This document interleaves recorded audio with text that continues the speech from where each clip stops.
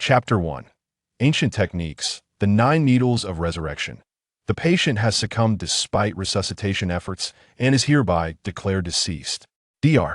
Chun removed his mask and draped a white cloth over the body, addressing the nurse. Please inform the family to sign the necessary documents.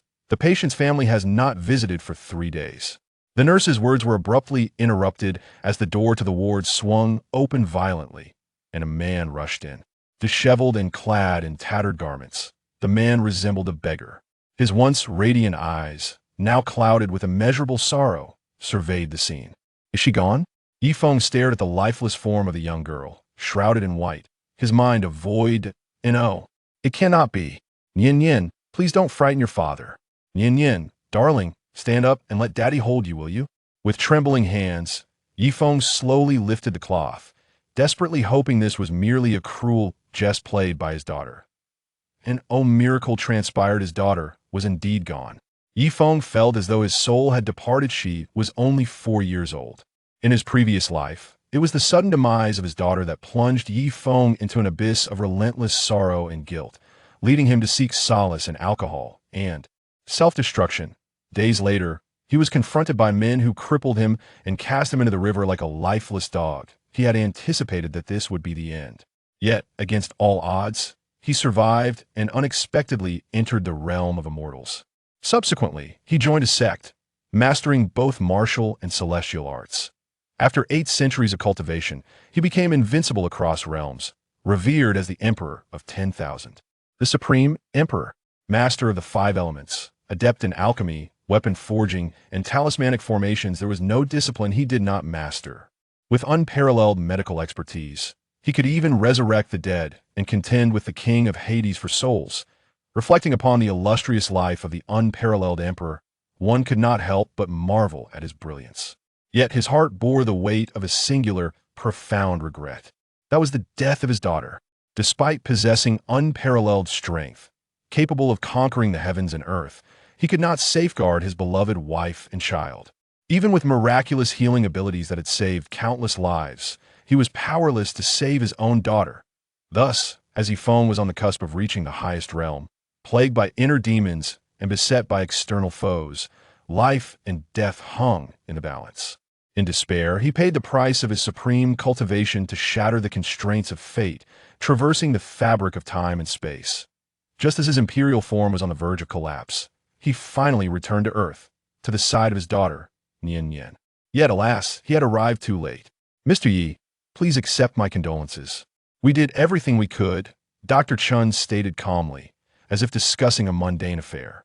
Yifeng felt as though his spirit had been severed, his gaze vacant. Daddy, when I get better, will you take me to find Mommy? Daddy, will Mommy remember me? Daddy, I want some millet porridge. Memories surged within him, delivering a devastating blow that obliterated the exhilaration of his return. Nian Yin, I am so sorry. I am so sorry. It is your father who has come too late. Yifeng cradled his daughter with the utmost tenderness, and then he held her tighter. Within him, anguish consumed him. Tears flowed from the corners of his eyes. The moon may wane, but its light remains unaltered. The sword may break, yet its resolve persists. A husband is not without tears, even amidst the parting. His eyes gradually turned crimson, tears as red as blood. Suddenly, Yifeng felt a subtle yet profound tremor emanating from his daughter's chest. Although it was barely perceptible, Yifeng was certain it was not an illusion. He truly sensed the pulse of life within her. Nian Yin, my daughter, you cannot die. I will not allow you to perish.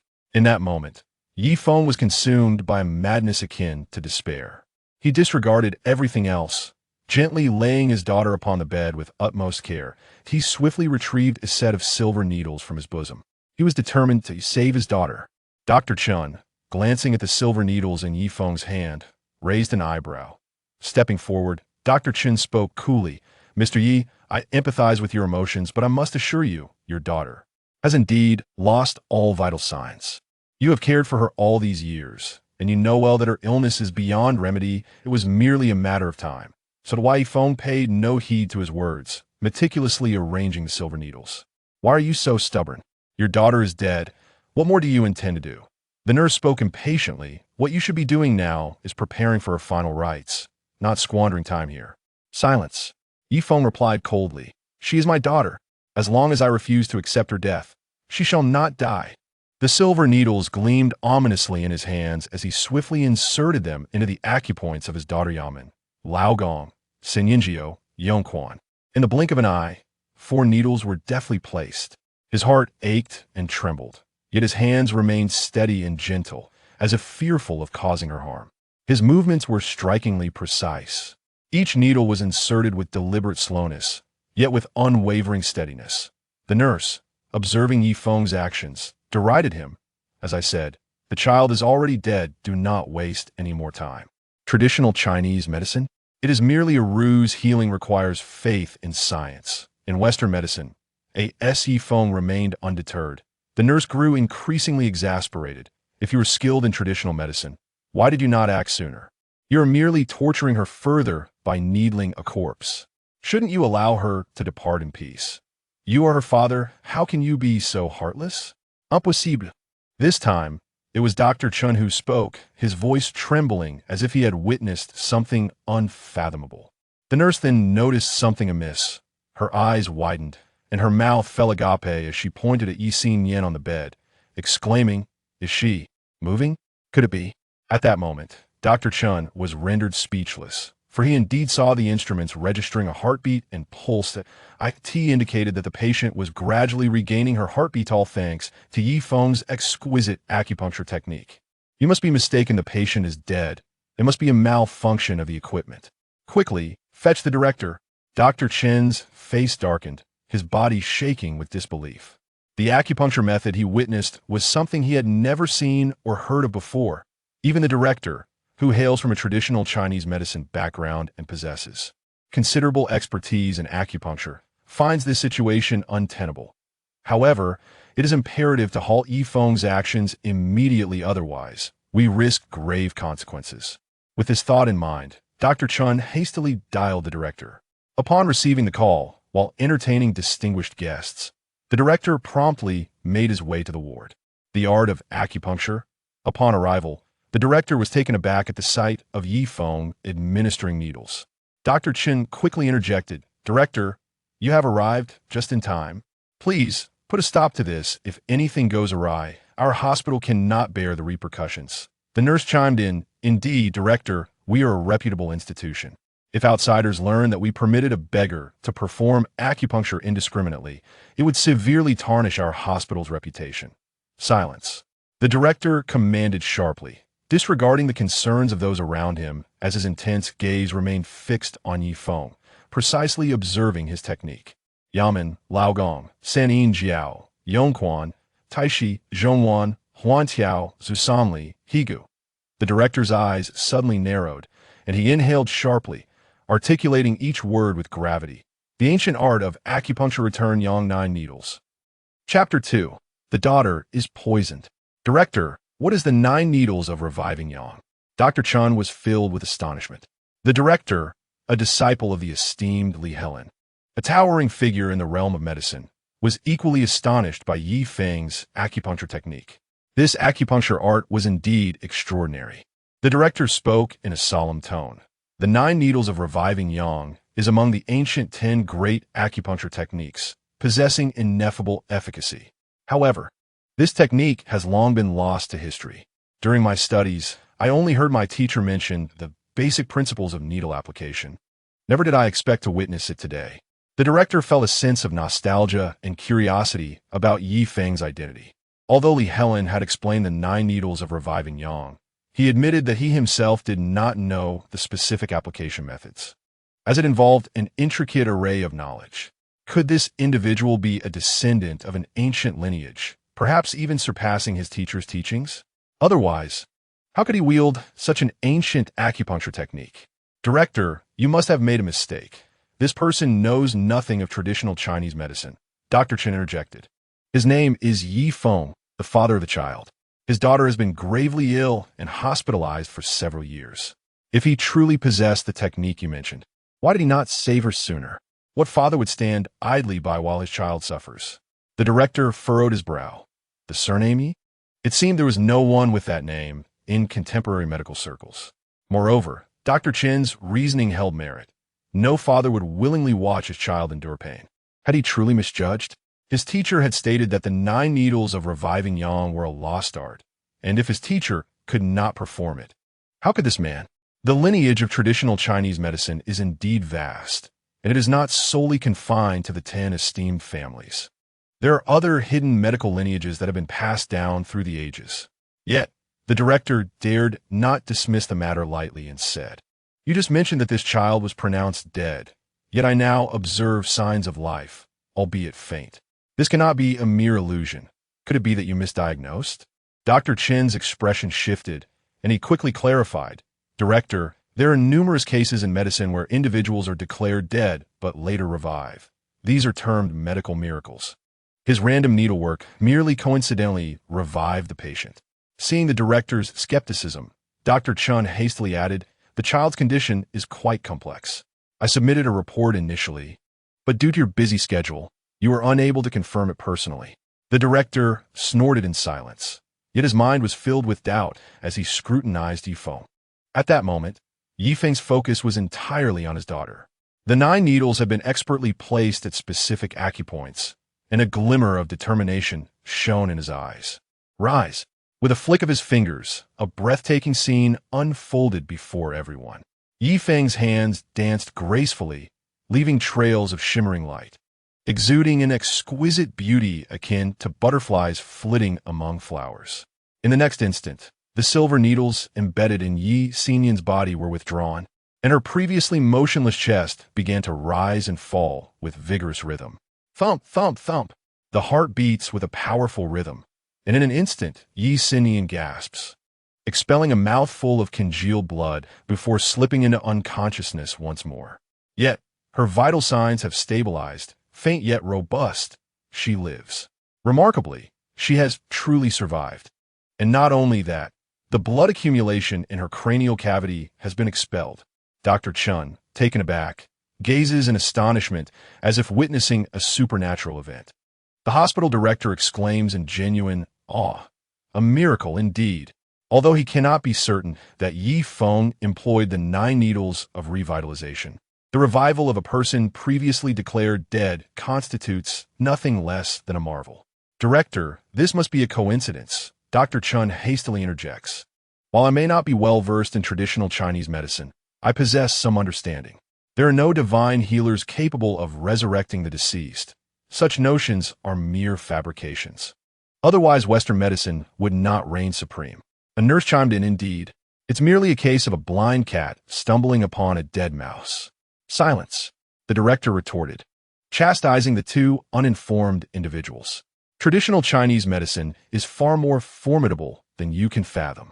With a cold snort, he continued, "I too believed I had erred, but the final technique employed was identical to what my mentor described.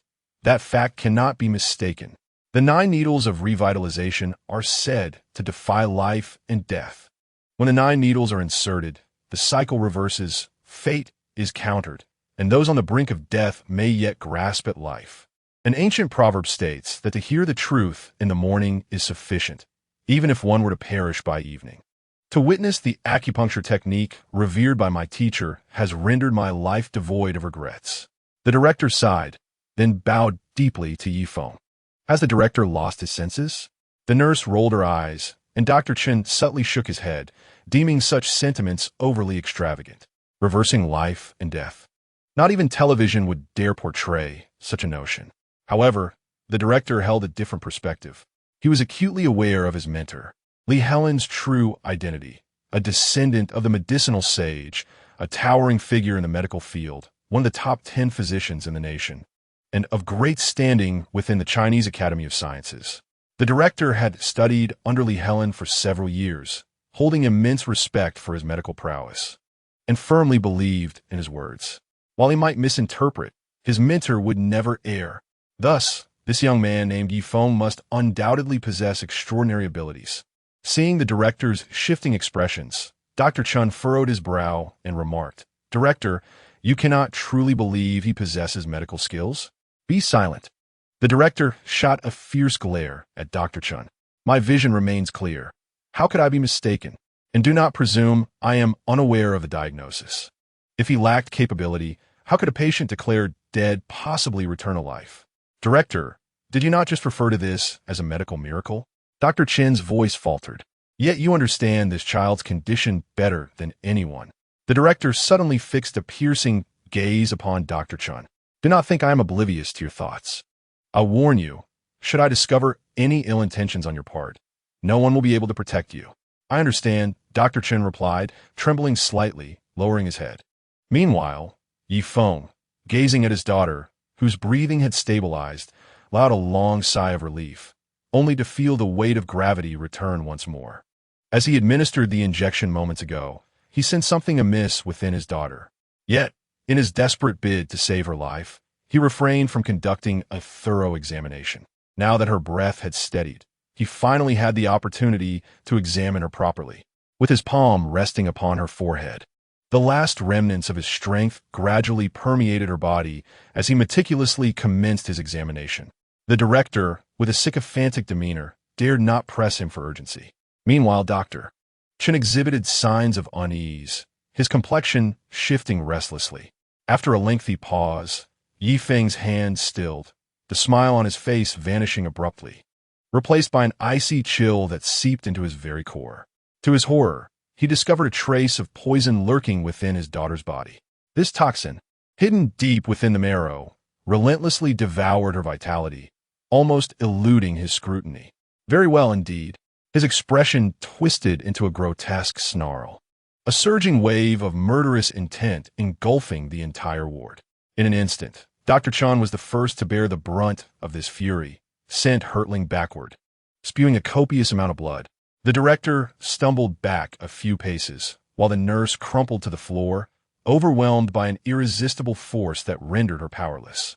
Yi Feng trembled as he covered his daughter with a blanket, then advanced step by step toward Dr. Chen. Thud, thud, thud. His footsteps were heavy and powerful, akin to treading upon the very heart of Dr. Chen, who instinctively lifted his gaze, only to be met with a pair of blood-red eyes. In a swift motion, Yi Feng seized Dr. Chen by the throat, lifting him off the ground, his voice laced with an icy ferocity that pierced through the air. Speak. Who instructed you to poison my daughter? Chapter 3. Defying Fate, the Heavens Retaliate. My daughter has been poisoned. A torrent of murderous intent surged within Yi Feng. In his previous life, he had believed his daughter to be afflicted with a terminal illness, but upon conducting a meticulous examination moments ago, he realized the truth. The poison within her was so perplexing. Even with Yi Feng's extensive knowledge, it appeared to be uncurable. Had he been at his peak, he would have possessed countless methods to heal her. Yet, in his quest to return to Earth, his powers were diminished to the brink of extinction. He could merely rekindle her vitality, but not eradicate the ailment completely. If he had arrived, even a moment later, tragedy would have repeated itself, igniting within him a profound hatred and an insatiable urge for vengeance against the perpetrator. As his daughter's attending physician, Yi Feng found it hard to believe that Dr. Chen was oblivious to the underlying truths. The moment he declared that his daughter was not dead, there had been an unmistakable discomfort in his demeanor, an observation that did not escape Yi Feng's keen eye. Who instructed you to poison my daughter? Yi Feng's eyes burned crimson, fixating on Dr. Chen as he tightened his grip. Dr. Chen struggled to breathe, his face reddening, the whites of his eyes bulging as his legs flailed uncontrollably. Murderer! Let Dr. Chen go. The nurse, having risen from the ground, charged towards Yi Feng. Get lost, he bellowed, swatting her aside with a single forceful motion. Murderer! Murderer! The nurse cried out from the floor, but within her eyes flickered a glimmer of panic and fear. You have one last chance. Speak, or I shall end you right now.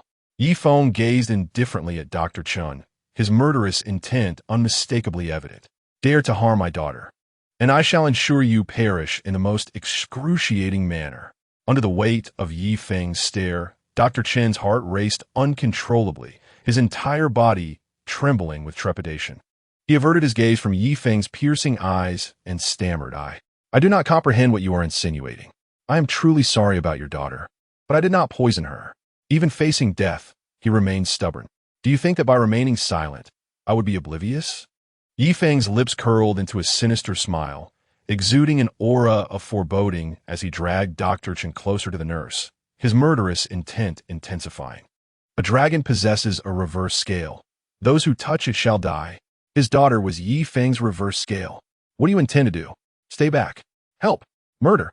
The nurse shrieked, retreating until she was cornered against the wall. I offer you a chance at survival. Tell me who poisoned my daughter.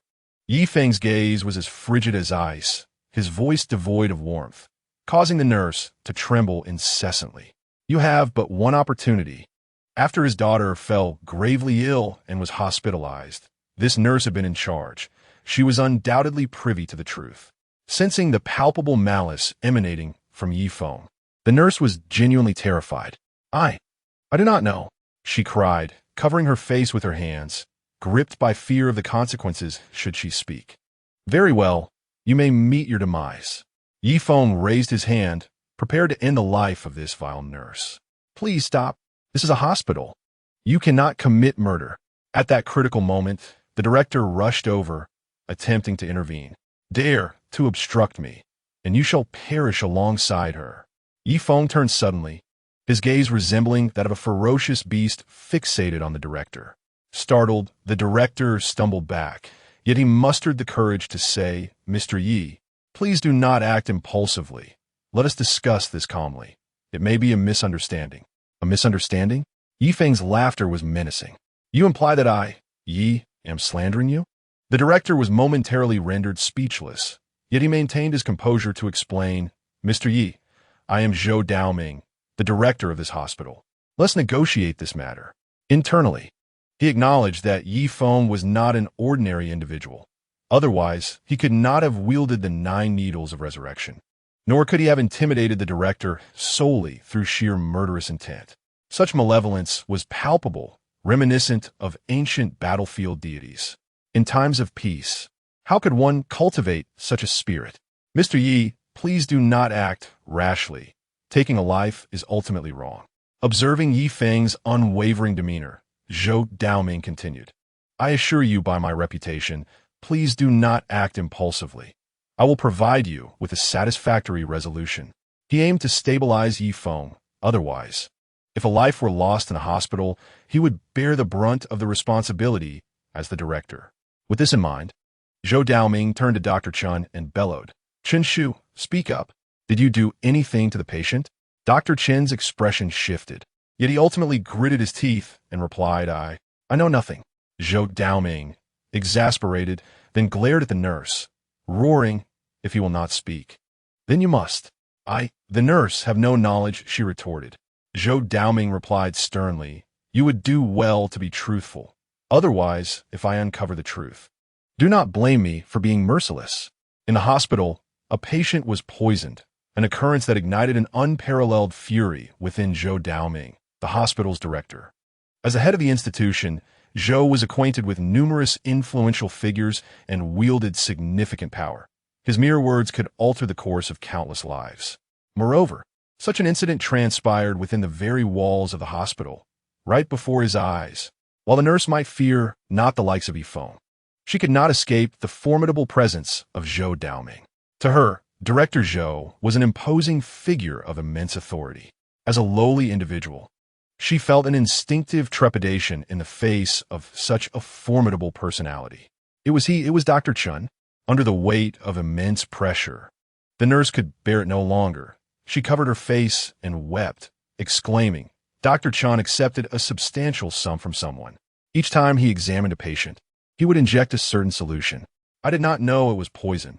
Had I known, I would have certainly intervened. You are speaking nonsense. I did nothing. Chen Shuo stammered, desperately defending himself. Director, I swear I am innocent. It was she who wronged me. She is the one responsible for all of this.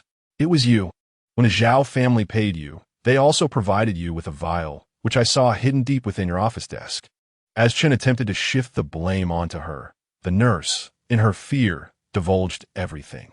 As Chen continued to argue, Zhou Daoming coldly commanded, security, search his office and investigate his bank accounts and assets. I refuse to believe we won't uncover something. Director Zheng, you go personally. Upon witnessing the director's wrath, Zheng, who had just arrived with a team, dared not delay and hurried to Chen's office.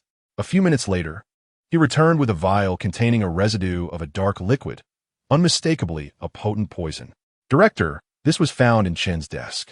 Additionally, we have verified that he recently cleared a mortgage and purchased a new house and car, all in cash. As Zheng conveyed this information, he could not bring himself to meet Zhou Daoming's gaze. Beast, how could you do this? Zhou Daoming, holding the vial, was beside himself with rage, pointing at Chen. That child is only 4 years old. How could you bring yourself to do this? Faced with the evidence, Chen was rendered speechless, his strength seemingly drained, leaving him weak and feeble. Mr. Yi, the investigation has confirmed that this beast is indeed responsible. Zhou Daoming's expression twisted with fury, wishing to dismember Chen in his wrath. Director, I was wrong. Please spare me. Chen, confronted with irrefutable proof, began to plead, tears streaming down his face. Zhao Jiu coerced me into doing this. If I had refused them, my wife and child would have perished. I was forced into this. I truly regret it. Now you realize your mistakes? It is too late. Zhou Daoming replied. Mr. Yi, hand him over to me. I will personally ensure he receives the justice he deserves. I will make certain he spends a lifetime behind bars. Unbeknownst to him, Zhou had already begun to address Yi Feng with respect. Very well, Yi Feng replied with a grin, but while you may escape the death penalty, the living torment you have inflicted upon my daughter shall not go unpunished. You shall taste a fraction of her suffering. With a swift motion, Zhou Daoming's hand seized the vial, which was then thrust into Yi Feng's grasp before being forcefully inserted into Chen Shu's mouth. A resounding crack echoed as the vial shattered, the remnants of the potion mingling with shards of glass as Chen Shu swallowed the bitter concoction.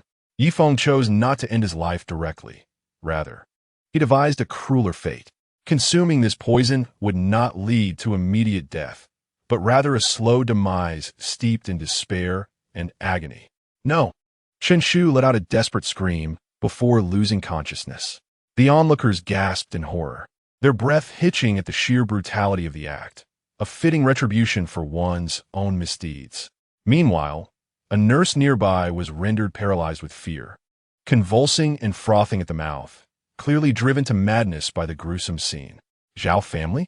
Zhao Jiu? Just wait, I will settle both old and new scores. The mere thought of the Zhao family ignited a surge of murderous intent in Yi Feng's eyes. In his previous life, he had been cruelly dismembered by Zhao Jiu's men and discarded into the river like a lifeless dog. In this life, Yi Feng vowed to repay every grievance with interest. However, just as he prepared to visit his daughter, an overwhelming pain overtook him, his legs giving way as he collapsed to the ground. Yi Feng's expression darkened. Defying fate invites retribution. Chapter 4. I don't wish to repeat myself. Daddy, you're awake. The moment Yi Feng opened his eyes, he was met by a pair of sparkling, crystalline eyes filled with an unmistakable affection. The 4-year-old girl before him possessed a visage reminiscent of a fairy tale princess, her delicate brows framing a face that radiated both charm and spirit, with a dainty nose and adorably pursed lips. This was his daughter, Yi Xinyan. Upon seeing him awaken, tears welled in Xinyan's eyes, her lips trembling as she burst into tears. Naughty daddy, bad daddy, I thought you didn't want me anymore, she cried, throwing herself onto Yi Feng, seemingly desperate to release the pent-up grievances and fears of recent days. Sweetheart, please don't cry. Once a formidable figure in the realm of cultivation, commanding storms and battling through the skies, Yi Feng now found himself flustered, just like any ordinary father, rushing to comfort his weeping daughter. Gathering Xinyan into his embrace, he whispered soothing words while silently vowing to enhance his cultivation swiftly, so that he could heal his daughter. Having lost her once, he could not bear to lose her again. What of the retribution of fate? Regardless of the challenges that lay ahead, not even a mountain of blades or a sea of flames could extinguish his fervent love for his daughter. Yet, the notion of fate's retribution weighed heavily on Yi Feng's heart. The 9 needles of Yang revival were said to defy destiny, but altering fate was no simple task. With every gain, there was a loss, which explained the backlash he now faced. Though his life was not at stake, Both of his feet had succumbed to a numbness akin to paralysis, not a medical condition, but rather a sealing by the laws of destiny. The sole remedy lay in elevating his cultivation to shatter the constraints imposed by fate. However, while the theory was straightforward, the execution proved to be a daunting endeavor. Nevertheless, Yifeng was imbued with boundless confidence. It merely required time. Holding his daughter close, he reveled in her presence, feeling a profound sense of fulfillment within. Even if given the chance to relive it all, he would willingly sacrifice not just his legs, but even his life, if it meant saving his daughter. As his beloved Nian Yin was still in the process of recovery, having just emerged from a grave illness and feeling quite weak, she cried for a while before succumbing to sleep. Observing his daughter in peaceful slumber, a sweet smile gracing her face as her tiny hand clutched his tightly. Fearful of his potential disappearance, Yifeng couldn't help but smile gently. He could sense her deep attachment to him. 5 years prior, he and his girlfriend, Jiang Yingxue, found themselves unwed and expecting, a situation met with vehement opposition from her parents who demanded the termination of the pregnancy. Strong-willed Jiang Yingxue, determined not to let go of Yifeng, threatened to end her life if he did not marry her. Ultimately, she secretly left her home and eloped with him. They made their way to Tiannan, renting a modest abode while awaiting the birth of their child. Though their lives were frugal during that time, both Yifeng and Jiang Yingxue felt a profound happiness, cherishing what would become a treasured memory for Yifeng. On the night of their daughter's birth, beneath a sky adorned with brilliant stars, Nian Yin entered the world. Unlike most newborns who wail upon arrival, she lay quietly in her swaddling, gazing up at him with large, glistening eyes. At that moment, tears of joy streamed down Yifeng's face. He had a daughter. He vowed to protect both mother and child, ensuring they would never suffer. While Jiang Yingxue remained at home, caring for Nian Yin, Yifeng toiled tirelessly, striving to provide for his family. Life was arduous yet joyful, and gradually their circumstances improved. However, this bliss was short-lived. Just as Nian Yin turned 1, a gang of strangers invaded their home, assaulting him and seizing his daughter from Jiang Yingxue's arms, tossing her to the ground. Had it not been for Jiang Yingxue's desperate resistance, they would have killed the child. Nian Yin lost her mother that day. When Yifeng rushed Nian Yin to the hospital, she was diagnosed with a concussion. Due to her tender age, surgery was deemed too risky, and conservative treatment was the only option. Yet, unexpectedly, the accumulation of blood in her skull led to complications that posed a constant threat to her life. Yifeng devoted 3 years to caring for Nian Yin in the hospital, until her tragic passing plunged him into a chasm of despair and guilt. He sought solace in alcohol, spiraling into despondency, ultimately suffering further at the hands of Zhao Jiu, who broke his limbs and cast him into the river. At that time, Zhao Jiu coldly informed him that his wife, Jiang Yingxue, upon hearing of their daughter's death and facing familial pressure to remarry, had chosen to end her life by jumping from a building. The Zhao and Jiang families would pay dearly for their transgressions. He vowed that he, Yifeng, would not rest until he avenged the wrongs done to his daughter, his wife, and himself.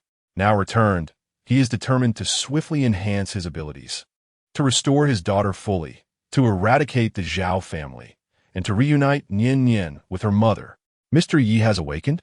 With a creak, the hospital room door swung wide open, revealing Zhou Daoming, who entered with a beaming smile, accompanied by a young and beautiful girl. The girl, surprised by Zhou Daoming's unusually cordial demeanor towards Yifeng, wondered when the esteemed director had ever treated someone with such courtesy, especially towards someone so youthful. However, her aloof nature prevented her from probing further. Mr. Yi, I extend my sincerest apologies for the previous events. Zhou Daoming stepped forward and spoke earnestly. The perpetrator has received his just deserts and has been taken away by the inspection department. He shall never see the light of day again. As a gesture of our sincere apologies, we have arranged for you and your daughter to stay in the finest hospital suite with dedicated personnel on standby around the clock. I have also contacted several esteemed specialists in neurology and surgery to consult on your daughter's condition, ensuring we devise a comprehensive plan for her surgery. Notijing Ye Feng Silenge.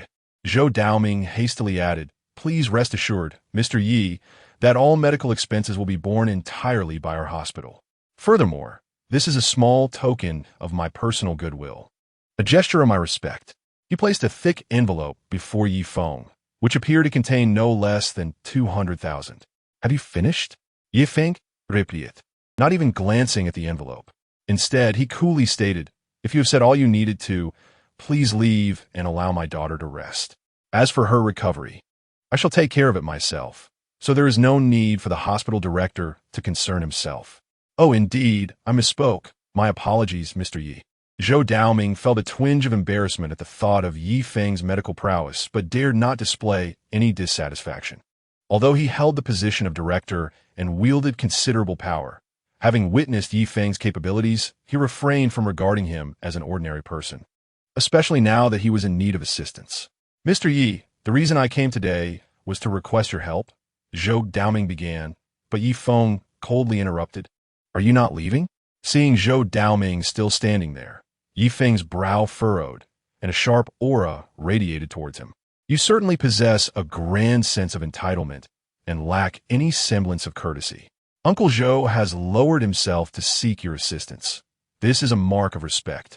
Yet you respond with such disdain. Who do you think you are? Before Zhou Daoming could respond, the quiet girl suddenly spoke up, rebuking Yi Feng for his demeanor. It is not your place to dictate how I conduct myself. Yi Feng retorted icily, pointing to the envelope on the table. Take your belongings and leave. Do not make me repeat myself.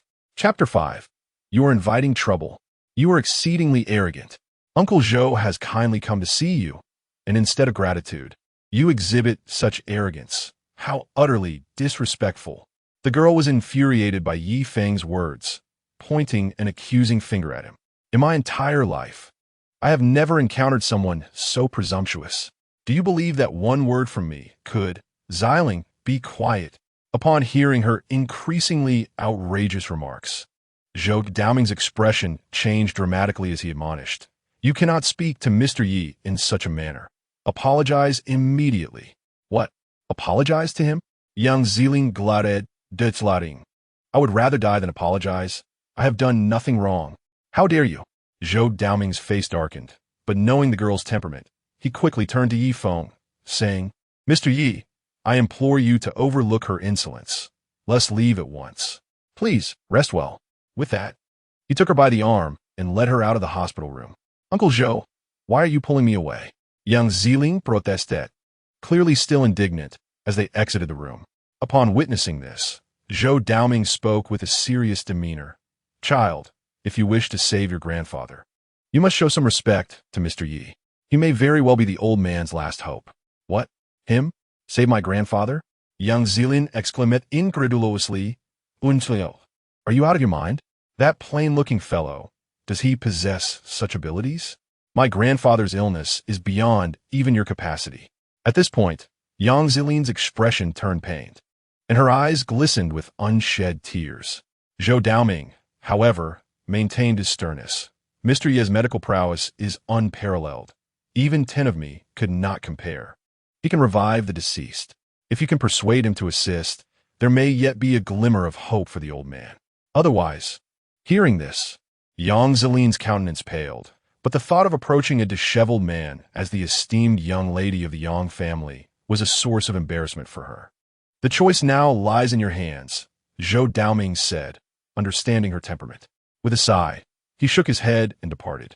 Yang Ziling remained rooted in place, her emotions a tempest. Ultimately, she gritted her teeth and muttered defiantly, revive the dead? I refuse to believe it. 2 hours later, Yang Ziling rushed into the hospital room only to be informed that Yi Feng had already discharged himself along with his daughter. Enraged, she hurled her gifts to the ground. That scoundrel, does he truly think I am eager to plead with him? At the Jinyang residential complex, a taxi halted at the entrance. The driver kindly assisted Yi Feng into a wheelchair before departing. Daddy, let me push. Let me push. Noticing Yi Feng attempting to propel the wheelchair himself, the sensible Nian hurried to his rear, straining to push the chair. Daddy can manage on his own. Just as Yi Feng was about to decline, Nian pouted, insisting, no, Daddy is a patient now. Nian must push for Daddy. Hearing his daughter's innocent words softened Yi Feng's heart, prompting a gentle smile to grace his features. However, Nian Yin, still recovering from her illness, soon grew weary, panting and drenched in sweat. This sight tugged at Yi Feng's heartstrings. After a moment's contemplation, he said, Nian Yin, I forgot to feed Xiao Hei before I left this morning. Why don't you return home and prepare something for it? Oh no, how could Daddy forget? Will Xiao Hei be starving? Nian Yin's lips pouted, but then she scrunched her little face, saying, but I still want to help Daddy push the wheelchair. Yi Feng quickly conceded, reassuring her, Daddy is at fault. You're such a good girl. It's just a few more steps. I can manage. Go check on Xiao Hei. Though he felt gratified by his daughter's maturity, Yi Feng was reluctant to burden her with excessive exertion, given her recent illness. All right, I'll go check on Xiao Hei and be back to get you, Nian Yin replied swiftly, racing towards home. Watching his daughter sprint away, a smile involuntarily crept onto Yi Feng's lips. However, as he reached the entrance of their home, the smile vanished, replaced by a cold glint in his eyes. For there was Nian Yin, cradling a bloodied puppy and weeping sorrowfully. Nearby, a group of strangers watched with mocking smiles, the leader of whom Yi Feng recognized. Wang Kuan, a loan shark, having learned of Yi Feng's financial troubles, sought him out and pressured him to borrow money. However, Yi Feng resolutely refused, for he recognized the despicable methods employed by such individuals who would force others to sell their bodies or even their organs, acting with absolute disregard for morality. Yet, this rejection incurred the ire of Wang Kuan, who bore a grudge against Yi Feng thereafter. Dad, they killed little Hei and captured aunt and brother. They're villains. True scoundrels. Upon seeing Yi Feng arrive, Nian Yin could no longer contain her emotions and burst into tears, her face streaked with tears, her voice laden with deep sorrow. Little Hei, the dog, was bloodied and on the brink of death, clearly having been brutally beaten by others. At that moment, Wang Kuan's subordinates were restraining the landlord, Sister Chun, and her son, Chundalong. Both mother and son had their mouths gagged and bore visible injuries, unmistakably inflicted by Wang Kuan and his thugs. Despite this, Chundalong wore a foolish smile. Witnessing her son's plight, Sister Chen's heart ached. The onlookers dared only to watch from a distance, none bold enough to intervene. Oh, isn't this our brother Feng? What's wrong? Lame now? Upon Yi Feng's appearance, Wang Kuan clicked his tongue and remarked, You two truly are a sight. One dim-witted and the other limping. No wonder you belong to the same family. Wang Kuan then glanced at Nian Yin, grinning malevolently. What a delightful and beautiful little girl. Such a pity she is afflicted with a terminal illness. No one would want her even for free. Why not let me have her? I could fetch you a good price. Wang Kuan shook his head regretfully while displaying a lewd and sinister grin. Upon hearing this, Yi Feng's expression turned icy, and he enunciated each word with deadly intent. You are seeking death. Well, Mr. Yi, it's been a few days. When did you become so arrogant? Wang Kuan sneered. Even if you weren't a cripple, what could you possibly do to me? It's not that I look down on you, but in your current state, if I were to forcibly take your daughter, what would you do about it? His vile words incited laughter from his lackeys, while Nian Yin, terrified, turned pale and trembled. Suddenly, as Wang Kuan and his companions continued their raucous laughter, Yi Feng seized a shard of rock from the ground. With a swift motion of his wrist, the stone flew like lightning, striking Wang Kuan squarely in the mouth and shattering his teeth. Do you really think Yi Feng would hesitate to kill you? Chapter 6. Nian Yin also wants to protect her father. With a pained scream, Wang Kuan collapsed to the ground, clutching his mouth and howling in agony. The laughter of his companions abruptly silenced. Gasps of shock erupted from the crowd, all eyes wide in fear as they regarded Yi Feng. This was escalating into a serious matter. Wang Kuan was known for his ruthless nature, and, emboldened by powerful backing, he committed unspeakable acts of cruelty.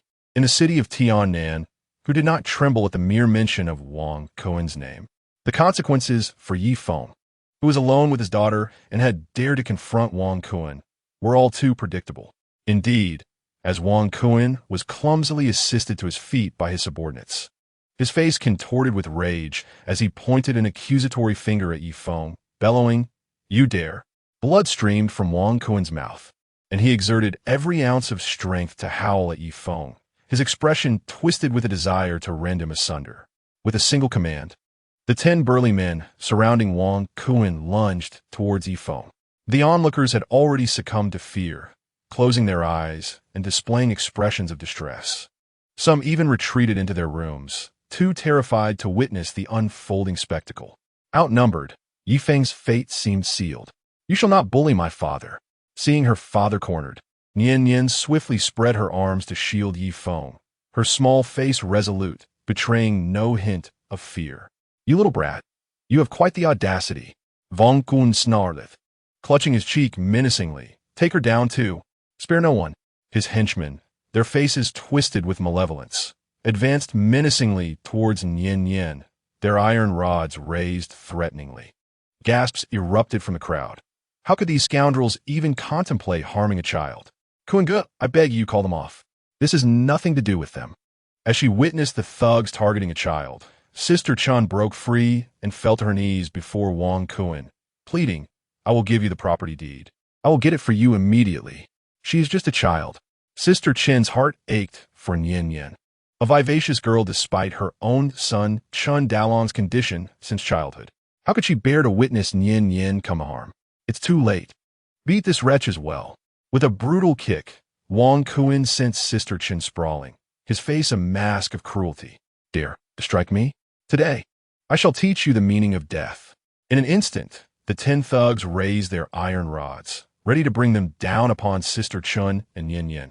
Just as the rods were about to descend upon the mother and daughter, Yi Feng's demeanor turned cold as ice, his voice as frigid as winter's chill, radiating a bone-deep frostiness. A pack of beasts, unworthy of life. With a swift motion of his hand, a multitude of silver needles shot forth, causing all the ruffians to collapse, writhing on the ground in agony, their expressions a portrait of despair. The scene fell into an eerie silence. Every onlooker's eyes widened in disbelief, utterly bewildered by the turn of events. "What has transpired?" Wang Kun trembled, a wave of icy dread surging from his feet to the crown of his head, his face a tableau of terror. Then, spotting an iron rod at his feet, he grimaced, bent down to seize it, and hurled it directly at Yi Feng. "Damn it, I'll finish you off, you cripple." Wang Kun's strike was fueled by rage and malice. "Daddy!" Nian Yin screamed in terror, turning to embrace Yi Feng. At merely 4 years old, she chose to shield him with her tiny frame from the impending blow. "You wretched girl, I'll kill you first." A devilish grin of cruelty spread across Wang Kun's face as he swung the rod mercilessly towards Nian Yin's head. Just then, a hand shot out, firmly grasping the iron rod. Wang Kun paused, preparing to yank the rod back, but found himself motionless. Lowering his gaze, he was met with a pair of indifferent, unfeeling eyes. With a deft twist of his wrist, Yi Feng wrenched the iron rod from Wang Kun's grasp, raising it high and striking it down upon Wang Kun's knee.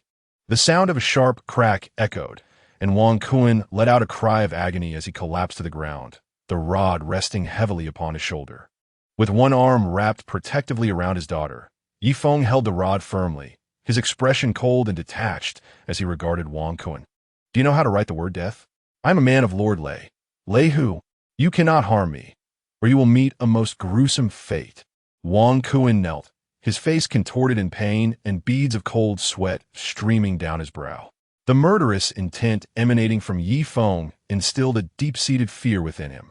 At the mention of Lord Lei and Lei Hu, several onlookers, previously stunned into silence, gasped in recognition.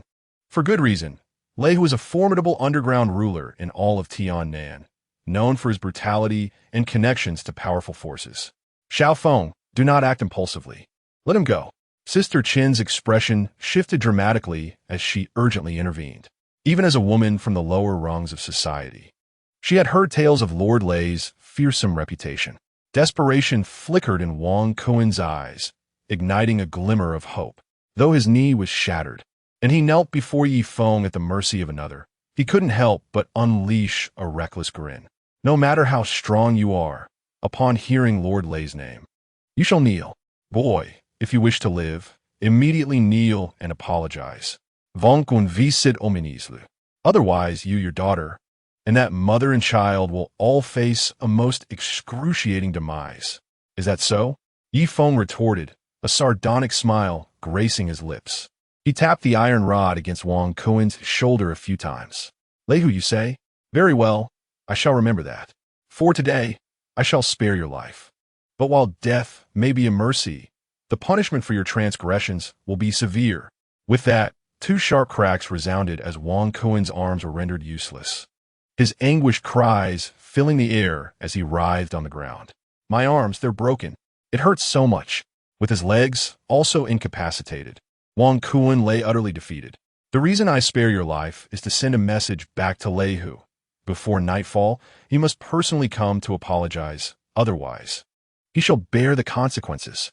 Even seated in a wheelchair, Yifeng looked down upon Wang Kuen with an air of superiority, his tone devoid of any emotion.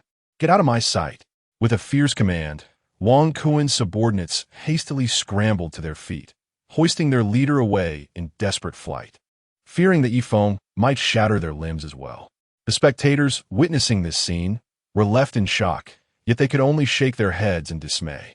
Yifeng has truly stirred up a hornet's nest. Those who offend Lord Lei often meet untimely ends. How unfortunate for his daughter. Nian Yan, it's all right now. Yifeng paid no mind to the surrounding gazes, gently patting his daughter's shoulder, adjusting her little face to meet his gaze earnestly. From now on, you must not act recklessly. Do you understand? Daddy will protect Nian Yan, and Nian Yan wants to protect Daddy too. She pouted, her expression tinged with a hint of grievance. Gazing upon his daughter's innocent face, with tears glimmering in her eyes, Yifeng's heart trembled, and he enveloped her in a warm embrace. Nian, I am sorry. Daddy should not have been harsh with you. His daughter's understanding nature deeply moved Yifeng. He swore that no one, under any circumstances, would be allowed to harm his beloved Nian Yan, even in the farthest reaches of heaven or the deepest abysses of hell.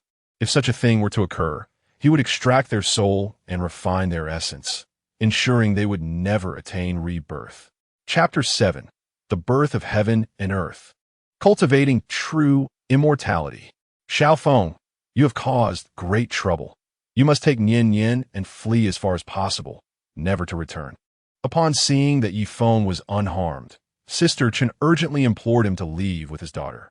In Tianan City, no one who provoked the Thunder Tiger lived to see the next day. He was a merciless demon.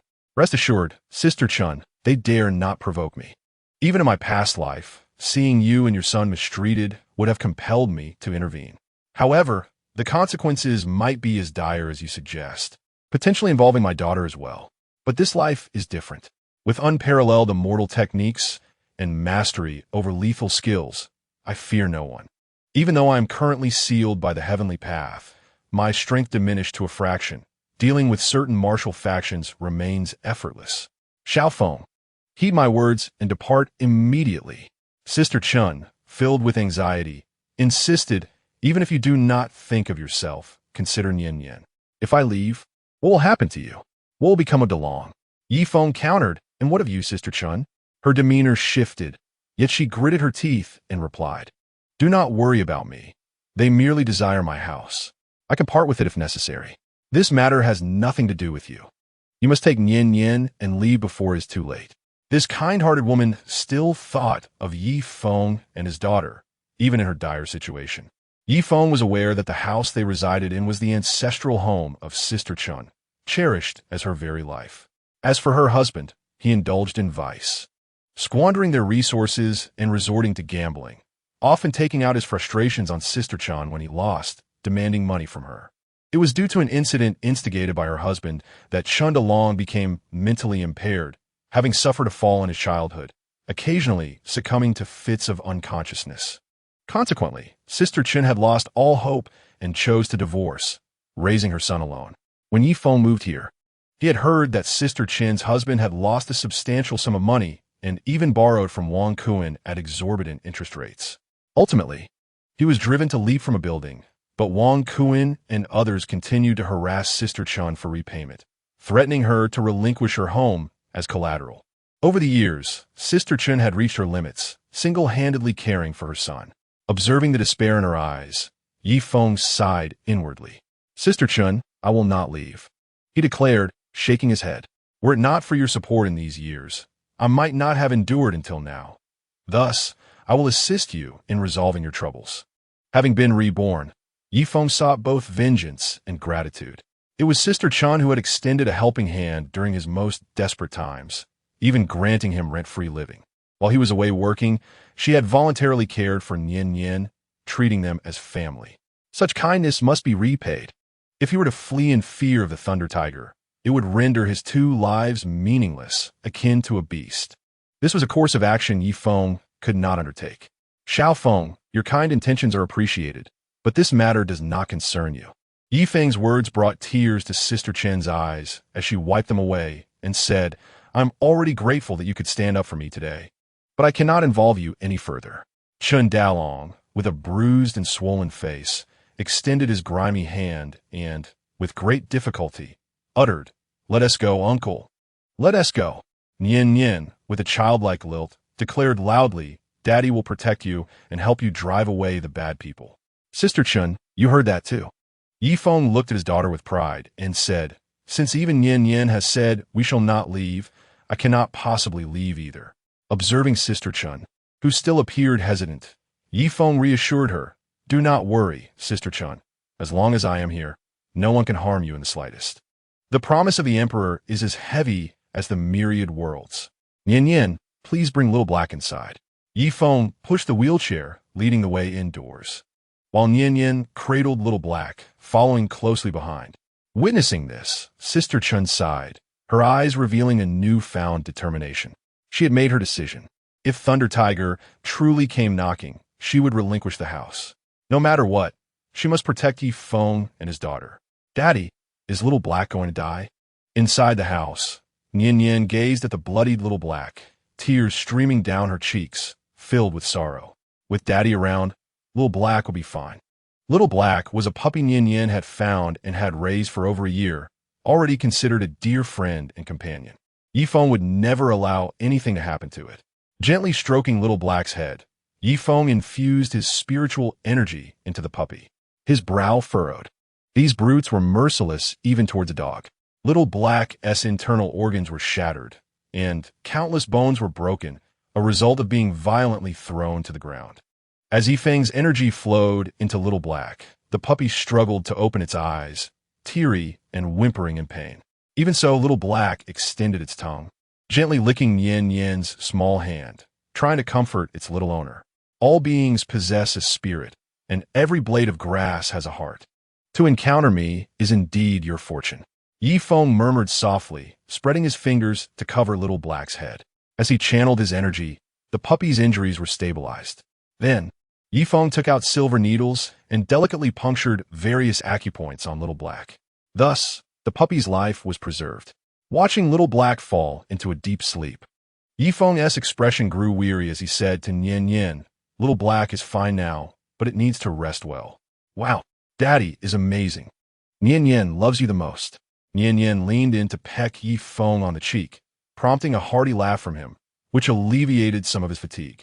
After such an ordeal, Nian Nian began to feel sleepy and soon dozed off on the sofa. Gazing at his slumbering daughter, Yi Feng's face softened with tenderness. This was his daughter, his everything.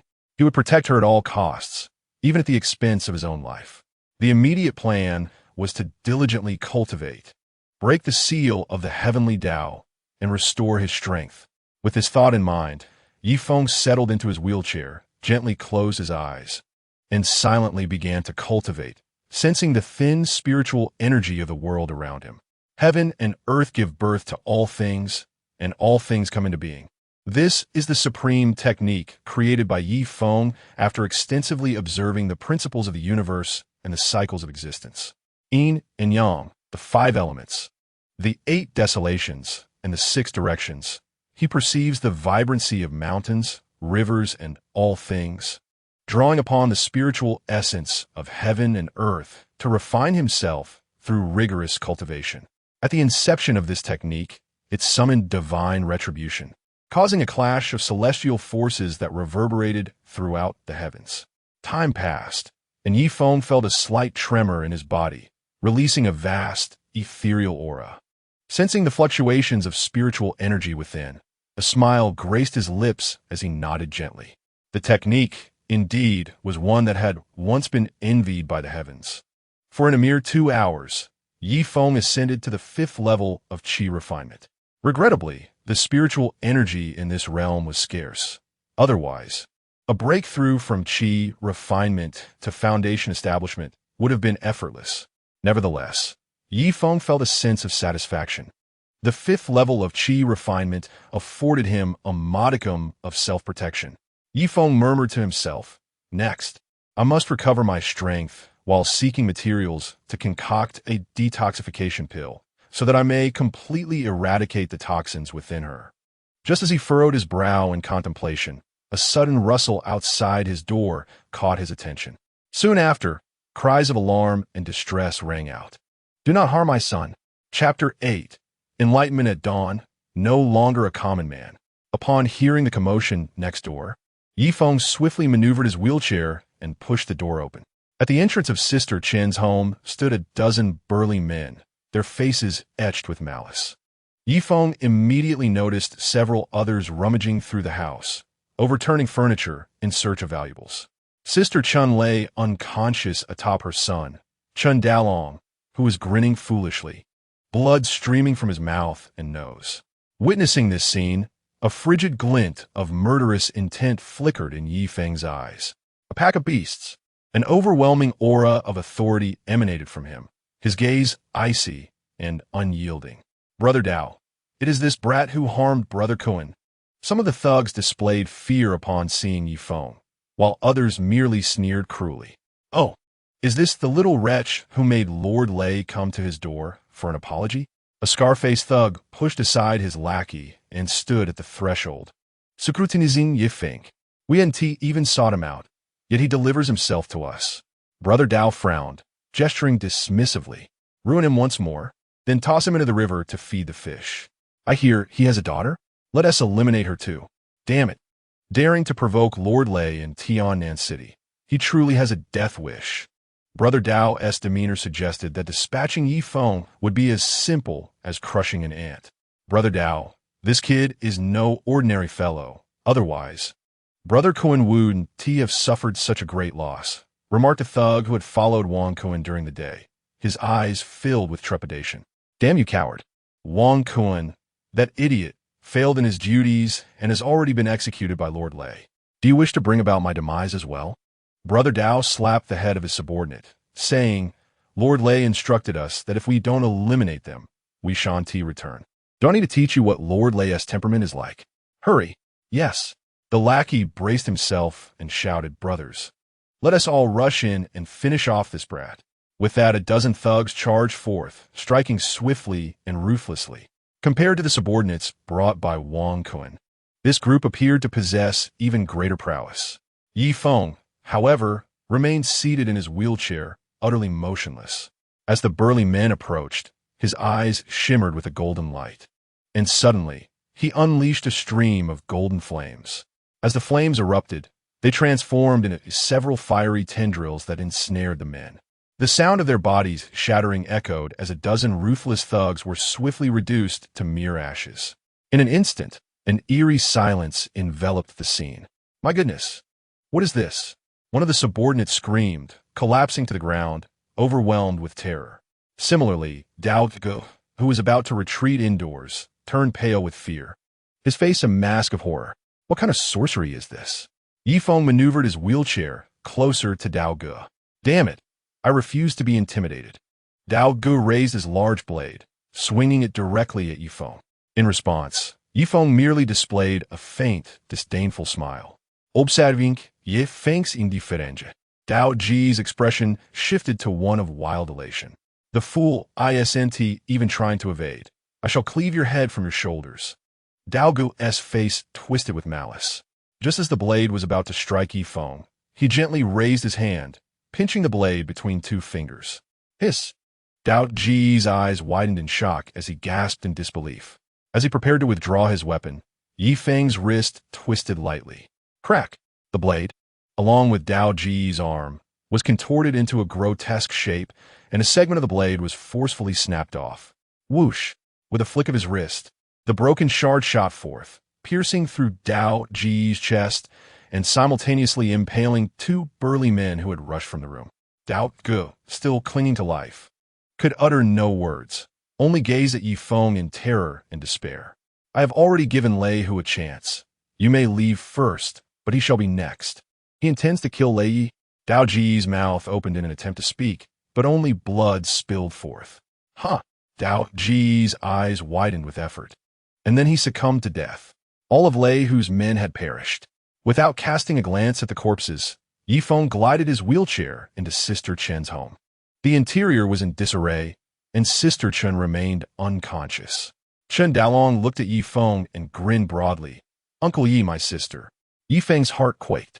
Only now did Dalong remember to tell him to take his daughter away. Silly boy, if Uncle Yi leaves, what will you do? He slowly extended his hand to stroke Chen Dalong's head. Dalong chuckled foolishly, but suddenly, foam began to seep from his mouth and nose, and his body started to convulse. Yi Feng's expression hardened.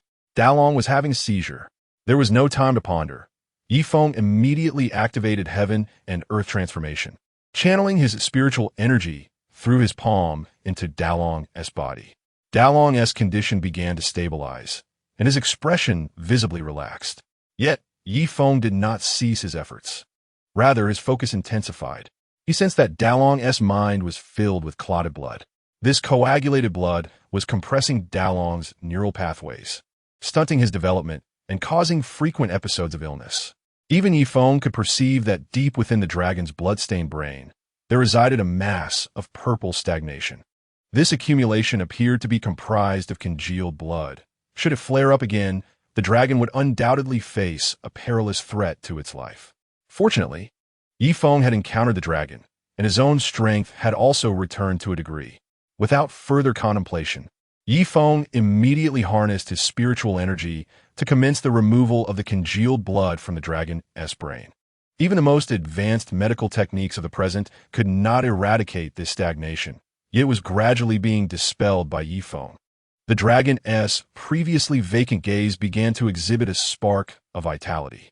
Yi Feng hastened his efforts, utilizing his spiritual energy to refine the purple mass within the dragon's mind. With a resounding roar, the instant the purple stagnation was refined, an inexplicable sound echoed within the dragon's consciousness, causing Yi Feng's hand to tremble slightly. Moreover, an overwhelming suction force emanated from the purple mass, voraciously absorbing the spiritual energy from within Yi Feng. Ah, how intriguing! I shall see how much you can absorb, Yi Feng mused, a glimmer of excitement illuminating his eyes. He promptly activated his techniques to refine the natural spiritual energy for the dragon's consumption. As the purple mass was refined, the dragon emitted a roar akin to that of a dragon and tiger before collapsing onto the ground, gasping for breath. Remarkably, the dragon had awakened the divine body of dragon and tiger, a source of innate divine strength, harnessing the powers of both dragon and tiger. With guidance from a skilled mentor, given time, it could transcend the ordinary and achieve the extraordinary. However, recognizing that the dragon was in the midst of awakening, Yi Feng chose not to intrude. Instead, he turned his attention to Sister Chen, who, fortunately, was merely overwhelmed by fear and fatigue, having succumbed to unconsciousness due to external stimuli. Yi Feng imparted a measure of spiritual energy to her, confident that she would soon awaken. Uncle Yi, how is my mother? Just as he concluded his tasks, Chen Dalong opened his eyes, appearing simple-minded yet remarkably composed as he gazed at Yi Feng. Compared to before, the expression in Chen Dalong's eyes now resembled that of a normal person. Rest assured, your mother is merely fatigued in spirit. With some rest, she will be fine. Yi Feng, seated in his wheelchair, looked at Chen Dalong and said, Dalong, you have now gained wisdom, and with the awakening of your divine body of dragon and tiger, you have transcended the ordinary. Do you understand what this signifies? I do not grasp the implications of what you say, Uncle Yi. I only know that without you, my mother and I would have perished. Chen Dalong bowed deeply 3 times to Yi Feng, expressing his gratitude. In life-saving debt, I offer these 3 bows. Having gained wisdom, he was no longer an ordinary person. Though merely 17 years of age, Chun Dalong exhibited remarkable maturity and composure. He gazed earnestly at Yi Feng and declared, "From this day forth, whatever you wish of me, Uncle Yi, I shall do." Excellent. A glimmer of approval shone in Yi Feng's eyes as he helped Chun Dalong rise. "What do you wish to pursue next?" "My mother has protected me for 17 years. From now on, I shall protect her." Chun Dalong looked at Yi Feng with resolve and determination. "Very well." Yi Feng nodded, affirming, "Since you possess such resolve, I shall lend you my support today. Moreover, certain obstacles must be resolved." Chapter 9. Leave no mercy. Eliminate them all. Chapter 9. Within 10 breaths, kneel before me. "Dalong, are you ready?" Just as I was preparing to step out with Dalong, Sister Chun awoke. Upon witnessing Chun Dalong conversing with Yi Feng as if he were an ordinary person, Sister Chun was filled with astonishment and joy. "Mother, your unfilial son has caused you suffering." Chun Dalong knelt before Sister Chun, repeatedly bowing his head in reverence. "Good child, as long as you are well, that is all that matters." Tears of joy streamed down Sister Chun's face as she realized that the hardships endured over the years were finally worth it. Observing the heartfelt reunion of mother and son, Yi Feng refrained from intruding, opting instead to incinerate the corpses strewn across the ground with a mere wave of his hand. "Xiao Feng, I'm truly grateful to you." Sister Chun expressed her gratitude to Yi Feng, as Dalong had already conveyed that it was Yi Feng who had restored him to health, and she was filled with appreciation. "By the way, Xiao Feng, please accept this money." As Sister Chun spoke, she pressed a bundle of cash, both large and small denominations, into Yi Feng's hands, evidently the last of her family savings. "Xiao Feng, that Lei Hu will not spare you. You must take Nian Yin and leave quickly. Dalong will accompany you." Sister Chun cautioned her son, saying, "Dalong, your Uncle Yi is our savior. You must protect him and Yin Yin at all costs, or I shall no longer recognize you as my son." "Mother, actually Uncle Yi." Before Dalong could finish, Yi Feng interjected with a smile, "Sister Chun, if I can cure Xiao Feng's ailment, do you think I would fear Lei Hu?" After years of acquaintance, he was well aware of Sister Chun's character. However, after provoking Lei Hu, she still managed to relinquish all her savings to facilitate Yi Feng's escape. Even true family would not necessarily act so selflessly. Thus, should Lei Hu seek to harm Yi Feng's kin, it would be tantamount to courting death. Yi Feng declared, "Sister Chun, rest assured, as long as I am here, no one can harm you, nor can anyone harm Yin Yin." Noticing Sister Chun's hesitance, Yi Feng directly said, "Sister Chun, I need to take Dalong out for a matter. I kindly ask you to look after Yin Yin." "Very well, Xiao Feng, but do take care." Realizing she could not sway Yi Feng, Sister Chun grasped her son's hand and said, "Dalong, no matter what occurs, you must protect your Uncle Yi. Should anything happen to him, do not return. Mother, you need not worry. Uncle Yi is formidable." The tall and robust Dalong broke into a naive smile. Sister Chun raised her hand as if to strike her son, but upon recalling his recovery, she refrained and instead twisted Dalong's ear, saying sternly, "I do not care how powerful your Uncle Yi may be. He is our benefactor, and you must not allow anyone to bully him." "Mother, I understand. I can die, but Uncle Yi and Yin Yin must not come to harm." This time, Dalong responded with utmost sincerity. Sister Chun nodded in satisfaction. Yi Feng, witnessing this scene, gently clasped his hands together. He would forever cherish Sister Chun's kindness. Once Sister Chun went next door to care for Yin Yin, Dalong finally pushed Yi Feng out the door. "Uncle Yi, where are we headed?" "In the Lei family manor." The atmosphere was thick with malevolence, as Yi Feng's eyes glimmered with a chilling intent to kill, an overwhelming aura emanating from him. "Lei Yu, the opportunity has been presented to you, yet you failed to cherish it." Shortly after Yi Feng and Chun Dalong departed, a Ferrari sped into view, executing a stylish drift before halting abruptly at the entrance of Yi Feng's residence. Yang Zilin emerged from the vehicle, her brows furrowing as she surveyed the dilapidated house before her. A distinguished physician resides in such a place? Surely, he cannot be a fraud. On the surface, the Lei family manor appeared to be merely a private residence, yet it was, in fact, a prestigious private club in Tianan City. frequented exclusively by prominent figures of society. This very estate belonged to Lei Hu, who was typically found within its confines. At that moment, several muscular men clad in security uniforms vigilantly surveyed their surroundings at the manor's entrance. Though labeled as security personnel, they were, in truth, enforcers for Lei Hu. Only the wealthy and influential could gain entry to this manor, and any mishap occurring within its bounds would be intolerable. Just then, a towering figure approached from a distance, Chun Dalong, pushing Yi Feng forward. Perhaps due to his physique, Chun Dalong had always been remarkably tall. After awakening the dragon tiger divine body, he had grown even more imposing, exuding an aura that could instill fear in the faint-hearted. As he stood there, those with wavering resolve felt their legs weaken. A few security guards stepped forward to intercept the two, their expressions hostile. "Halt! What is your purpose here?" Although the man pushing the wheelchair appeared formidable, he was, in reality, quite unassuming, not a person of significance. And as for Yi Feng, what business did a wheelchair-bound man have in such a place? Merely to spectate? With a smile, Yi Feng replied, "Isikileu." The guard stiffened at his audacity. To dare utter Lei Ye's name directly. Could he be someone of importance? "Do you possess a VIP card?" one guard inquired. "None," Yi Feng responded. "Curse it, lacking a VIP card, and yet you dare to call out Lei Ye's name. You have quite the nerve." The guard sneered. "This is private property in Lei Ye's domain. Without a VIP card, you should return from whence you came. No riffraff or dogs are permitted entry."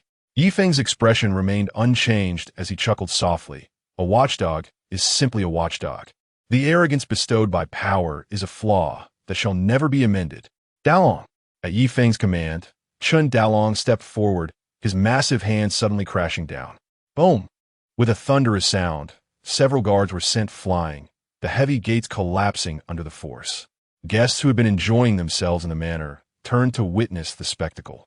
Their expressions a mix of astonishment and intrigue. Who dares to intrude upon the Lei family manor with such audacity? Unfazed, Chun Dalong continued to push Yi Feng into the estate, not sparing a glance at the onlookers. Yi Feng's gaze was indifferent as he coldly declared, "Lei Hu, come forth and meet your demise."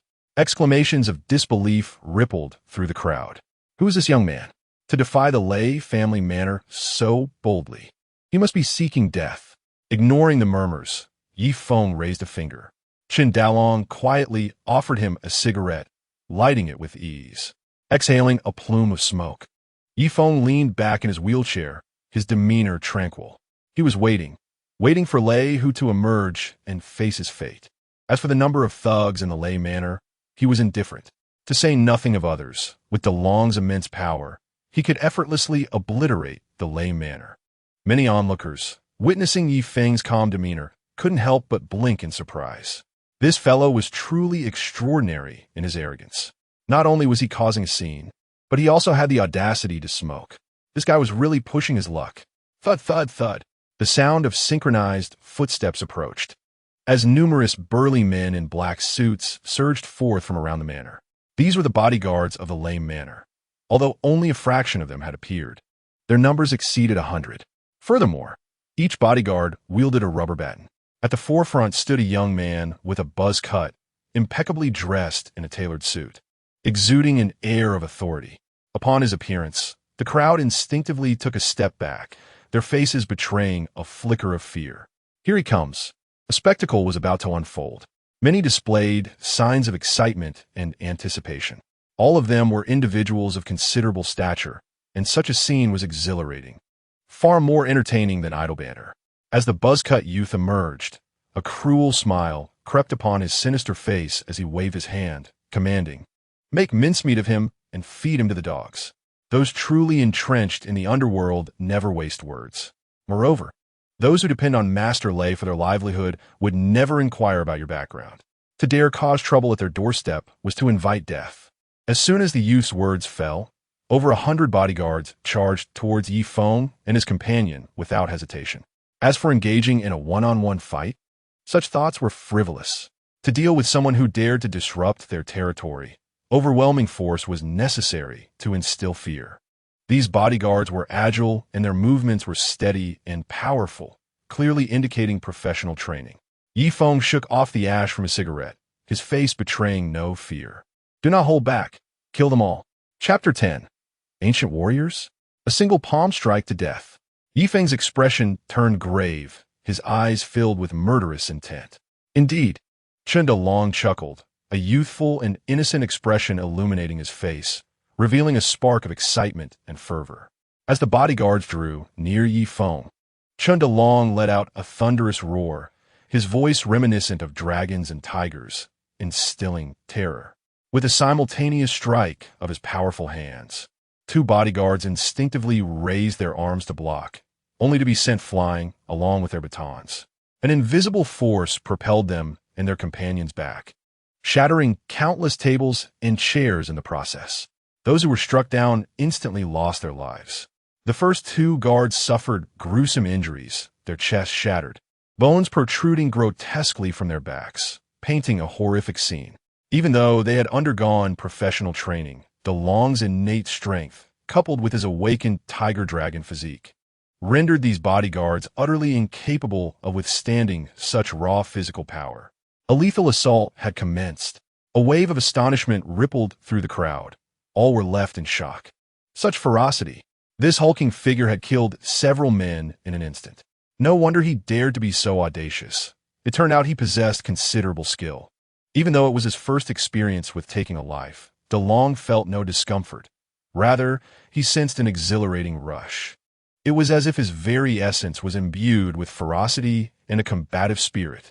The buzz-cut youth licked his lips and grinned wickedly, saying, "Continue. Don't let him catch his breath. I want to see how long he can endure." However, mere seconds later, the expression on the young man's face changed entirely. No matter how many subordinates he had, they were no match for the brute strength of the towering figure before him. The opponent's strikes were undeniably straightforward, devoid of any embellishment, reminiscent of a street brawl. Yet each blow was delivered with immense force, sending individuals flying and leaving devastation in its wake. Before Yifeng could finish his cigarette, over 100 bodyguards had been reduced to a mere 3 by DeLong's onslaught. When Chen DeLong cast a glance at these remaining 3, they were instantly paralyzed by fear, succumbing to terror. Calm and composed, Chen DeLong stood behind Yifeng, appearing as unperturbed as if he had merely crushed a few ants beneath his foot. Within the confines of the Lei Manor, the ground was strewn with severed limbs and blood, resembling a scene from the depths of hell.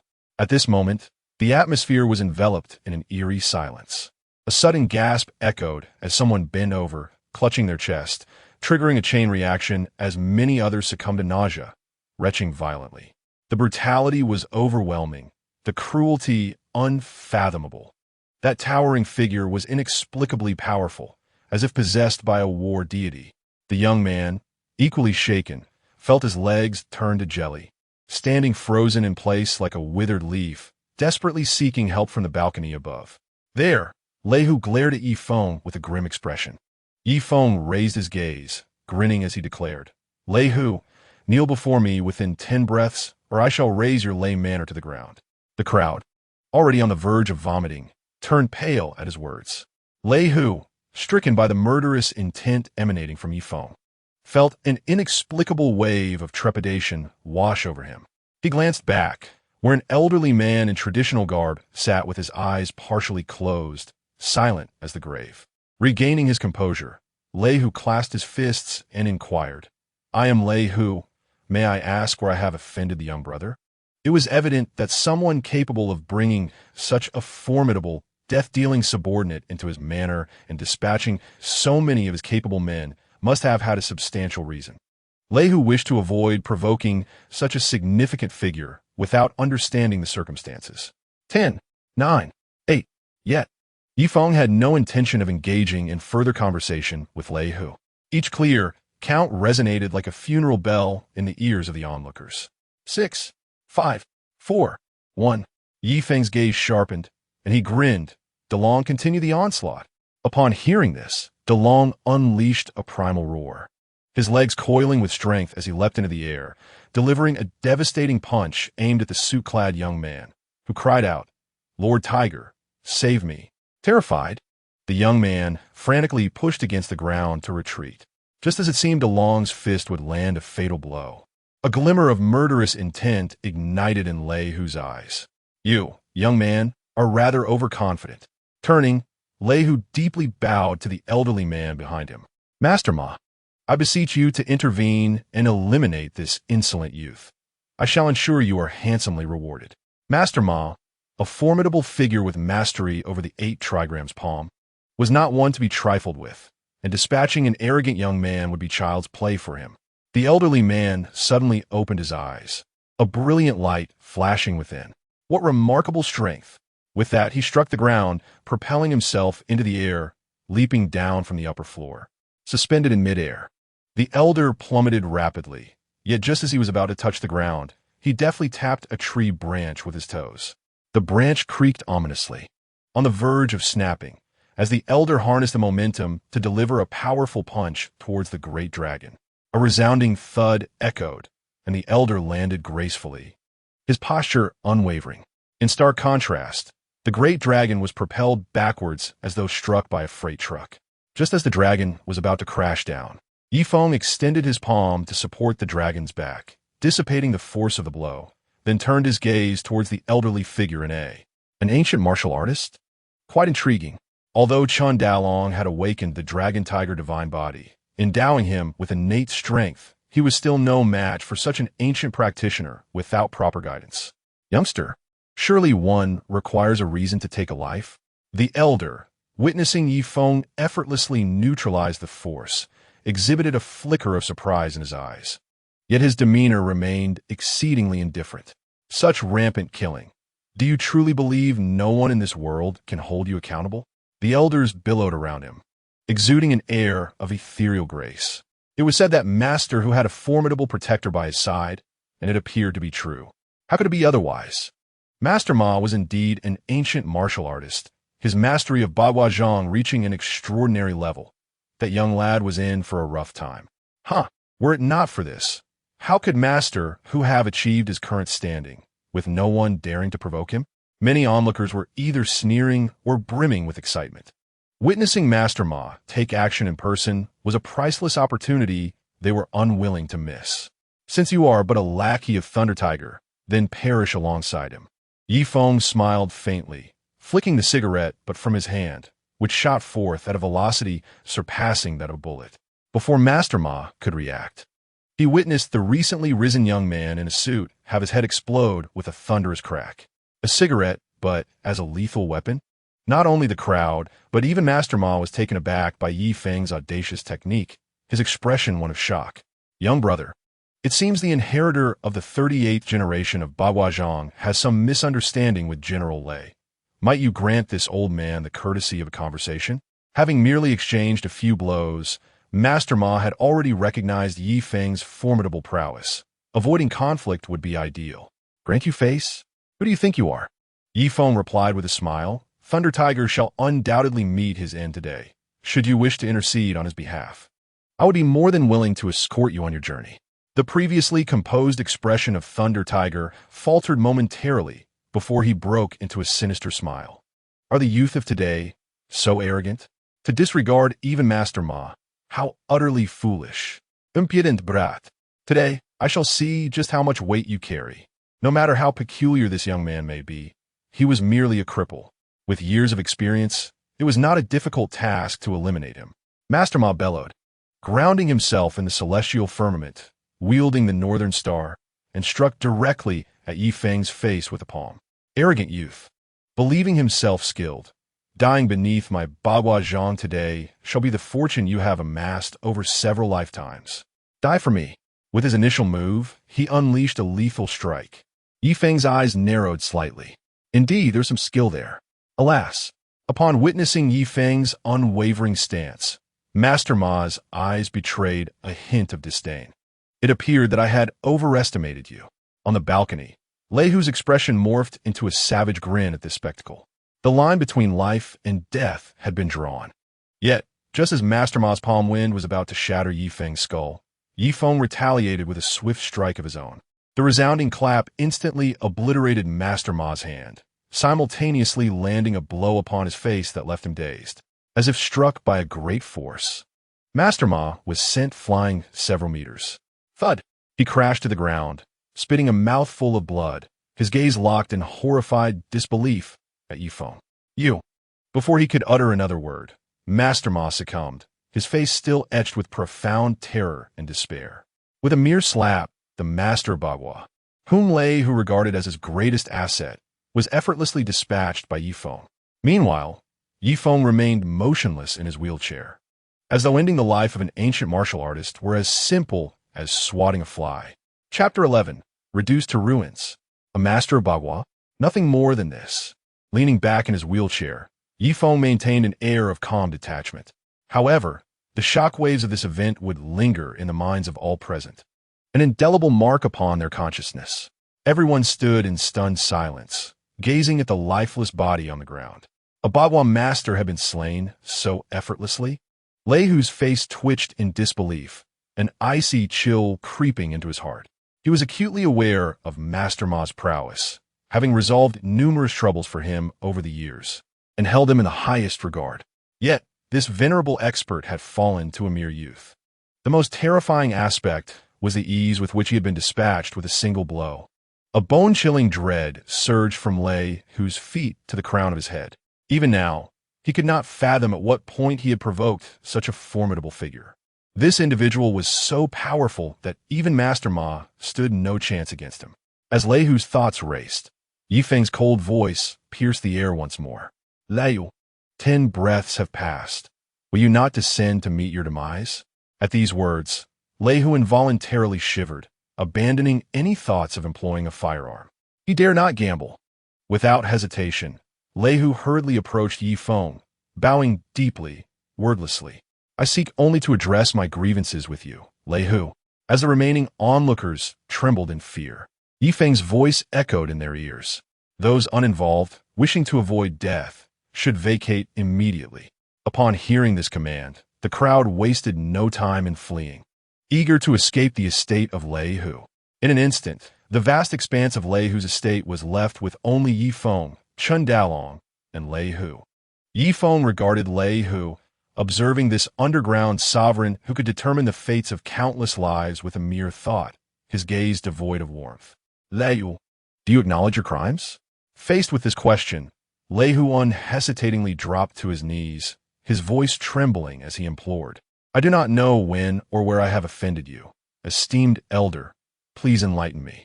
In this moment of crisis, Leihu found an unsettling calm within himself.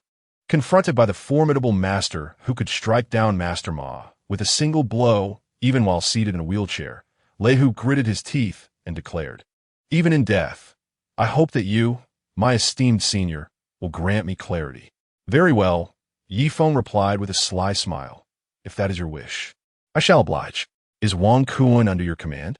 Upon hearing the name Wang Kuan, a shiver coursed through Leihu's heart, though he maintained a facade of calmness. I dare not withhold the truth from you, esteemed senior. Wang Kuan is indeed my subordinate. He cautiously raised his gaze to Yifeng and inquired, did that wretched Wang Kuan offend you, senior? Rest assured, I shall summon him forth to apologize. If you remain unsatisfied, whether by death or punishment, I, Leihu, shall not flinch. Leihu spoke with righteous indignation, yet inwardly he cursed Wang Kuan's entire lineage. That worthless fool could not handle even the slightest matter and had brought such immense trouble upon him. Fortunately, that incompetent had already met his end at Leihu's hands. Once he survived this ordeal, he would ensure that the current adversary would suffer a fate worse than death. Excellent. Yifeng's face flickered with an enigmatic expression as he said, with your words, this shall become much simpler. Thank you, esteemed senior. I shall fetch Wang Kuan at once. Leihu trembled as he rose, his eyes flickering with intent to call for help. There is no need for such trouble, Yifeng replied with a grin, gazing deeply at Leihu. Since you have already dealt with Wang Kuan, you may inquire about him in hell. Leihu's pupils constricted in horror as he snarled. You little wretch, dare you mock me? I will end you. He drew a handgun from his bosom and fired several shots at Yifeng. The long paled, realizing it was too late to intervene.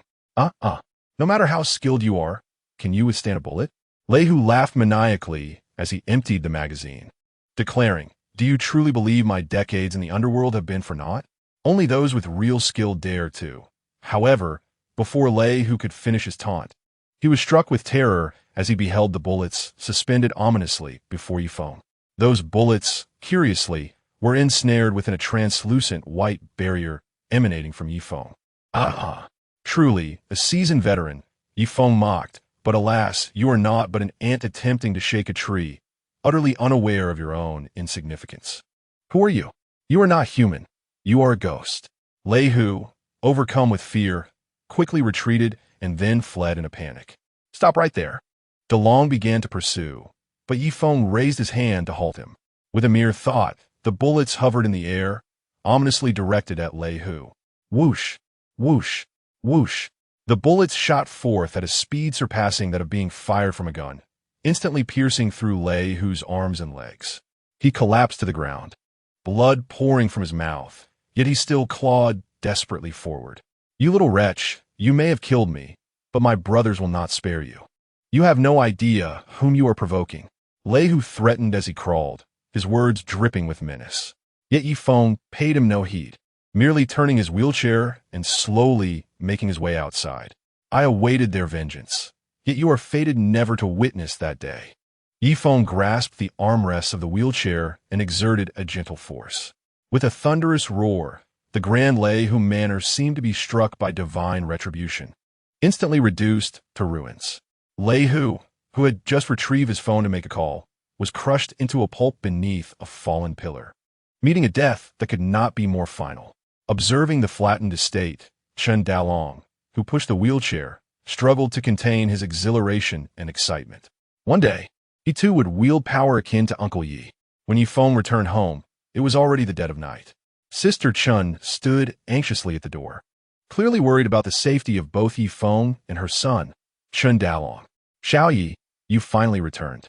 Upon seeing the two return safely, Sister Chun let out a long sigh of relief. It's good that you're back, it's good. In a hushed tone, she added Xiao Yi. Nian is fast asleep. Do not wake her, it's late, and you should rest early too. Thank you, Sister Chun, Yifeng replied. By the way, Sister Chun, the matter has been resolved, and you can no longer chase me away. Sister Chun took his words as mere comfort and hastily responded, Xiao Yi, what are you saying? Stay as long as you wish. I will not drive you away. Regardless of the circumstances, she would risk everything to ensure the safety of Yifeng and his daughter, as well as her son Dalong. After Sister Chun and her son returned indoors, Yifeng glanced at the entrance. The formation had been disturbed, indicating someone had been present, but left without gaining entry. However, Yifeng's thoughts were not occupied with this. He was drawn to the sight of his slumbering daughter. The little one clutched a rabbit toy, while the black cat curled up at her feet, sleeping soundly. It appeared that the presence of Yifeng stirred the cat, which opened its eyes with difficulty, let out a soft whimper, and returned to slumber. Yifeng smiled gently and continued to watch his daughter, his face radiating affection as he tenderly stroked her little cheek. Your nose resembles mine. Your eyes are like your mother's, especially these eyelashes, identical to your mother's. Nian, my daughter, rest assured, one day we shall all be together forever. Chapter 12. A tumultuous season, storm clouds gather. Mother, Nian misses you dearly. Yifeng's movements caused his daughter to furrow her little brow and turn over, mumbling in her sleep. Hearing her murmurs, Yifeng felt a sharp pang in his heart. He turned his gaze toward the window, his resolve firm. Shui, wait for me. You must wait for me. In 3 months at the shortest, 6 months at the longest, I shall come for you. The day I enter the capital will be the day I wed you. Should anyone obstruct me, then, they shall face death. Gently covering his daughter with a blanket, Yifeng settled into his wheelchair, entering a state of cultivation as he practiced his techniques. Meanwhile, unable to locate anyone, Yang Zelin drove home, her mind already in turmoil. Upon seeing numerous vehicles parked outside and the yard ablaze with light and noise, her frustration boiled over. She pushed open the door with force and stepped inside. What are you doing? Don't you know grandfather needs peace and quiet? Before Yang Zelin could finish her words, her mouth slightly agape, she gazed at the multitude of guests, her heart filled with astonishment. The director of the inspection bureau, Zhou Binji, the director of the City Defense Bureau, Lu Zhan, the master of the Extreme Martial Arts Academy, Yang Tong. In the courtyard, no fewer than 10 individuals, all prominent figures in Tiannan, had gathered.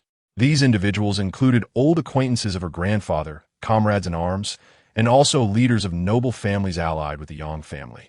They were individuals whose mere stamp of a foot could tremble the very ground of Tiannan. Something significant had transpired upon witnessing this assembly at the Yang residence. Such a thought abruptly sprang into Yang Zilin's mind, startling her profoundly. What kind of momentous event could possibly summon all these illustrious figures to this place? Zilin has arrived. Come forth to greet your esteemed uncles and elders. A middle-aged man with a stern countenance offered a smile, albeit one that appeared somewhat forced. Though perplexed, Yang Zilin maintained apolita demianor. Old master needs rest. We shall not intrude further.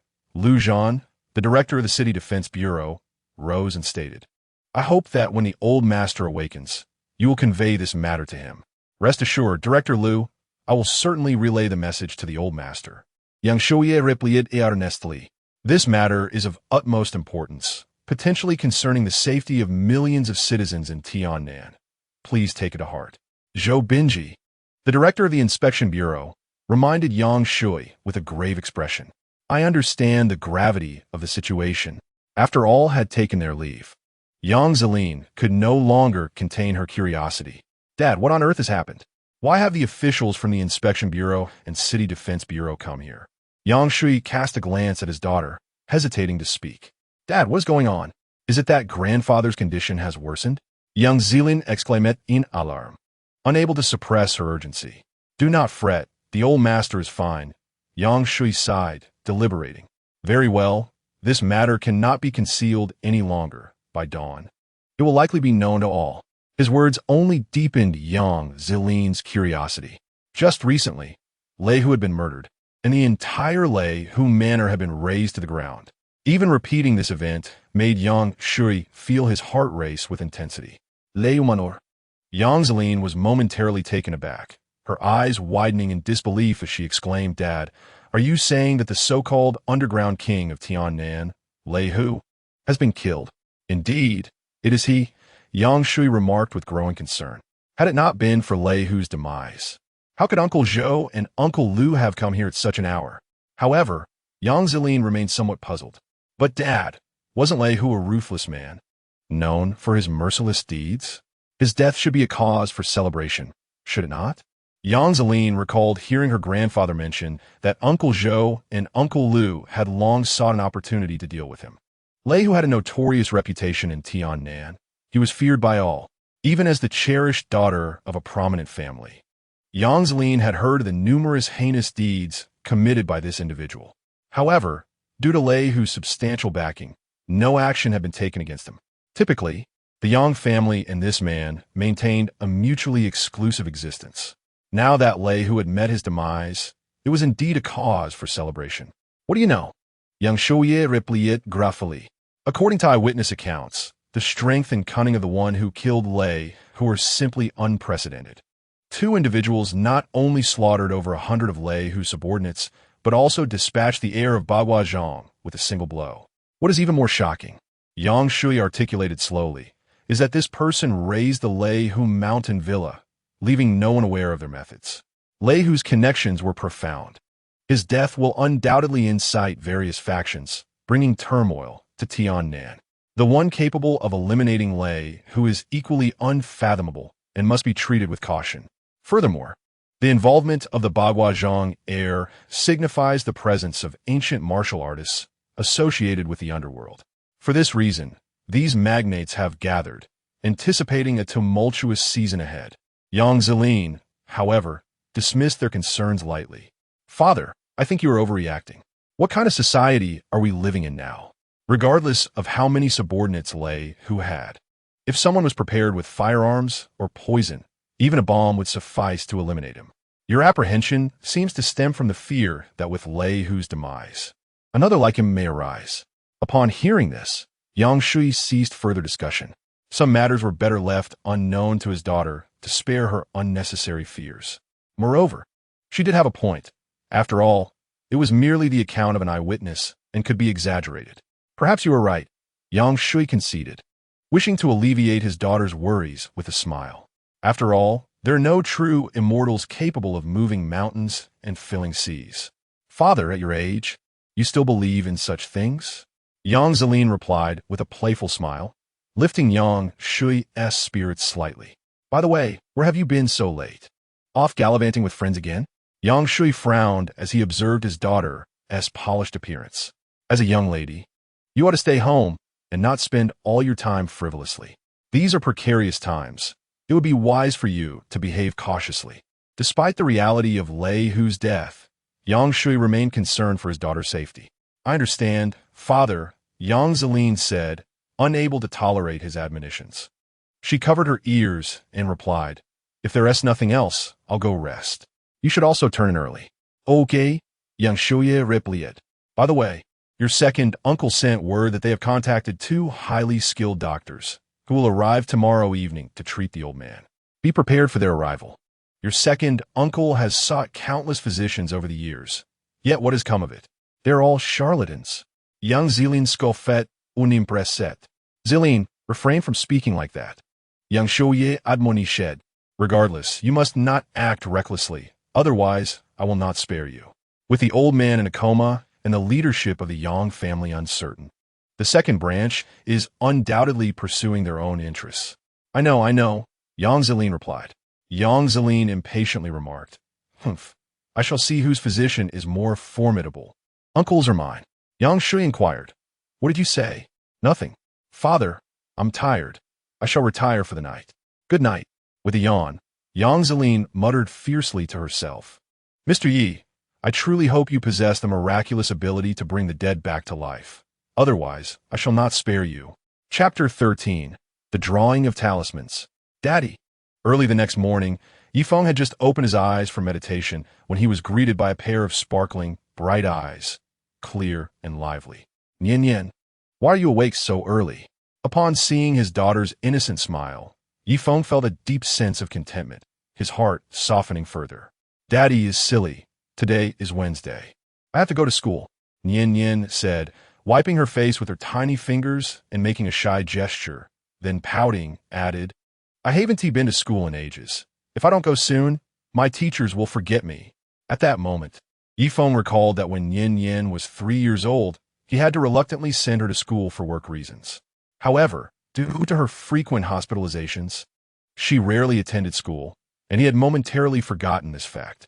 Ah, look at your father's memory, Yifeng said apologetically, ruffling his daughter's hair. Nian Yin, you dress yourself, and I will prepare breakfast. I'm already dressed, Nian Yin exclaimed, jumping out of bed. Daddy, you're the patient now. You need to rest well. Let me handle it. Saying this, she dashed to the kitchen, skillfully boiling water, retrieving eggs from the refrigerator, and tossing in a couple of sweet potatoes before covering the pot. All done, Nian declared triumphantly, standing with her hands on her hips. Looking at Yifeng with pride. Daddy, I didn't deceive you, did I? Watching his daughter move with such familiarity in the kitchen made Yifeng's heart ache. To Nian Yin, perhaps he had merely been away for a brief moment.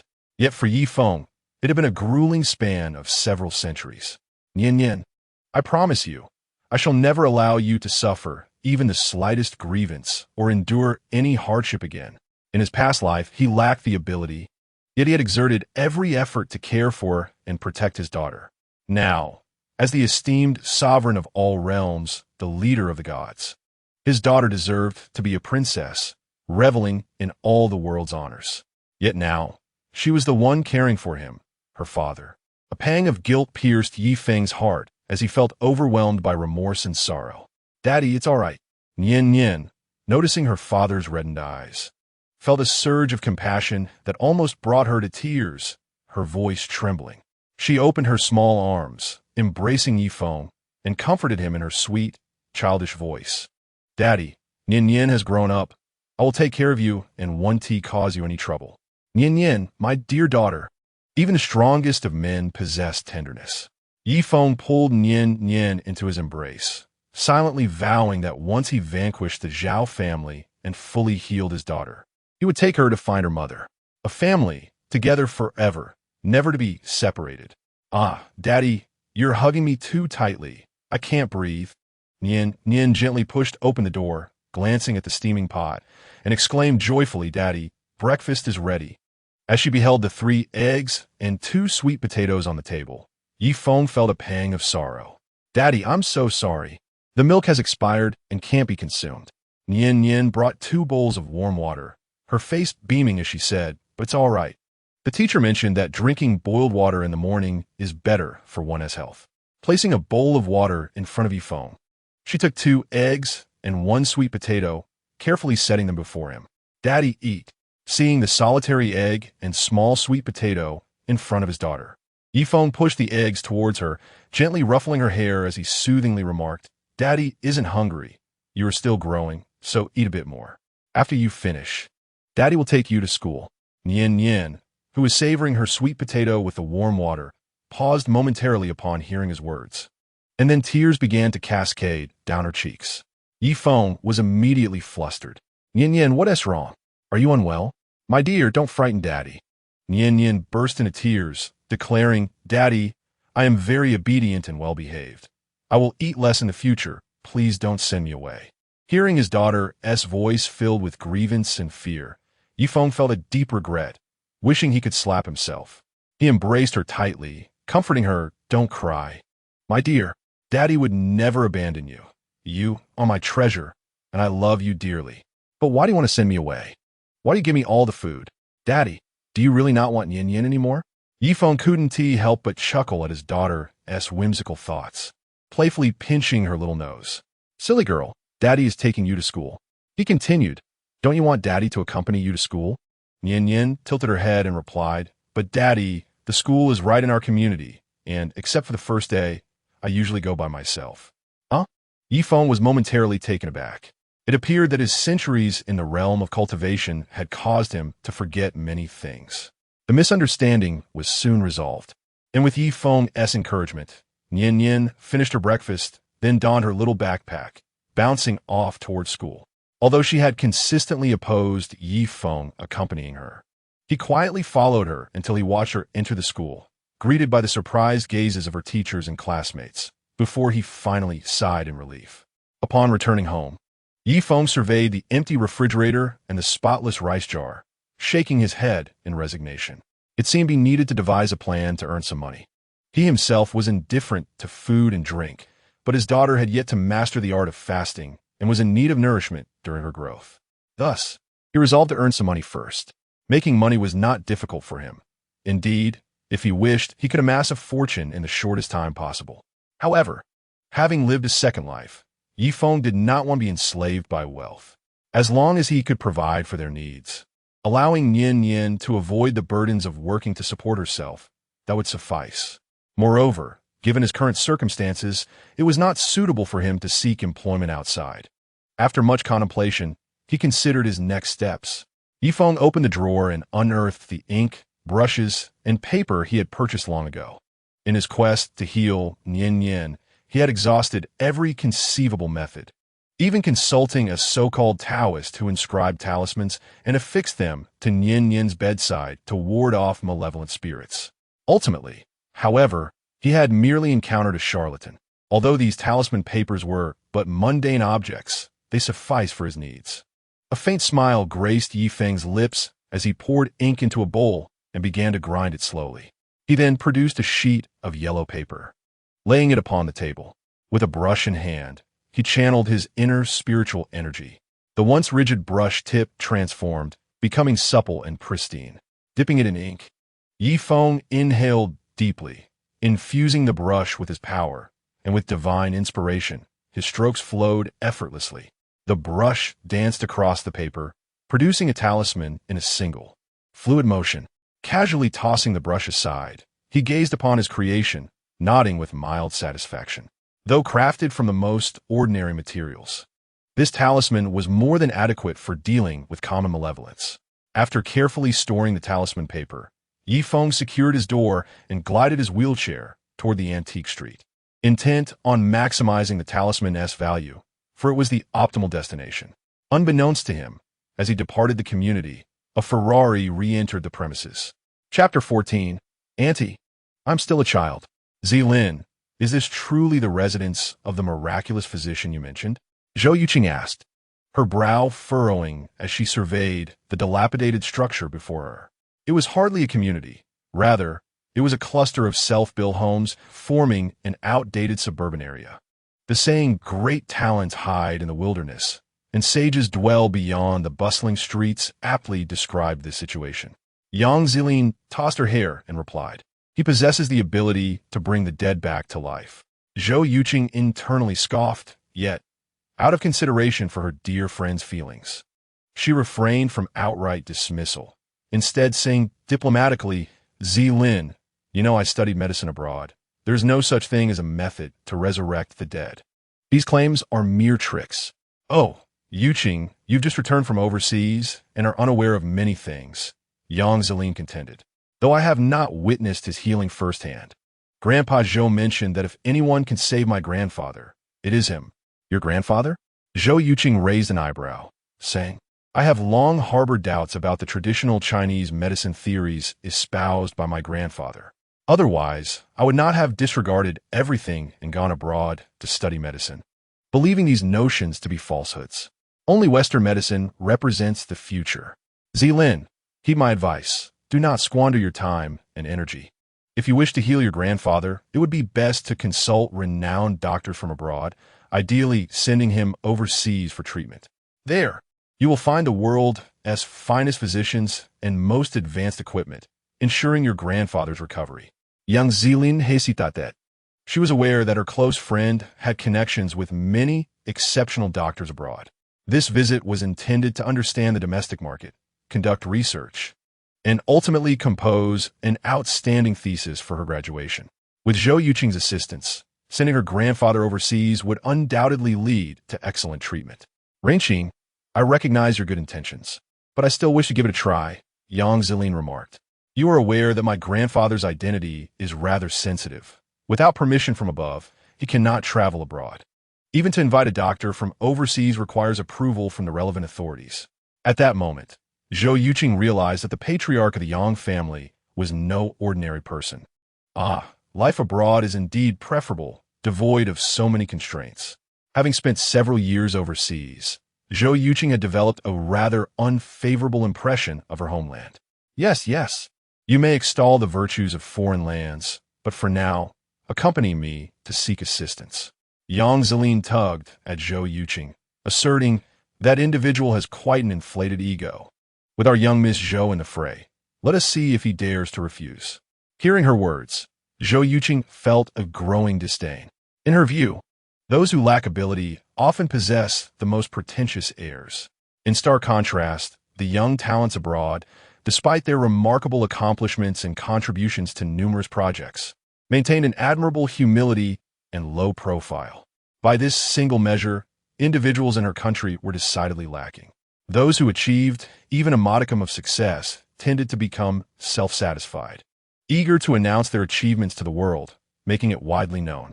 Such ostentation and superficiality were truly disheartening. Mr. Yi, are you home? Yang Zilin knocked on the door of Yi Feng's residence, but received no response. Could he still be asleep? She pondered, continuing to knock. Woof, woof, woof. A rather juvenile bark emanated from outside, startling both Yang Zilin and Zhou Yuqing, who were unprepared for the sound. Mr. Yi, this is Yang Zilin. I have a request. Please open the door. Yang Zilin assumed Yi Feng was home, but reluctant to see her, causing her tone to become increasingly urgent. What a grandiose display. Zhou Yuqing scoffed, raising her high heel to kick the door forcefully. Bang! The resounding noise and barking echoed far and wide. Yuqing, what are you doing?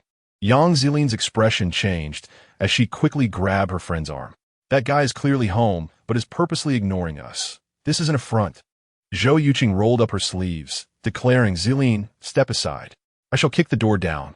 I refuse to believe he won't open it. Give it a try? Before Yang Zilin could respond, a chilling, deep voice abruptly pierced the air. The two girls turned to see a tall, robust young man standing at the neighboring door, staring at them with an icy demeanor. What startled them most was the oppressive aura emanating from him, exuding ferocity, as if they were being scrutinized by a fierce tiger. Who are you? Mind your own business, Zhou Yuqing retorted coldly, preparing to resume her assault on the door.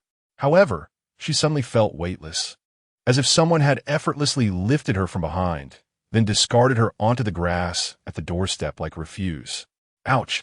Zhou Yuqing felt a sharp pain in her rear, contorting her otherwise delicate features in agony. You scoundrel! How dare you strike a woman? Are you not a man? Tears welled up in Zhou Yuqing's eyes as she pointed an accusing finger at Chen Daolong, exclaiming in a sharp tone, "You are nothing but a ruffian, a scoundrel, a despicable man. If you continue to bark like a dog, I swear I will tear your mouth apart." Chen Daolong regarded Zhou Yuqing with a frigid stare, his murderous intent unmistakable. After last night's battle, a palpable aura of menace surrounded him. Despite her pride, Zhou Yuqing was merely a girl, unaccustomed to such intimidation, and she instinctively covered her mouth in fear. Yet, her eyes brimmed with intense disdain for Chen Daolong. "Get out of here!" Chen Daolong gestured toward the door. Addressing Yang Zilin, "If you dare to trouble Uncle Yi again, I will make you pay dearly." In Chen Daolong's eyes, his family comprised only his mother, Uncle Yi, and Nian Nian. Anyone else, regardless of gender, who dared to harm his loved ones would face his wrath without hesitation. "Oh, so Mr. Yi is your uncle? Then, this is a misunderstanding," Yang Zilin quickly interjected. "Hello, I am Yang Zilin, here to seek treatment for Mr. Yi. If he is not home, you should leave immediately." Chen Daolong stood firm at the entrance like an iron tower. "Huh? Do you know where he has gone? I am truly anxious," she pleaded, clasping her hands and swaying them in desperation. "Please, I beg you for assistance." Chen Daolong's eyes narrowed, ready to force them away. Just then, upon hearing the commotion, Aunt Chen rushed out from the house and, after inquiring, admonished her son lightly. "I apologize. Daolong thought you were troublemakers looking for Uncle Yi." After apologizing, Aunt Chen still felt a twinge of guilt, especially since the two young women were quite beautiful and did not seem to be villains. Moreover, they appeared genuinely distressed. "Daolong, perhaps they truly have urgent matters. Take them to find Uncle Yi." Chen Daolong appeared hesitant, scrutinizing the two women, who did not seem particularly virtuous. "Go now. Whether to assist them is up to your Uncle Yi," Aunt Chen asserted with maternal authority. "Fine," Chen Daolong relented, glancing at Zhou Yuqing. "I will only take you. She can stay behind. Why should I be left out? I haven't even held it against you for pushing me, yet you're so petty. Are you even a man?" Zhou Yuqing retorted, her eyes widening in shock. Chen Daolong replied earnestly, "Auntie, I am only 17, still a child. Thus I cannot be considered a man." "Auntie." Zhou Yuqing felt as if struck by lightning, standing there in disbelief. Chapter 15. "Mr. Yi, I have finally found you." On an antique street, Yi Feng casually selected a spot, lowered the partition on his wheelchair, placed his talisman on it, and began to close his eyes, waiting for customers to arrive. A young man in a wheelchair set before him a ghostly talisman. Unlike other stall owners, he did not call out to passers-by, nor did he present any peculiar items. This unusual scene naturally piqued the curiosity of many. However, upon catching a glimpse of the ghostly talisman before Yi Feng, most lost interest and moved on. Of course, some approached to inquire about the purpose of the talisman. It serves to ward off evil spirits, dispel malevolent forces, protect the body, and provide peace of mind with remarkable efficacy. The inquirer was taken aback. Is it truly that powerful? How much does it cost? Yi Feng smiled faintly. A talisman for a fated person, 100,000. Bah! The man spat disdainfully and exclaimed, "Robbery! You want 100,000 for such a trivial talisman? Have you lost your mind over money?" Yi Feng furrowed his brow. This talisman, meant to repel evil and pacify spirits, would be worth far more than 100,000 in the hands of someone with a discerning eye. After all, despite his diminished powers, Yi Feng had once been a revered figure across realms. The talismans he crafted possessed abilities beyond comprehension. As long as one carried this talisman, even the most superficial malevolence would not dare approach. If faced with formidable entities, mere proximity to the owner could lead to their swift annihilation, scattering their very souls. The most crucial aspect was that as long as the talisman remained intact and its spiritual energy was not depleted, it could be utilized indefinitely. A treasure worth its weight in gold. 100,000 was indeed a bargain. However, Yi Feng realized that most people were rather short-sighted, and those who could truly recognize its value were exceedingly rare. To them, 100,000 might indeed seem excessive. What is your offer? Yi Feng merely sought to earn a modest sum to improve his daughter's living conditions. Anything beyond that was unnecessary. 300. Given your apparent disability, I'll offer you 500. The man spread his palm, presenting his price. Take care, I want to keep you. Yi Feng rolled his eyes. To think that 500 could purchase this talisman was laughable. Not for sale, then. The man scoffed. Were it not for your visible disability, I wouldn't even consider 100. Seeing Yi Feng unmoved, the man wasted no more words and turned to leave. This was still a relatively mild temperament. At least he was willing to offer what he considered a fair price. Though his words were harsh, he did not resort to outright humiliation. Yet, encountering someone ill-tempered could lead to comments like, "This talisman is something a 3-year-old could draw. I wouldn't even want it as a gift." After several waves of customers had passed, Yi Feng remained unfazed. However, an emaciated old man with a waxy complexion could no longer bear witness to the scene. Once another irate customer departed, the old man seized the opportunity to speak softly to Yi Feng. "Young man, this approach won't work." Yi Feng turned to the elder and smiled. "What insights do you have, esteemed elder?" The old man seemed pleased with the respectful address, revealing a hint of a modest smile. "I see that despite your ailment, your celestial aura is robust. You must be a person of fortune. However, someone of your esteemed background appears to be quite naive in matters of commerce." Yi Feng maintained his smile, replying, "Your vision is indeed sharp, elder. You speak the truth." The old man sighed. "Young man, seeing you struggle to sell talismans despite your limitations suggests you are facing difficulties. Let me be frank. If you wish to sell this item at a high price, you must demonstrate its power publicly. Otherwise, no matter how eloquently you speak, no one will believe you." The elder's words, though polite, implied that he regarded Yi Feng as a charlatan. Yet he sensed that this young man was merely inexperienced. Even if he intended to deceive, he should at least craft some persuasive rhetoric. However, this young man seems to harbor a grudge against money, uttering not a single kind word. "I appreciate your goodwill, venerable elder. I have learned much." Yi Feng remained unfazed, as he discerned the old man's intentions were genuine. Nevertheless, despite his financial woes, this talisman was not something just anyone could acquire. The elder, noting Yi Feng's indifference, realized that his words had not registered with the young man. At that moment, a customer approached his stall to browse, prompting him to attend to the visitor. With eloquent speech, the elder extolled the virtues of his wares, declaring that such treasures ought to dwell in the heavens, seldom gracing the mortal realm. After a series of persuasive maneuvers, the pair of clearly out-of-town tourists departed, delighted, clutching exquisite vases. "Hey, young man, take heed." The elder cast a glance at Yi Feng, his expression brimming with pride. "Ah, yet another small profit." Yi Feng shook his head, chuckling softly. Truth be told, such tactics were beyond his grasp. Before long, the elder's stall was entirely cleared of goods, leaving him grinning with uncontainable joy. Today truly felt like fortune had smiled upon him, as he had made a considerable profit.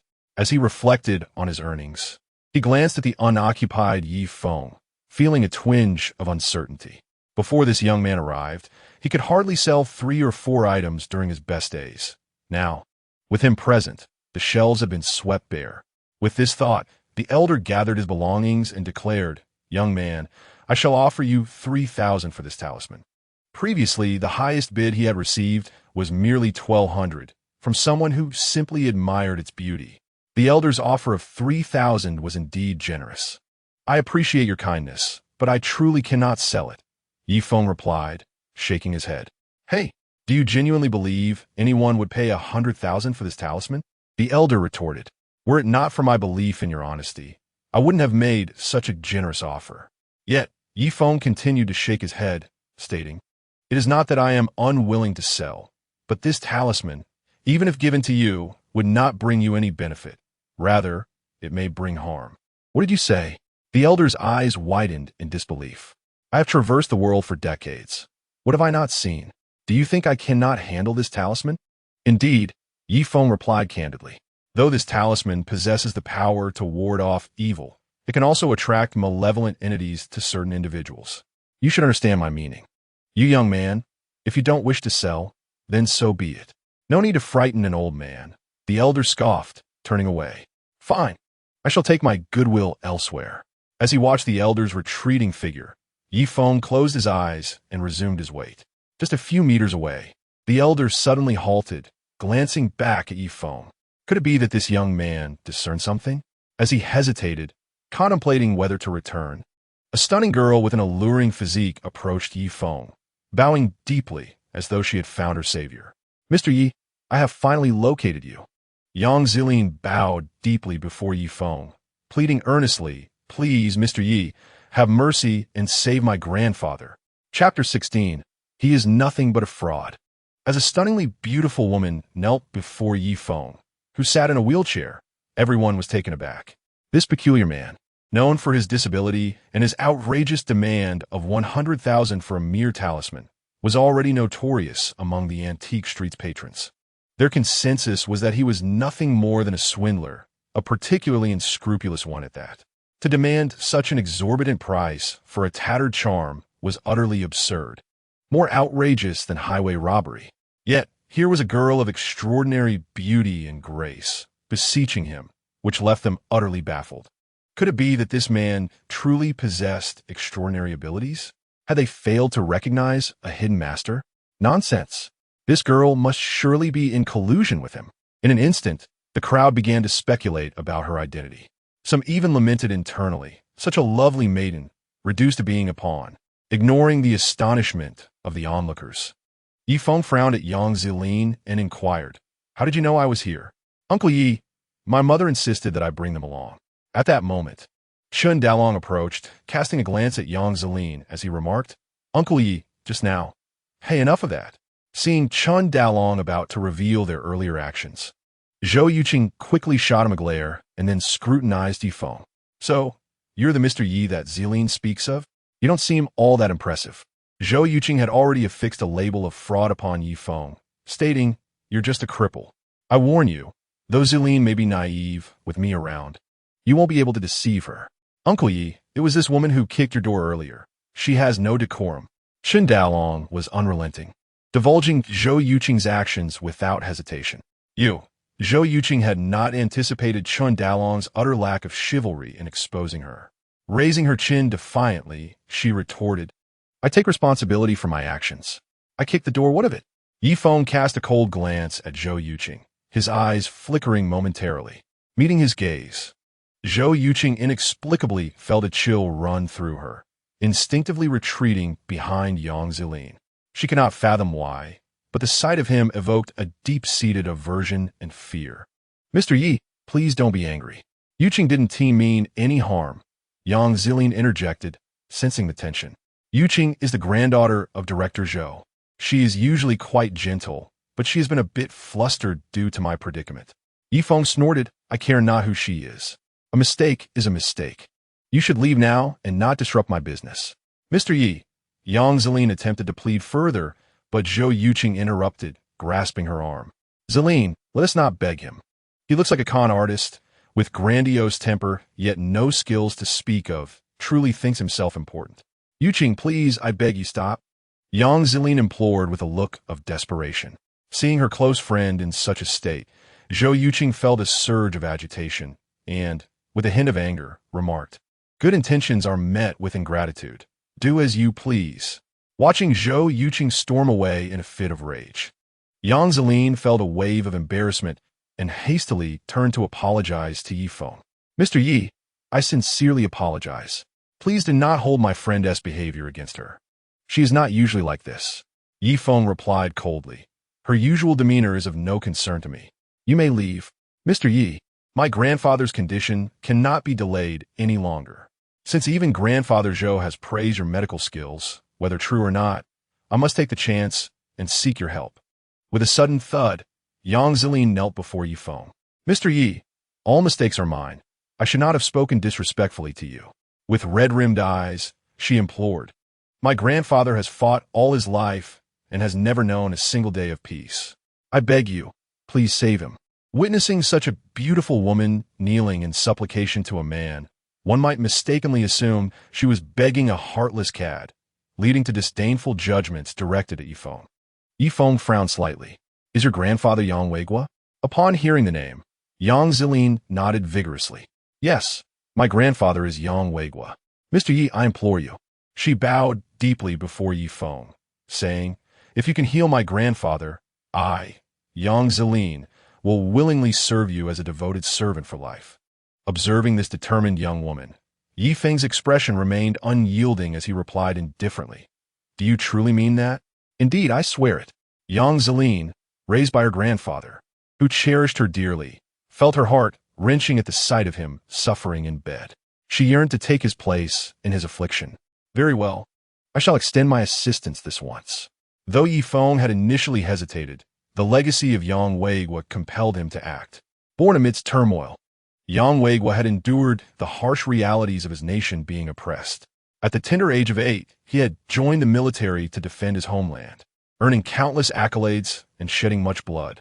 It was only after the war that he returned to his hometown in Tianan, where he built a family and enjoyed his later years. Such a venerable figure, who prioritized the greater good of his nation, commanded Yifeng's respect. Mr. Yi, have you truly agreed? Yang Zilin could hardly believe her ears as she looked at Yifeng with astonishment. My agreement is not a consequence of your kneeling, but rather a tribute to all that Yang Weigua has done for our country and people. Though I did not live through those times, the sacrifices made by those who defended our land and preserved our heritage must be eternally honored. Thank you, Mr. Yi. Thank you. Wiping her tears, Yang Zilin stood up. It was not until Yifeng and his companions departed that the owner of an antique shop suddenly exclaimed, I remember who that girl is. The onlookers turned to him. She is the granddaughter of Yang Weigua. Huh? So it is her. I thought she looked familiar. What nonsense. Have you ever met her to say she looks familiar? However, amidst the discussions of the crowd, curiosity regarding the identity of that young man grew even more intense. After all, could someone who compelled the granddaughter of old Master Yang to kneel and plead be of ordinary standing? Zilin, I believe you're truly grasping at straws. Do you know what he was selling on the street just now? On their way back, Zhou Yuqing cast a distinctly unfriendly gaze at Yifeng, attempting once more to dissuade her friend. Enough, you should refrain from speaking further. Yang Zilin persistently signaled Zhou Yuqing with her eyes, reminding her, I have only just managed to persuade Mr. Yi to agree. What if he changes his mind? What will happen to my grandfather's condition? Fine. I shall cease my persuasion. Zhou Yuqing felt exasperated by her obstinate friend, her eyes darting towards Yifeng, who was resting with his eyes closed in the back seat, letting out a cold snort.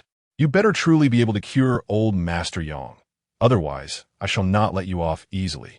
Yifeng did not even raise his eyelids. It was Chen Dalong who shot a fierce glare, saying, if you dare to show disrespect to Uncle Yi again, do you believe I will throw you out? The threat sent Zhou Yuqing recoiling, causing her to hesitate further. This insufferable man showed not a trace of gallantry. When he said he would toss her out, he would certainly do so. Her rear still ached from the ordeal. Just wait.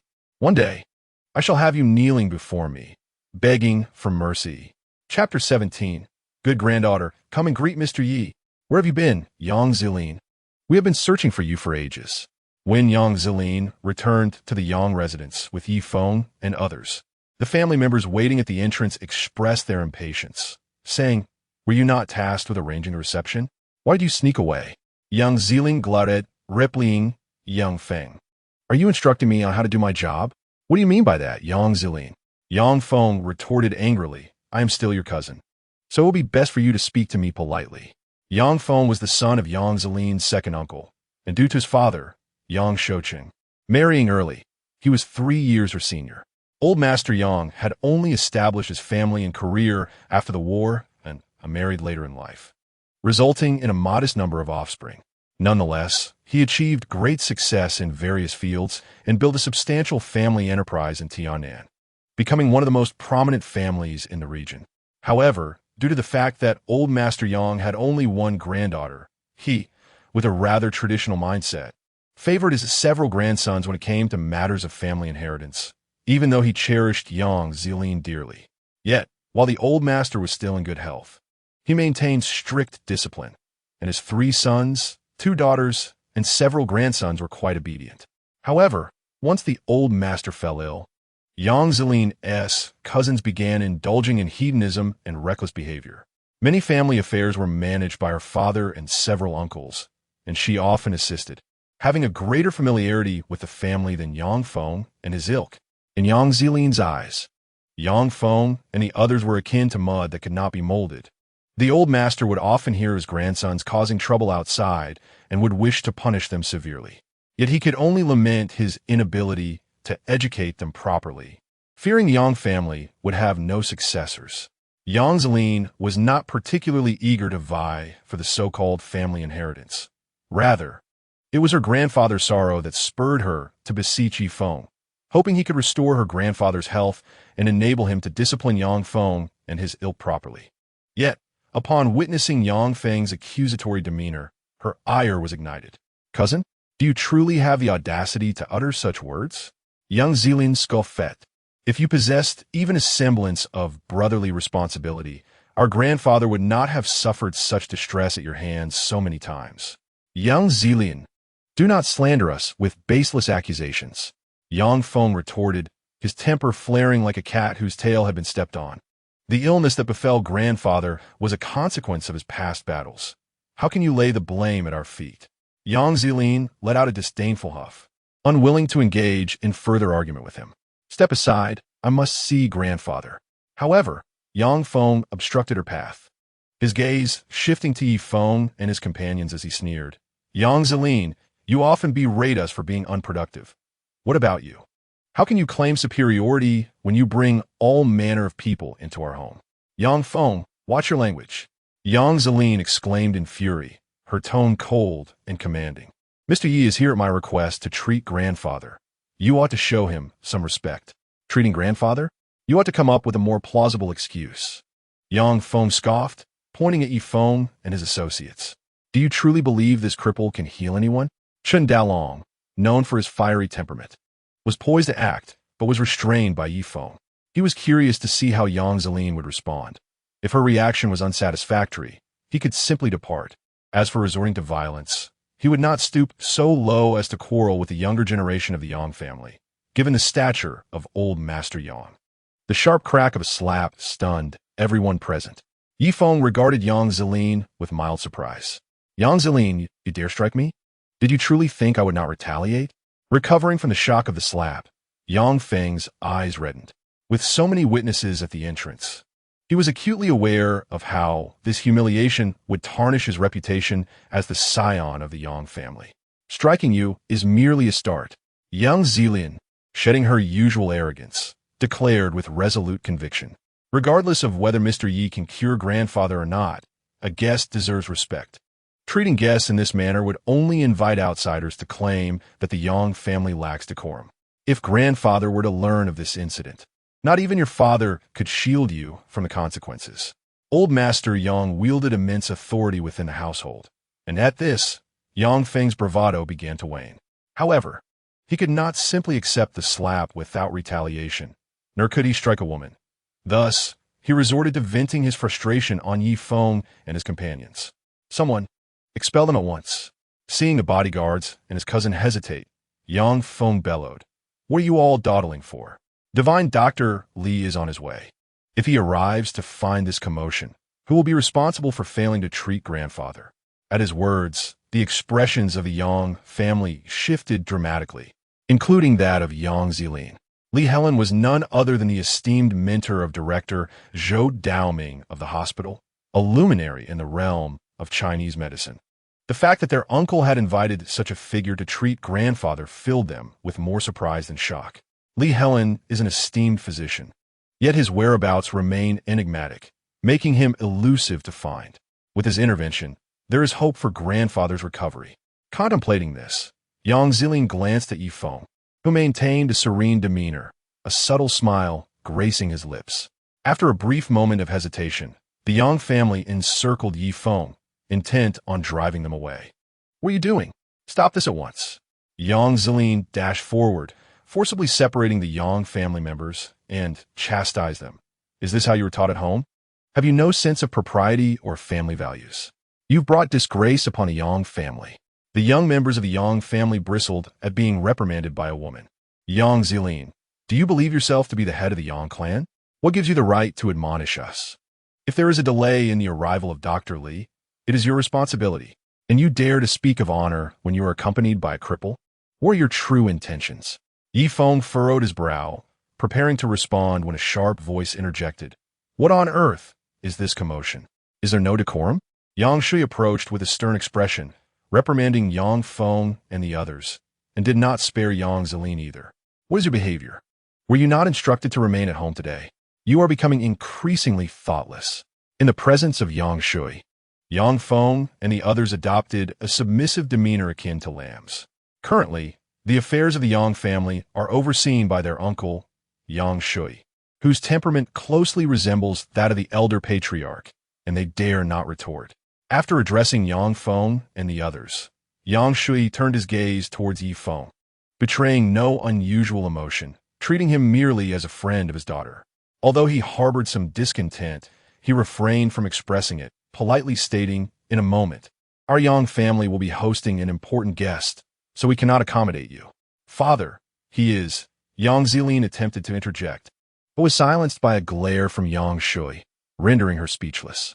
Uncle Yang, it's me, Yuqing. At that moment, Zhou Yuqing stepped forward to greet Yang Shui, saying, Zhou Daoming is my grandfather. I used to see you often at home. Oh, the granddaughter of old Zhou. You have returned from abroad? Yang Shui finally recognized Yo Yuqing, a rare smile breaking across his face. Yes, Uncle Yang, I just arrived today. Zilin came to pick me up. Zhou Yuqing offered an explanation for her friend, casting a furtive glance at Yi Feng, whispering, Uncle Yang, that fellow is actually, just as Zhou Yuqing was about to expose Yi Feng as a charlatan. Several luxury cars suddenly arrived. Yang Shui promptly instructed, Yuqing, you and Zilin go inside for now. I will attend to the guests. With that, he disregarded Yi Feng and the others, hastening to greet the arrivals. The luxury vehicles halted at the Yang family entrance, with Yang Zilin's second uncle, Yang Shouqing and his wife, disembarking first, followed by Zhou Daoming. Old Zhou, thank you for your efforts. Yang Shui expressed gratitude to Zhou Daoming, adding coincidentally, your granddaughter Yuqing is here. You can catch up. Oh, Yuqing has returned? When Zhou Daoming turned to look at Zhou Yuqing, he was momentarily taken aback. Grandfather, I missed you so much. Upon encountering her grandfather after several years, Zhou Yuqing hurriedly ran over, eager to display her affection. However, Zhou Daoming, who cherished his granddaughter dearly, abruptly pushed her aside and swiftly approached Yi Feng, bowing deeply at a 90-degree angle. I have met Mr. Yi, he declared, gesturing for Zhou Yuqing to come forth. His expression gentle as he urged, Dear granddaughter, come and pay your respects to Mr. Yi. In an instant, the atmosphere fell silent, and all present were left dumbfounded, their faces etched with astonishment. Zhou Yuqing's mouth hung agape, wide enough to accommodate an egg. Chapter 18. If Mr. Yi does not enter, neither shall I. Grandpa, have you mistaken this person for someone else? Regaining her composure, Zhou Yuqing tugged at Zhou Daoming's arm and whispered, This man is nothing but a fraud, with a particularly foul temper.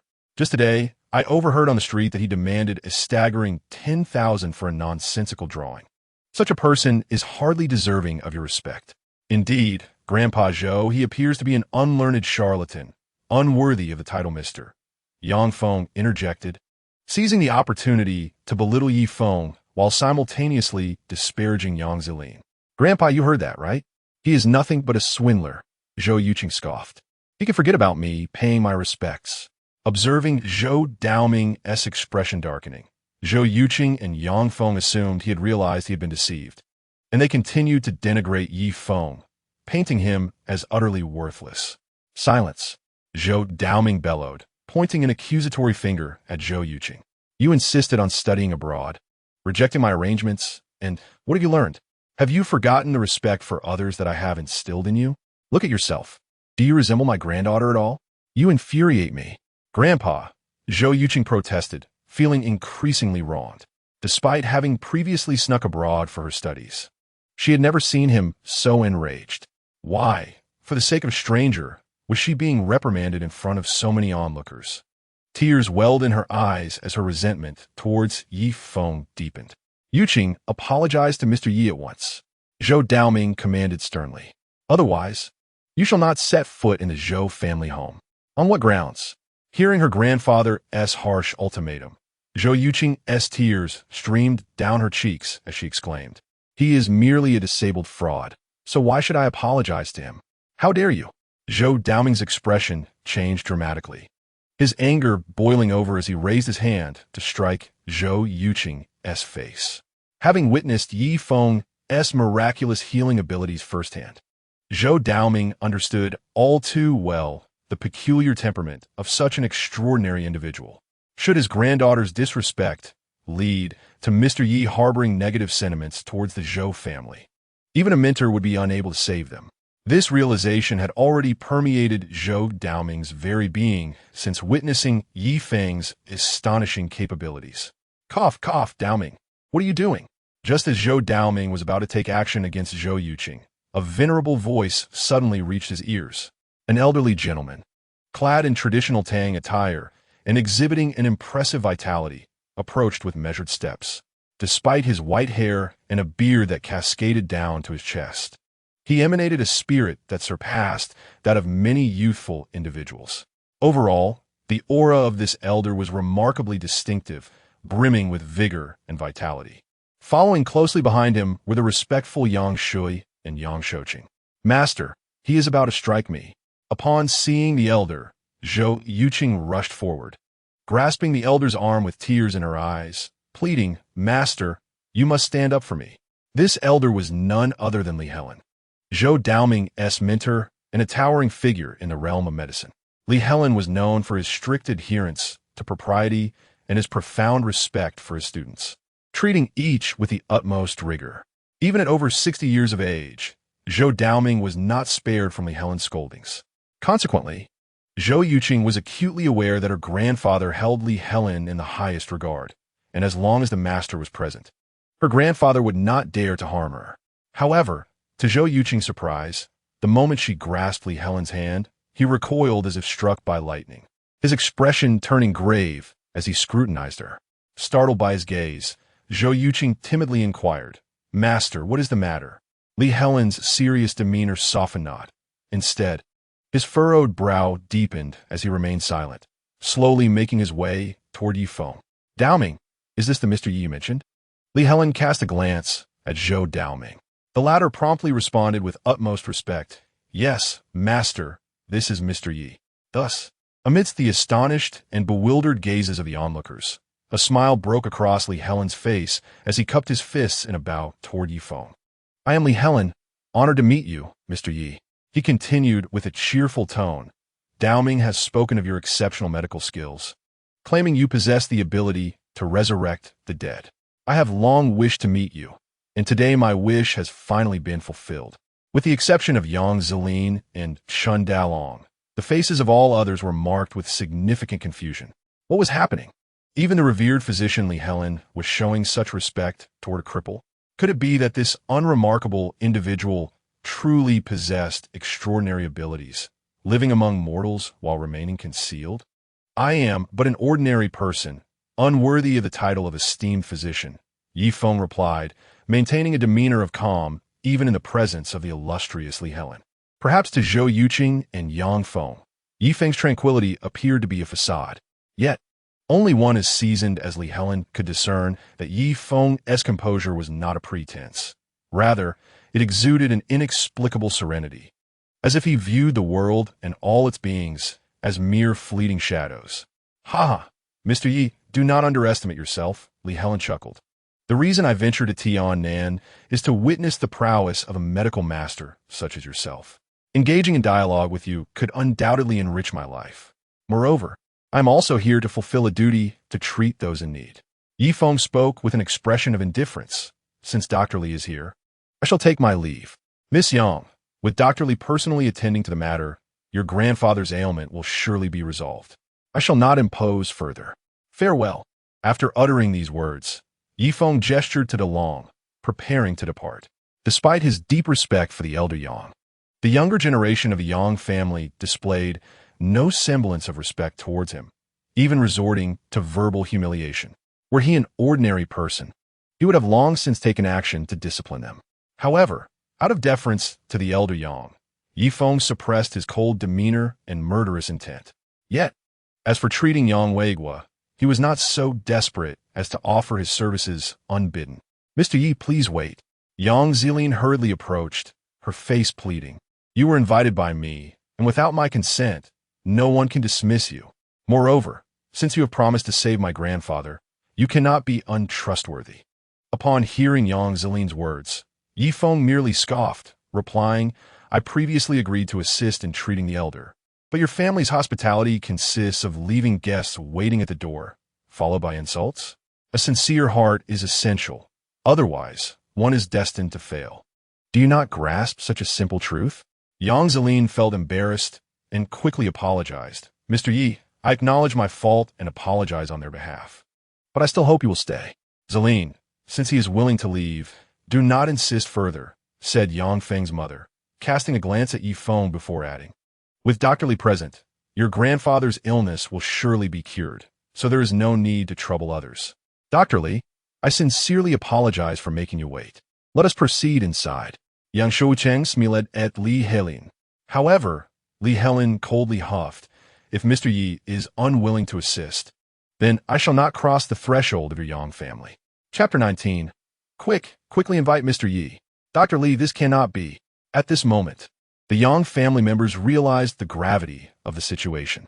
Yang Shoucheng, flustered, blurted out, "Dr. Li, this young man cannot compare to you. Do not let his pretentiousness deter you from entering our home." Even though Zhou Daming and Li Helen held Yifeng in high regard, the Yang family's attitude remained dismissive. How could a man confined to a wheelchair possibly compare to the illustrious Dr. Li? The very notion of Dr. Li refusing to enter the Yang family home was utterly absurd. "What did you say?" As soon as Yang Shoucheng uttered those words, he drew the ire of Zhou Daming and Li Helen, who glared at Yang Shui with displeasure. "Dr. Li, that was not my intention." Yang Shoucheng, realizing his faux pas, attempted to explain, but the straightforward Li Helen rebuked him sharply. "Regardless of Mr. Ye's medical prowess, your family's cold attitude is one thing, but to insult and offend him is entirely unacceptable. Is this the kind of upbringing you receive from Yang Weigua? Is this how he has educated you all?" Lialin, now in his 90s, is not significantly older than Yang Weigua when merely considering age. However, in terms of seniority, Yang Weigua is considerably younger, even without mentioning this distinction. Given Li Helen's esteemed stature, the Yang family dared not utter a word of dissent against his reprimand. Nevertheless, many of the younger members of the Yang family exhibited visible discontent, feeling that Li Helen's demeanor was excessively rude. Just moments ago, Yang Zilin had remarked on their disgraceful conduct, and now, being publicly chastised by Li Helen further diminished their dignity. "Dr. Li, I acknowledge my shortcomings in discipline, which have led to your ridicule." Yang Shui quickly interjected upon sensing Li Helen's mounting anger. "I implore you, for the sake of my elderly father who has served the nation, to lend your assistance." As he spoke, Yang Shui felt a flush of embarrassment wash over him. Yet he steeled himself to persist. "If Dr. Li does not intervene, my father may not endure much longer." This concern stemmed from Yang Weigua's critical condition, which caused Yang Shoucheng to become flustered and speak without thought. "What use is your apology to me? If anyone should apologize, it is to Mr. Yi." Lialin, who devoted his life to healing, had only spoken in anger and would not truly abandon the matter. His admonishment of the Yang family was intended as a wake-up call to emphasize the importance of Yifeng. Hearing is one thing, but seeing is believing. Regardless of how many times Zhou Daoming had extolled Yifeng's unparalleled medical skills and miraculous abilities, Li Helen remained somewhat skeptical due to Yifeng's youth. However, having lived nearly a century, Li Helen refrained from voicing his doubts, lest he be seen as short-sighted like the Yang family. Indeed, an apology to Mr. Yi is warranted. Realizing the crux of the issue, Yang Shui hurriedly approached Yifeng, bowing deeply in apology. "Mr. Yi, I sincerely apologize for the disrespect shown by these young individuals. They lack proper etiquette and have offended you." I hope you can overlook their transgressions and not hold it against them. Yang Shui's demeanor was earnest, as he assured. Rest assured, I will impose strict discipline upon them in the future, and I earnestly request that you remain with us, granting the Yang family an opportunity to amend our mistakes. The previously indifferent Yi Feng's expression softened upon hearing these words. However, he shook his head and replied, "Since the head of the Yang family has spoken thus, it would indeed be unreasonable for me to persist in my grievances. However, there is no need for me to stay. I must insist that you do not urge me further." Seeing Yi Feng's determination to depart, Yang Shui grew anxious. "Mr. Yi." At that moment, Yang Zilin rushed forward, dropping to her knees before Yi Feng in earnest plea. "Mr. Yi, I recognize the faults of my family. Yet I beseech you to stay and assist my grandfather in his recovery. It makes no difference whether Dr. Li is present or not." At that moment, Yang Feng foolishly interjected, "You insolent wretch." Yang Shui, having long recognized the gravity of the situation, could no longer contain his frustration and sternly admonished, "Shouqing, is this how you choose to raise your son? What a disgraceful scene, nearly tarnishing the Yang family's reputation. You insolent wretch. Do you not hasten to kneel and apologize to Mr. Yi?" Yang Shouqing was equally furious, delivering a kick to Yang Feng's knee, causing him to collapse onto the ground. Such a lack of decorum. "Apologize at once." Yang Feng knelt publicly, feeling utterly humiliated, and retorted loudly, "Why should I apologize to him? Just because Yang Zilin uttered a few words, you truly believe he is some miraculous doctor? If he possesses such abilities, why hasn't he cured my grandfather? I refuse to accept this. You insufferable brat. I shall beat you to a pulp." Yang Shouqing, ready to strike, was halted by his wife, Zhang Lan, who shielded Yang Feng and said, "Yang Shouqing, why are you striking my son? He hasn't said anything wrong. You foolish woman. This little brat has been spoiled by you." Yang Shouqing seethed with rage. Nonetheless, Zhang Lan pushed him aside and apologized to Li Heling, stating, "Dr. Li, although the Yang family has its faults, since you have promised to treat the old master, I implore you to keep your word. The Yang family will surely remember your great kindness." Li Heling, who should have been incensed, sighed deeply upon looking at Zhang Lan. "Very well, I shall go treat Yang Weigua, but henceforth, I consider this a repayment of the Zhang family's favor." With that, Li Heling strode into the Yang family residence. Teacher Zhou Daoming pursued him, wishing to offer further counsel. Without turning back, Li Heling remarked, "Daoming, some matter should not be forced. If Mr. Yi is unwilling, then let it be. Moreover, having seen Mr. Yi with my own eyes, I truly do not believe he possesses the ability to bring the dead back to life. Teacher, I witnessed this myself. There can be no deception. The patient is Mr. Ye's child. I have reviewed all the materials, and it has indeed been confirmed that the child was declared dead. Yet Mr. Yi revived him. Ah, Daoming, after all these years as the director, you have become negligent in your medical studies." Li Heling chuckled lightly. "Perhaps there are indeed exceptional practitioners of medicine in this world, yet even they would not dare claim to possess the heavenly ability to resurrect the dead. Such feats are merely a stroke of luck." Li Heling slightly turned to glance at the departing Yi Feng and added, "Furthermore, today's youth are often too impetuous. They may simply seek to elevate their own fame." Upon hearing the teacher's words, Zhou Daoming began to doubt Yi Feng's capabilities. Could it truly be mere luck? Meanwhile, the Yang family paid no heed to Yi Feng's departure and followed Li Heling into the house to attend to the elder's ailment. After more than 10 minutes, Li Heling suddenly exclaimed, his face pale, "Quickly, summon Mr. Yi." Chapter 20. Rest assured, I shall intervene. I have heard from my mother that the old Master Yang is a good man. Chun Dalong, who had accompanied Yi Feng, suddenly spoke up. Yi Feng's expression remained unchanged.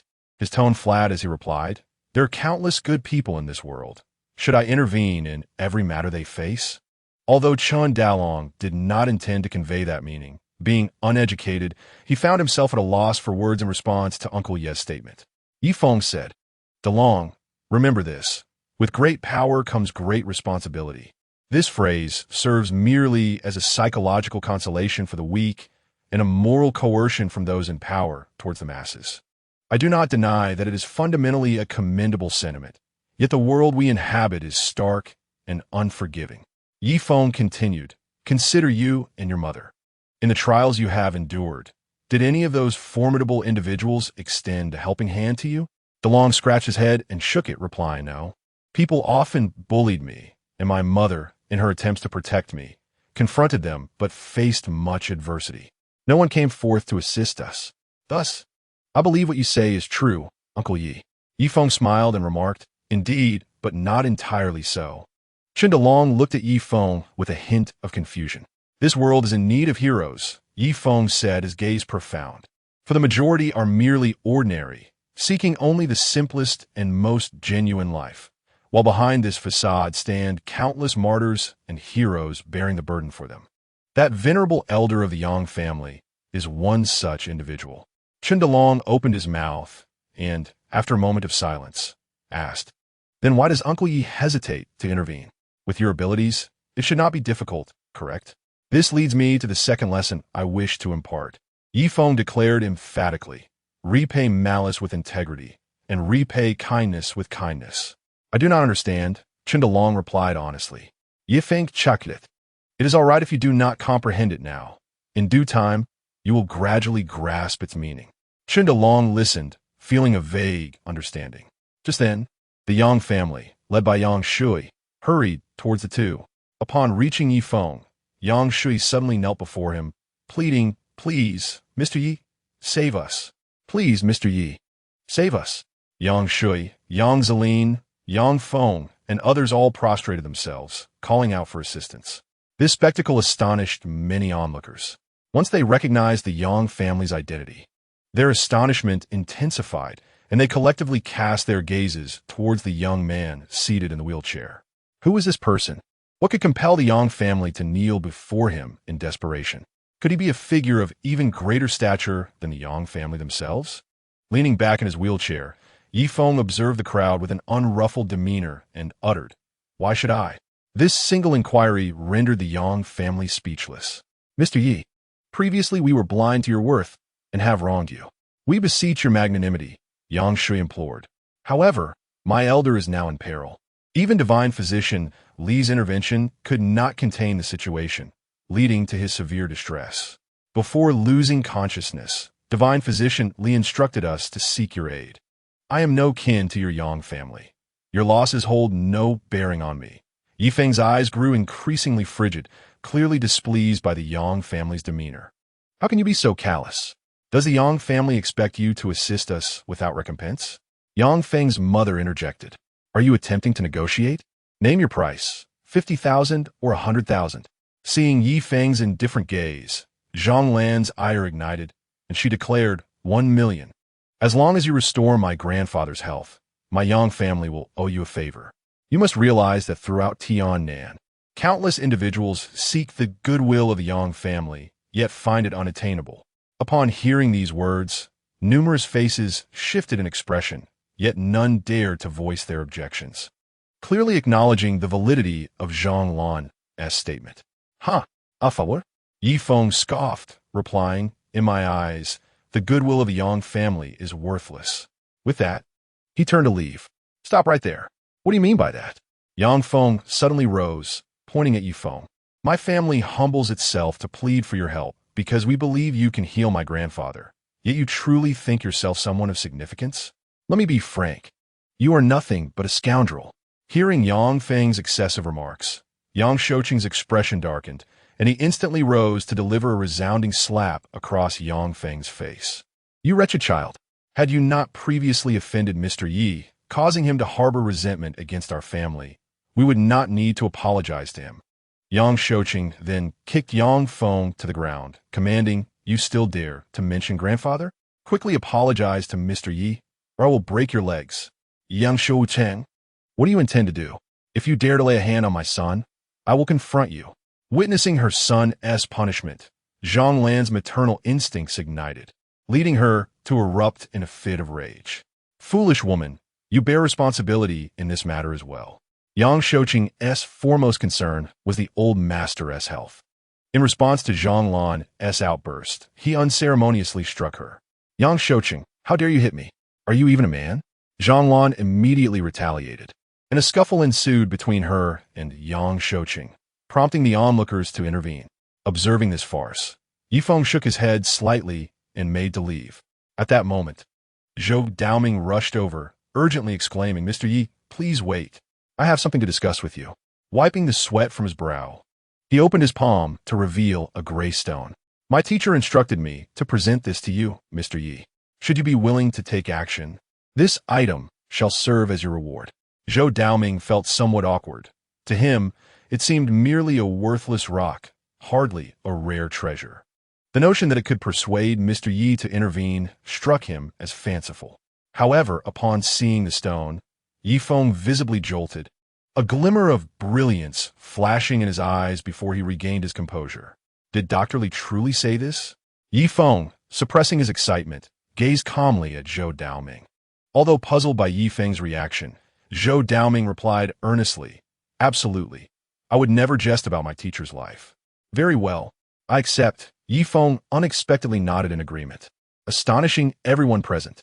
The Yang family exchanged bewildered glances.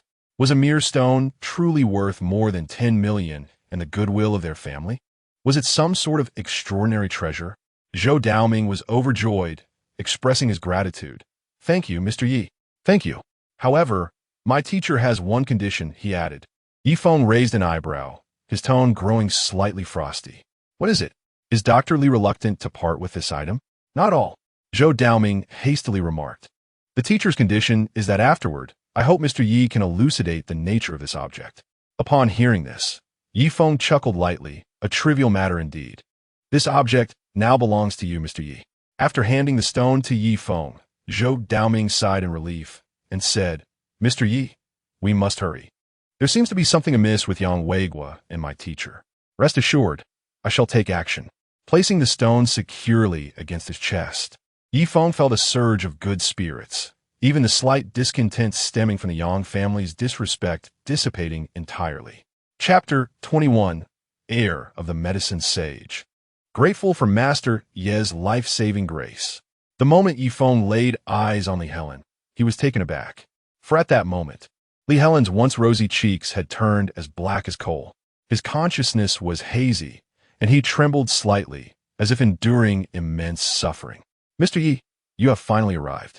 Sensing Yifeng's gaze, Li Helen struggled to open his eyes, revealing a bitter smile. However, as he spoke, many recoiled, covering their noses, for a foul stench emanated from his mouth, making one feel nauseous.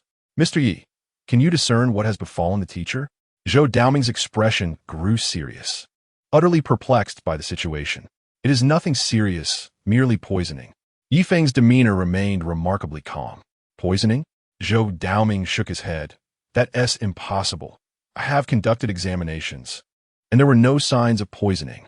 It seems more akin to possession." Upon hearing Zhou Daoming's assertion, the Yang family members retreated from the room, their faces filled with terror. Only Yang Shui mustered the courage to say, "Mr. Yi, if it is possession, should we not summon a sorcerer to investigate? The poison he has suffered is not of the ordinary kind. Conventional methods would certainly fail to detect it," Yifeng replied. "Moreover, Dr. Li likely fell into this state after treating the old Master Yang, did he not?" "Indeed, that is correct. The teacher just coughed up blood," Zhou Daoming confirmed. "He exerted his last ounce of strength to come here. The old master is still inside." "Mr. Yi, I recognize your exceptional medical skills. If you assert that this is poisoning, it must be so." Zhou Daoming produced a box and handed it to Yifeng, his expression hopeful. "Mr. Yi, this is my teacher's ancestral silver needles. Please see if you require anything else, and I shall procure it." "No need." Yifeng declined to accept the box, simply stating, "Have someone prepare lime, clean water, and a few sterilized cloths. It would be best to also obtain the moonflower in its virgin state." "The moonflower? That item is of a cold, nature. What need do you have for it?" Zhou Daoming inquired, perplexed. "Furthermore, it is not easily found, is it? If you wish to save your teacher, do as I instruct," Yifeng replied with a calm demeanor. "Very well, I shall make arrangements at once." Zhou Daoming promptly rose to consult with the Yang family. Ultimately, Yang Xiling entered, carrying clean water and cloths, her cheeks flushed. "Mr. Yi, here are the items you requested. After placing them down, Yang Xiling fled the room in haste. As everything was nearly prepared, Zhou Daoming spoke. Everyone except Dean Zhou, please step outside. DeLong, keep an eye on the door. No one is allowed to enter. Understood. Although the Yang family was eager to witness whether Yifeng truly possessed the skills to heal Li Helen and the Elder, the thought that Li Helen might be possessed extinguished their curiosity, and they hastily distanced themselves to observe from afar. Nevertheless, Chun Dalong remained diligently stationed at the door, resembling a guardian deity. Zillian, where have you been? I haven't seen you, Zhou Yuqing remarked, her gaze fixed on the tightly shut door, nudging Yang Zilin. Blushing, Yang Zilin stammered in nothing. Oh, do you genuinely believe that charlatan? Zhou Yuqing dismissed Yang Zilin's reaction, continuing, even our master is at a loss. Can that quack truly be of any help? I believe in Mr. Yi. Yang Zilin grasped her hands tightly, visibly anxious. If even Mr. Yi cannot succeed, it may indeed be that no one can save grandfather. Meanwhile, the Yang family murmured amongst themselves, speculating on whether Yifeng could truly help. Mr. Yi, what must I do? In the room, Zhou Daoming displayed a hint of anxiety. Remove all of Dr. Li's garments. Not a single piece should remain, Yifeng instructed. Despite his inner doubts, Zhou Daoming complied and began to undress Li Helen. As the garments were removed, Zhou Daoming nearly gasped in horror. Banead Li Helen's skin. Something writhed slowly, resembling a grotesque insect, a sight both terrifying and unsettling. The creature's movements were the cause of Li Helen's intermittent convulsions. It is merely a curse, Yifeng stated casually. What you refer to as possession is not entirely inaccurate. However, this entity does not embody malevolence, but rather a toxic curse. Of course, for an ordinary person, this affliction is far more dreadful than mere possession. Zhou Daoming was left astonished, unable to contain himself. How could the master fall victim to such a curse? With his medical expertise, it is nearly impossible for anyone to inflict such harm. Yifeng replied. This curse was not cast upon him by another. It entered Dr. Li's body of its own accord. Entered on its own? How did I not notice? Zhou Daoming questioned. Puzzled, Yifeng refrained from elaborating, instructing Zhou Daoming to lay Li Helen flat on the ground and to step back. Subsequently, Yifeng's internal energy surged. His fingers splayed wide as rays of light coalesced at their tips, resembling the essence of swordsmanship. Is this the gathering of energy into a thread, a martial arts master? Zhou Daoming exclaimed, but upon catching Yifeng's glance, he quickly covered his mouth, fearful of disturbing him. With a flick of his wrist, Yifeng unleashed the luminous energy, which penetrated Li Helen's chest, encircling the writhing creature beneath his skin. Sensing impending danger, the creature accelerated its movements, burrowing deeper into Li Helen's flesh. The latter trembled violently, emitting anguished cries. Come out! At this critical moment, Yifeng snorted coldly, his fingers clenched tightly. Miraculously, a bloody hole opened in Li Helen's chest, and a frenzied, crimson insect was forcibly extracted from within his body by Yifeng's sheer will. The creature, adorned with antennae and exuding a menacing aura, emitted a disconcerting hissing sound that sent shivers down Zhou Daoming's spine, rendering his limbs weak. Fortunately, this insect was ensnared by Mr. Yi, and its frantic struggles proved futile. Such a little beast, yet rather fierce. Yifeng remarked with a cold chuckle before unleashing his magical prowess, enveloping the creature in a sphere of light and promptly collecting it, a faint smile gracing his lips, as though he had stumbled upon a treasure. Mr. Yi, have you truly captured that thing? Zhou Daoming's complexion paled, and his legs trembled. Shouldn't such a repugnant creature be disposed of immediately? Yet, Mr. Yi seemed to regard it as a prized possession. This creature holds value for me, Yifeng replied enigmatically. Now, let us attend to your teacher's body. I believe he shall awaken shortly. Astonished, Zhou Daoming inquired, is that all it takes? Yifeng countered. What else would you expect? Recalling the extraordinary abilities Yifeng had just displayed, Zhou Daoming swiftly set about tending to Li Helen's body. Remarkably, after a mere 10 minutes, Li Helen stirred back to consciousness.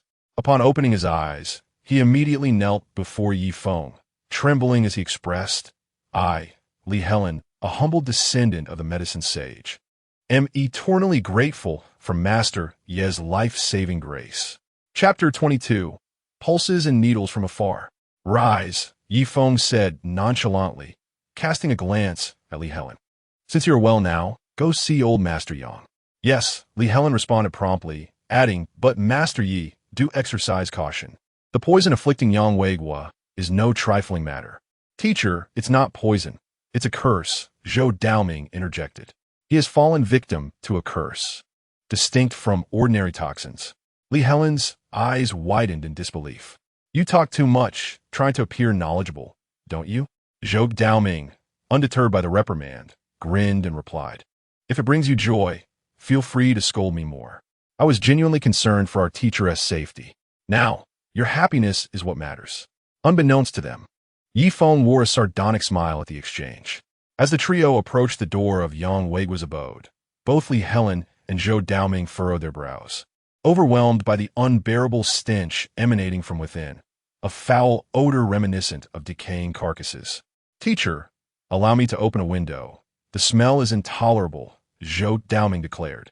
Moving to do so, but Yi Feng interjected, the windows must remain shut.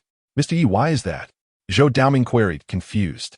Enough with the questions. Heed Mr. Yi's words, Li Helen admonished, his eyes narrowing. Zhou Daoming promptly complied. Not only should the windows remain closed, but all exits around the perimeter must be sealed. Yi Feng turned to Zhou Daoming, instructing, once the exits are secured, have a Yang family encircle the house, scattering lime, and, if possible, enhancing it with realgar powder. Mr. Yi, do you mean Li Helen seemed to grasp Yi Feng's intention? Are we to ward off unclean entities? Yi Feng offered no further explanation. Li Helen understood that individuals like Yi Feng, possessing extraordinary abilities, often exhibit eccentric personalities. He felt no anger, but instead instructed Zhou Daoming to follow Yi Feng's directives. Mr. Yi, shall I assist you inside? Just as Li Helen was about to guide Yi Feng into the room, Yi Feng shook his head, saying, there is no need. Here will suffice. Here, Li Helen glanced at the distance between the entrance and Yang Weigua's bed, estimating it to be around 3 or 4 meters. How could one possibly diagnose a patient from such a distance? Although puzzled, Li Helen dared not voice his concerns. However, the subsequent scene left him utterly astonished, prompting an exclamation of shock from his lips. Yi Feng's right hand flicked gently, and 3 threads of energy, conjured from his mystical powers, shot forth, ultimately wrapping around the wrist of a frail, elderly man lying on the bed. Suspended pulse diagnosis. Li Helen's eyes widened in disbelief, rubbing them vigorously as if questioning the reality before him. Inside the room, he was left in awe. Outside, a crowd gathered around Zhou Daoming. Director Zhou, what is the situation? Grandpa, how is he? Grandpa, are you all right? I knew that fellow was a fraud. Zhou Daoming glared at Zhou Yuqing, scolding, you impudent girl. I'll deal with you later. He then addressed the gathered relatives, saying, everyone, remain calm. The master has awakened. He should be out of danger now. That's a relief. Zhang Lan exhaled, saying, I told you, Dr. Li's medical skills are exceptional. He would surely be fine. Indeed, with Dr. Li unharmed, curing the old gentleman should be a straightforward matter. The Yang family visibly relaxed. However, Zhou Daoming's expression turned serious as he spoke. The master's recovery is largely thanks to Mr. Ye's intervention. Had it not been for Mr. Yi, the master might have faced grave peril. What? It was that fellow who healed Dr. Li? Impossible. Could he truly possess such skill? The crowd was filled with disbelief. Even though Yi Feng had been sought after by them, deep down, they struggled to accept that he truly had such remarkable abilities. The notion that he could heal someone as esteemed as Dr. Li was simply unfathomable. Perhaps he was just fortunate to arrive just as Dr. Li was regaining consciousness, murmured Yang Feng, drawing the attention of those around him. Silence. Yang Shouqing reprimanded. If Mr. Yi truly possesses such abilities, it is a blessing. It indicates that the old gentleman is indeed salvageable. Our Yang family should express gratitude rather than utter disrespect or offend Mr. Yi. The crowd quickly acquiesced, not daring to argue further. Zhou Daoming then instructed the Yang family to hastily gather materials to seal all exits of the room, spreading lime and realgar powder. Although the Yang family was puzzled, upon hearing it was Mr. Ye's directive, they promptly complied. Minutes later, everything was completed. Zhou Daoming nodded, stating from this moment on, no one is permitted to make noise, speak foolishly, or approach. Otherwise, do not blame me for being unkind. Given the critical nature of their elder's safety, the Yang family readily agreed. Within the confines of the room, Li Helen had emerged from his state of shock. Yet he remained awestruck as he gazed at the silken thread held by Yifeng. The technique of thread diagnosis, an ancient method documented in the annals of medicine, was thought to be mere legend, yet here it was manifest before him. Moreover, Mr. Yi employed no external medium. Instead, he harnessed his own vital energy, transforming it into a thread for diagnosis. The ability to condense energy into silk-like strands is a skill reserved for martial masters. Typically, it is already an extraordinary talent for an ordinary master to condense their vital energy into mere inches of thread, yet Mr. Yi had managed to extend it to several meters. It was rumored that Mr. Yi was also proficient in the legendary Ghost Gate 13 needles, capable of reviving the deceased from mere bones, further solidifying Li Helen's unwavering belief. Thus, it was evident that Mr. Yi was not only a master of medicine, but also an astonishingly powerful martial artist, a prodigy of both disciplines. Despite Li Helen's astonishment, Yifeng remained unfazed. As the ethereal thread gradually dissipated, he instructed, bring the lime from outside and sprinkle it around the patient's bed. Ensure not a single spot is missed. To this command, Li Helen felt no dissatisfaction. Rather, he experienced a thrill reminiscent of his days as an apprentice. Yes, Mr. Yi, he replied eagerly. In no time, Li Helen scattered the lime around the bed before hastily retreating behind Yifeng, having just purged the poison from his body. The foul stench in the room made him feel exceedingly uncomfortable. Thereafter, he could not help but emit sounds of distress at every sight. Yifeng cautioned him, if you disturb my healing, I am indifferent to the consequences. However, should the patient perish as a result, I will not bear that responsibility.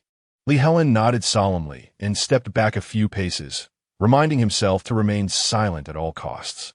However, when Li Helen witnessed Yifeng lightly stomp his foot, causing Yang Weigua to levitate off the bed, his garments torn to shreds, and simultaneously saw Yifeng deftly release a flurry of silver needles that accurately pierced the acupoints around Yang Weigua's body.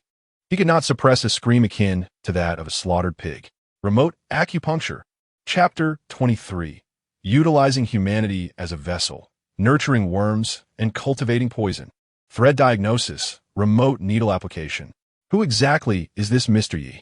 How does he command such a long-lost ancient technique? The surname Yi? Could he possibly be a descendant of the renowned physician Yi Tianshi from Nanyang? As Li Helen's mind raced with wild thoughts, he suddenly sensed a cold, indifferent gaze fixed upon him. A shiver coursed through him, and he clamped his mouth shut. Yifeng had previously warned him against making any noise, but he was utterly astonished by the array of techniques displayed. After casting a warning glance at Li Helen, Yifeng turned his attention back to the suspended figure of Yang Weigua. At this moment, Yang Weigua could no longer be described as human. He was emaciated to the point of appearing skeletal, with various grotesque lumps protruding beneath his skin, coupled with the silver needles now embedded in his body. He presented a profoundly terrifying sight. Li Helen had thought he had witnessed enough for one day. Yet what transpired next would leave him even more astounded. With a swift motion, Yifeng unleashed a barrage of magical energy, striking the silver needles with precision, some even penetrating Yang Weigua's body. As the mystical energy surged forth, the needles began to tremble, emanating radiant glimmers of light.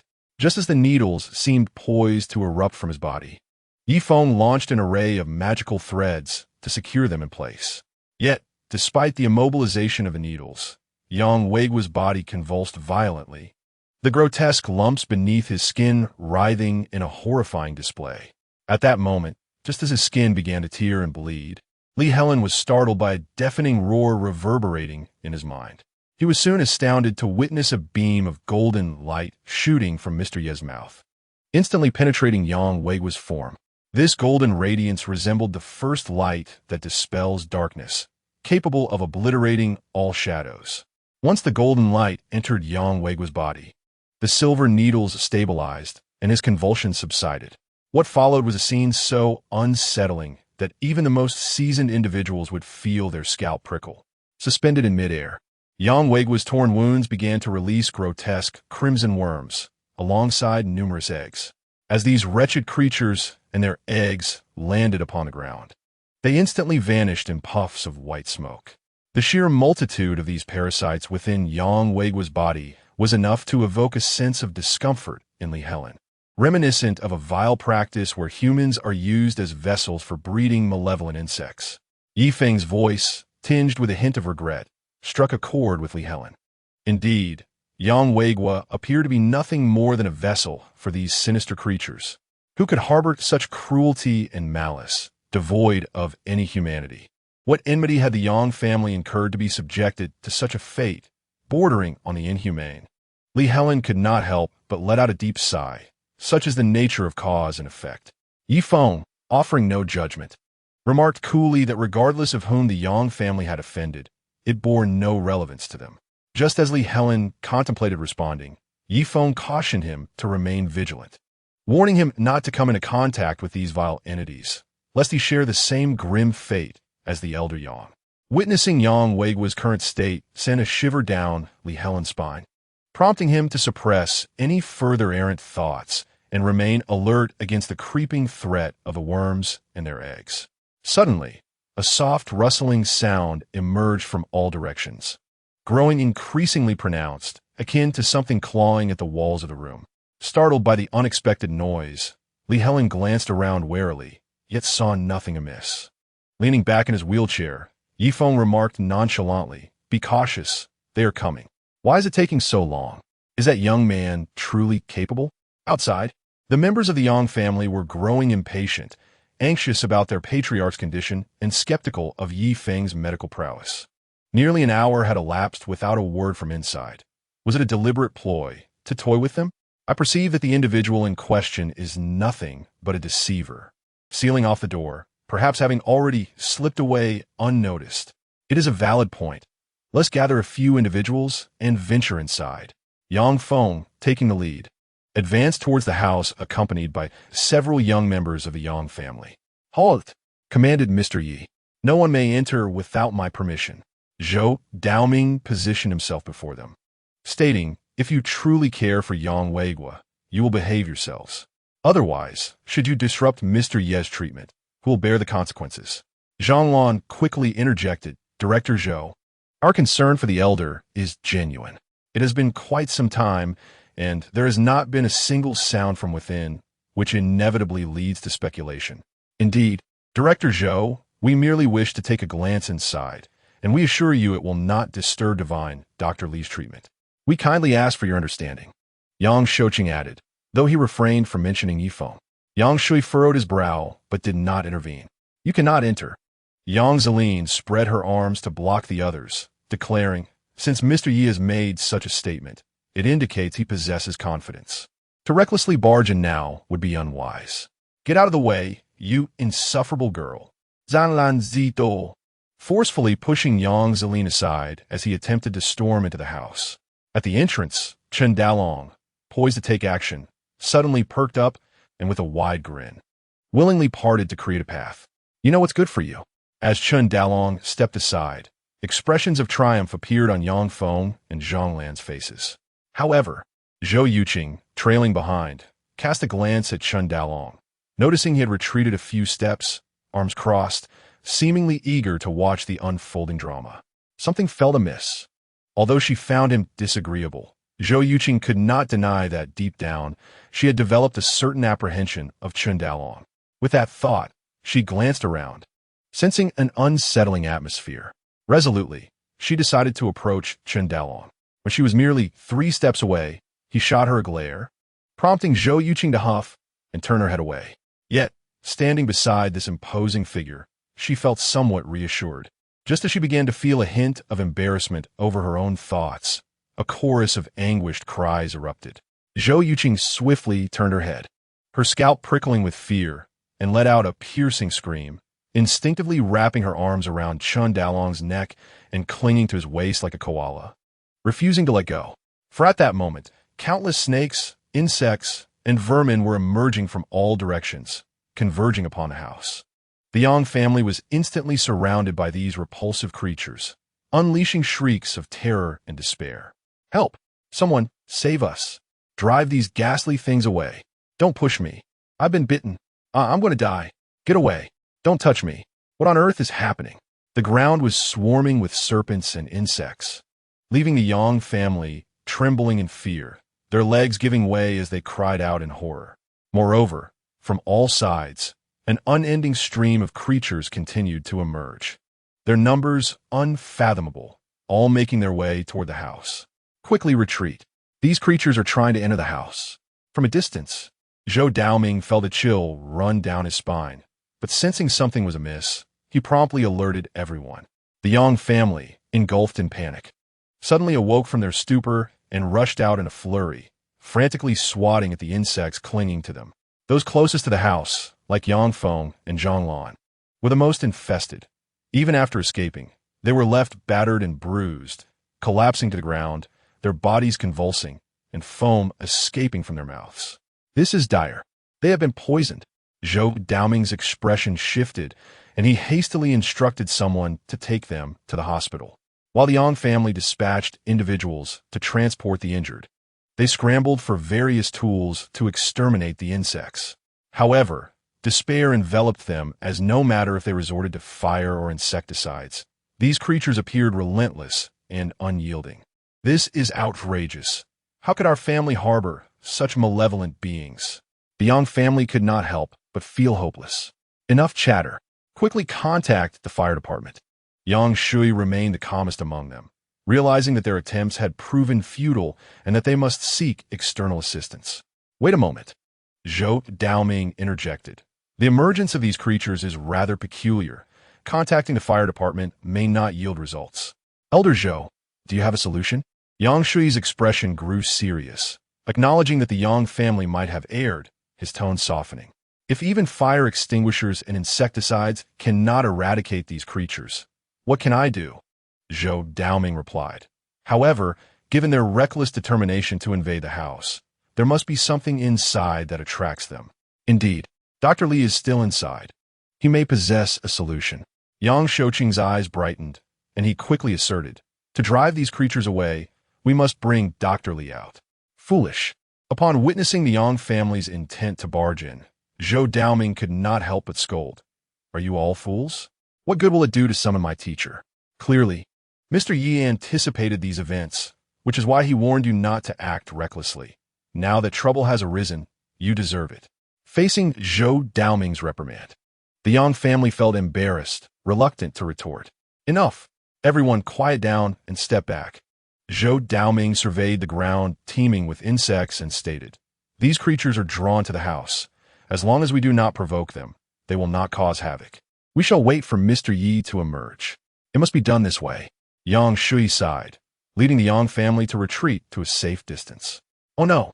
When Zhou Yuqing clung to Qin Dalong, he immediately threw her off, causing her to crash heavily onto the ground.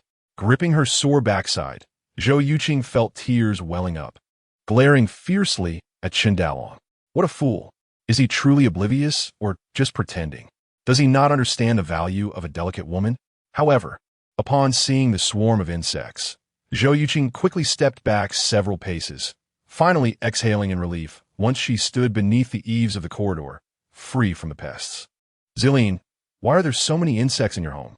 Zhou Yuqing's complexion remained somewhat pale.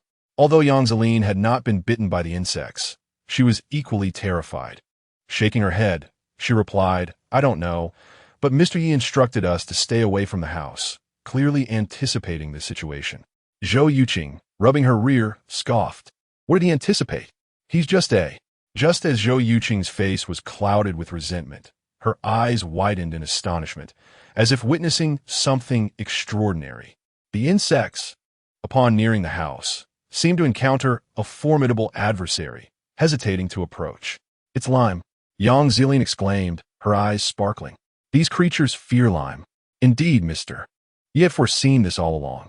The insects would deliberately avoid any area sprinkled with lime, refusing to make contact. The Yang family, retreating to the corridor, also recognized this and wore expressions of relief. Zhou Daoming urged, "Quickly fetch more lime, the more the better." Yang Shui promptly arranged for an abundance of lime to be brought and scattered at the entrance where the insects congregated.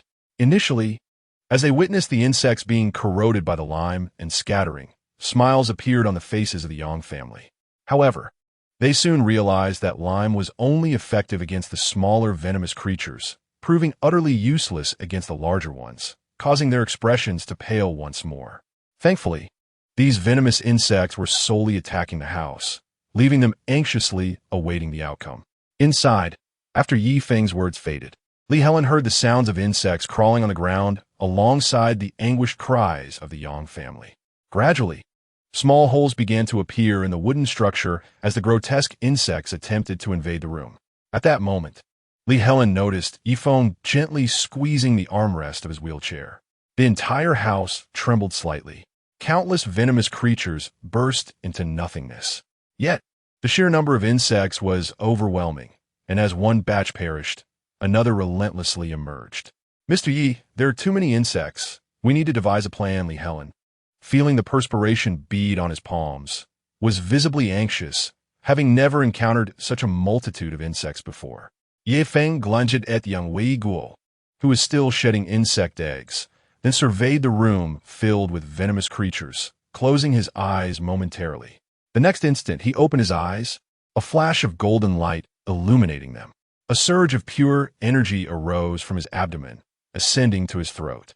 With a roar, a golden ripple emanated from Yifeng, spreading outward in all directions, encompassing the Yang family and the surrounding area within a 2-mile radius. As Li Helen and the other members of the Yang family felt a piercing sensation in their eardrums and a jolt to their souls, all the venomous insects exploded simultaneously. With a gentle breeze passing through, they were astonished to discover that all the insects had vanished without a trace. Shock and terror were etched upon their faces. Could it have been that divine-like roar that annihilated every last one of the insects? Inside, Li Helen, drenched in sweat, gazed at Yifeng, who sat in his wheelchair, feeling that despite his physical limitations, he resembled a deity. Mr. Yi was that. Unable to contain his curiosity, Li Helen inquired. Yifeng mididi simidet faintly. A mere trivial skill, hardly worthy of mention. Chapter 25. A promise worth 1,000 gold. A trivial skill? Observing the utterly vanished, poisonous insects, Li Helen felt a twitch at the corner of his mouth, realizing that nearly a century of his life had been squandered. How old is Mr. Yi?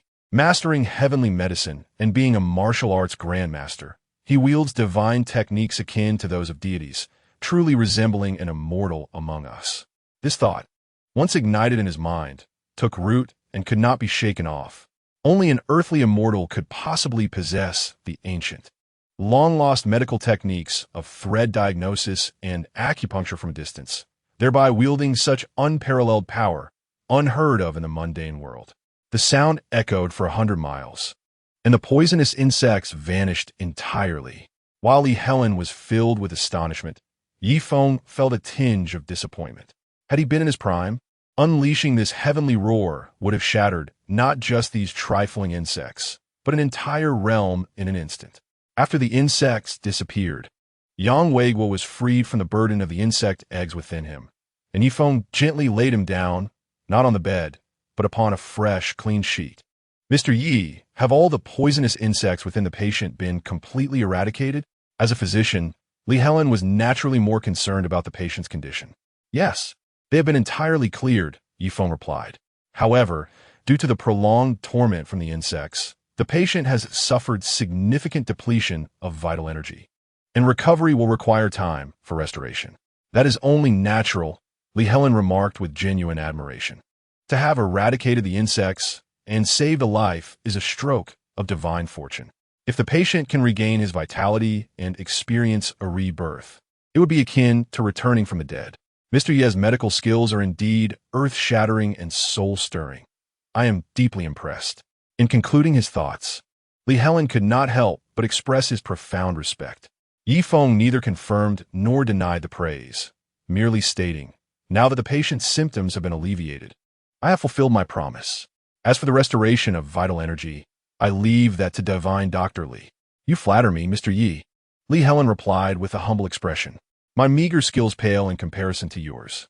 I sincerely hope you will see this through and provide the patient with a prescription for restoring his vital energy, lest I administer the wrong remedies and undo your remarkable work." Yi Feng hesitated for a moment before saying, "Very well. I shall have you remember it." "Mr. Yi, what do you mean by that?" Li Helen was taken aback. "What? Do you think I intend to personally gather the herbs?" Yi Feng looked at Li Helen with an enigmatic smile. "Thank you, Mr. Yi. No, thank you, Master Yi." Li Helen Sudende Bolet, deeply to Yi Feng. Every great physician possesses unique prescriptions that are closely guarded, seldom revealed to others. Since Mr. Yi has allowed me to remember, he intends to pass this prescription on to me. A teacher is one who imparts knowledge. Li Helen felt no shame in bowing to Yi Feng as a disciple, particularly as Yi Feng's medical prowess far surpassed his own, making it an honor to address him as Master Yi. Once Li Helen memorized the prescription, Yi Feng remarked, "There is, in fact, another reason for passing this prescription to you. Please, Master Yi, do enlighten me." Yi Feng retrieved the stone that Zhou Daoming had entrusted to him, his expression unusually solemn as he gazed at Li Helen. "This spirit stone, where did you acquire it, esteemed physician Li?" Li Helen looked at the stone in Yi Feng's hand and remarked, "You refer to this stone as a spirit stone? Does it truly harbor the essence of the heavens and earth?" As a towering figure in the field of medicine and a descendant of the revered herb sage, Li Helen was well-versed in ancient and contemporary knowledge. He understood that the universe undoubtedly possesses natural wonders. Some phenomena absorb the quintessence of heaven and earth, manifesting a unique vitality. Such treasures, however, are exceedingly rare, often encountered only once in a century, and Li Helen had yet to behold one. To his astonishment, this stone he had studied for years turned out to be the so-called spirit stone. Indeed, while the spiritual energy within this stone was quite feeble, it was still a remarkable artifact. In Yi Feng's view, this spirit stone scarcely qualified even as a low-grade spirit stone. It could only be regarded as a used and worn relic. Moreover, since this stone had previously been employed in a formation, it confirmed the existence of such constructs in this world. In response to Yi Feng's inquiry, Li Helen explained, "This spirit stone was an unexpected acquisition. Initially, I mistook it for a meteorite.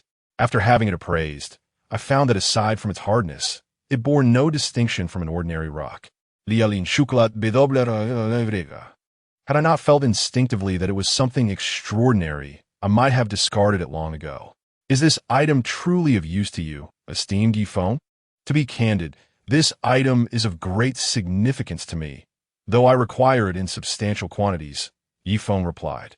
"Since you claim it was an incidental find, it appears there is no second piece." A hint of disappointment lingered in Yi Feng's tone. He needed to swiftly restore his cultivation, which depended on external spiritual energy. However, the spiritual energy on Earth was exceedingly sparse. Should Yi Feng act recklessly, he might deplete the planet's spiritual essence, disrupting its balance, an outcome he dreaded. It seemed he would have to seek alternative methods. "If you require this item, I can inquire further," Li Helen offered. "Although I initially acquired only one piece, I cannot guarantee the existence of others." "Very well. I would be most grateful for your assistance, physician Li. Should you succeed in locating it, I promise a generous reward." Yi Feng replied. He had intended to accompany Li Helen on this endeavor, but given his need to care for his daughter and his current physical limitations, he felt compelled to rely on Li Helen's help. "Your words humble me, esteemed Yi Feng. Were it not for your intervention, I might have met an untimely end." Li Helen expressed sincerely, "I am not one to overlook kindness. Your past assistance and the prescription you provided have already indebted me beyond measure. It brings me peace to assist you in any small way I can." Yi Feng looked at Li Helen in surprise before bursting into laughter. Li Helen, taken aback, could not fathom the reason for Yi Feng's mirth. Once Yi Feng composed himself, he, seated in his wheelchair, regarded Li Helen and stated, "Li Helen, were it not for your heartfelt words, our relationship might have been reduced to mere transaction. Since you possess such goodwill, I am not one to be cold-hearted. The prescription I just provided will cleanse the corpse poison from your body. If you adhere to it for 3 months, you shall surely be cured. Yi Feng gazed deeply at Li Helen and remarked, "At that time, your recovery of strength will be a trivial matter.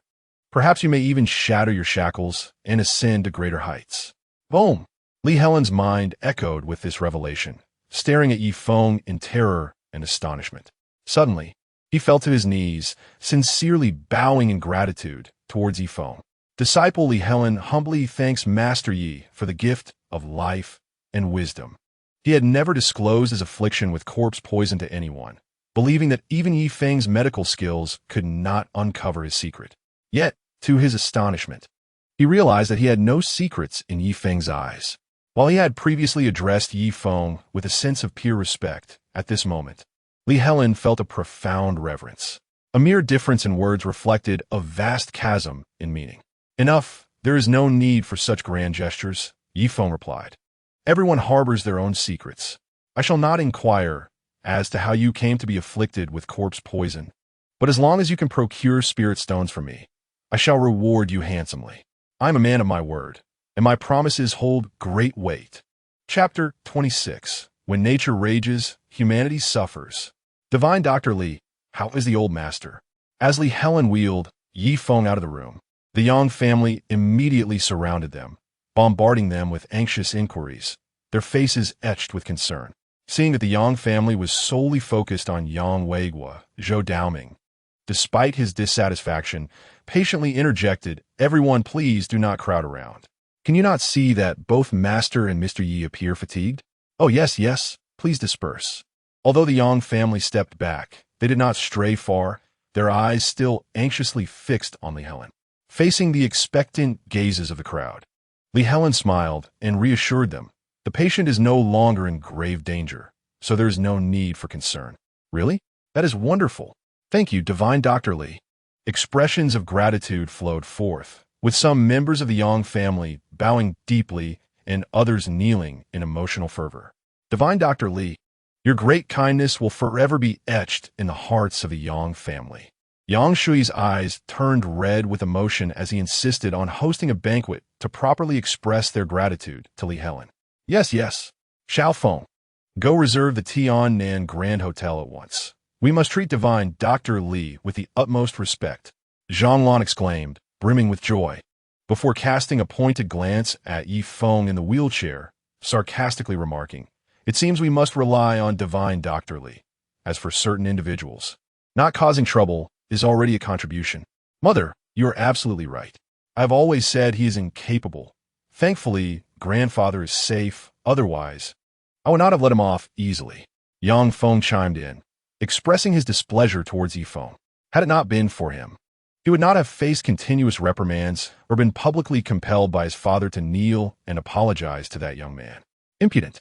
Just as Yi Feng appeared indifferent, Li Helen suddenly barked, "How dare an ignorant fool show disrespect to Master Yi? Do you truly believe that my age grants me a tolerant temperament?"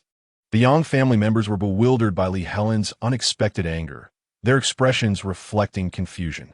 However, Zhou Daoming, standing aside, was taken aback, incredulously gazing at his teacher, Li Helen. Had he just referred to Mr. Yi as Master Yi? This implies that, regardless of the time or place, teachers must show reverence before Mr. Yi, while one must refer to him as a venerable master or elder. Dr. Li, unaware of the reason behind Yang Shui's discontent, cautiously inquired, "Dr. Li, the younger generation is often thoughtless. Please do not take it to heart." "Silence," Dr. Li retorted, exhibiting no regard for Yang Shui's authority as he publicly reprimanded. "Do you not realize that had it not been for Master Ye's intervention, Yang Weiguo would have long been beyond recovery? And yet you fail to express gratitude towards your benefactor. Does the Yang family consist solely of ungrateful wretches?" Astonishment, shame, and disbelief washed over the faces of the Yang family members. They were taken aback not only by Dr. Li's scathing rebuke, but also by the revelation that it was Yi Feng who had saved the elder. All gazes turned to Yi Feng, seated in his wheelchair, eliciting a whirlwind of complex emotions. Zhou Yuqing and Yang Zilin gasped, one in shock and the other in elation. Yang Shui and others, however, were left crimson with shame, rendered speechless.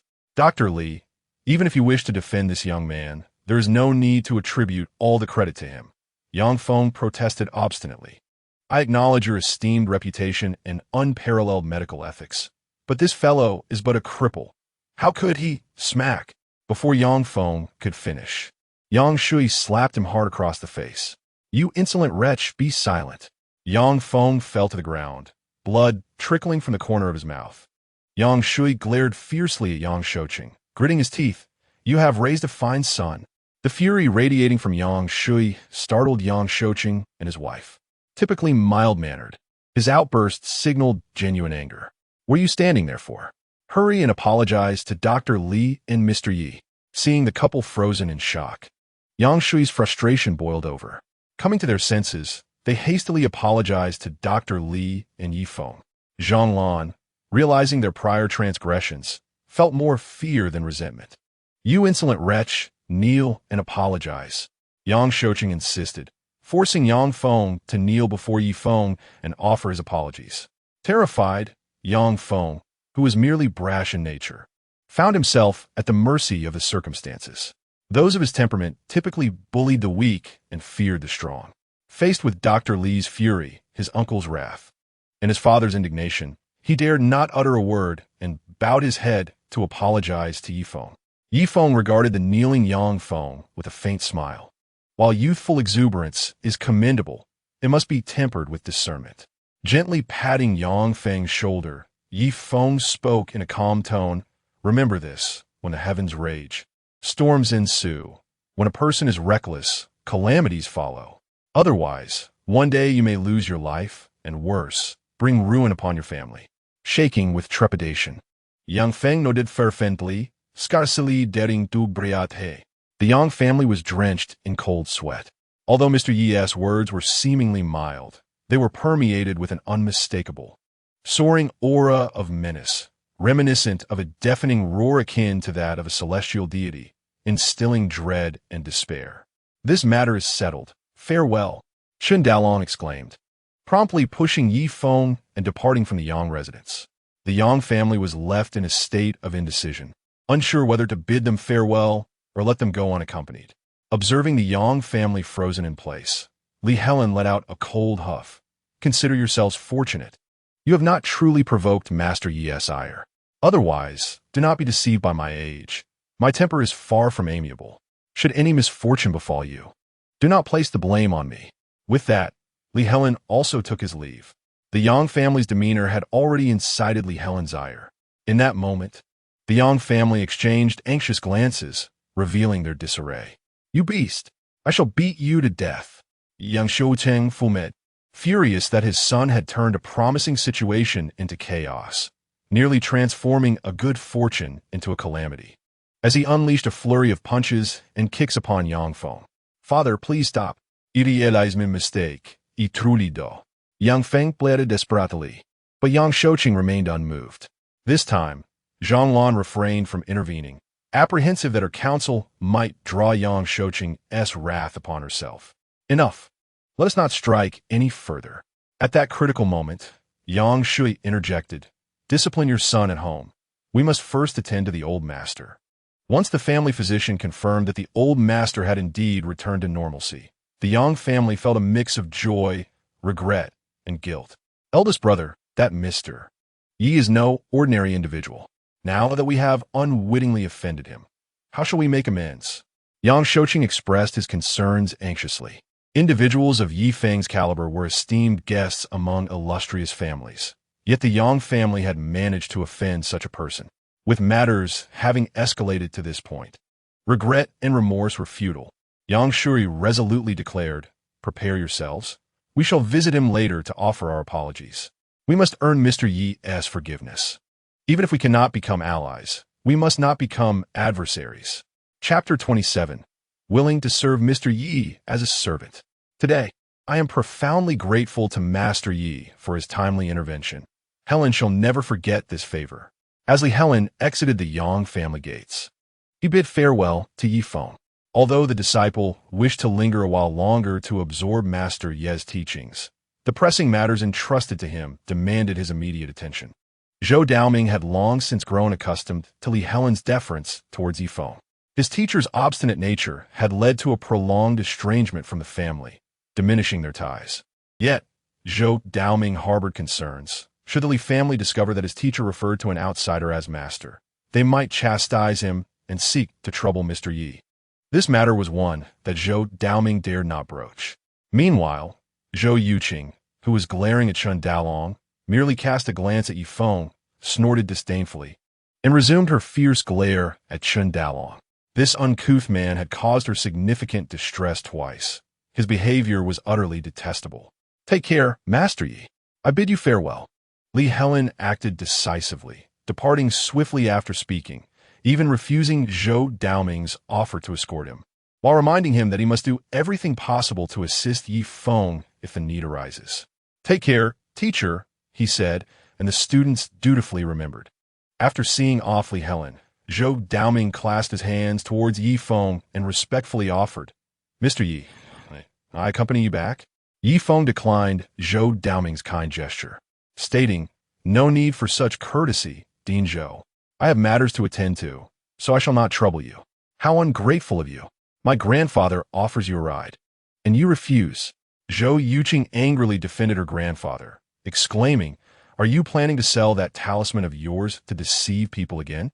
Chen Dalong, that insufferable man, was a blatant misogynist, oblivious to his own shortcomings, and could only vent his frustrations on someone named Yi. Such rudeness! "Yuqing, you truly lack any manners," Zhou Daoming reprimanded. "Apologize to Mr. Yi immediately, or do not expect your grandfather to recognize you as his granddaughter." "Grandfather, Zhou Yuqing glanced at her grandfather, noticing his serious demeanor, realizing he was not jesting, and she became somewhat flustered. "I'm sorry," she said stiffly before storming off in a huff. "Please do not take offense, Mr. Yi. This girl has been spoiled. I will certainly discipline her when I return," Zhou Daoming said anxiously. Relieved to see Yifeng was not angry. With a change of thought, he added, "Mr. Yi, do you also create talismans? Might I have the honor of observing your work?" Yifeng casually handed the talisman to Zhou Daoming, allowing him to inspect it. As a hospital director, Zhou Daoming had studied traditional Chinese medicine, but had also received modern education. He held a rather indifferent attitude towards such supernatural matters, neither believing in nor resenting them. Just as his granddaughter had remarked, the talisman drawn by Mr. Yi was indeed a peculiar one. However, Zhou Daoming held Mr. Yi's medical skills in the highest esteem, and his teacher had instructed him to support Mr. Yi as much as possible. With this in mind, Zhou Daoming promptly declared, "Mr. Yi, I shall take this talisman." "Are you truly serious?" Yifeng replied with a smile that hinted at amusement. "Are you not concerned that this talisman may be a mere counterfeit, utterly useless?" "Mr. Yi, you jest. Regardless of its authenticity, since it is your creation, it holds significant collectible value, and I shall not suffer a loss." Zhou Daoming chuckled. "Now, please state your price. If it is too high, I may not be able to afford it." 100,000, fixed price, Yifeng stated calmly, showing no inclination to negotiate. 100,000. Zhou Daoming's hand trembled. Although he was a director, his position did not equate to abundant wealth. "Very well. 100,000 it is," he added somewhat awkwardly. "However, I do not have that much cash on me right now. Mr. Yi, please provide an account, and I will transfer the money to you as soon as I return." "Certainly. Take the talisman for now, and do remember to send me the remainder." Yifeng responded without hesitation, promptly providing Zhou Daoming with his account details while receiving a deposit of 30,000. "Good, then I shall take my leave now. Please walk safely, Mr. Yi." Regardless of the authenticity of this talisman or whether the expenditure of 100,000 was in vain, Zhou Daoming harbors no regrets and promptly chooses to take his leave, transferring money to Yifeng. "Mr. Yi, please hold on." Young Zilin, Breathless, catches up to Yifeng and bows deeply without a moment's respite. "Thank you, Mr. Yi, for healing my grandfather. This immense kindness will forever be etched in my heart." Yang Zilin earnestly declares, "I promised Mr. Yi that should you restore my grandfather's health, I would willingly serve you as a maid." Yifeng assesses the girl before him. As a daughter of a prestigious family, Yang Zeline's physique, beauty, and grace far surpassed those of ordinary women. Such a stunning beauty, bowing low and vowing servitude and gratitude, stirs no emotions within Yifeng. He has encountered many esteemed women, from the holy maidens of myriad realms to celestial beings, and even empresses, all of whom have sought his companionship, only to be rejected. Moreover, the number of celestial maidens he has vanquished is beyond count. Thus, Yifeng remains unmoved by Yang Zeline's words. However, Yang Zeline, undeterred, hesitates before speaking again, but Mr. Yi, my grandfather has just recovered. I need to care for him for a while. 3 years, at most 3 years, and I will undoubtedly fulfill my promise, serving you faithfully without complaint. Her words, imbued with sincerity and earnestness, leave no room for doubt, a truth easily discerned by the discerning Yifeng. Nevertheless, he remains uninterested. Return home, Yifeng replies. I'm not accustomed to being attended to, nor do I require it. If you believe my intervention to save your grandfather was for the purpose of having you as my maid, then you are mistaken. This was merely a transaction between myself and Li Helen, nothing more. As Yifeng's figure recedes, Yang Zeline stands in shock. A transaction? Was that all it was? For reasons unknown, a subtle pang of disappointment stirs within her. As a cherished daughter of the Yang family, she has been doted on since childhood, and countless talented suitors have pursued her, all of whom she has turned away.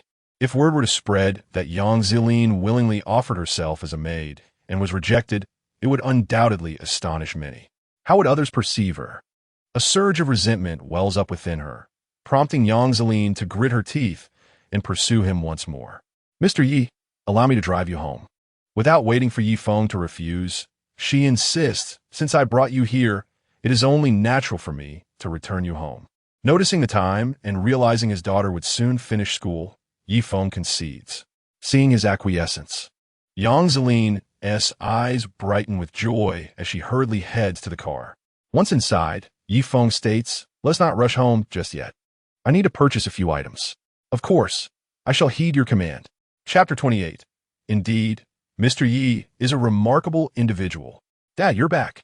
As Zhou Daoming hurried home, he had yet to transfer money to Yifeng when his son, Zhou Weiguang, anxiously remarked, that girl Yuqing has been acting strangely.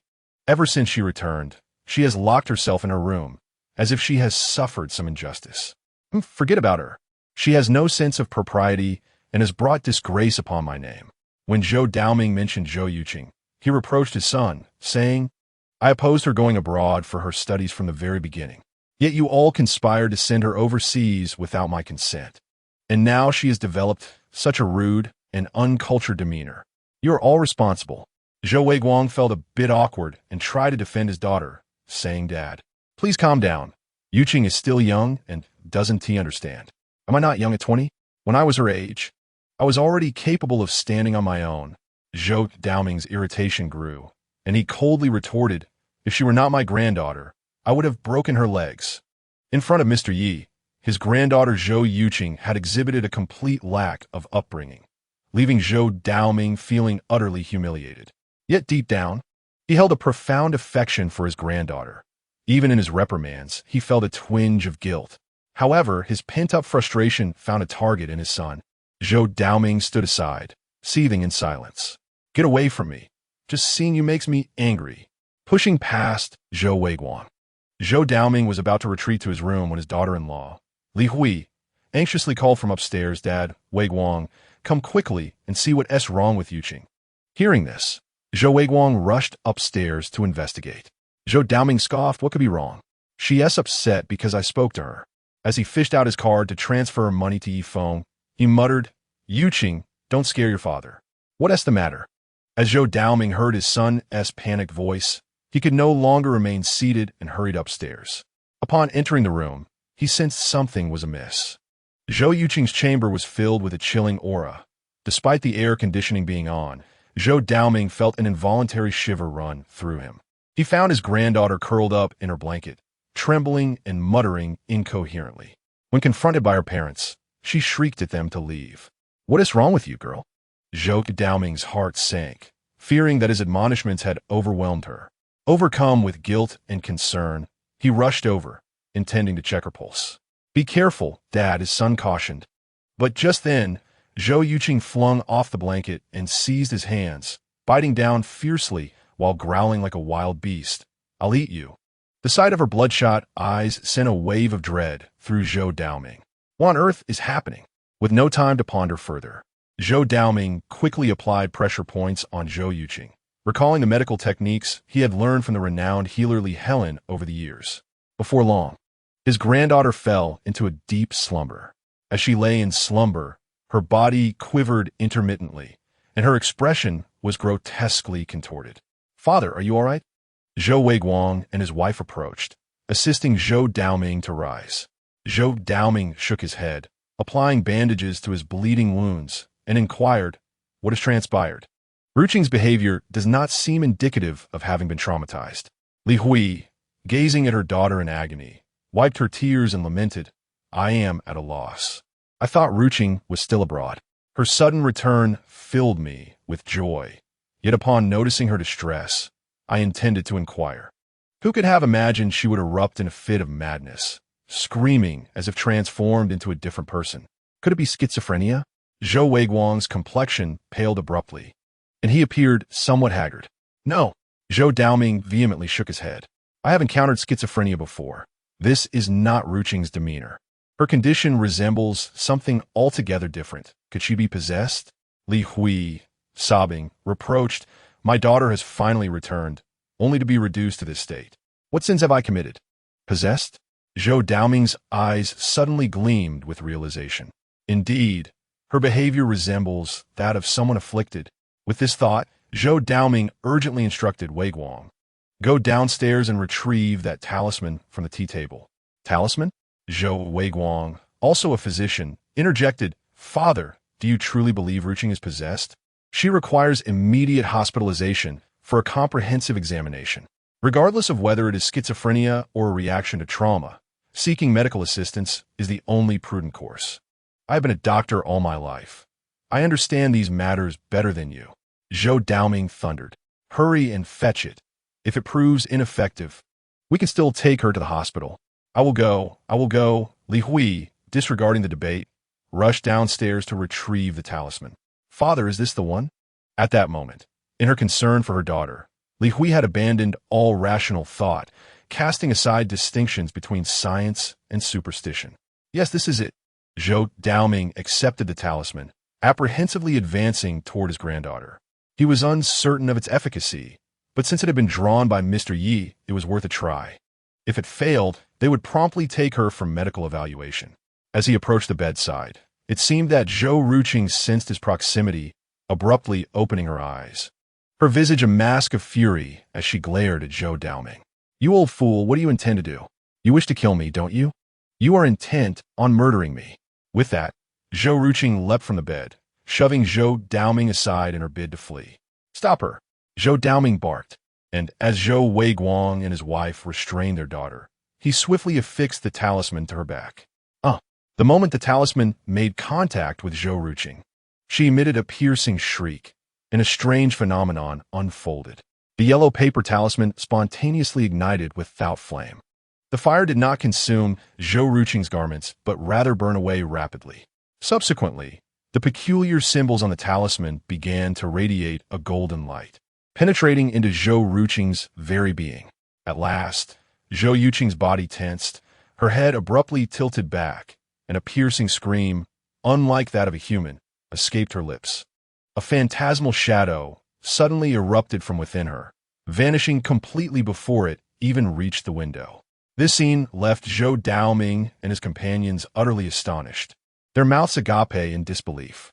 What was that? Zhou Weiguang felt his limbs weaken, his voice trembling. Li Hui was so frightened that she collapsed to the ground, unable to utter a single word. Zhou Daoming, however, remained relatively composed. He gently laid the unconscious Zhou Yuqing on the bed and observed her. Noticing her steady breathing and the serene expression on her face, even accompanied by soft snoring, he realized that his granddaughter was likely unharmed. "It truly works, it truly works," Zhou Daoming exclaimed with excitement, his voice quavering. "Mr. Yi is indeed a remarkable figure." Chapter 29. You are the treasure earned through your father's youth. With Yang Zelin behind the wheel, Yi Feng saved considerable time. After purchasing groceries, they passed by a shopping mall where Yi Feng took the opportunity to buy several sets of clothes for Nian Yan. The garments Nian Yan currently wore were either those Yi Feng had previously bought from a street vendor or hand-me-downs from Sister Chen next door, having been mended several times. Now that he had the means, Yi Feng was determined not to let his daughter endure the hardships she once faced. Although she might not care, he would feel a sense of guilt. Any father capable of providing would strive to offer a better life for his child. Surely, Nian Yan would be delighted to see these new items. As he touched the clothes and toys resting on his lap, a gentle smile graced Yi Feng's lips. Through the rearview mirror, Yang Zilin caught sight of the smile on Yi Feng's face, momentarily lost in thought. She had not anticipated that the typically aloof and assertive Mr. Yi could possess such a tender side. Upon arriving home, Yang Zilin assisted Yi Feng in bringing the items inside, but did not leave immediately. Instead, she took the initiative to pick up cleaning supplies and began tidying up. Since Yi Feng had been living alone with his daughter, the house appeared rather disheveled. After more than an hour of meticulous cleaning, Yang Zilin transformed the home into a much cleaner and more orderly space. Although Yi Feng did not express his gratitude, he was nonetheless quite pleased. Once everything was in order, Yang Zilin retreated to the kitchen to prepare dinner. Yi Feng, observing this, chose not to intervene. If Yang Zilin wished to contribute, he would gladly allow it, relishing the respite. Just as Nian Yan was about to finish school, Yi Feng intended to fetch her, but was suddenly interrupted by a loud knock at the door, causing him to frown slightly. "Mr. Yi, I'll get the door," Yang Zilin said, hurrying to answer it.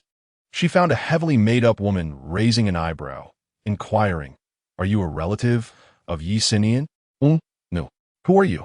Yang Zilin responded politely, unsure of the woman outside. "Not? Then step aside. I'm looking for Yi Sinian's parents." The woman's demeanor was assertive, her tone somewhat confrontational. Yang Zilin frowned upon seeing Nian standing timidly on the steps, her head bowed in apparent shyness. "Mr. Ye's daughter has caused trouble?"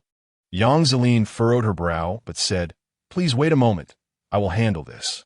She pushed Yang Zilin aside, her gaze immediately fixated on Yi Feng in the wheelchair. Questioning, "Are you the father of Yi Sinian? Are you aware that your daughter has caused a commotion?" Yi Feng merely glanced at the woman before shifting his attention.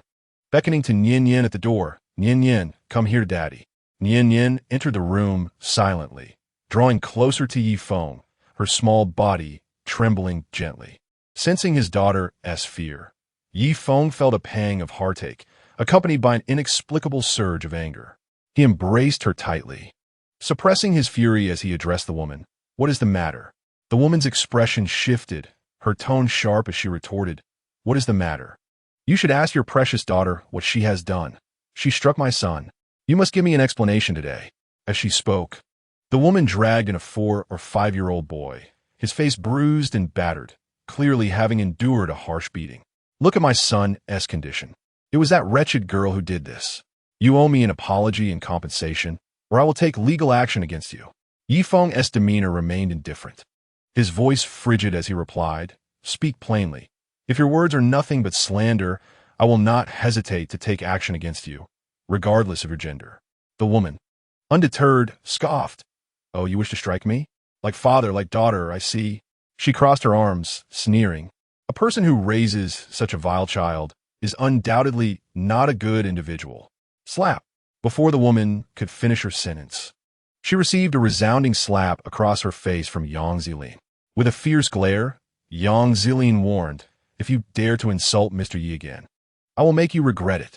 You insolent wretch, how dare you strike me? Have you lost your mind?" The woman screeched, taken aback by the unexpected retaliation. "Do you know who I am?" "Enough." Yi Feng's voice cut through the chaos, his gaze fixed on the woman. "If my daughter is indeed at fault, I will apologize on her behalf, and I, Yi Feng, will not shirk from any compensation owed." The woman, suppressing her fury, retorted sharply, "Compensation? You have harmed me. I will have you all imprisoned. Be silent." Yi Feng cast a cold glance at her, and for some inexplicable reason, the woman felt a shiver run down her spine under his frigid gaze, silencing her. However, if my daughter is innocent and you have insulted her, as her father, I will seek justice for her." His words resonated with authority.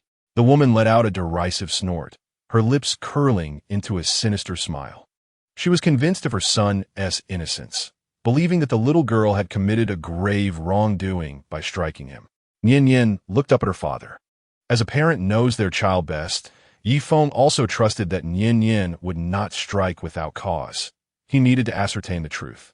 Nian Yin raised her head, her eyes glistening with unshed tears, which made Yi Feng's heart ache. "Tell Daddy, why did you hit someone?" Yet, in response to her father's inquiry, Nian Yin lowered her head once more, offering no explanation. Upon witnessing this, the woman let out a haughty, mocking laugh. "Did you see that? The little girl has already admitted it. What else do you have to say?" However, Yi Feng chose to disregard her, gently placing his hands on Nian Yin while sternly instructing, "Nian Yin, tell Daddy what truly transpired. I have told you before, you must not allow yourself to be bullied, nor should you ever bully others. If it turns out that you were at fault, then I shall apologize and make amends. But we must always take responsibility for our words and actions. Evasion of accountability is unacceptable." Nian Yin remained silent. Observing this, Yi Feng affectionately ruffled his daughter's hair and said, "Nian Yin, remember this. No matter the magnitude of your mistake, you will always be Daddy's treasured daughter." Protectively positioning his daughter behind him, he turned to the woman and inquired, "What compensation do you seek?" The woman raised a finger and declared, "For daring to strike my son, along with the slap this wretched girl delivered, I demand 1 million. Otherwise, this matter will not conclude." 1 million? Are you attempting to extort us? Yang Zilin glared at the woman. "This is the price you pay for resorting to violence." The woman smugly retorted, "Mistakes come with consequences. That 1 million is merely a lesson for you, or else you shall face legal repercussions." Yang Zilin, sensing urgency, understood that with the Yang family's standing, such matters were trivial. Yet, it was evident that Nian Yin was in the wrong, and escalating the situation would not reflect well, especially for the young girl, whose spirit would undoubtedly be crushed. "Fine, 1 million. Just as Yi Feng was about to acquiesce, Nian Yin suddenly shouted, "I did nothing wrong. He called me a wild child without a mother first. I asked him to apologize, but instead he pushed me, and that is why I struck him." The teacher and classmates all witnessed it. With those words, everyone fell into stunned silence, particularly Yi Feng. He gazed at his daughter, his voice trembling slightly as he asked, "Nian Yin, is this truly the case?" "Daddy, Nian Yin does not lie. What I said is the truth." Tearfully, Nian Yin continued, "He said I have no mother and that I am a wild child picked up by Daddy." Overcome with emotion, Nian Yin threw herself into Yi Feng's embrace, sobbing, "Daddy, I do have a mother. I'm not a wild child you picked up, right?" Her cries nearly shattered Yi Feng's heart. Holding her close, he reassured her, "Of course, Nian Yin has a mother. You are not a child picked up by Daddy. You are our precious treasure, a gift born from our youth." Chapter 30. A Dragon's Reverse Scale. Touch it and face destruction. Nian Yin is unafraid, for Daddy is here. Sensing her fear, Yi Feng held Nian Yin tightly. Turning to the woman with an indifferent tone, "Now you understand, do you not? It was your son who first insulted my daughter and then laid hands on her. Thus, the consequence of him being struck by my daughter is entirely his own doing." "What did you say?" The woman glared, her voice sharp. "Based solely on this little wretch's word. How can it be considered true? Just look at my son's condition. You claim he struck first. Where's your evidence? If you wish for your demise, I can certainly oblige." Yi Feng's eyes narrowed slightly, a cold, murderous intent flashing momentarily. However, he did not act immediately, for everything must be substantiated by evidence. Nevertheless, he had unwavering faith in Nian Yin. His daughter had endured so many grievances outside, and, as a father, if he did not seek justice for her, what right did he have to be called Nian Yin's father? What face would he have to take her to find her mother? Young Zilin, the sudden sharp admonition from Yi Feng sent chills down the spine of both the woman and Yang Zilin. "Mr. Yi," Yang Zilin promptly approached Yi Feng, bowing indifferently, awaiting his instructions. "Go to Nian Yin's school immediately, inquire with the teachers, review the surveillance footage, and gather evidence. Also, summon the teacher on duty, Yi Feng commanded sternly. If my daughter is at fault, I shall bear the responsibility as her father. But if anyone dares to harm Yi Feng's daughter, I will make them regret ever coming into this world. These words were delivered with a chilling ferocity. Indeed, this might merely be a conflict among children, and if both sets of parents could negotiate amicably, it need not be a significant matter. In a previous life, Yi Feng would have chosen to let it go. But not now. Armed with resolve, his murderous intent ignited. Yi Feng did not consider himself a man prone to indiscriminate violence.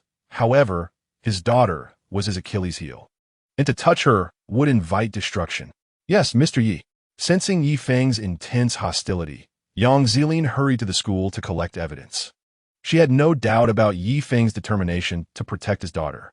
If she herself were to suffer grievances, surely her father and grandfather would ensure that those responsible faced dire consequences as well. Moreover, this was Mr. Yi. The woman's shock at Yi Feng's unwavering demeanor made her realize he was not one to be trifled with. A sense of trepidation mingled with a hint of regret in her heart. Yet, upon seeing her son with a bruised face, the fierce maternal instinct surged within her.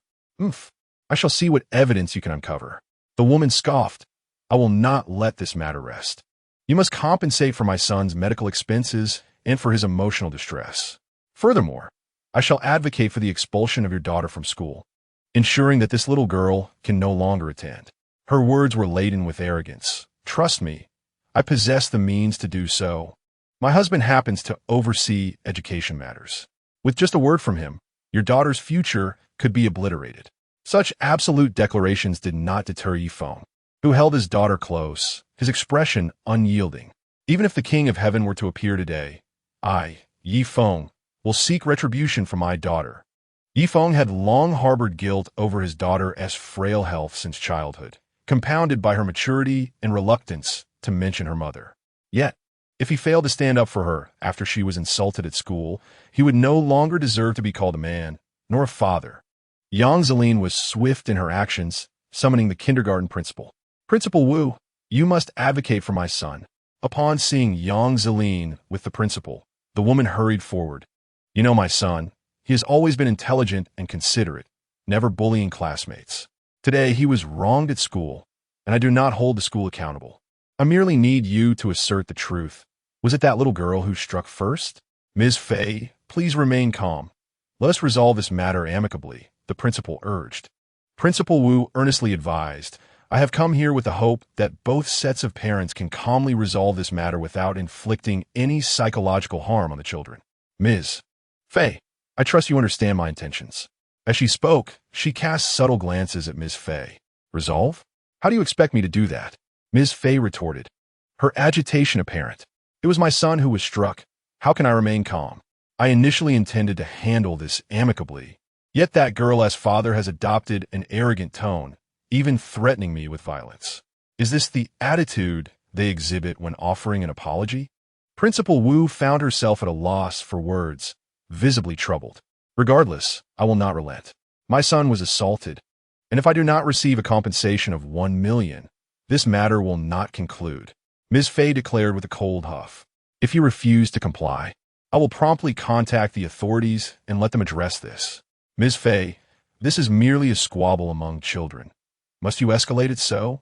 Principal Wu implored, attempting to calm her. How about I speak with classmate Yi Xin-yin's parents? You should take a moment to cool down. Ms. Fei turned her head away defiantly. Just as Principal Wu was about to consult Yi Feng, the latter had already finished watching the video brought by Yang Zilin. Principal Wu, there is no need for further dialogue, Yi Feng stated, glancing at Ms. Fei and then at her son. I am granting you one final opportunity. Will you apologize to my daughter, or shall I present the evidence? What? You expect us to apologize? Have you lost your mind? Ms. Fei exclaimed sharply. I declare here today that I will forego the monetary compensation, but you will face legal consequences, and your daughter shall never attend school again. Yi Feng smirked coldly, addressing Ms. Fei's son. Now, tell us, who initiated the altercation first? Was it you or Nian Yin? I didn't hit her. She hit me. Ms. Fei's son retorted, puffing up his chest like a mischievous child. Did you hear that, Principal Wu? Ms. Fei proclaimed triumphantly. My son has declared that the girl was the aggressor. They must compensate and apologize. Ah, Ms. Fei, what is the necessity of this? Principal Wu sighed in resignation. You all may come in now. At that moment, several children entered, accompanied by a teacher on duty. Please share what transpired at school, Principal Wu instructed. The children began to recount the events, their accounts largely mirroring Nian Yan's version. Among them, a frail little boy pointed at Ms. Fei's son and asserted, Zhang Chong not only bullies Yi Xinyan, but also intimidates us, forbidding us from informing the teachers. Otherwise, his father threatens to prevent us from attending school. Principal Wu gasped in shock, glaring at the female teacher. Ms. Zhao, is this true? The teacher hesitated before responding, Yes, it is true. How can you, as a teacher, allow such incidents to occur within the school? Principal Wu lamented, her voice filled with anguish. Ms. Zhao, I believe you are unfit for this role. Upon returning, I will reconsider your position. Ms. Zhao became flustered, exclaiming, Principal, this is not my fault. Wu Gang's father works in our education bureau. How could I dare offend him? Director Wu nearly fainted from anger. The truth was unveiled. However, Ms. Fei was not having any of it. What do you mean, Director Wu, Teacher Zhao? Are you attempting to wrongfully accuse my son? Not a chance. Ms. Fei exclaimed vehemently. Director Wu, I must remind you that if you wish to continue operating this kindergarten, you ought to carefully consider how to handle this situation. What else can I do, Ms. Fei? Director Wu retorted, equally incensed by her words. In all matters, evidence is paramount. Your child has erred and must apologize. My son has done no wrong. Ms. Fei stubbornly insisted. Suddenly, Yang Zilin presented a video before Ms. Fei. Open your eyes wide and behold this. Ms. Fei was instantly rendered speechless, unable to utter another word. The video depicted her son bullying other classmates, not just one instance, but numerous occurrences. How could this be? Chapter 31. Wretched woman, do you truly believe I would hesitate to take action against you? Ms. Fei shrieked, Director Wu. They're trying to frame my son. You cannot remain indifferent. Faced with Ms. Fei's unreasonable behavior, Director Wu replied helplessly, Ms. Fei, the video is genuine. And what the children have stated is also true. It was indeed Zhang Chong who initiated the violence. Please, cease this commotion. The phrase cease this commotion provoked Ms. Fei, and she coldly laughed. Director Wu, are you implying that I'm being unreasonable? To be frank, my husband is on his way. And if you dare to wrongfully accuse my son, he will demand an explanation from you. Director Wu's expression shifted slightly, yet upon glancing at Yang Zilin behind Yifeng, resolve filled her heart. Ms. Fei, I have said all that needs to be said, whether you choose to believe it is your concern. If you persist in this disturbance, we will have no choice but to involve the authorities. Let them come, Ms. Fei retorted, seemingly emboldened. My husband holds a position in the inspection office. He has connections. If this escalates, that little girl will have a hard time, and you all shall not fare any better. If anyone dares to bully my son, I will ensure they pay a heavy price. Ms. Fei's stance was resolute, her tone icy. Indeed, my son can bully others, but who dares bully him? I, Zhang Antai, will make them regret it for a lifetime. At that moment, a middle-aged man with a prominent belly strode in, exuding an air of authority. He was none other than Ms. Fei's husband, who held a deputy position in the Education Bureau and was rumored to be cultivating connections to eliminate that deputy title. Finally, you have arrived. Upon seeing Zhang Antai, Ms. Fei clung to her husband, her voice tinged with desperation. Xiao Chong was bullied at school, and Director Wu indiscriminately produced a fake video, attempting to frame our son. You cannot ignore this. With a powerful ally present, Ms. Fei's tone shifted to one of feigned distress. Rest assured, no one dares to bully Zhang Antai's son. Zhang Antai reassured Ms. Fei, then turned to Director Wu, stating, Director Wu, regarding the wrongful accusations against my son, I expect a satisfactory explanation. Seeing Zhang Antai's arrival, Director Wu was immediately flustered. After all, her power is immense. She is not someone to provoke. Zhang Antai let out a cold snort, diverting his gaze from Principal Wu to Yifeng, sneering.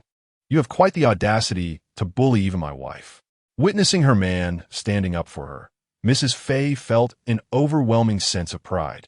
Casting a provocative glance at Yifeng, Darling, this person is quite fierce. He even threatened to hit me, Mrs. Fei reported. Patting Mrs. Fei's arm, Zhang Antai signaled her not to be afraid, stepping forward to gaze down at Yifeng.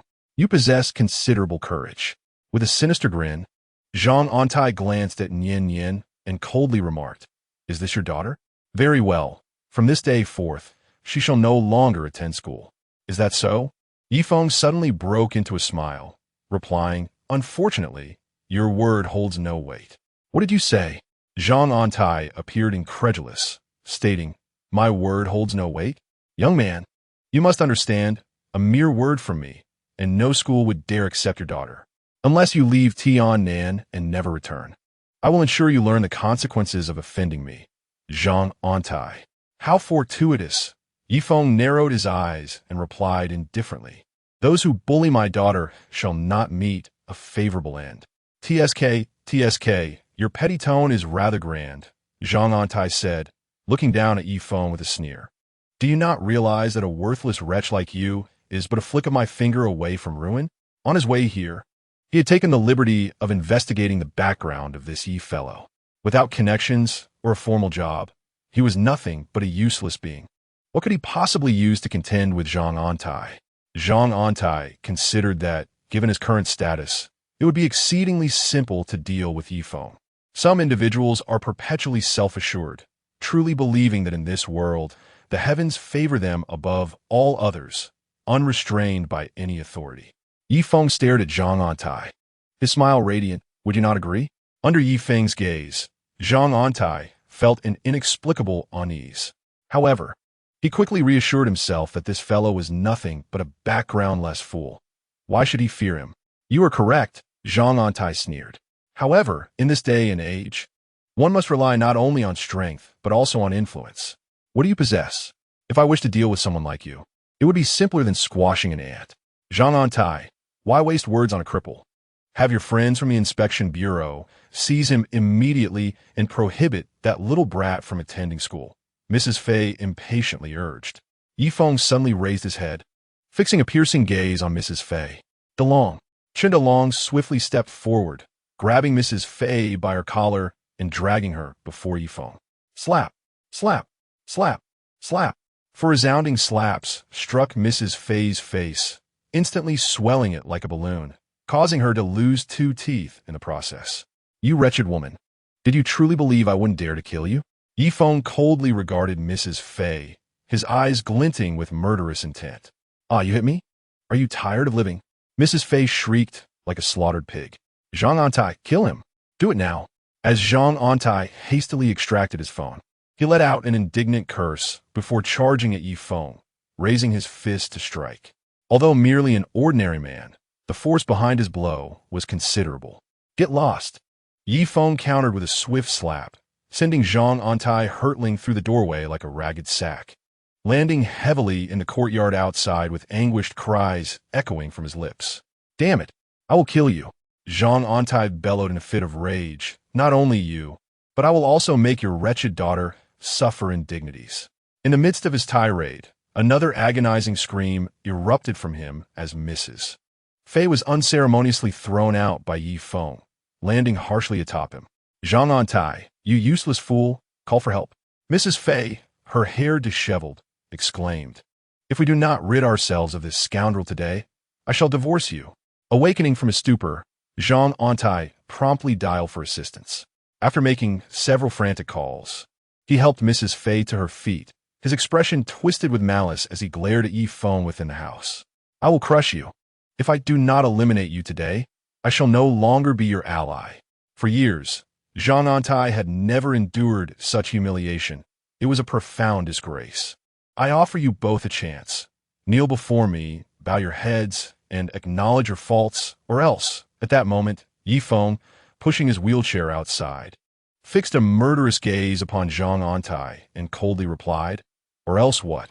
Just then, an urgent voice pierced the air. Zhang Antai, what are you doing? Turning around, Zhang Antai's expression shifted from shock to elation upon recognizing the newcomers, the Yang family. He rushed to greet them, wiping the blood from his face before stammering, Yang patriarch. Yang member, what brings you here? However, Yang Shui and Yang Shouqing disregarded Zhang Antai entirely, shoving him aside to approach Yifeng. The Yang family extends our sincerest apologies to Mr. Yi, they proclaimed, bowing deeply at a 90-degree angle, remaining in that posture for an extended moment. This scene left Zhang Antai utterly stunned. Yang Patriarch, Yang member, what is the meaning of this? His mind raced, unable to comprehend why the Yang family would show such deference to that useless man. At that moment, another group arrived, clad in the uniforms of the Inspection Bureau. Zhang Antai's eyes lit up as he hastily addressed the leader of the group. Director Zhou, you have come personally? To his astonishment, it was indeed Zhou Binji, the director of the Inspection Bureau himself, who had arrived. Zhang Antai could hardly believe he had garnered such favor, thinking that even the director had come in support of him. Director Zhou, what is going on?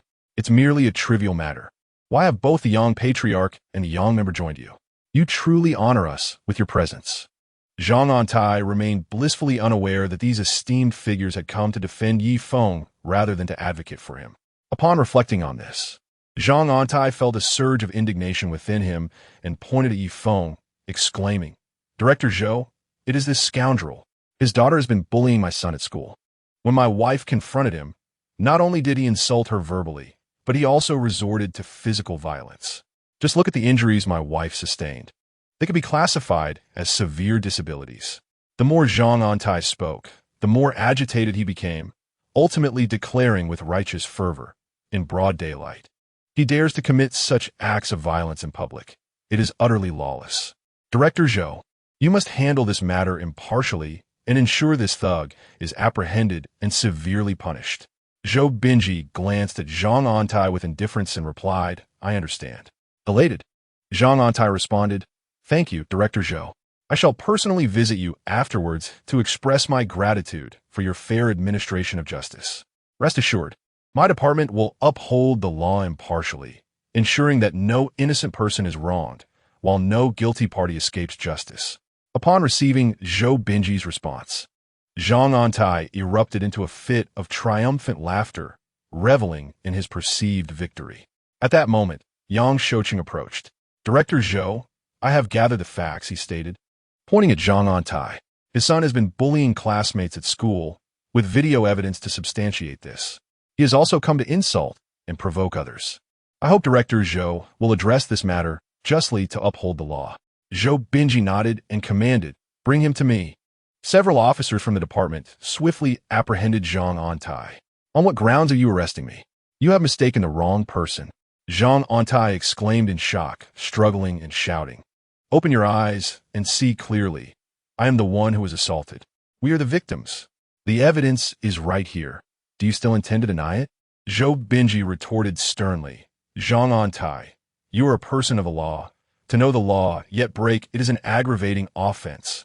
In a fit of rage, Zhang Antai shouted, Zhou, are you out of your mind? You believe everything you hear? Do you think I won't file a complaint against you right now? Impudent. Zhou Binji interjected coldly. Zhang Antai, it seems you wish to ruin your own future. The evidence is before you, yet you still attempt to deny it? After being reprimanded by Zhou Binji, Zhang Antai finally came to his senses and realized his error, hastily apologizing. Director, I was wrong. I was merely overwhelmed with anger. Please do not hold it against me.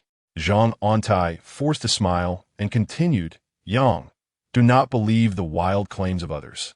The reality is far from what they suggest. Are you implying that I have wronged you? Yang Zilin replied coldly. You insolent girl. I advise you not to speak such nonsense, Zhang Antai sneered. You and that fellow are clearly in cahoots, so of course you would defend him. Suddenly, Yang Shui struck Zhang Antai across the face with a resounding slap, admonishing, You cur, how dare you insult my daughter? Have you lost your mind? Zhang Antai stood agape, unable to believe that this beautiful girl was a member of the Yang family, the daughter of Yang Shui. This was a grave mistake. Head of the Yang family. I was wrong. I apologize. I truly failed to recognize the gravity of the situation. Zhang Antai feigned humility and quickly pleaded. I was merely driven by the anger of my son being bullied. I did not mean any harm. Enough. Do not say another word. Yang Shouqing stated. The matter is already quite clear. Further explanations serve no purpose. Your actions today render you unfit for your current position. I shall recommend to the higher authorities that all your duties be revoked. No, Zhang Antai wailed, collapsing to the ground, weeping and pleading. Member Yang, I acknowledge my mistakes. I truly understand my errors. Please do not dismiss me. Get away. Yet, Yang Shouqing turned away in disdain, unwilling to cast another glance at Zhang Antai. Why do you have to detain Antai? Why do you have to expel him? We are the victims. Ms. Fei foolishly interjected, pointing an accusatory finger at Yifeng, her voice rising in a furious outcry. Every fault lies with them. Even if my son scolded her, what of it? That wretched girl deserves to be scolded, deserves an apology. Before Ms. Fei could finish her tirade, a bolt of lightning struck her down. With a thunderous roar, she was obliterated, leaving not a trace behind. This sudden occurrence sent shockwaves through the crowd, faces paling in terror as they gazed at the vanishing Ms. Fei. Such a wretched soul. Did you truly think Yifeng was jesting? Yifeng had previously remarked that if she wished for death, he would oblige. Ms. Fei, oblivious to her impending doom, continued to berate Nian Nian, sealing her own fate. Murder! Murder! Zhang Antai screamed, pointing at Yifeng, his voice filled with anguish. He has killed my wife. He is the one who has killed my wife. Boom! Another bolt of lightning descended, reducing Zhang Antai to nothingness.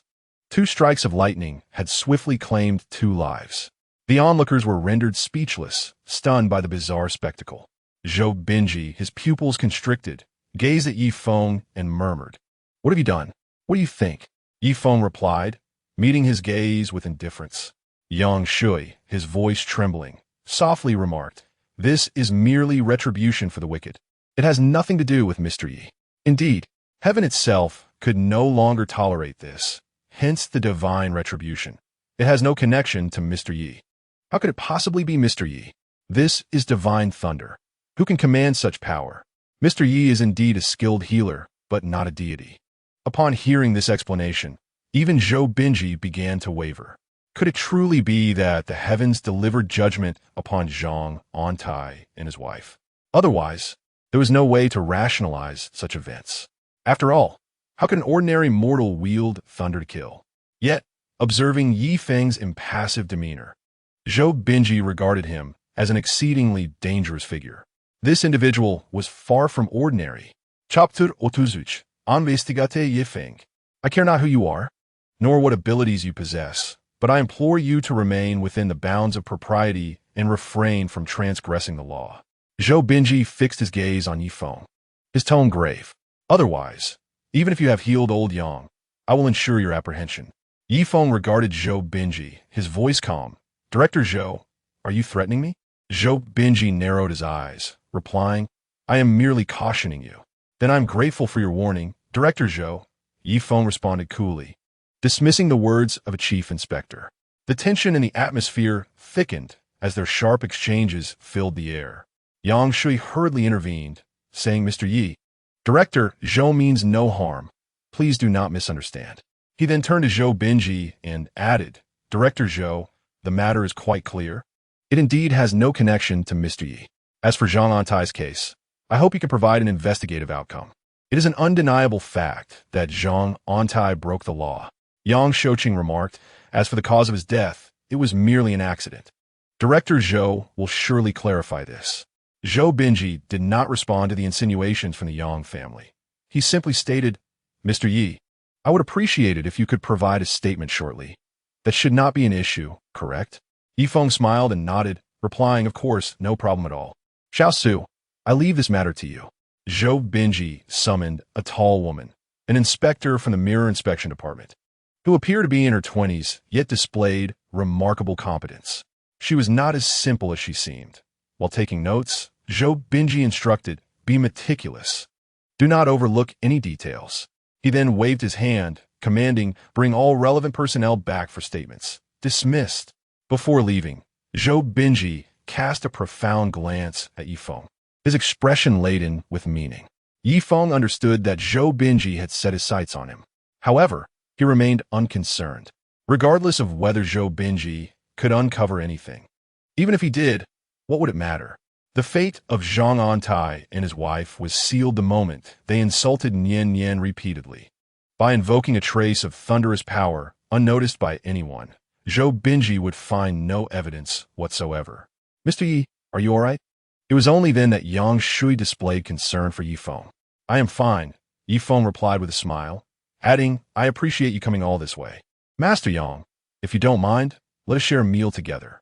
Yang Shui, understanding Yifeng's subtle hint to dismiss him, immediately responded, I wouldn't want to trouble you, Mr. Yi. I have brought my family to apologize to you and to extend an invitation for you to visit our home. Fearing rejection, he quickly continued, This is what the old master instructed. If it is inconvenient for you, we can wait for him to recuperate for a few days before visiting again. Yang Zilin exclaimed in delight that has Grandpa woken up? Yes, he has awakened, but he still needs careful recuperation, Yang Shui replied. He now dared not show any displeasure towards Yang Zilin.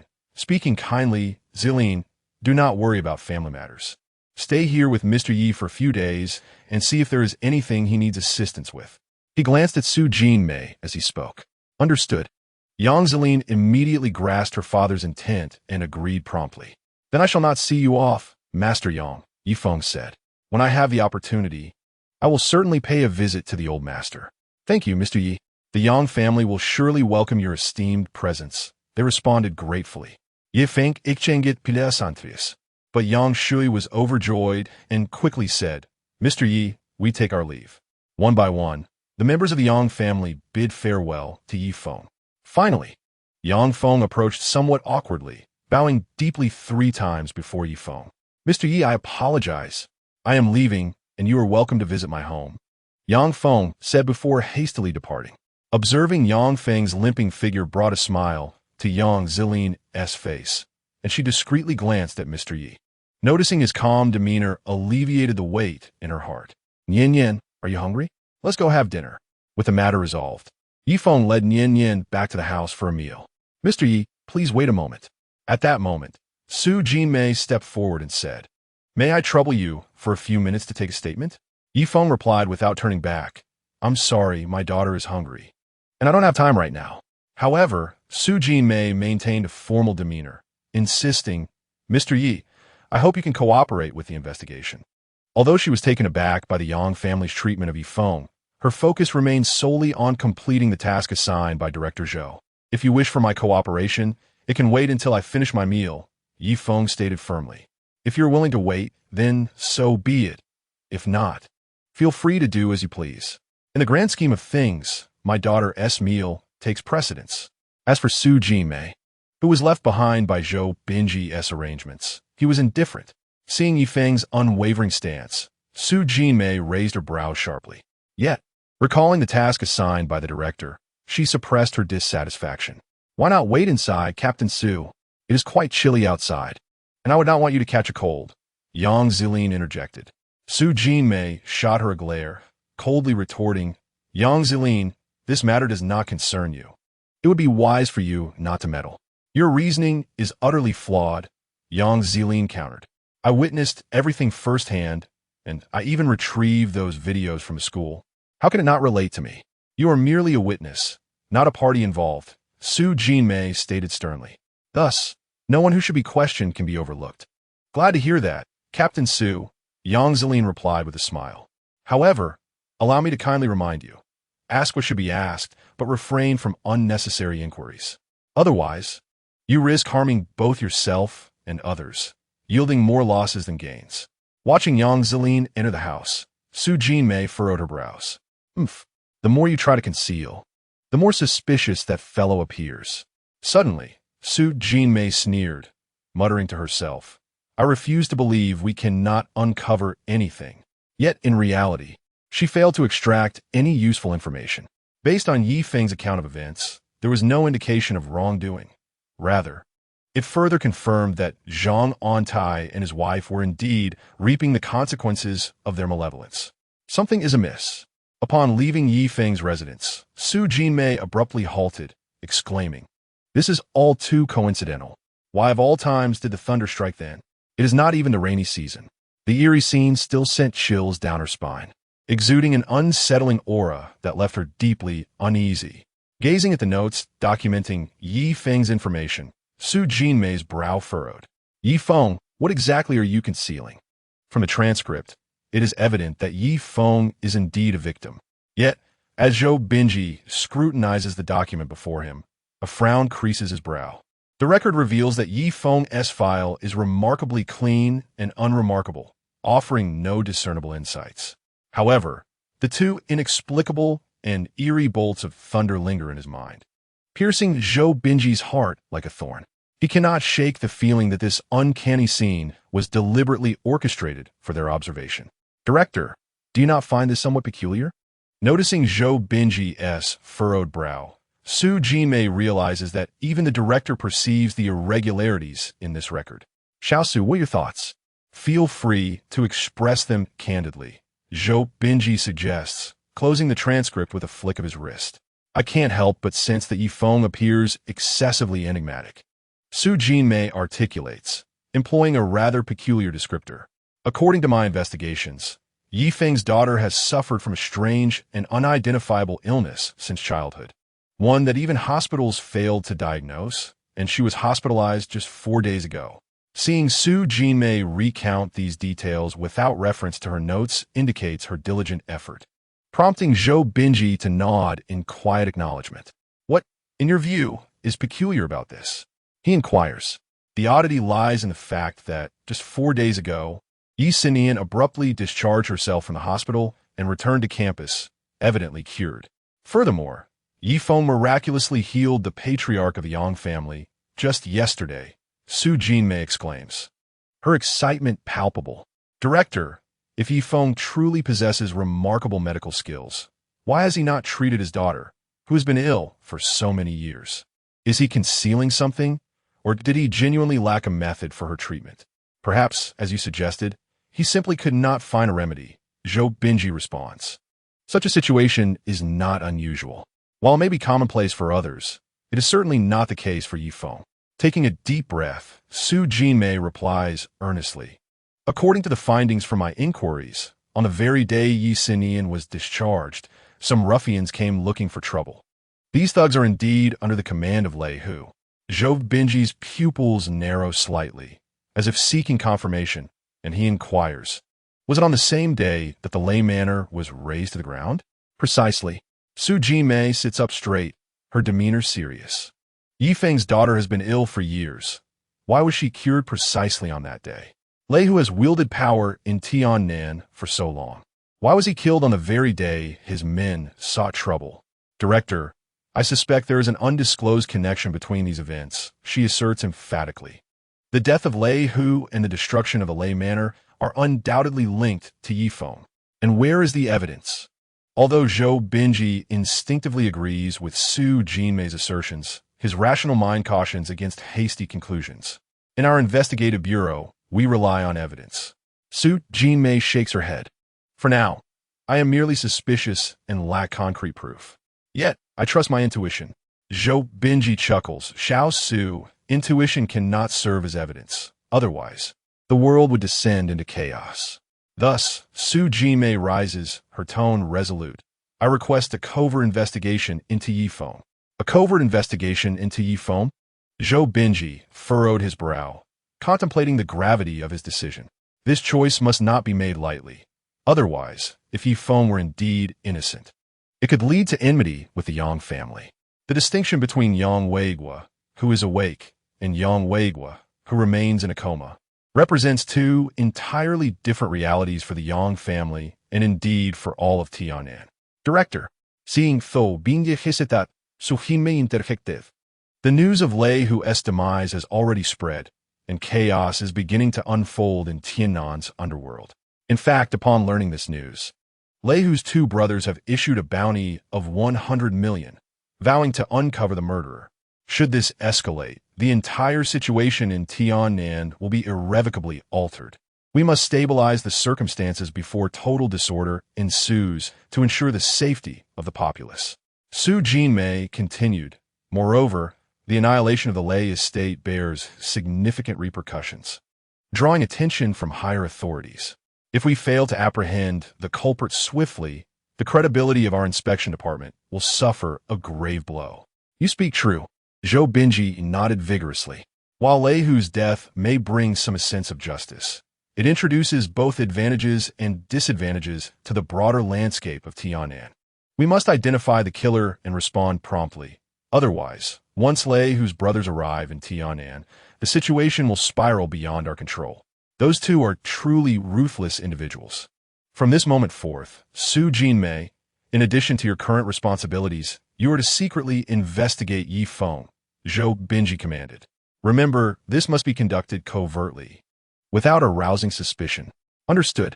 With Zhou Binji's consent, Su Jinmei was filled with excitement and saluted, pledging, "I will ensure the task is completed." After Su Jinmei departed, Zhou Binji picked up the notes on his desk and reviewed them once more. If you are indeed the one who killed Lei Hu, what is your true intention? Nightfall enveloped the world. Yi Sinian had already fallen into a deep slumber, cradling little Black in her arms. Meanwhile, Yi Feng sat in his wheelchair, employing his powers to help his daughter regulate her meridians. The virus within her was beyond Yi Feng's current capabilities to eradicate. He needed to concoct elixirs using unique methods. Simultaneously, to ensure his daughter could better absorb the elixir's potency and eliminate toxins, he would periodically need to assist her in channeling her energy. Once the process was complete, Yi Feng gazed at his sleeping daughter, a gentle smile gracing his lips. His daughter was a treasure he had traded his life for, and he would not allow anyone to bully her. As for Zhang Antai and his wife, although their crimes did not warrant death, Yi Feng believed that those who dared to insult his daughter must pay an unbearable price. It seems the inspection department has already set their sights on me. Yi Feng mused, a slight smirk playing at the corners of his mouth. But even if you know that I was the one who killed Lei Hu, what of it? When one possesses power that transcends worldly rules, many seemingly difficult problems are resolved in an instant. Having lived a second life, Yi Feng was uninterested in dismantling the world's rules. He only wished to swiftly regain his strength, heal his daughter, bring her to reunite with her mother, and return to the immortal realm. Everything in this mortal world held little significance for him. However, those who dared to obstruct Yi Feng's path would be deemed his adversaries. The enemy is before us. We shall strike. However, given the current state of Earth's spiritual energy, restoring one's strength is no easy feat suddenly. Yi Feng recalled something and reached into his bosom to retrieve a blood-red insect. This was the very goo worm extracted from Li Helen's body. To his surprise, the goo worm had developed a trace of spiritual intelligence, which was quite rare. In the realm of immortals, this would not be particularly astonishing. However, on Earth, where spiritual energy is scarce, it is exceedingly difficult for any entity to attain sentience.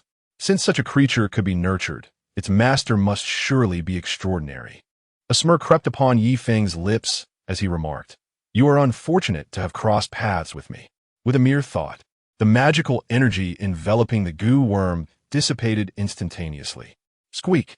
Freed from the constraints of magical energy, the blood-red goo worm emitted a piercing sound, albeit one that was difficult for ordinary ears to perceive.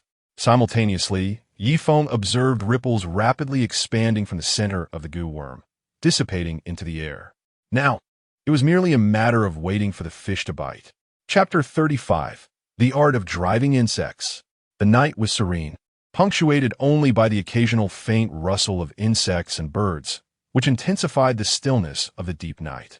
A black Jetta was parked at the entrance of the neighborhood, where Su Jinmei concealed most of her body within the vehicle, peering through binoculars at the entrance of Yi Feng's residence. Exercising caution, she refrained from entering the neighborhood to conduct her surveillance, instead selecting a vantage point with a clear line of sight. This approach was discreet, yet allowed her to observe Yi Feng's home with clarity. Despite having marked this individual as a potential threat, Su Jinmei remained vigilant. Moreover, even though she suspected that Yi Feng harbored significant secrets, her professional integrity prevented her from conducting a blatant investigation. After all, given that he spoke not a single word of truth, it was wiser to investigate discreetly. "Captain, that Yi Feng is just a disabled individual. You shouldn't be venturing out at this late hour," whispered her assistant, Shaoli, who lay sprawled across the back seat. "Besides, you just visited him during the day. Even if he has secrets, he wouldn't act at this hour." What do you know? Su Jinmei retorted with a cold smirk. This man is far from ordinary. He operates beyond the realm of the commonplace. But if he has mobility issues, would he really be leaving in a wheelchair? Xiao Li Castilunat, incredulous at the notion that Su Jinmei was so suspicious based on mere conjecture. What if he did leave in a wheelchair? Su Jinmei replied earnestly. According to our investigations, the target only recently began using a wheelchair, suggesting that this may be a facade. He is undoubtedly concealing something. Fake. Xiao Li chuckled in disbelief. Captain, are you being overly cautious?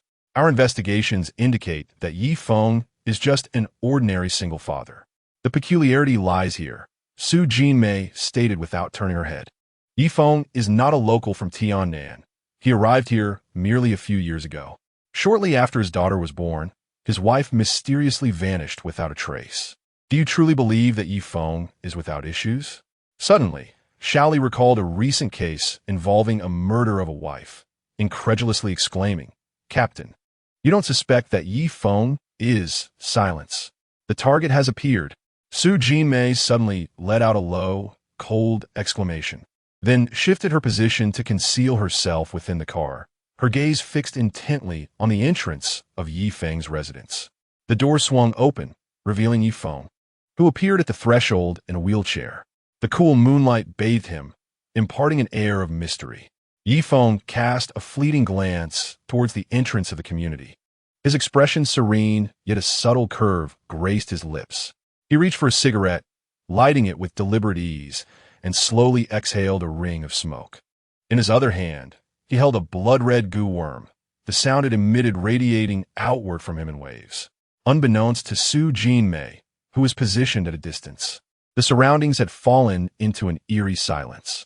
Even the previously chirping insects ceased their calls, as if sensing an impending danger. The leaves rustled softly, imperceptibly. Yet, through her night vision binoculars, Su Jinmei discerned the trees on either side beginning to sway violently. Every muscle in her body tensed, and she dared not breathe. Little Li, who sensed something amiss, also refrained from making a sound. Nevertheless, in her line of sight, Yi Feng remained at the door, appearing to simply smoke and admire the moon. Yet, an increasing sense of unease gripped Su Jinmei. As the glow of the cigarette flickered at the corner of Yi Feng's mouth, Su Jinmei felt her eyelids grow heavy. She blinked forcefully, her eyes dry, contemplating whether to ask Little Li for eye drops to ease her discomfort. However, she discovered that Little Li, reclining in the back seat, had fallen asleep, emitting soft snores. This fellow had actually drifted off. Understanding that Little Li had been burning the midnight oil lately, Su Jinmei opted not to rouse him, but instead continued to observe Yi Feng. Yet, the more she endeavored to stay alert, the blurrier her vision became. An overwhelming wave of drowsiness washed over her, causing her head to droop as she succumbed to sleep against the steering wheel. At this moment, Yi Feng had only smoked half a cigarette. Since he was already there, he saw no reason to hide. Turning his gaze toward the shadowy corner, he scoffed, Surely, you do not believe I am merely smoking at the door? Receiving no response, Yi Feng remained unfazed, the mockery on his face deepening. What? Do you require an invitation from me? With that, he flicked the cigarette but from his fingers, sending it hurtling towards the darkened area. A loud thud resounded as a large rat flew through the air, colliding with the cigarette butt and being obliterated. The sound of soft footsteps echoed as a figure, draped in a gray coat, gradually emerged from the shadows. A raspy voice, as if it had not spoken in years, came from beneath the brim of the hat. You know I would come? The voice was harsh and grating, carrying a tone of unfamiliarity, as if the speaker had long been silent.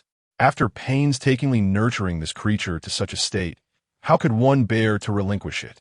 Yi Feng toyed with the blood-red goo worm, which seemed increasingly agitated by the arrival of the figure in gray. You have indeed extracted the 7-star goo king.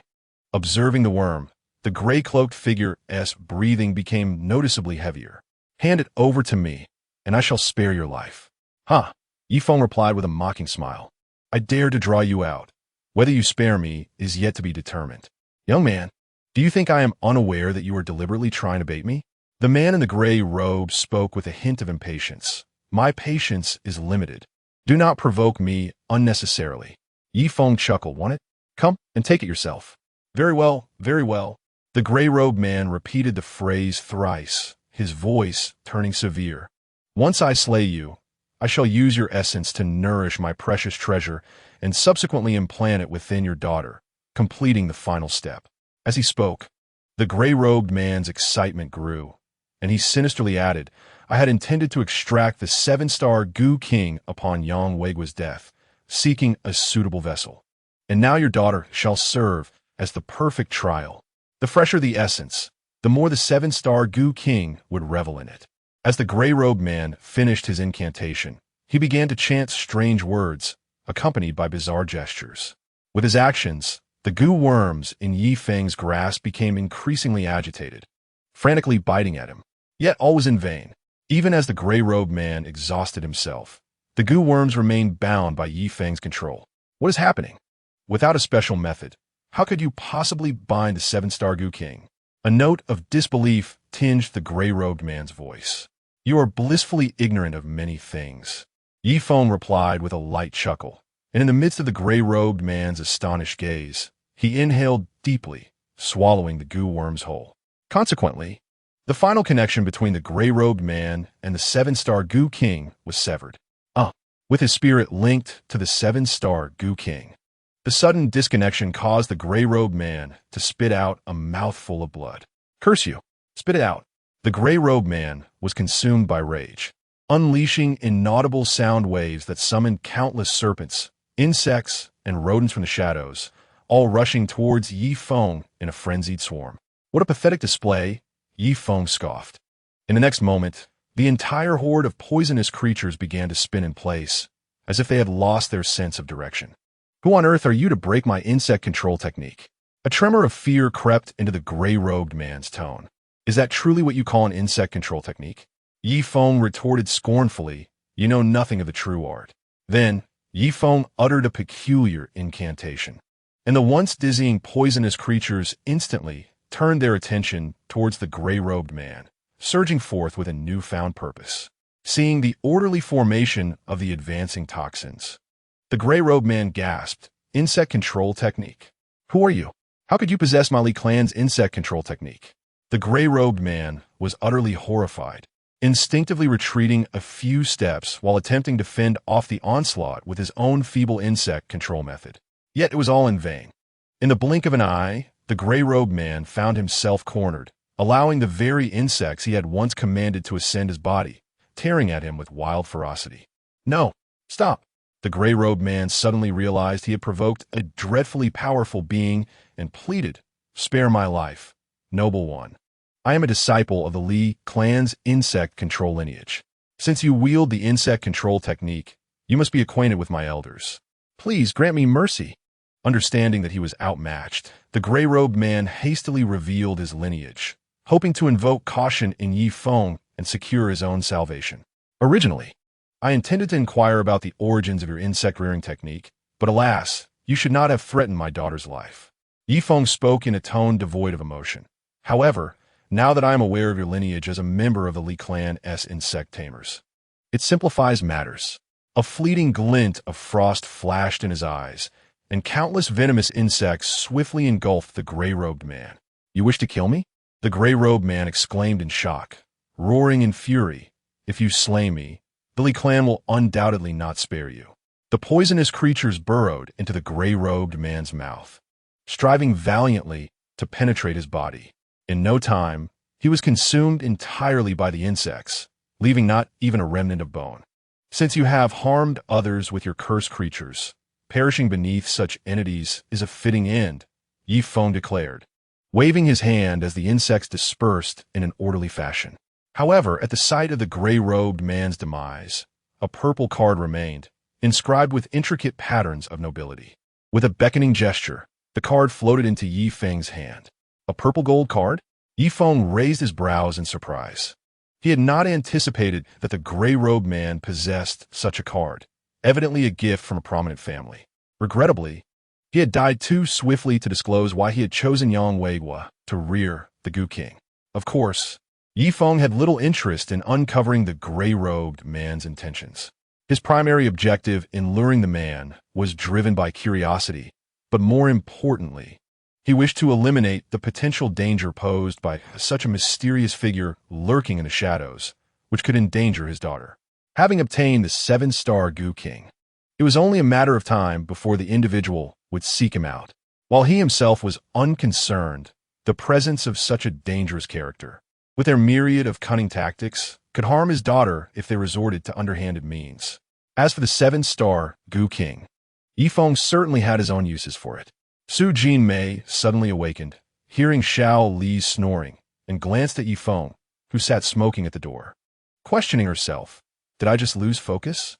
At that moment, Su Jinmei was unaware that beneath the vehicle where she was concealed, countless poisonous insects were swiftly dispersing.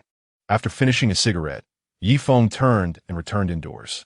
Until dawn, when passers-by strolled by without noticing anything amiss.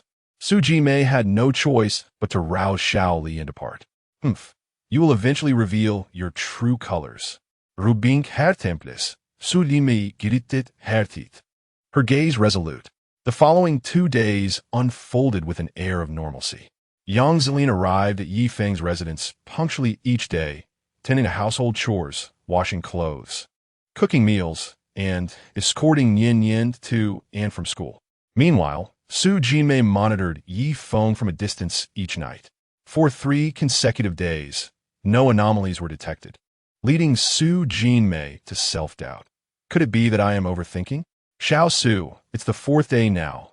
The target's life appears normal, their routine unchanged, without any irregularities. Observing Su Jinmei's weary countenance, Zhou Binji suddenly remarked, perhaps it's time to let it go. At this rate, your health will suffer. As an operative of the Mirror Inspection Division, Su Jinmei's duties were exceedingly demanding. She was perpetually busy and, on top of that, monitored Yifeng at night, leaving her utterly exhausted. The final day, Su Jinmei declared, if I uncover nothing, I shall concede. As you wish, Zhou Binji replied with resignation, but do take care. I suspect that fellow has already noticed you.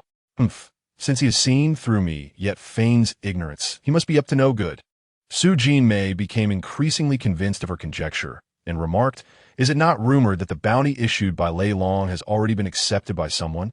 Perhaps in the next few days, an assassin will infiltrate Tiannan, and at that point, whether Yifeng is the culprit will be abundantly clear. Even Su Jinmei had to concede that, in matters of tracking individuals, the Jingcha division could not quite match the prowess of those assassin organizations. Zhou Binji furrowed his brow, forming a frown, and stated, until there is irrefutable evidence, Yifeng remains protected by the law, so when you are monitoring him, you must also ensure his safety.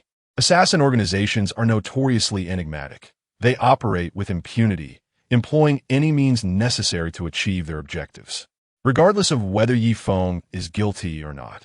Su Jinmei's surveillance would provide a measure of protection. This was also the reason Zhou Binji did not dissuade her from her course of action. Director, I understand the gravity of the situation, Su Jinmei affirmed. If Yifeng is indeed the perpetrator, I shall see him brought to justice. If he is innocent, I will ensure his safety. Your perspective is commendable, Zhou Binji smiled. During your time at the Jingcha Academy, your performance was unparalleled, and I continue to have faith in your professional abilities. The fact that Su Jinmei, as a woman, had ascended to the position of captain in the Jingcha division was largely attributable to her outstanding achievements. In combat, firearms, case analysis, and criminal psychology, she excelled above all others, truly a rare polymath. Very well, you may take your leave and rest, Zhou Binji instructed. It has now been confirmed that a killer has accepted the bounty, and I must apply to superiors for the dispatch of several skilled operatives to oversee the situation. Although Lei, who deserved his fate, his inexplicable demise has thrown all of Tiannan into disarray, a matter of great concern for Zhou Binji. Nian, remember to listen to your teachers and be friendly with your classmates. I will come to pick you up after school. Yifeng patiently advised his daughter as he helped her tidy her clothes. Understood, Dad? Nian nodded earnestly, waving goodbye to Yifeng as she dashed into the school, calling out goodbye, Dad. That girl, as he watched Nian enter the school, The smile on Yi Feng's face gradually faded. Although the little girl appeared perfectly normal, the incident involving Zhang Antai had indeed left its mark on her, and she had been preoccupied in recent days. However, the precocious Nian Yin would never reveal her inner turmoil, not wishing to cause concern. Yet, how could Yi Feng fail to notice? Mr. Yi, have you considered transferring Nian Yin to another school? Young Zilin inquired. Please do not misunderstand. It is not that other students are ostracizing her. On the contrary, everyone enjoys being friends with Nian Yin, and the teachers are quite attentive to her. However, it seems that this concern has become somewhat excessive. I am aware of what you mentioned, Yi Feng replied. After all, teachers are human too. Once they learned of my connection to your family, they have sought to curry favor. Oh, so Mr. Yi is already aware. I spoke out of turn, Yang Zelin admitted, understanding the need to refrain from further comments. Nonetheless, you are correct. Nian Yin is still young. I wish for her childhood to be carefree and filled with joy. Growing up in such an environment may not be beneficial for her. Yi Feng did not wish for his daughter to be surrounded by insincere flattery in such an environment. How can one hope to make genuine friends? Rest assured, Mr. Yi, I will make the necessary arrangements to ensure that both you and Nian Yin are satisfied. Yang Zilin beamed with joy, radiating the youthful exuberance and confidence befitting her age. Yi Feng, inspired by her spirit, responded with a smile. However, I must first consult Nian Yin. If she disagrees, we shall not pursue this matter further. As you wish, Mr. Yi. Yang Zilin's smile grew even more radiant. It was Mr. Yi's deep consideration for his daughter's feelings that truly earned her respect. Chapter 37, Apprenticeship, Elder Brother. The bounty has been accepted by the Underworld Palace, and we shall receive news in a couple of days. Within a lavish estate, two middle-aged men, resembling each other to a degree, sat opposite one another. The slightly younger one swirled the wine in his glass and spoke slowly. Since the Underworld Palace has taken on the bounty, they should be able to identify the one who murdered your second brother. A chilling malice flickered across Lei Long's face as he spoke sharply. I cannot fathom who has the audacity to harm my brother. Do not worry. With the strength of the Underworld Palace, we shall have news within 3 days at most.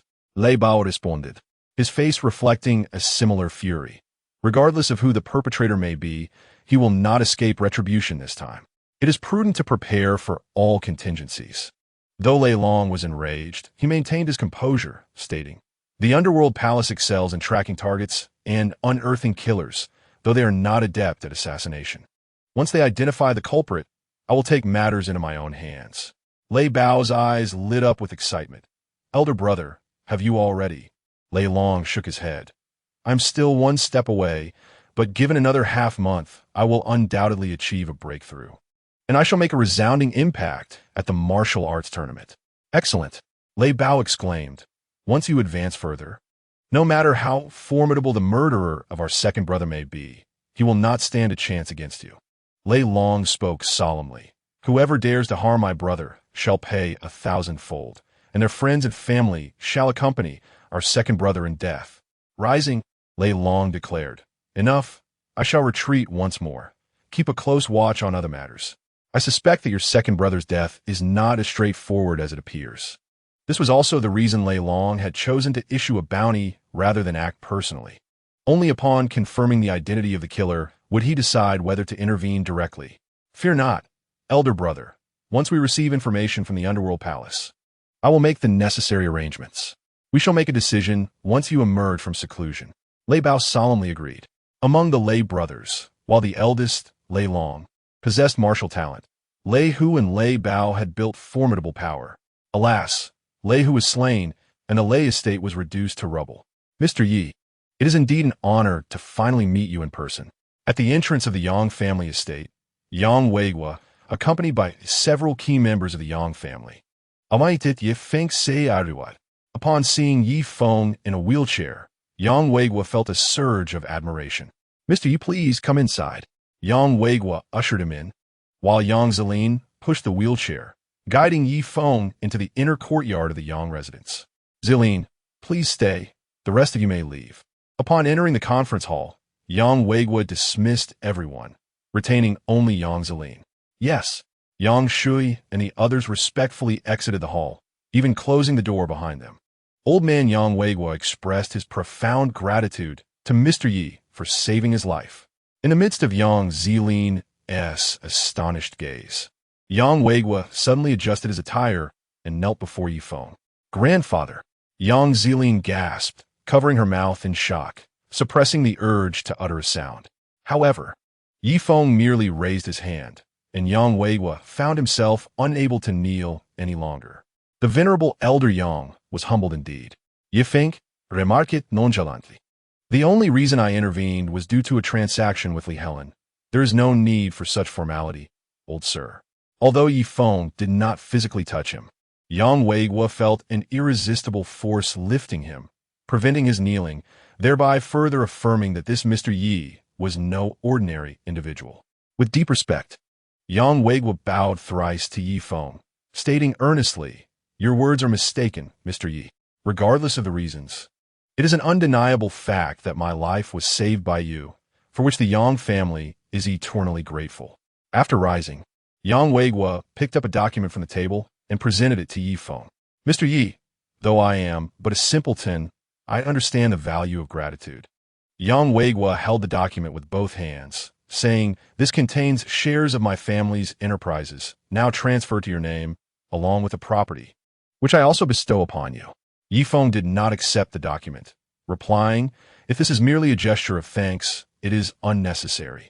I seek no reward for my actions. I have already received what is due to me." Wealth holds little significance for Yifeng. He was not overly attached to material possessions. "Mr. Yi, the reason I made this decision is that I have a request."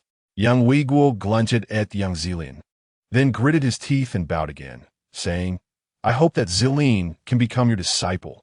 At this declaration, both Yang Zilin and Yifeng were taken aback. Yet, amidst her surprise, Yang Zilin was filled with excitement and immediately knelt before Yifeng. With her forehead touching the ground, Yang Zilin pleaded, "I implore you, Mr. Yi, to accept me as your disciple." Yang Weigua bowed in respect, asking, "I hope Mr. Yi will grant this request."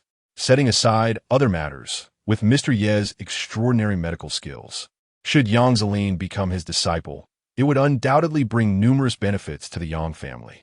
However, Yifeng shook his head, stating, "I am sorry, but I have no intention of taking on disciples."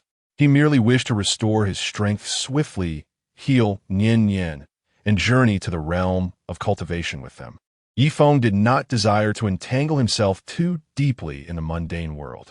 Upon hearing Yifeng's refusal, Yang Zilin felt a flicker of disappointment. "Mr. Yi has misunderstood." Yang Weigua interjected, "I do not aspire for Zilin to become your direct disciple. Even being an honorary disciple would be a tremendous fortune for her. Mr. Yi, given your current limitations, Zilin could be by your side to care for you." Yang Zilin repeatedly bowed her head to the ground, earnestly pleading, "I beseech you, Mr. Yi, to consider my sincere heart and accept me." Yang Weigua earnestly stated, "In the future, whenever Mr. Yi requires assistance, my Yang family will undoubtedly respond without hesitation." Observing Yang Zilin kneeling on the ground and recalling her recent behavior, Yifeng shook his head and said, "A named disciple is unnecessary. However, if you do not mind, you may become my unnamed disciple." Upon hearing this, Yang Zilin quickly bowed deeply. Disciple Yang Zilin pays respects to the master. Yifeng raised his hand to halt her and remarked, "Since you are an unnamed disciple, you may call me teacher. I shall not acknowledge any formal master-disciple relationship. However, I will observe your progress and impart some skills for self-defense." A flicker of disappointment appeared in Yang Zilin's eyes. "Zilin, hurry and pay your respects to the teacher," Yang Weigua urged, his eyes suddenly brightening, prompting his granddaughter to acknowledge her new master. "Student Yang Zilin has met the teacher." Yifeng smiled and nodded, saying, "Good, rise. Joining my ranks entails no rigid protocols." This matter concluded with mutual satisfaction. Yifeng then produced a purple gold card and inquired, "Old Master Yang, do you recognize this item?" Yang Weigua took the purple gold card and examined it, finally exclaiming in astonishment, "The Zhao family's purple gold card? How could this come to be in Mr. Ye's possession?" "The Zhao family?" Yifeng's eyes narrowed slightly, an uncontrollable aura of menace erupting from him, causing the temperature in the entire hall to plummet. Is old Master Yang certain this item originates from the Zhao family? Yifeng suppressed his murderous intent, regaining his composure. Absolutely. The murderous intent you displayed earlier left me somewhat apprehensive. Yang Weigua trembled as he spoke. There are only 3 of these purple gold cards in all of Tianan, and they are all registered to individuals. My Yang family possesses one, and, judging by the design, this indeed belongs to that cunning old fox, Zhao Onping. Ye think, nodded. Yet a sense of confusion arose within him. Why would the purple gold card belonging to Zhao Onping, the head of the Zhao family, be in the hands of that gray-robed individual? Yang Wei will ponder aloud. How could Mr. Yi possess Zhao Onping's purple gold card? He paid a considerable price to acquire it. The purple gold card is a nationwide premium credit card, with a limit reaching tens of millions. Across the nation, the number of such cards does not exceed 100. It is evident how significant Zhao Onping's influence must be to obtain this card. Coincidentally, Yifeng remarked with a meaningful smile. I acquired this card from the person who placed a curse on old Master Yang. What? As Yifeng anticipated, Yang Weigua was utterly astonished, exclaiming, could it be that the individual who cursed me was sent by the Zhao family? Growing increasingly alarmed, Yang Weigua spoke solemnly. Mr. Yi, are you certain this card was truly obtained from that cursed individual? Why deceive you, old master? Ye think, replied. The curse you bear is a type of cultivated insect that feeds on human essence to grow. That person utilized the connection with the insect to find me and subsequently left this card. Mr. Yi, where's that person now? Yang Weiguo inquired gruffly. This concerns 2 prominent families. I must approach this with caution. He is dead. Ye think, je suis le remarqué. If we wish to ascertain whether the Zhao family intends to harm the old master, a simple investigation will suffice. Indeed, I have faith in Mr. Yi, Yang Weigua responded. I shall send someone to verify this matter. Should it truly be the Zhao family that has taken action against us, the Yang family may be in peril. Grandfather, are you worried that if it is indeed the Zhao family's doing, the Yang family will face danger? Observing her grandfather's evident distress, Yang Zeline felt a surge of anxiety as well. Precisely, Yang Weiguo replied. As the foremost aristocracy of Tianan, the Zhao family far surpasses us in both strength and influence. Zhao Onping is particularly ambitious and cunning. If he indeed seeks to harm the Yang family, we must prepare ourselves in advance. With a deep sigh, Yang Weigua continued, let us not forget, the Zhao family has always maintained a close alliance with Lei Hu. A single misstep could spell disaster for the Yang family. Suddenly, Yang Zeline interjected, Grandfather, you may not be aware, but Lei Hu is already dead, and the Lei manor has been razed to the ground. What? Yang Weigua exclaimed in shock. When did this occur? Who was responsible for Lei Hu's demise? Just a few days ago, while you were still in a deep coma, Yang Zeline explained. As for who is behind it, the investigation bureau is still looking into it. At this point, she stole a glance at Yifeng, pondering whether it could have been his doing. To her astonishment, Lei Hu had indeed met his end. For a moment, Yang Weigua was taken aback. Then he remarked, it seems Tianan is on the brink of chaos. Meanwhile, Yifeng appeared unfazed by the news.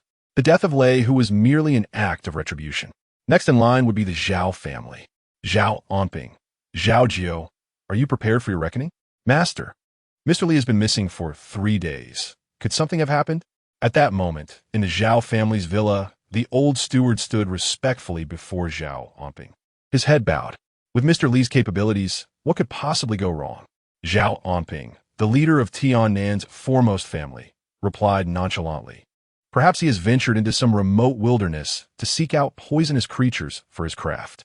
Indeed, I have been overly concerned, the steward admitted, his head lowering even further. Zhao Onping, suddenly recalling something, inquired, what news from the Yang family? None as of yet, the steward replied. However, I heard that a renowned physician was summoned to treat Yang Weigua. The outcome remains unknown. If the outcome is uncertain, it must be a failure, Zhao Onping said with a hint of scorn on his lips. Let's not concern ourselves with the Yang family for now. Is there any lead on the perpetrator who killed Lei Hu? Not at this moment, the steward responded. Currently, the investigation bureau is conducting inquiries. and Lei Hu's two brothers have also issued a bounty for information regarding the assailant's identity. Zhao Onping nodded slightly and remarked, Lei Hu's death is inconsequential. However, should Lei Long require assistance, let us extend our support. Master, since Lei Hu has passed, why should we involve ourselves with his brothers? The steward questioned. This matter is under scrutiny not only by the Investigation Bureau, but also by the City Defense Bureau. What do you know? Zhao Onping reprimanded among the Lei brothers. Although Lei Hu appears to be the most ostentatious and domineering, in truth, he is worlds apart from his two siblings. The reason we entrusted the demolition work near Jinyang community to Lei, who was to leverage the connection with Lei Long. Now that he has passed, the Zhao family will not engage in a losing venture. The old servant understood. Zhao Onping suddenly declared, You may leave now. Summon Zhao Jiao to see me. Yes. The steward walked to the door and admitted the long-waiting Zhao Jiao. Foster father, Zhao Jiao, an unremarkable middle-aged man, was the steward of the prominent Zhao family from Tiannan. Among the 5 stewards of the Zhao residence, Zhao Jiao ranked 3rd. His name, Zhao Jiao, derived from being the 9th adopted son of Zhao Onping. Zhao Onping regarded Zhao Jiao with eyes that, though somewhat clouded, bore a hint of cold indifference. I have heard that the young girl is still alive. Zhao Jiao abruptly knelt on the ground, prostrating himself fervently. Foster father, forgive me. It is Zhao Jiao's incompetence in handling matters. Please punish me. A liability rather than an asset. Zhao Onping kicked Zhao Jiao to the floor, stating, Do you realize how crucial this matter is for the Zhao family? Please grant Zhao Jiao another chance. 3 days. Zhao Jiao implored, I assure you within 3 days. I will ensure that father and daughter vanish. 1 day. Zhao Onping coldly replied, I give you 1 day to make that pair disappear completely from this world. Otherwise, do not return. Yes. Zhao Jiao immediately affirmed. Rest assured, foster father, Zhao Jiao will execute this flawlessly, leaving no trace. Begone. After dismissing Zhao Jiao, Zhao Onping reclined in his chair, his eyes half closed. Once that boy is dealt with, the position of the Zhao family as the foremost aristocracy will remain unassailable. That afternoon, Yifeng went to the school to pick up his daughter after class. Along the way, the little girl appeared unusually silent, lacking her usual vivacity. When he noticed her unhappiness, Yifeng felt anxious. Nian Nian, has someone been bullying you? Tell daddy, and I will help you. The little girl shook her head vigorously like a rattling drum, her gaze cast downward as she murmured, Daddy, I don't want to go to school anymore. School is no fun at all. Chapter 39, Enemies at the Door. Is it because you feel that the teachers and classmates are not the same as before that you no longer wish to attend school? Upon hearing the little girl's concerns, Yifeng found it amusing, yet responded, One may skip school, but one must never cease to read. The little girl remained silent, her head bowed. Yifeng gently stroked her hair, saying, It's all right. Take some time to think about it. The reason he refrained from mentioning transferring schools was that Yifeng did not want his little Nian Nian to learn to evade difficulties at such a tender age. Although the attitudes of the teachers and classmates toward Nian Nian had shifted, such changes are a common facet of human nature. If merely because Nian Nian was unhappy at school, he transferred her, would a new environment truly bring about improvement? He wished for his daughter to grow up healthy and joyful, but he was even more averse to the idea of her learning to avoid challenges from a young age. Nian Nian would inevitably grow up. The process would be gradual, yet swift in its own right. Yifeng could not guarantee that his daughter would become exceptional in the future, yet he vowed to cherish every moment of her growth. No, Daddy, the little girl pouted, her expression revealing a hint of confusion. Yifeng, perplexed, wondered if he had misjudged the situation. What would be the reason? He embraced his daughter as shoulders and asked, Is it that even Daddy is not privy to your thoughts? Nian Nian pursed her lips, remaining silent. If you choose not to share, that is perfectly fine. Yifeng chuckled. Whenever you feel ready to confide in Daddy, just whisper it to me, and I promise to keep it a secret. Okay. The little girl suddenly broke into a radiant smile, showcasing 2 adorable dimples, utterly charming. After dinner, Nian Nian was playing with the little black dog when Sister Chen entered with her son, Chen Dalong. Have you eaten yet, little Yi? Sister Chun inquired as she placed the fruit down. I brought some fresh fruit for you. You are too kind, Sister Chun, Yifeng replied. Nian Yin, please fetch some water for Annie and Dalong. No, no, it's unnecessary, Sister Chun said, fidgeting with her hands, her demeanor betraying her unease. Sister Chun, have I not found a job yet? Yifeng casually asked. With a sigh, Sister Chun replied, jobs are not easy to come by. I lack education and skills. I used to do laundry and cook for others, but now that I am older, no one wants me. She slapped her thigh in frustration and added, why am I telling you all this? Enjoy the fruit, it's fresh. I should be going. As Sister Chin departed, Dalong lingered, choosing to stay and play with Nian Yin. Popping a grape into his mouth, Yifeng asked, Dalong, has something happened with your mother? Without turning around, Chun Dalong replied, my mom went to the demolition office with Aunt Wong, but didn't TC anyone. Yifeng frowned slightly. He was aware that the community had long discussed the demolition. However, due to unresolved compensation issues, the residents had protested several times, but to no avail. Does your mother have reservations? Yifeng invited. Dalong lifted the little black dog, watching it scramble in midair, and then grinned foolishly. No, he said. Under Nian Yin's disapproving gaze, Dalong reluctantly set the dog down and continued. My mom said everyone has to move, but she's worried that Uncle Yi and Nian Yin 1T have a place to stay, so she and T agreed. Understanding dawned on Yifeng. Sister Chun was concerned not only for their housing situation, but also feared that Nian Yin's mother might not find them upon her return. More importantly, Sister Chin herself was reluctant to leave the place she had called home for most of her life. At that moment, Yang Zilin entered the room. Teacher, she greeted. After exchanging pleasantries, Yang Zilin stated, Teacher, I have just received news that the Zhao family will commence forced demolition here within 3 days. The Zhao family? Yifeng scoffed. So this land belongs to the Zhao family. They possess quite the influence. Yang Zilin shook her head, replying not quite. This area was originally overseen by Lei Hu, but following his sudden death, it was taken over by the Zhao family. Yifeng raised an eyebrow, intrigued. Perhaps the initial pressure exerted by the Thunder Tiger to compel Sister Chun to relinquish her home was indeed influenced by the impending demolition. Teacher, prior to your arrival, I have already arranged for the cleaning of the villa by Pear Blossom Lake, Yang Zilin remarked. If you're amenable, we could move there tomorrow. The villa at Pear Blossom Lake is one of the properties of the Yang family, gifted by Yang Weigua to Yifeng as part of Yang Zilin's apprenticeship ceremony. Yifeng had been somewhat hesitant, but upon learning that Sister Chin's reluctance to relocate stemmed from concern for her and her father, he resolved not to place her in a difficult position. Very well, I entrust this matter to you, Yifeng stated. If we leave this place, what about Nian Yin? Yang Zilin inquired. Hasn't Nian Yin informed you, teacher? Yifeng looked on in confusion. Yang Zilin's gaze fell, her expression subdued. The disciple is aware that Nian Yin is worried about you. Yifeng glanced at Nian Yin, who was lost in thought while clutching her little black companion, and shook his head gently. Follow me. Yang Zilin naturally assisted Yifeng with his wheelchair. Upon exiting, Yifeng took out a cigarette, and Yang Zilin quickly lit it for him. Exhaling a ring of smoke, he urged, speak freely. Yang Zilin replied respectfully, Deacher. It is not a significant matter. It is merely due to the demolition here that Nian Yin's school will also be relocating. Many parents are already seeking connections to enroll their children in better schools. At that moment, Yifeng turned to see Nian Yin gazing at him with a forlorn expression. His heart softened. This little girl. He took a deep drag from his cigarette, resulting in a fit of coughing.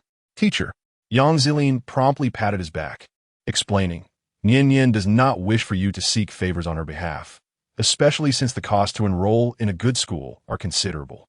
Yifeng nodded gently. Though only 4 years old, Nian Yin possessed a maturity beyond her years. Having been ill and hospitalized from a young age, she understood that their family was financially strained. Transferring to a new school would incur unknown expenses. More importantly, deep within her heart, she harbored the hope that her mother would one day return. Yet she searched in vain. Yang Zilin, sensing Yifeng's concern regarding this matter, quickly assured him, Teacher, I have already contacted the school. Once we move, she can start immediately. Rest assured, it is an excellent institution. Yifeng nodded silently, expressing his gratitude. Thank you for your trouble. It is the duty of a disciple. Yang Zelin replied respectfully. If you have matters to attend to, I shall shoulder the burden. After Yang Zelin departed, Yi Feng summoned Chen Dalong. Dalong, would you like to live with Uncle Yi? Chen Dalong initially responded affirmatively, but hesitated, asking, But what about my mother? Yi Feng smiled. It's simple. We shall find a larger house to live together. Really? That would be wonderful. Chen Dalong exclaimed, jumping up like a child. Upon receiving a stern glance from Yi Feng, he quickly composed himself but then broke into a silly grin, scratching his head. Seeing the innocent and simple-minded Chen Dalong brought a smile to Yi Feng's face as well. That night, Yi Feng assured Nian Nian time and again that he would take her to find her mother, finally lifting the spirits of the little girl who had been melancholic for several days. After playing with Yi Feng for a while, Nian Nian sweetly drifted off to sleep. Daddy, Nian Nian loves you so very much. As she gazed at the delicate dimples on Nian Nian's lips, Yi Feng felt his heart melt. At that moment, the small black dog, which had been nestled in Nian Nian's embrace, suddenly lifted its head, its vigilant eyes scanning the window. Protect Nian Nian. A glimmer of cold light flashed in Yi Feng's eyes as he urged the dog to safeguard his daughter. With a flick of the switch, he extinguished the lights and maneuvered the wheelchair out of the room. In the darkness, several figures were swiftly approaching Yi Feng's home, their sharp blades glinting with cold, lethal light under the starlit sky. The leader surveyed the building before him, raised his hand, and commanded in a stern voice, quickly and decisively, "Leave no survivors." The figures split into two groups, advancing towards the homes of Yi Feng and Sister Chen. Chapter 40. A stone's throw away. Murder is as easy as turning one's hand. In the night, bright weapons flashed ominously, exuding a sense of impending doom. The leader held a blade between his teeth, his hands betraying no movement, as a front door swung open silently. The opener, confident in their skills, gripped the weapon tightly, preparing to eliminate the mother and son inside. They had thoroughly investigated their targets, mere orphans with no support, and the son was a fool. As long as they dealt with them quietly and disposed of the bodies cleanly, who would care? This was not their first time committing such acts. They were quite accustomed to it. The opener first scanned a room, noticing nothing amiss. The targets were likely asleep in the bedroom, signaling to his companions behind him. The opener was about to slip into the house when, unexpectedly, a large hand emerged from the darkness, swiftly clasping around his neck with lightning speed. Crack! A barely audible sound echoed. The opener's eyes widened in shock as his head turned to the side, and he fell silent. In less than a second, the intruders had already lost one of their own. The others, unaware of the anomaly, kicked their comrade and whispered, "What are you waiting for? The targets are in the bedroom. Let's wrap this up and leave." However, their companion remained unresponsive. Something was wrong. The one who spoke hissed, scattering a handful of bright objects that clinked within the room. After a moment, it seemed that nothing was amiss. Yet, the intruders swiftly darted inside, concealing themselves in hidden spots. Thud, thud, thud. The heavy footsteps echoed, and just as one of them leaned forward to look, he was met with a massive fist. The individual felt a sharp pain pierce his soul before losing consciousness. To his companions, however, it was a gruesome sight. Their comrade's head had been brutally crushed by a single blow. What kind of strength was required for such an act? As they realized they had struck a hard wall and attempted to signal for help, it was already too late. Every one of the intruders who had stealthily entered the house met the same fate, their heads obliterated by a single punch. Creak! A faint sound of the door opening reached the vigilant gaze of the small black dog, which had already risen from its crouched position. As it heard the noise, it was ready to bark, but Yi Feng silenced it with a glance. Though the small black dog appeared innocent like a puppy, its expression was fierce, sending chills down one's spine. Several shadowy figures swiftly infiltrated the room, moving silently towards the bed, their blades poised to strike with precision. With a flurry of thrusts, they assailed their target, ensuring that even if it possessed 9 lives, survival was impossible. Just as they believed their mission was accomplished and prepared to retreat, they froze in their tracks. Behind them, unbeknownst to them, another figure had appeared, bathed in the moonlight filtering through the window. They could make out the silhouette of a person seated in a wheelchair, though the face remained obscured. Yet, this seemingly frail individual instilled a sense of dread in the seasoned assassins who had taken many lives. Throughout the ordeal, they had failed to perceive when this figure had materialized behind them. Without the need for a signal, they instinctively struck out simultaneously, regardless of any supernatural pretense. They resolved to eliminate the threat. However, an even more terrifying turn of events unfolded. The assassins felt their limbs grow heavy, immobilized, as if ensnared by an unseen force. Save for their eyes and minds, which still functioned, the rest of their bodies remained utterly paralyzed. Terror reflected in their eyes as they attempted to speak, but their tongues felt as though they were tied, rendering them voiceless. Then, they beheld the figure in the wheelchair raise a finger towards them and gently gesture. Suddenly, golden flames erupted from his fingertip, manifesting as 6 fiery tendrils that cascaded toward their feet. What followed was a scene of unimaginable horror. The moment the flames made contact, the assassins began to vanish, starting from their feet, and within mere breaths, 6 living beings were reduced to nothingness, their souls dissipating into the ether. Just as they were consumed by the flames, the door was forcefully burst open, revealing a dozen enigmatic figures clad in dark attire, armed and ready to charge into the room. Kill! The hoarse command echoed, and without a moment's hesitation, the assailants lunged toward Yifeng. Simultaneously, a similar invasion occurred at Chun Dalong's residence, where another group of assassins stormed in. Chop them up and feed them to the dogs. The leader ordered with a cold demeanor, issuing a death sentence without mercy. Minutes later, bloodied and battered, Chun Dalong emerged from his door, intending to check on Uncle Yi next door, just as he encountered Uncle Yi gliding out in his wheelchair. "Uncle Yi, are you all right?" Chun Dalong's face bore a grim expression. Yifeng glanced at Chun Dalong and shook his head, replying, "Is your mother unharmed?" Chun Dalong replied, "She's fine, but quite frightened." Yifeng nodded in understanding. Despite Chun Dalong's attempts to maintain composure, the sounds of a struggle had already roused Chun Dajia from her slumber. Even without witnessing the chaos, Yifeng could envision the terror in her eyes and the pallor on her face upon encountering the gruesome scene. "Wenliye, who are these people? Why would they come to kill us without provocation?" Chun Dalong's voice was laced with a chilling resolve. Could they be assassins sent by Lei Hu's brothers? Yifeng chuckled lightly. "We'll find out soon enough." No sooner had he spoken than a sharp glint of murderous intent flashed in his eyes, and with a swift motion, he pushed Chun Dalong back. Bang! Bang! Bang! A series of gunshots pierced the night from a great tree 100 meters away.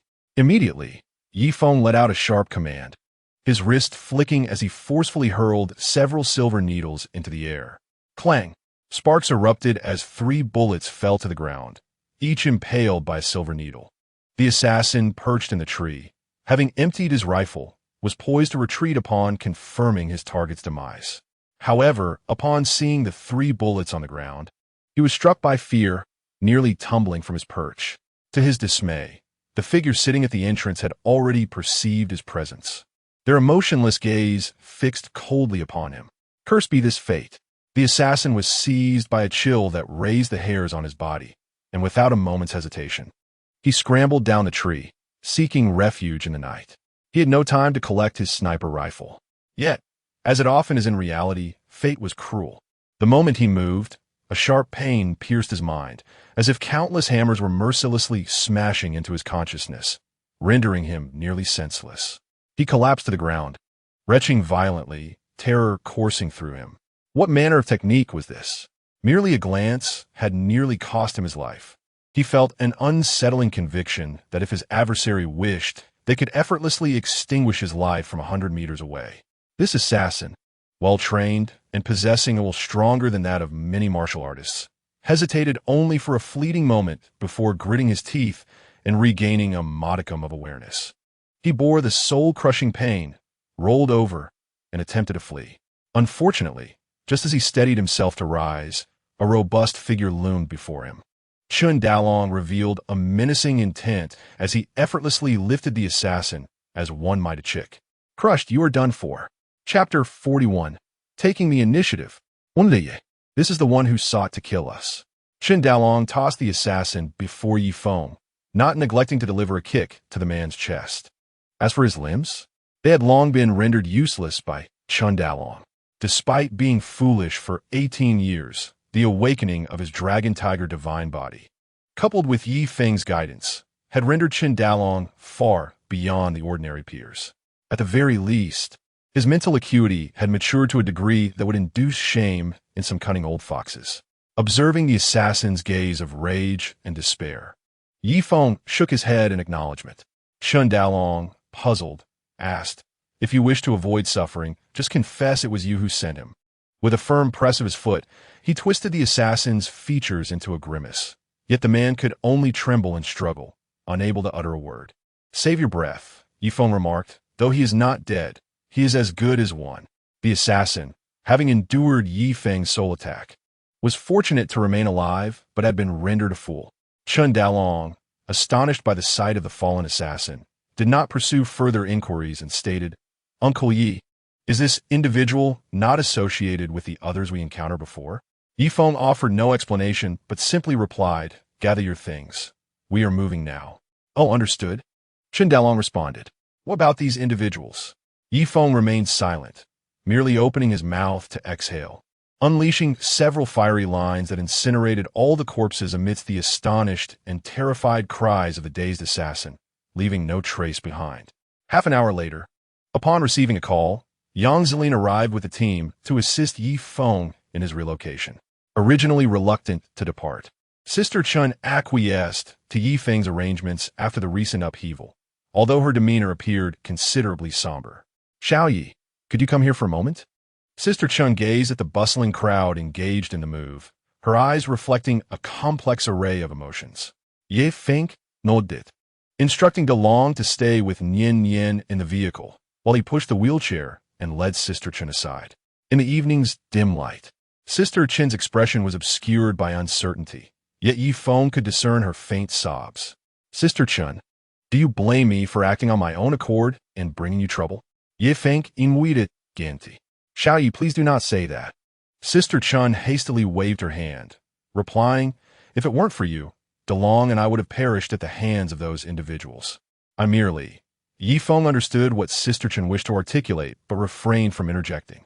After a prolonged silence, Sister Chun appeared to have reached a realization. Mustering a forced smile, "Xiao Yi, I am aware that you are no ordinary person. Not only have you healed DeLong, but even someone like Miss Yang regards you as a mentor." Sister Chun continued, "As for me, a mere ordinary individual, my greatest aspiration has always been for DeLong to live a healthy life. Yet, I am cognizant that such a wish may now be unattainable." With a sudden thud, Sister Chun knelt upon the ground.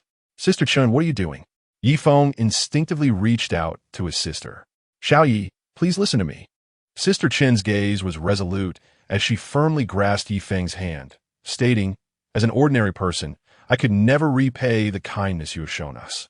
I would toil tirelessly for a lifetime and still fall short. However, I do have one request, which I hope you can grant." Observing Sister Chin's determined expression, Yi Feng affirmed, "Sister Chun, speak freely. As long as I, Yi Feng, am able to fulfill it, I shall not shy away from any challenge." Sister Chun shook her head repeatedly, saying, "It is not that serious.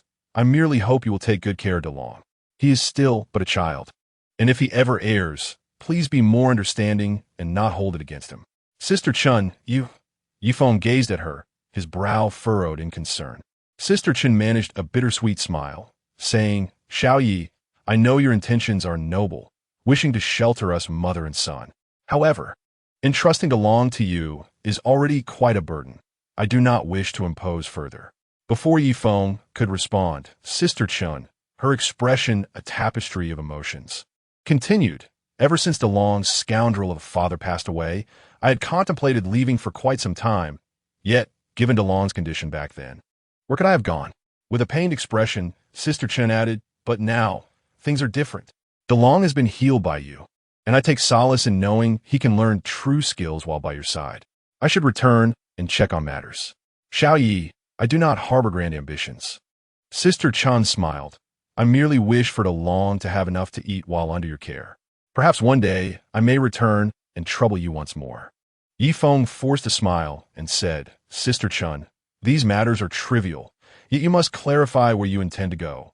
Otherwise, I shall be left as the villain. Alas, I have spoken as if we were parting for life and death. Sister Chun, placing a hand on her forehead, replied, in the past. I indeed wished to take DeLong to a place where no one knew us. However, now that DeLong has recovered, I wish to return to my family home. As she spoke, Yi Feng discerned a fleeting pain on Sister Chen's face, indicating some unspoken burden. During my absence, I entrust DeLong to you. Yi Feng let out a long sigh of relief, having feared the worst. DeLong is my disciple. I shall not allow anyone to bully him, he declared with utmost seriousness. Sister, I trust in your character, Sister Chen remarked with a smile. You are capable. DeLong is fortunate to have you as his companion. That said, I have said all that needs to be said, and I shall take my leave now. Upon my return, I will visit you both. Ye Feng Inwitit. Sister Chen, are you leaving now? Won't you say goodbye to DeLong? Sister Chen shook her head. I shall not bid farewell to that child. Otherwise, he would insist on accompanying me. However, understanding that Sister Chen harbors her own difficulties, Yi Feng did not press further, merely providing her with the address of their new home and arranging for a car to take her. Once Sister Chen departed, DeLong dashed out of the vehicle, frantically pursuing the rapidly departing car. After more than 10 minutes, a dejected DeLong returned, standing before Yi Feng like a child who had misbehaved. Yi Feng patted DeLong on the shoulder, saying, Do not worry. Once we are settled here, I will take you to find your mother. Really, Uncle Yi? Do you know where my mother has gone? DeLong squatted down, his eyes glistening with unshed tears as he looked up at Yi Feng, gently ruffling DeLong's hair. Yi Feng replied, Have I ever deceived you? However, if you wish to see your mother, you must heed my words. Yes, I will listen to you, Uncle Yi.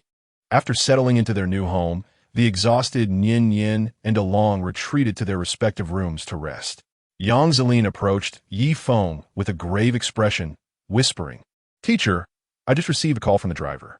Aunt Chin was picked up by a group of mysterious individuals after she got off the car on her way to the station. Should I send someone to investigate?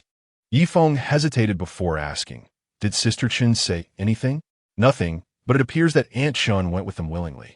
Yi Feng raised an eyebrow and replied, In that case, let's not act hastily. We shall allow things to unfold naturally. From my conversation with Sister Chun, it seems her family background is rather complex. Shifting the topic, Yi Feng continued, Investigate the assassins from tonight. Otherwise, no matter where we relocate, they will find us. It is said that a thief can only operate for 1,000 days. How can one defend against them for 1,000 days? For the sake of his daughter, Yi Feng was prepared to take the initiative and eliminate the threat entirely. Chapter 42, Turmoil. The following day, Nian Nian tidied herself up, shouldering a somewhat worn backpack, her face alight with anticipation. Daddy, I am ready. Upon seeing Yi Feng emerge, Nian Nian lifted her little head, revealing a bright and innocent smile. Yi Feng smiled slightly, choosing not to reveal the little girl's well-concealed anxiety. After all, today marked the first day at her new school, and it was only natural for her to feel a bit nervous. Dressed in casual attire, Yang Zelin entered the courtyard, assisting Nian Nian with her backpack, and said, Teacher, we can go now. Yi Feng nodded, entrusting Chun Dalong with the house, and departed with his daughter. Since the school was not far away, and to help Nian Nian acclimate to her surroundings, the three opted to walk. Along the way, Nian Nian appeared jubilant, bounding ahead like a playful little rabbit, her laughter ringing out in delightful, melodious bursts. Teacher, we've made some progress regarding the identities of those assassins from last night. Yang Zilin whispered, Nudging Yi Feng. Except for the last assassin, whose origins remain unclear, the first two waves appear to be from the Zhao family. A cold smile crept onto Yi Feng's lips. So it was indeed the Zhao family. Zhao Anping, I hadn't sought you out yet you come knocking. Are you so impatient? Given Yi Feng's temperament, upon confirming the Zhao family's involvement, it was only natural he would pay them a visit, intent on obliterating this so-called premier family of Tiannan. However, in comparison to the Zhao family, another group of assassins held greater significance. After all, annihilating the Zhao family was not a formidable challenge for Yi Feng. Rather, it was the hidden adversaries lurking in the shadows that commanded his attention. Whether the Zhao family was behind it remained uncertain and warranted further investigation. Yang Zelin seemed to sense the killing intent emanating from her teacher and quickly added, "We should have clarity within 3 days." Ye Feng no did Ganti. Although it was merely a suspicion, it was nearly certain. Aside from Lei Hu's 2 brothers, only the Zhao family would be so eager to act against him and his daughter. By the way, teacher, there's something else I'm unsure whether to mention. Yang Zilin suddenly recaled, apearing hesitant. If you have something to say, then say it. Yi Feng encouraged with a gentle smile. Yang Zilin's eyes sparkled as she said, Yuqing has invited a few classmates over to play. Yi Feng replied, if you're busy, you need not accompany them. Attend to your own matters. It's not that. Yang Zilin discreetly glanced at Yi Feng's profile before summoning her courage to continue. I told Yuqing I wanted to bring a friend along. I understand if it's inconvenient for you. Just disregard what I said. Yi Feng looked up at Yang Zilin, noticing her anxiousness as she averted her gaze, and then smiled. When is this happening? Have you agreed, teacher? She exclaimed eagerly. This evening, Yang Zilin added excitedly, I'll come pick you up. It's just a simple dinner. I want to put you in a difficult position, she quickly clarified. Ye Feng no dit incidenge. At the entrance of the historic Pear Blossom Kindergarten, Yang Zilin explained, Teacher, how do you find this school? It's quite good, Yi Feng replied with satisfaction. The school was adorned with flourishing green trees and abundant pear trees. As the pear blossoms were in full bloom, the entire ancient and charming school radiated an ethereal, idyllic atmosphere. It is evident from the weathered city walls that this is a school steeped in rich heritage. Nian Nian, do you like it? Yi Feng turned to his daughter.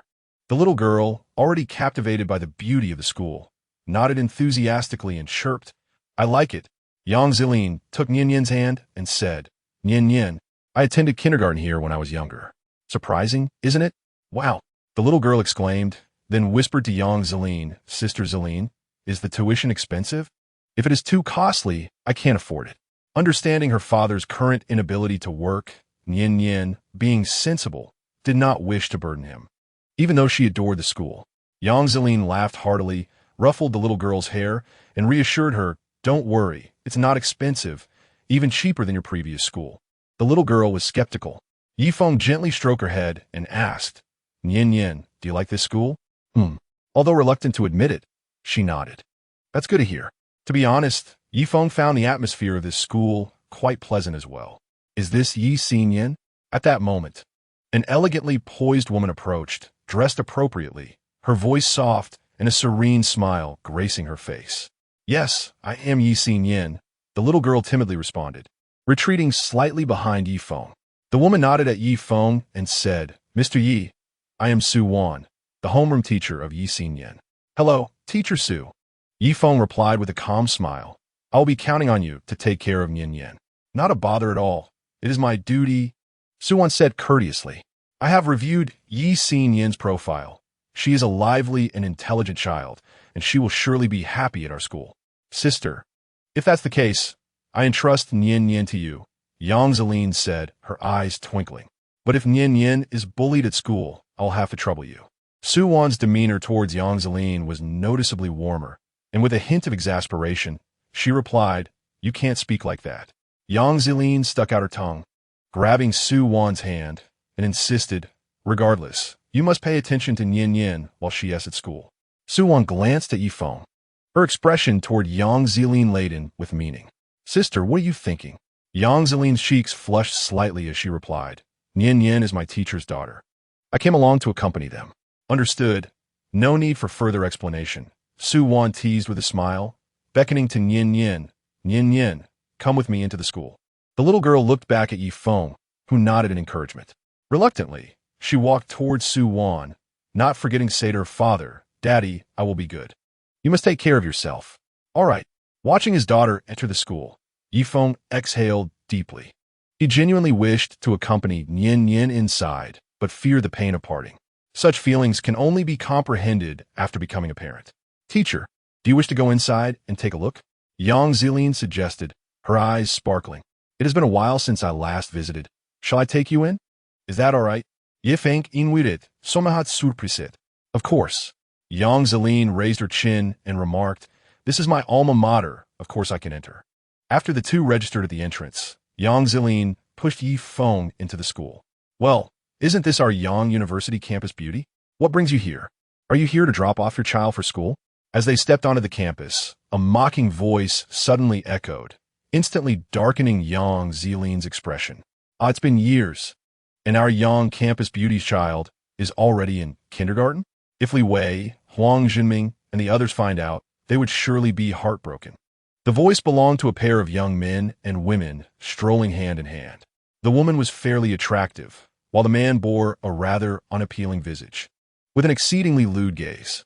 However, the woman's beauty paled in comparison to Yang Zilin's grace and poise. Upon seeing Yang Zilin, the man's eyes lit up with an almost predatory delight. Xiaoyan, this is the Yang Zilin I often mentioned to you, my high school classmate. Zheng Yin chuckled. Zilin, I was just joking earlier. Don't take it to heart. Yang Zilin furrowed her brow, her tone icy as she replied, Is there something you need? I am quite busy. Well, we were classmates, and after all these years, you've become rather distant, Zheng Yin retorted with a mocking tone. Or perhaps you simply do not wish to see your old classmate. To Zheng Yan's surprise, Yang Zilin nodded succinctly, stating, I indeed do not wish to see you. So could you please move along? Zheng Yin was taken aback by Yang Zilin's blatant disregard for her feelings and let out a cold snort. Just think, Herr Gazetowart, is this your boyfriend? He doesn't seem all that impressive. Seizing the opportunity to belittle Yang Zilin, Zheng Yin eagerly pulled her companion. Tao, get closer, saying this is my boyfriend Chen Tao. His family is in business, earning a few $100,000 a year. While a few $100,000 is quite a sum in Tiannan, the anticipated envy and jealousy were absent. Instead, Zheng Yin noted a trace of disdain on Yang Zilin's face. Congratulations on finding a wealthy boyfriend, Yang Zilin remarked with a dispassionate tone. Is there anything else you need? If not, please do not obstruct my path. Zheng Yin felt as though she had struck a pillow, frustration boiling within her as she tugged at the man beside her. Since you are Xiao Yan's classmate, calling you Zilin should be fine, right? Chen Tao said, wearing a smarmy grin. It seems fate has brought us together.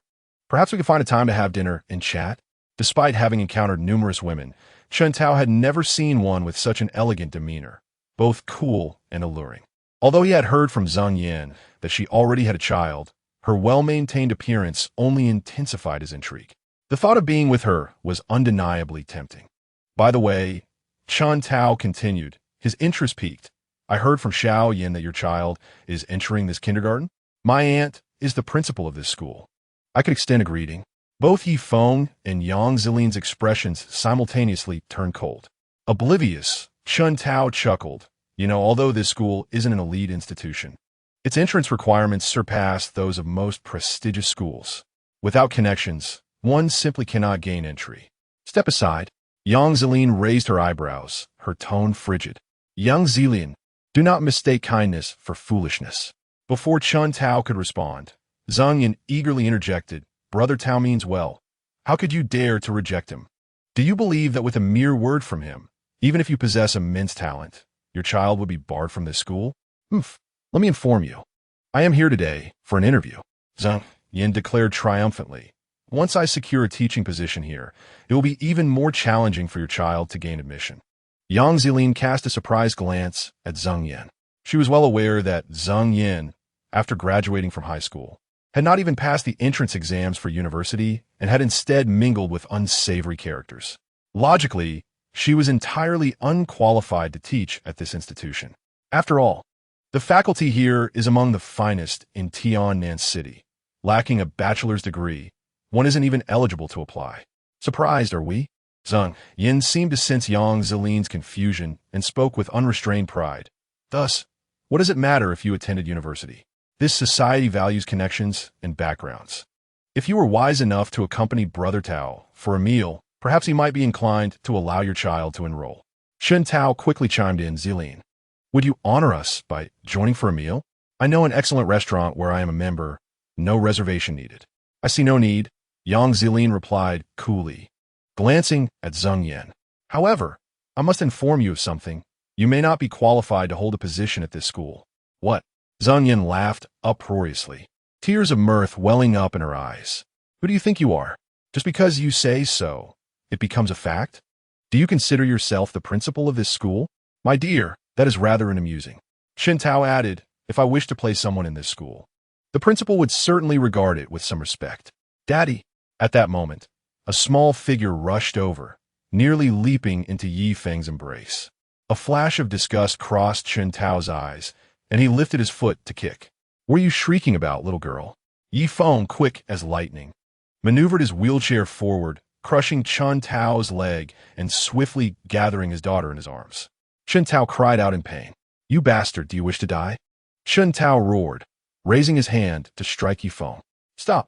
Just then, a voice filled with authority rang out. Chen Tao instinctively halted and glanced back. 4 or 5 individuals approached, led by an elder whose expression was grim, eyes ablaze with fury. Chen Tao, what are you doing? A middle-aged woman hurried over, repeatedly signaling Chen Tao with her eyes. Chen Tao hastily exclaimed, Aunt, this fellow actually dared to step on my foot. I couldn't bear it and wanted to teach him a lesson. He refrained from mentioning that he had struck first. What nonsense! The woman admonished. Do you think this is an appropriate place? This is a school. Chen Tao quickly replied, Aunt, I realize my mistake. His aunt cast a stern glance at him before apologizing to Yi Feng. My apologies, dear parent. Are you all right? The little girl buried her head in Yi Feng's chest, while his expression darkened. Mr. Yi, are you unhurt? At that moment, Yang Weigua hurried over and scolded Chen Tao without hesitation.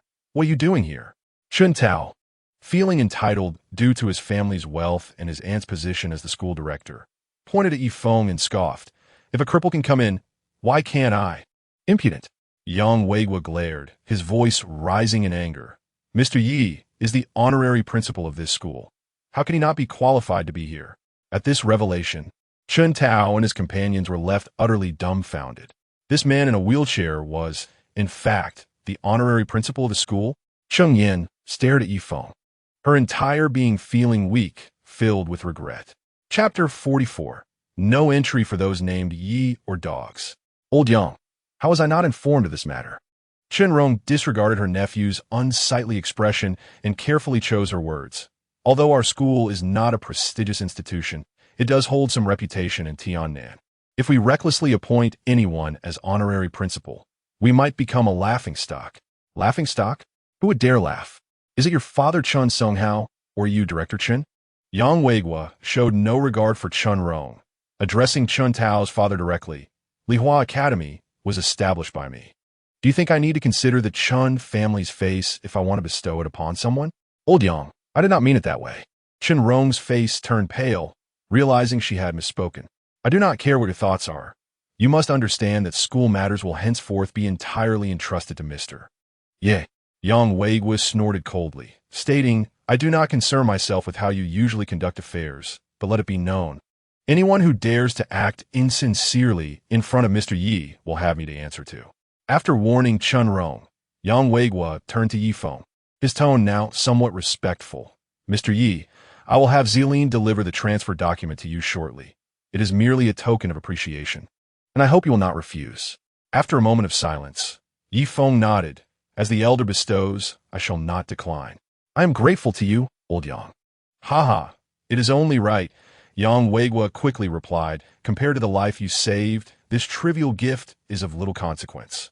Chen Rong, who had initially felt quite displeased with Yi Feng's appointment as honorary principal, was taken aback by this revelation. No wonder the long-ailing old Yang suddenly appeared at the school. It was this young man in a wheelchair who had healed him. Does he possess such formidable capabilities?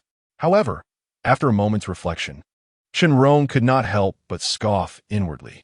Old Yang was truly going to great lengths for this son-in-law, even risking his own reputation to pave the way for him.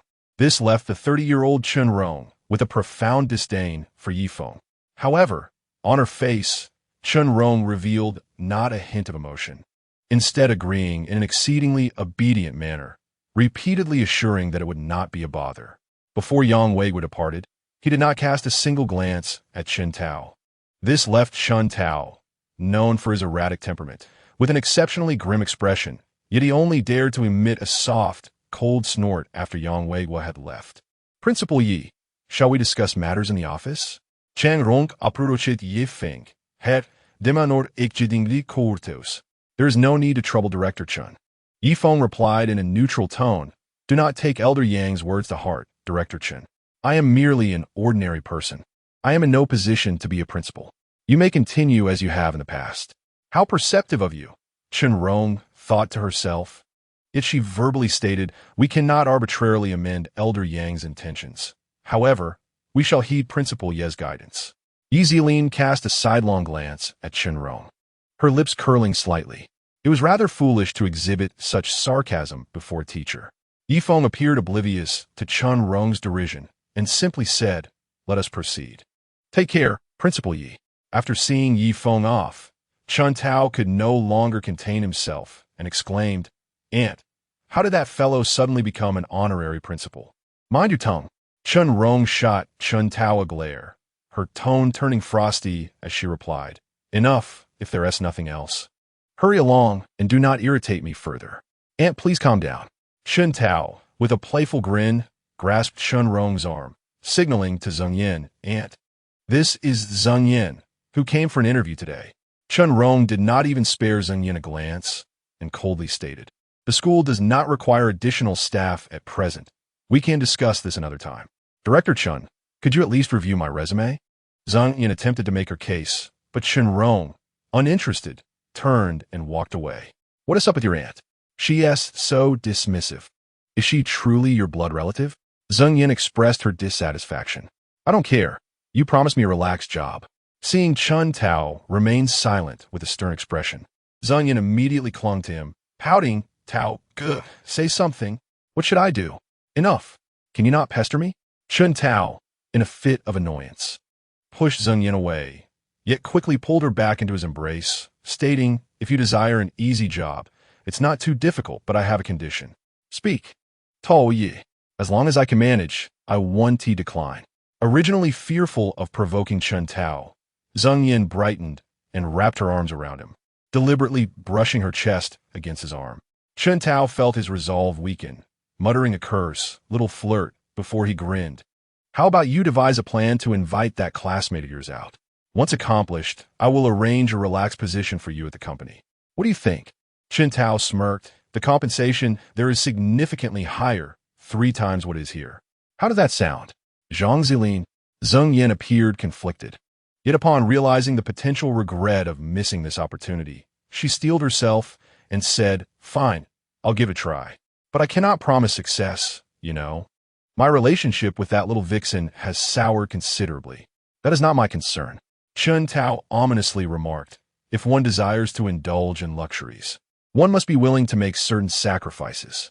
And that brat, does he truly believe that I, the esteemed heir, would be intimidated by his honorary principal title?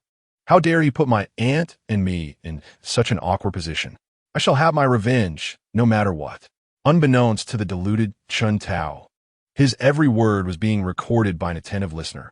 Teacher, please do not blame my grandfather for taking matters into his own hands, Yang Zilin cautiously said, observing Yifeng's fluctuating expression. He merely wished to seize an opportunity to express his gratitude and hopes he has not caused you any trouble. I am well aware of the old gentleman's intentions, Yifeng replied, but there is truly no need for such extravagance. Relieved that her teacher was not genuinely upset, Yang Zilin continued, in truth, it is of little consequence. It is merely an honorary title, which may sound intimidating but holds no real authority. Please accept it without concern. Yifeng nodded, saying, I am already acquainted with your classmate without needing further elaboration. Yang Zilin shrugged her shoulders, stating, we never really got along during school, and later, due to certain misunderstandings, she developed a bias against me. However, I am too disinterested to clarify matters. As long as she does not provoke me, it is sufficient. Should she overstep and assume I am easy to bully, she will find that I am not one to be trifled with. Yang Zilin was astute. Otherwise, she would not have remembered to strike back before leaving. Her reluctance to engage was merely to afford the other party an opportunity. Yet more often than not, the more magnanimous one is, the less gratitude one receives, leading the other to believe they can take liberties. That evening, adorned in formal attire, Yang Zilin picked up Yifeng and headed directly to an upscale club. Concerned for Nian Nian's solitude at home, Yifeng naturally brought her along. Chen Dalong tagged along for a free meal. Upon their arrival at the venue, they were halted by a staff member. Apologies, Miss Young. But your membership card permits only your entry. You cannot bring others with you. The attendant's demeanor appeared courteous. Yet their gaze towards Yifeng and the others was laced with disdain. Did they even comprehend the rules before attempting to patronize their establishment? Young Zilin Frowened. Since when was there such a regulation? The attendant, feigning innocence, replied, Miss Young, this is a rule set by the club. We are merely employees trying to do our jobs. Yang Zilin raised an eyebrow, stating, in that case, have your manager come see me. I refuse to believe that anyone would dare stop me, Yang Zilin, from bringing guests inside. At that moment, a voice laced with mockery echoed from within the club. Under ordinary circumstances, I would certainly extend every courtesy to you, Miss Yang. Unfortunately, there is an unwritten rule here. No one with the surname Yi, nor their dogs, are permitted entry. Chapter 45. Summon your master. I shall wait.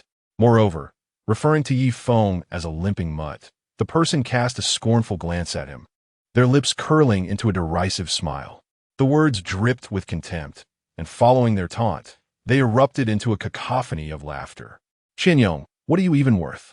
You dare obstruct my teacher's path? Yang Zilin's expression turned icy as she coldly commanded, get lost. Good dogs do not obstruct the way. However, the man named Qianyong showed no intention of yielding, blocking the entrance and shaking his head. Miss Yang, I do not care about your relationship with this fellow, but today, I absolutely cannot allow him entry. If young Master Zhao learns of this, I will find myself in a predicament. I trust you understand whom I refer to. A faint air of arrogance surfaced on Qianyong's face, suggesting that young Master Zhao's identity was formidable. Do not presume that I am unaware that the clandestine owner of this establishment is Zhao Xija. Yet, even he would not dare to hinder my path today. Yang Zilin coldly replied, step aside, or I shall not be courteous. Miss Yang, are you threatening me? Qianyong's expression soured as he continued, you must understand. Young Master, Zhao has a rather volatile temper. And do you believe my temper is any more amiable? She retorted. Leave. With a forceful shove, Yang Zilin pushed Qianyong aside and attempted to enter with Yifeng and the others. Qianyong's eyes flickered as he ordered 2 bodyguards behind him to obstruct their passage. Bang! Bang! The 2 bodyguards, seasoned veterans of the establishment, were sent tumbling down the steps, rolling and howling in distress. You dare to lay a hand on my men, Yi? Qianyong barked, his frustration palpable. You must be seeking death. Without needing prompting from Yifeng, Chen Dalong stepped forward, delivering a powerful punch to Qianyong's nose, then swiftly kicking his knee. A sickening crack echoed as Qianyong collapsed to the ground, a pained cry escaping his lips, cold sweat trickling down his brow. Qianyong attempted to curse, but was silenced as a foot pressed down on his head. Yifeng, with one arm around Nian Nian and the other playfully slapping Qianyong's face, produced a sharp sound. You should consider yourself fortunate. Had it been Zhao Xija, your life would be forfeit. Although Yifeng did not exert much strength, the humiliation of being treated as a worthless being in the presence of his subordinates stung Qianyong deeply. Yet every time he attempted to utter a threat, the pain inflicted by Yifeng's grip rendered him nearly incapacitated, his mind swirling in agony. Since you take pleasure in serving others like a dog, allow me to present you with an opportunity to please your master. With a swift motion, Yifeng sent Qianyong sprawling, coldly stating, go find your master and inform him I await his arrival. With the assistance of his subordinates, Qianyong slowly rose, spitting a mouthful of bloodied saliva while casting a venomous glare at Yifeng's retreating figure. Yi, you will regret this. If I do not flay your skin today, I shall not be true to my word. As he departed, he admonished the 2 groaning bodyguards, you 2 worthless fools. Keep an eye on that scoundrel. Do not let him escape while I contact young Master Zhao. Teacher, I am so sorry, Yang Zilin said remorsefully as they entered the establishment. Had I not insisted on bringing you here, that Qian would not have dared to humiliate you so. This is not your fault, Yifeng replied nonchalantly. I have a long-standing enmity with the Zhao family, It is only natural for Qian Yong, as their lapdog, to bark at me. Yang Zeline was unaware of the enmity between Yi Feng and the Zhao family, and dared not inquire further. She simply asked, "Do you need me to contact my family?"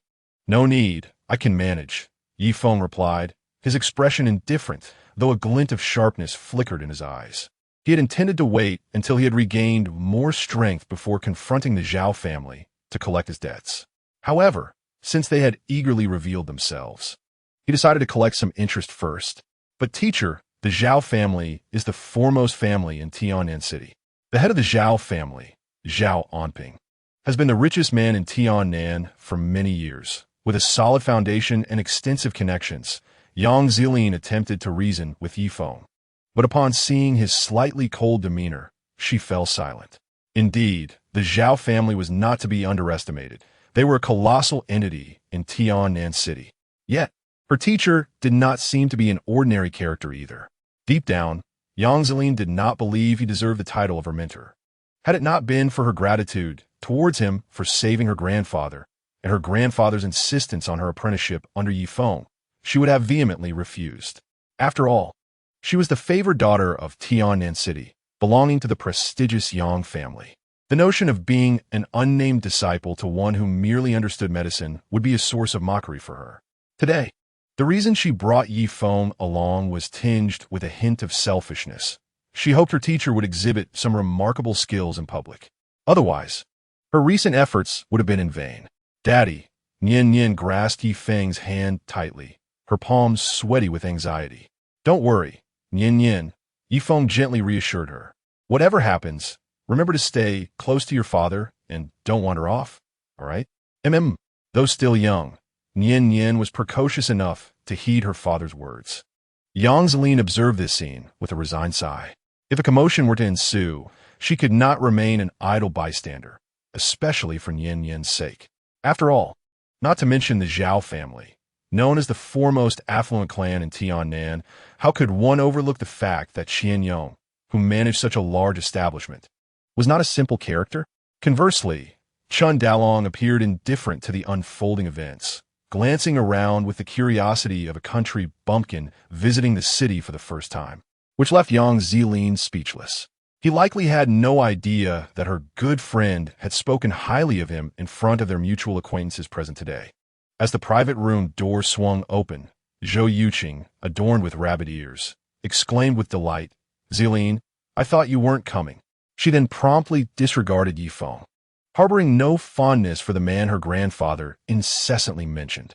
However, Zhou Yuqing's eyes brightened upon seeing Chun Dalong, a mischievous glint crossing her gaze as she teasingly remarked, "What brings you here?" Although she secretly wished for his presence, her demeanor was far from welcoming. Crossing his arms, Chun Dalong replied with unabashed confidence, "I came to eat." "Did I invite you?" Zhou Yuqing retorted, her irritation bubbling over. "Is there food?" "I am hungry." Chun Dalong completely disregarded Zhou Yuqing's murderous glare, forcefully pushing her aside as he led Yi Feng into the private room, muttering, "This place appears resplendent. I wonder if the food is any good." Zhou Yuqing shot Chun Dalong a furious glance and retorted, "Eat, eat, eat.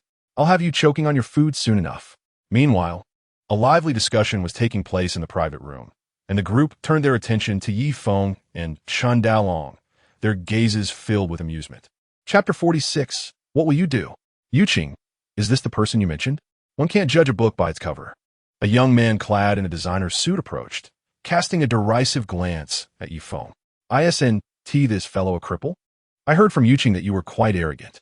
Yi Feng narrowed his eyes slightly. "Chenong, if you have nothing worthwhile to say, kindly keep your mouth shut." Yang Zeline interposed herself before Yi Feng, glaring at Chun Zeline. "Why are you defending this guy?" Chenong frowned slightly. "I heard that he bullies Yuqing. I'd like to ask him what he means by that." Yang Zeline, furious, felt exasperated that Qian Yong had already barred them entry, and now Chenong arrived with an accusatory tone, further infuriating her. "Chenong, I warn you, he is my teacher, Yang Zeline. If you dare to speak disrespectfully again, do not blame me for being unkind." Taking a deep breath, Yang Zeline wanted to see if Yi Feng possessed any remarkable abilities. However, he remained, after all, her nominal teacher. Do you truly believe I would be intimidated by you? Chenong was incensed by Yang Zilin's attitude, feeling somewhat humiliated, and retorted in anger. Whoever dares to bully Yuqing, I will not be polite. Zhou Yuqing, is this your sentiment or his? Yang Zilin inquiret, glanjing et Yo Yuqing. Zhou Yuqing wore an innocent expression. Zilin, this has nothing to do with me. After shooting Zhou Yuqing a glare, Yang Zilin stated, Chenong, don't presume I'm unaware of your petty schemes. But I warn you, as long as I, Yang Zilin, am here, you shall not lay a finger on my teacher. Faced with Yang Zilin's unwavering stance, Chenong felt a surge of irritation. Ha, Zilin, Chenong was merely jesting. Is it necessary to be so angry? At that moment, a suave young man sauntered over, chuckling. There are other friends present. Let us keep the conversation light. Yang Zilin cast a sidelong glance at the few blonde foreigners lounging on the sofa, snorting in silence. All right, our guest has arrived. Let us sit and converse. The young man signaled to Chenong, who cast a threatening glance at Yifeng before returning to the sofa, mumbling something to the foreigners. Zilin, please don't be upset. I truly did not anticipate Chenong would speak like that. Zhou Yuqing stuck out her tongue, indicating her innocence. Zhou Yuqing, I do not care what your intentions are today, but it would be wise to behave, or do not expect me to regard you as a friend. Observing Yifeng's calm demeanor, Yang Zilin felt an inexplicable wave of annoyance. All right, I apologize. Zhou Yuqing grasped Yang Zilin's arm and shook it gently, imploring. All my friends are here, just do it for my sake. Yang Zilin's expression softened slightly. Yifeng cast a faint glance at Zhou Yuqing, who, feigning ignorance, cheerfully replied, Come on, let us sit down and chat. As they settled in, Yifeng noticed the disdainful and mocking gazes directed at him from several foreign guests.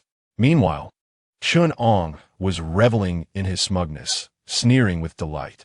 Yifeng chose to ignore Chenong's childish antics. As long as the provocations did not escalate, he could pretend that nothing had transpired. Should they presume Yifeng to be a target for their bullying, he would ensure they understood the true meaning of suffering. Regrettably, some individuals seem perpetually intent on courting disaster. Yuqing, since they are your friends, I shall not hold back, Chenong declared, gesturing towards the various alcoholic beverages on the table. Let us try something different today, shall we?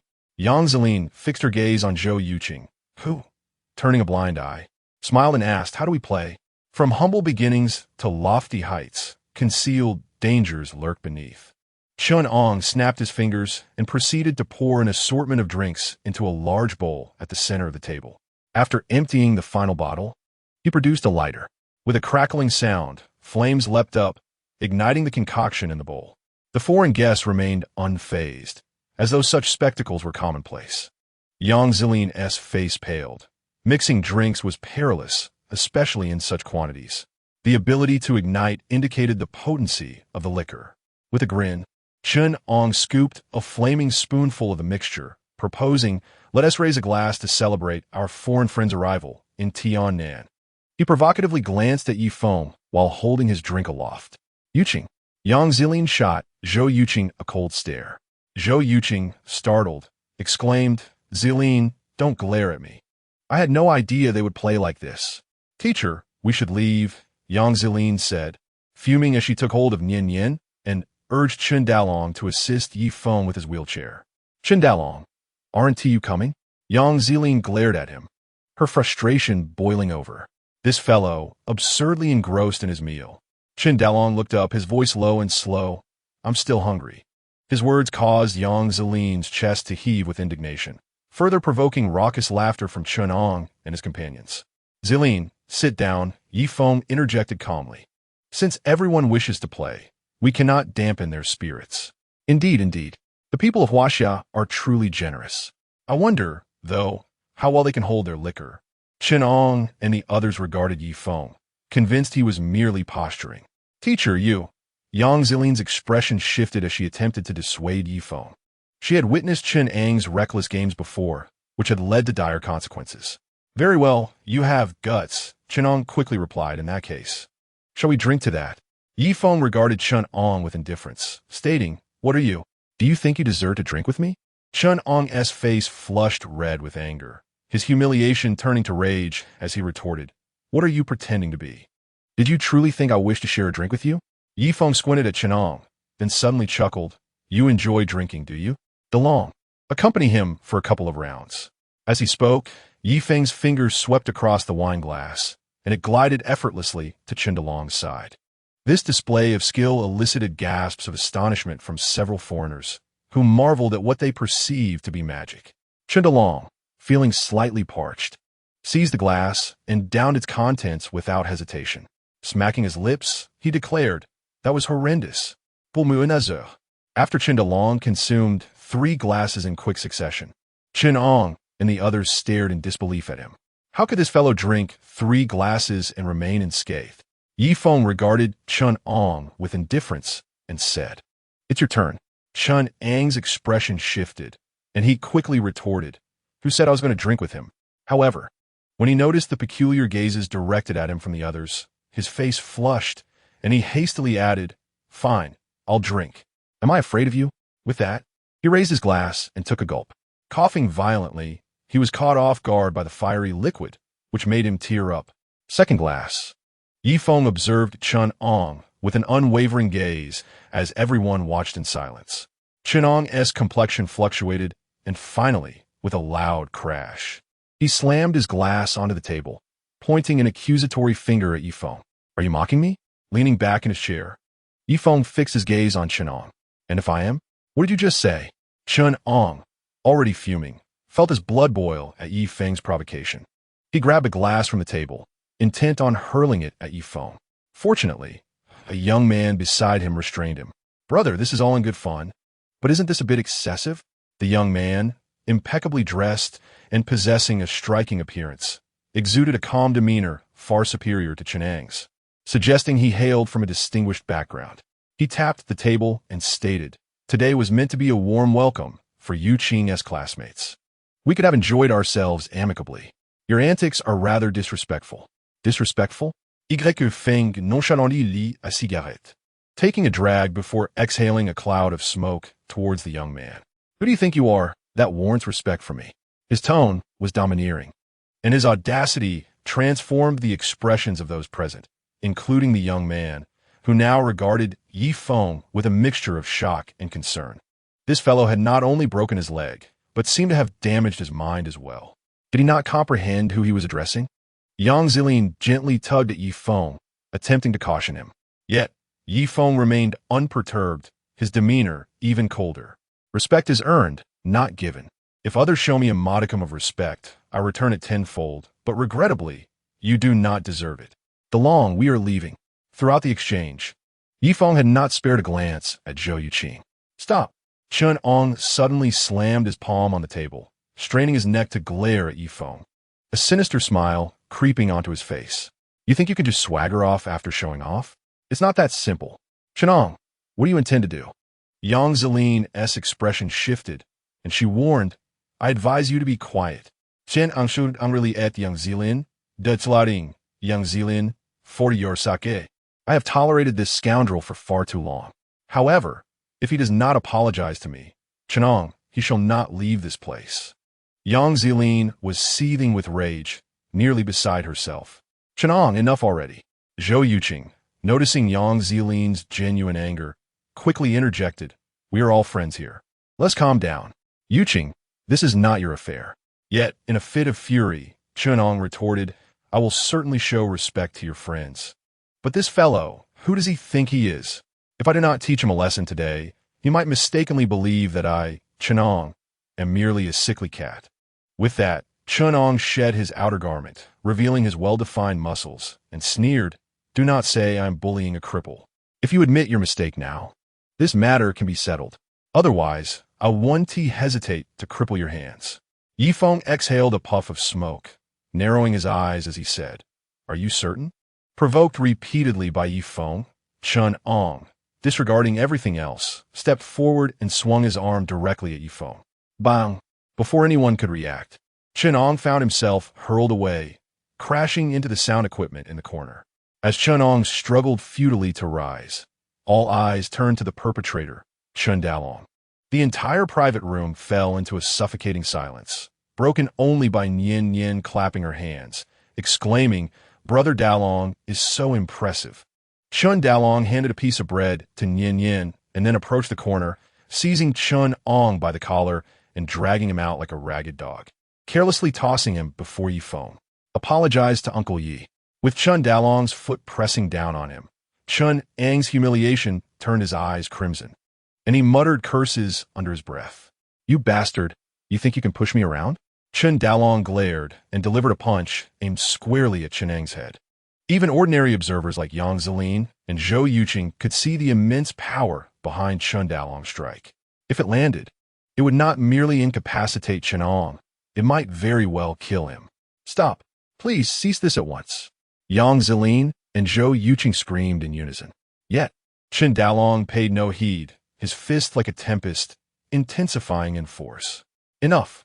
Just as Chun Dalong's fist was about to obliterate Chun Ang's head, Yifeng interjected coolly. The fist hovered less than an inch from Chun Ang's skull, and he could acutely sense the terrifying force behind it, leaving no doubt that it could end his life in an instant. Is this respect sufficient? Yifeng gazed at Chen Ong, whose face had drained of color, fear lingering in his eyes. With a gulp, Chun Ong shook his head, then hastily nodded in acquiescence. Yifeng dismissed Chen Ong, turning his attention to Zhou Yuqing. "For the sake of Director Zhou, I shall overlook your petty schemes this time, but do not let it happen again." "What do you mean by that? How am I involved?" Yifeng's words seemed to provoke Zhou Yuqing, who seized the opportunity to respond. "I invited you here with good intentions. And this is how you treat my friend? Oomph. Do not think I am unaware that you are nothing but a swindler, deceiving my grandfather with your lies. And now you dare to play the part of a gentleman?" Zhou Yuqing pointed at Chen Ong and inquired, "Do you know who he is?" "He belongs to the Chun family, which owns a company. After what you did to him today, you will not have an easy time ahead. And this gentleman here is none other than the esteemed young Master Jiang. Your recent actions displayed a complete lack of decorum, utterly disgraceful." Zhou Yuqing's demeanor radiated indignation, showing no respect to Yifeng. "Yuqing, you've gone too far," Yang Zilin cautioned her friend. "Zilin, are you pretending to be foolish or truly naive?" Zhou Yuqing defended her dear friend, asserting, "He is nothing but a charlatan." "Do you genuinely believe that old Master Yang was healed by him?" "It was undoubtedly the work of that Dr. Li. Not only does he claim the credit, but he also deceives you. He is hardly a man at all. I am determined to unveil his true nature today." Yang Zilin trembled with anger, yet refrained from expressing it. "Jack, he is the con artist I mentioned to you. Don't you possess magic? Show him what true skill looks like." Zhou Yuqing proclaimed triumphantly, casting a cold gaze at Yifeng, resembling an arrogant peacock. Jack, the foreigner, hesitated. "Yuqing, isn't this inappropriate?" Despite his words, he did not refuse. "What is inappropriate about it?" Zhou Yuqing replied indignantly. "If he truly has the ability, I shall serve him tea and apologize. If he is indeed a fraud, then he deserves it." Although her grandfather insisted that Yifeng had saved her, Zhou Yuqing remained skeptical at her core.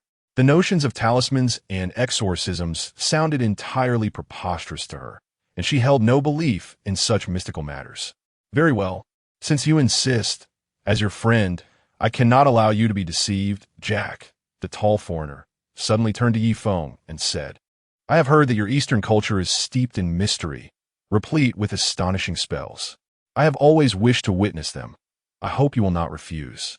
Jack's Mandarin was commendable, yet his demeanor exuded an inherent superiority. Among all the guests in the private room, these foreigners exhibited the most arrogant attitude, looking down upon others.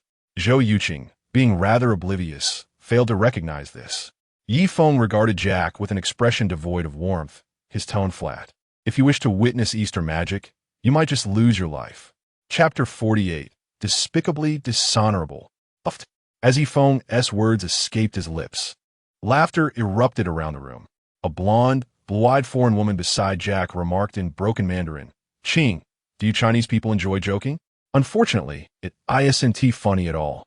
"Alice, you are mistaken," Zhou Yuqing replied, her expression one of utter disbelief. "We Chinese are humble and pragmatic. Individuals like him who speak without thought are quite rare." "Speaking without thought?"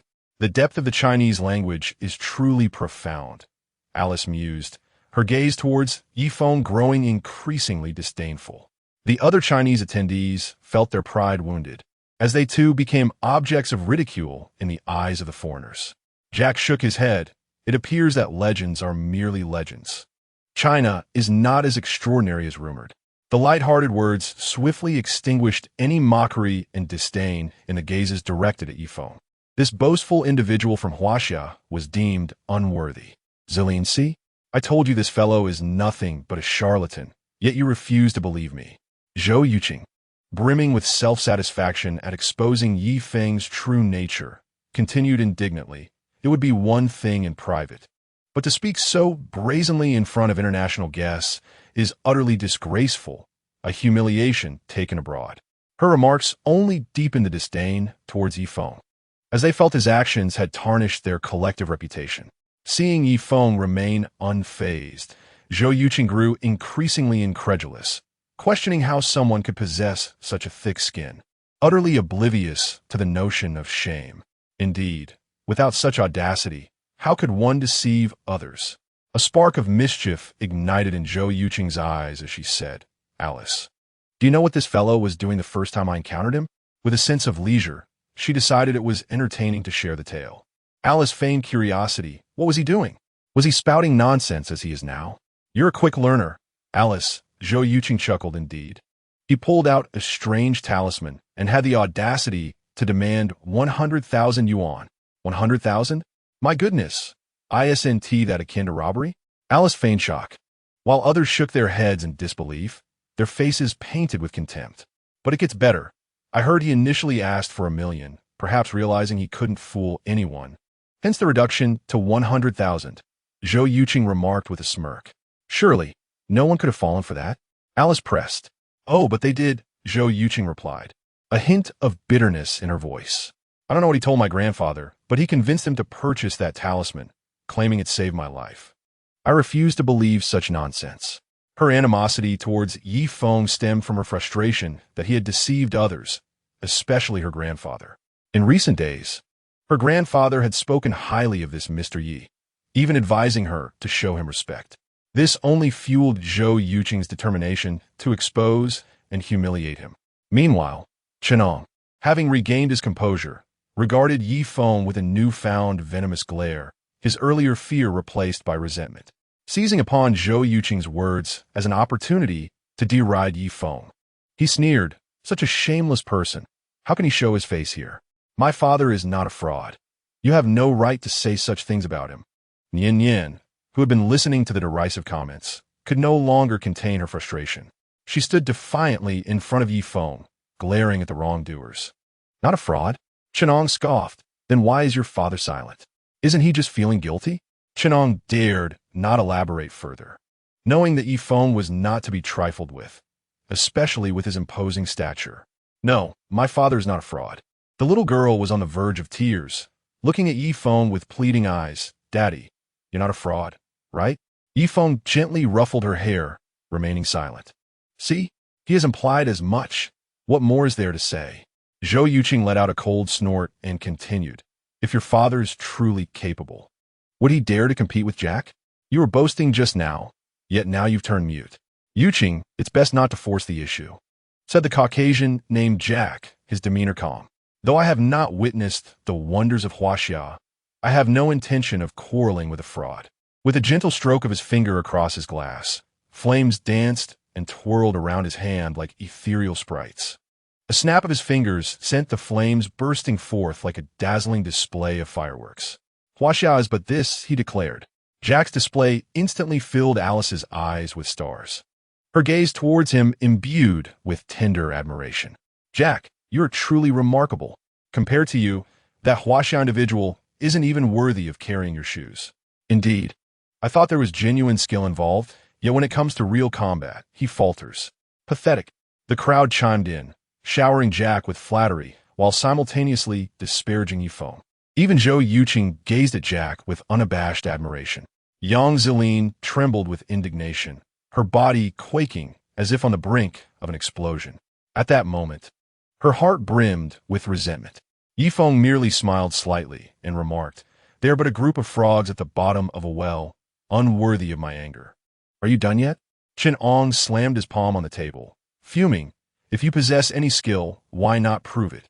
If you lack ability, then best remain silent and spare yourself further humiliation. Kid, you're becoming quite ungrateful." The young man who had previously warned Yi Feng could no longer contain himself. "As a fellow Huaxiao individual, I had no intention of adding insult to injury, but your behavior has utterly disgraced our heritage." With a tone of admonition, he continued, "It's acceptable to be outmatched, even to lack talent, but one ought to conduct oneself with humility and not merely prattle on, inviting mockery. Easter techniques? Merely a rumor. And you take it seriously. How laughable and naive." Shaking his head, the young man said, "As a man of Huaxia, I truly look down upon you." Although Nian couldn't comprehend the words, she sensed the negativity, and tears brimmed in her eyes. Yi Feng embraced his daughter, speaking calmly, "It is mutual. As descendants of Huaxia, you choose to grovel before these foreign barbarians, even disparaging our lineage. It is indeed despicable to the core." Gazing indifferently at them, Yi Feng remarked, "People like you, had you been born in tumultuous times, would undoubtedly have become traitors, lacking the standing to judge others." Yi Feng's words were unflinching, striking like a slap across their faces, leaving them disoriented. His remarks encompassed them all, a scathing rebuke. Zhou Yuqing nearly spat blood in fury, finding Yi Feng utterly detestable. "You seek death." The young man's expression shifted, narrowing his eyes as he coldly threatened, "Do you truly believe I wouldn't dare act against you? Ah, Zhang Shao, there's no need for you to dirty your hands with this waste," came a voice just then, as the door to the private room swung open and a group of individuals surged in. At the forefront was an unremarkable middle-aged man, his countenance darkly fixed upon Yi Feng. "The surname Yi, you possess quite the audacity, daring to cause a ruckus on my young master's territory. Have you grown weary of life? Comme fort. It is not Zhao Sijia, but the infamous Zhao Jiao from Tianan." Chapter 49. Steward Jiao.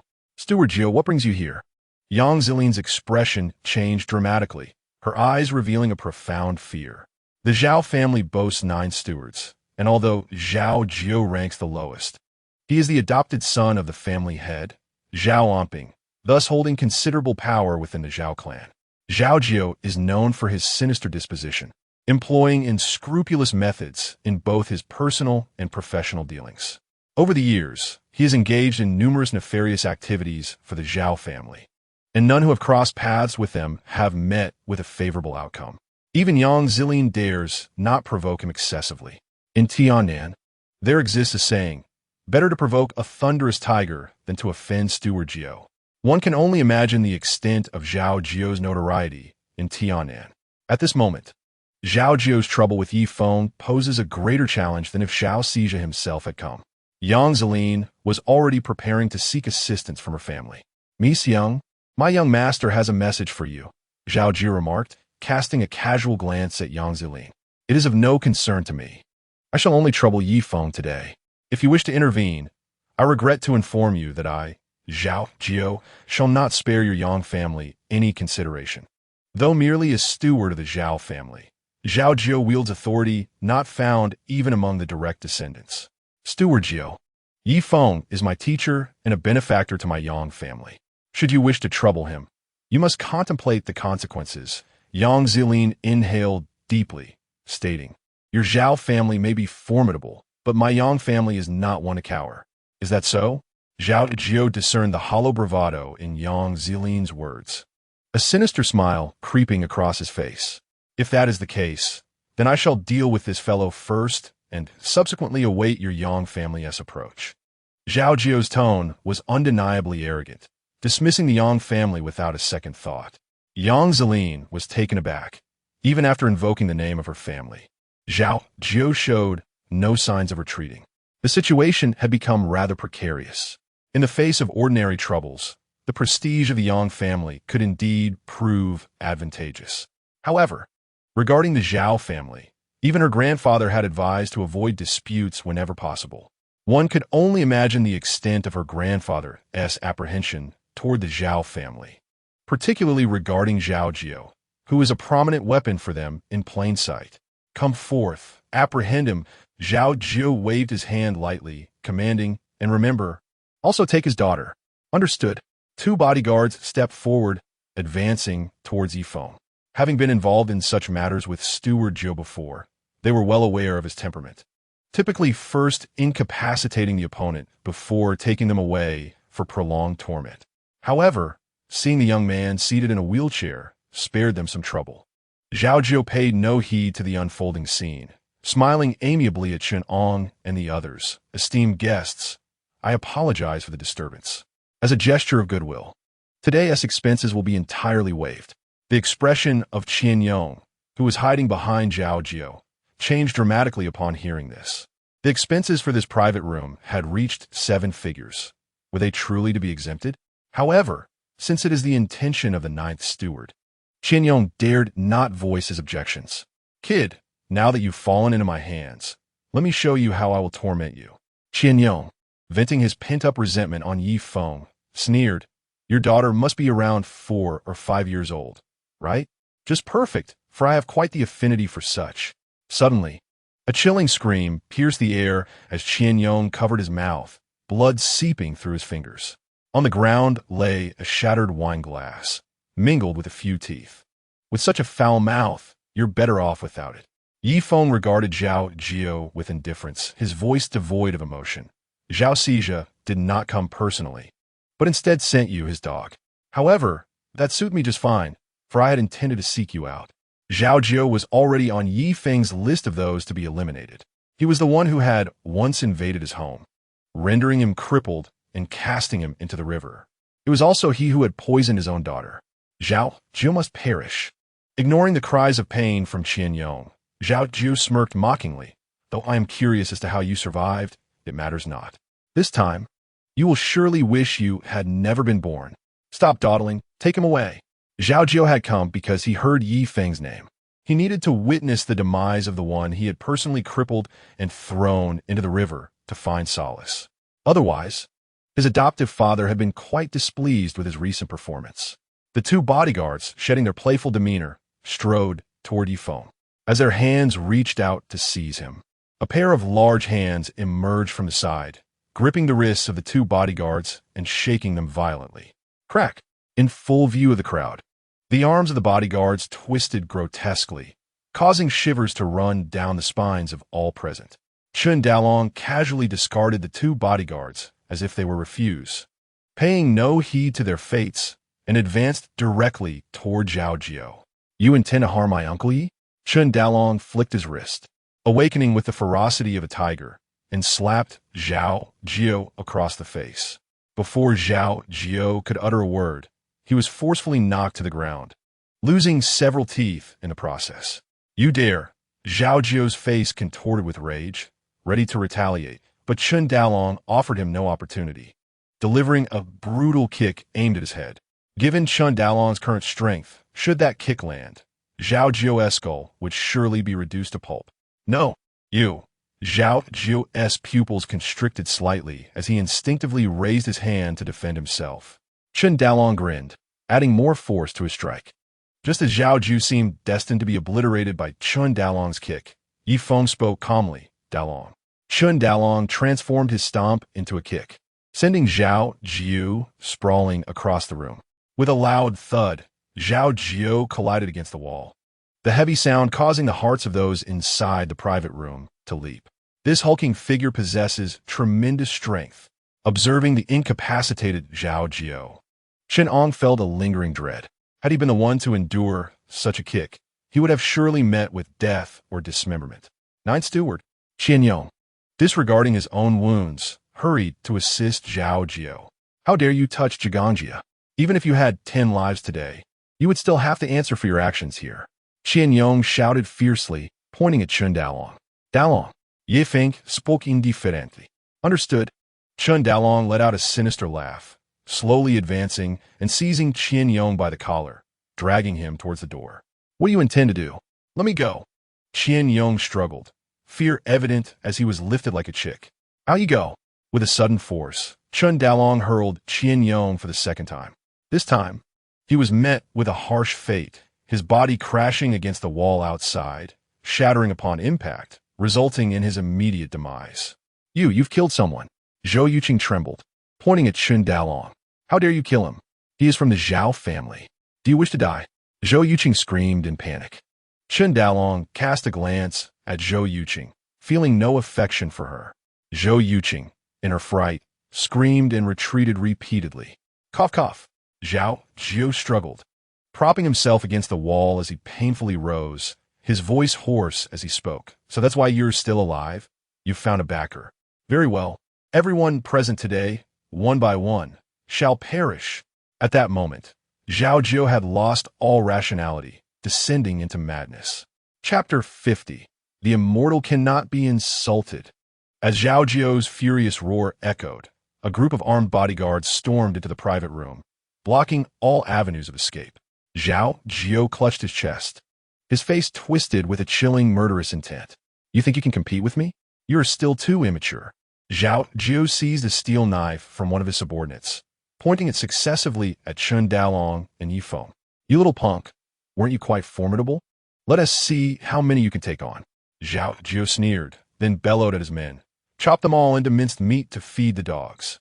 As the vicious bodyguards prepared to strike, Chun Ong screamed, Jigongjia, this has nothing to do with us. If you seek trouble, target that surname Yi. We are strangers to him. The surname Yi will certainly not escape my wrath, and neither shall you. Zhao Jiu grinned wickedly. Blame him for daring to kill my people. Yi, if you are a man, take responsibility for your own actions. Chun Ong, unwilling to be implicated by Yifeng, hastily distanced himself, saying, We have no ties to you. Why should we pay for your actions? Zhao Jiu wore a cold smile, refraining from immediate action, as if he were watching a play unfold. Yifeng, speak up. Zhou Yuqing added, Weren't you quite arrogant just now? Why are you silent now? You created this mess. Bear the consequences without dragging us into it. As Zhou Yuqing's agitation grew, she disdainfully remarked, You dare act but not take responsibility, you coward. Jigongjia, we are entirely uninvolved in this matter. It is solely Yi Feng's doing. I hope you will allow me and my friends to leave, considering my grandfather's reputation. Zhou Yuqing pleaded with Zhao Jiu. Yuqing Yu. Yang Zeline was taken aback, unable to believe her best friend's words. Zeline, don't be foolish. Zhou Yuqing spoke earnestly. At this point, can you not discern the true nature of Yifeng?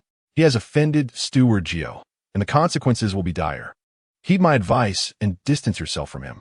Such a person, full of empty bravado, possesses no sense of responsibility.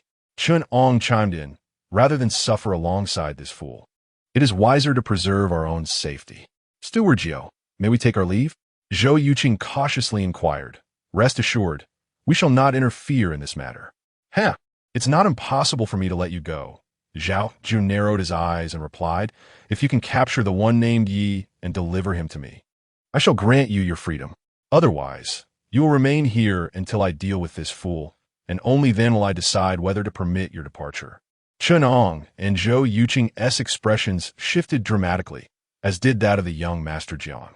Zhao Jiu was notorious for his ruthless methods. He was known to be merciless, more likely to wrongfully execute than to let anyone escape. Over the years, many had fallen victim to Zhao Jiu, often collateral damage. The reason Zhao Jiu remained unscathed was due to his numerous contingencies. He could easily pin the blame on someone else or ensure that no evidence remained. Even if one suspected him, what could be done? Backed by the foremost family in Tiannan, Zhao Jiu had little fear of retaliation. Steward Jiu, I am from the Chun family, and I once visited old Master Zhao with my elders, Chenong said, his voice trembling. Might you consider our family's standing and allow us to leave? I assure you, we will not breathe a word of today's events. The Chun family? Is that truly impressive? Zhao Jiu retorted harshly.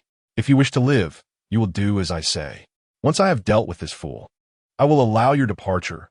Otherwise, do not blame me if I incapacitate you first. Zhao Jiu's words were not mere threats. He was indeed capable of such actions.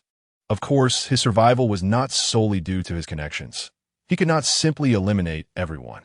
Confronting the Yang family would also be complicated. Zhou Yuqing's face paled slightly as she asked, Steward Jiao, if we comply with your demands, can you guarantee our release? Of course, Zhao Jiao chuckled. I, Zhao Jiao, am a man of my word. What are you planning, Zhou Yuqing? Yang Ziline's expression darkened as she fixed her icy gaze upon Zhou Yuqing. What am I planning? Zhou Yuqing suddenly erupted. Yang Ziline, you foolish woman, do you still not see? If Yifeng does not die today, it will be us who perish. You may wish to accompany this charlatan to his grave, but I do not. I am no kin to him. Why should I bear the consequences of his actions? He has offended none other than the Zhao family. Zhou Yuqing gritted her teeth. Your family may fear not the Zhao, but I do, and so does my grandfather. I do not wish to die here. I want to live. Seeing Zhou Yuqing transformed, Yang Ziline opened her mouth, momentarily at a loss for words. Yuqing, you will come to regret this. Ultimately, Yang Ziline chose to stand behind Yifeng. Regret? I believe it is you who should feel remorse. Zhou Yuqing earnestly implored, Ziline, I do not know what this deceiver has fed you, but if you sever ties with him now, we can leave together as if nothing has transpired. What do you say? Yang Ziline did not spare Zhou Yuqing even a glance. It seems you have fallen too deeply under his spell. Zhou Yuqing shook her head, casting a glance at Jack, and began to converse in a foreign tongue. The man named Jack glanced at Yifeng and responded. Zhou Yuqing's expression shifted, revealing a hint of hesitation. Jack then uttered something, and Zhou Yuqing, looking troubled, nodded in agreement. At that moment, Jack suddenly flashed a smile, akin to a demon unveiling its mask, exuding a terrifying malevolence. He slowly rose and approached Yifeng. What do you intend to do? Yang Ziline interposed herself before Jack. Jack grinned, a peculiar glint flickering in his eyes, and Yang Ziline felt the world spin around her as her consciousness began to blur, causing her to collapse to the ground. Zhao Jiao exclaimed in surprise, promptly halting his subordinates from acting, curious to see what this foreigner would do. Jack glanced at the girl in Yifeng's arms and addressed him in fluent Chinese. Mr. Yi, if you wish to spare your daughter from suffering, it would be wise not to resist. Otherwise, should anything happen to this delightful young lady, it would be unfortunate. Wouldn't you agree? Yifeng raised an eyebrow, and after a prolonged silence, he finally spoke. Do not assume I am unaware of your previous conversation. You merely wish for my demise to ensure your survival, correct? Yifeng scoffed. Rest assured, I, Yifeng, take full responsibility for my actions and will not implicate you. However, you would do well to reconsider any ill intentions toward my daughter. At this proclamation, Jack's expression shifted and a flicker of panic crossed Zhou Yuqing's eyes. It appears you are well informed. Jack seemed to abandon all pretense as he stated, as long as Mr. Yi hands over your daughter to me, I can guarantee her safety. Yifeng retorted, my daughter, I shall protect without question. Yifeng's demeanor turned lethal as he declared, you, a mere barbarian dog, dare to harbor sinister thoughts about my daughter? Ha ha, Mr. Yi, even if you are aware, what of it? Jack replied with a grin, in your own words, it would be unwise to refuse an offer of courtesy and instead invite punishment. Mimicking the actions of others only leads to ridicule. Yifeng smiled ominously. You, an outsider, wish to witness my eastern prowess? Then prepare your eyes to behold the indignation of the immortal. Chapter 51. Prepare Zhao Onping to wash his neck and await. As Yifeng spoke, a shocking scene unfolded. He opened his mouth, and a stream of golden fire shot forth, splitting into dozens of strands. These fiery tendrils, akin to agile serpents, found their targets, striking the subordinates of Zhao Jiao. Boom! Boom! Boom! The dull sounds echoed continuously, and in the blink of an eye, dozens of bodyguards erupted into a cloud of ash, leaving no trace behind. This bizarre and mystical spectacle rendered the entire private room silent, as if a pin could be heard dropping. Magic? No, this is the divine art of the East. Jack was initially taken aback, but soon advanced boldly, reaching for the precious Nian in Yifeng's embrace. Seeking death. A flicker of murderous intent flashed in Yifeng's eyes, and an invisible force erupted from him, binding Jack in midair. Just as Yifeng was about to take Jack's life, Zhao Jiao, witnessing the inexplicable demise of his subordinates, chose to flee without hesitation. Is it not too late to think of escape now? With a cold snort, Yifeng gestured subtly to Chen Dalong. Chen Dalong charged out of the private room and shortly returned, dragging Zhao Jiu back, who resembled a wretched dog. At that moment, Zhao Jiu was utterly shattered, his limbs crushed and in a pitiful state. Yet, despite his condition, Zhao Jiu remained as arrogant as ever. Yifeng, do you dare to kill me? Zhao Jiu sneered, his voice dripping with malice. You wouldn't dare, for if you kill me, you will never escape. Not only you, but your daughter and your family will perish too. Yifeng grasped Zhao Jiu's chin tightly, exerting force. Crack! Zhao Jiu's jaw shattered, all his teeth falling out, which he instinctively swallowed. Huh! Zhao Jiu's eyes widened. His face contorted in unimaginable pain. However, he gazed at Yifeng with a madman's fervor, his expression twisted and ferocious. The reason I do not kill you is not out of fear. Yifeng nonchalantly tossed Zhao Jiu to the ground, his tone chillingly resolute. I spare your wretched life to allow you to return and inform old dog Zhao to clean his neck and wait. I shall personally come to collect his life soon. Looking at Zhao Jiu, an overwhelming aura of murderous intent emanated from Yifeng, sending shivers down everyone's spine. What the Zhao family has dealt to me, I shall repay 100-fold. Yifeng's voice was frigid. When the time comes, Zhao Omping will die, and you, Zhao Jiu, will meet the same fate. After having Chen Dalong throw Zhao Jiu out, Yifeng slowly turned his gaze to Jack, still suspended in the air. You wish to witness my Eastern divine arts? Observe closely. Yifeng smiled slightly, his palm reaching out towards Jack. Yifeng stopped, just as Zhou Yuqing attempted to intervene. Jack's entire body exploded as if crushed by gravity, creating a tremendous blast. Blood and gore splattered onto Zhou Yuqing and the others. Zhou Yuqing screamed, hastily wiping the red and white matter from her face, her voice shrill. Yifeng, have you killed Jack? Do you realize? Shut up. Yifeng shot her a cold glance, his voice icy. Speak again, and you shall share his fate. He held no affection for this woman who had humiliated him time and again. Feeling the genuine murderous intent emanating from Yifeng for the first time, Zhou Yuqing felt fear, daring not to utter another word. Yet, her gaze towards Yifeng was filled with resentment and coldness. With Jack's demise, trouble would undoubtedly ensue. Even Zhou Yuqing felt a bone-chilling cold wash over her. It is all this Yifeng's fault. Yifeng, unfazed by Zhou Yuqing, turned his attention to the site of Jack's explosion. There, a doll made of clay lay shattered on the ground, yet its form was unmistakably reminiscent of Jack. What is this? Chen Dalong gently nudged the doll with his foot, curiosity etched across his face. It is merely a puppet conjured through dark sorcery, Yifeng remarked nonchalantly. If an ordinary person were to encounter it, 10 lives would not suffice to satisfy its hunger. Alas, it has provoked the ire of one best left undisturbed. To maintain its formidable power, the puppet must perpetually seek new vessels. Had a mastermind behind this puppet not targeted his daughter, Yifeng would have had no interest in their intentions. Upon hearing Yifeng's explanation, Chen Dalong could not suppress his anger and crushed the puppet beneath his foot, casting a cold glance towards Zhou Yuqing and the others. At that moment, Zhou Yuqing and her companions were utterly paralyzed by fear. What manner of puppet, what dark sorcery, could possibly be benign? Yet, more than the puppet, they dreaded the prospect of Yifeng seeking retribution later. This man had just slain dozens.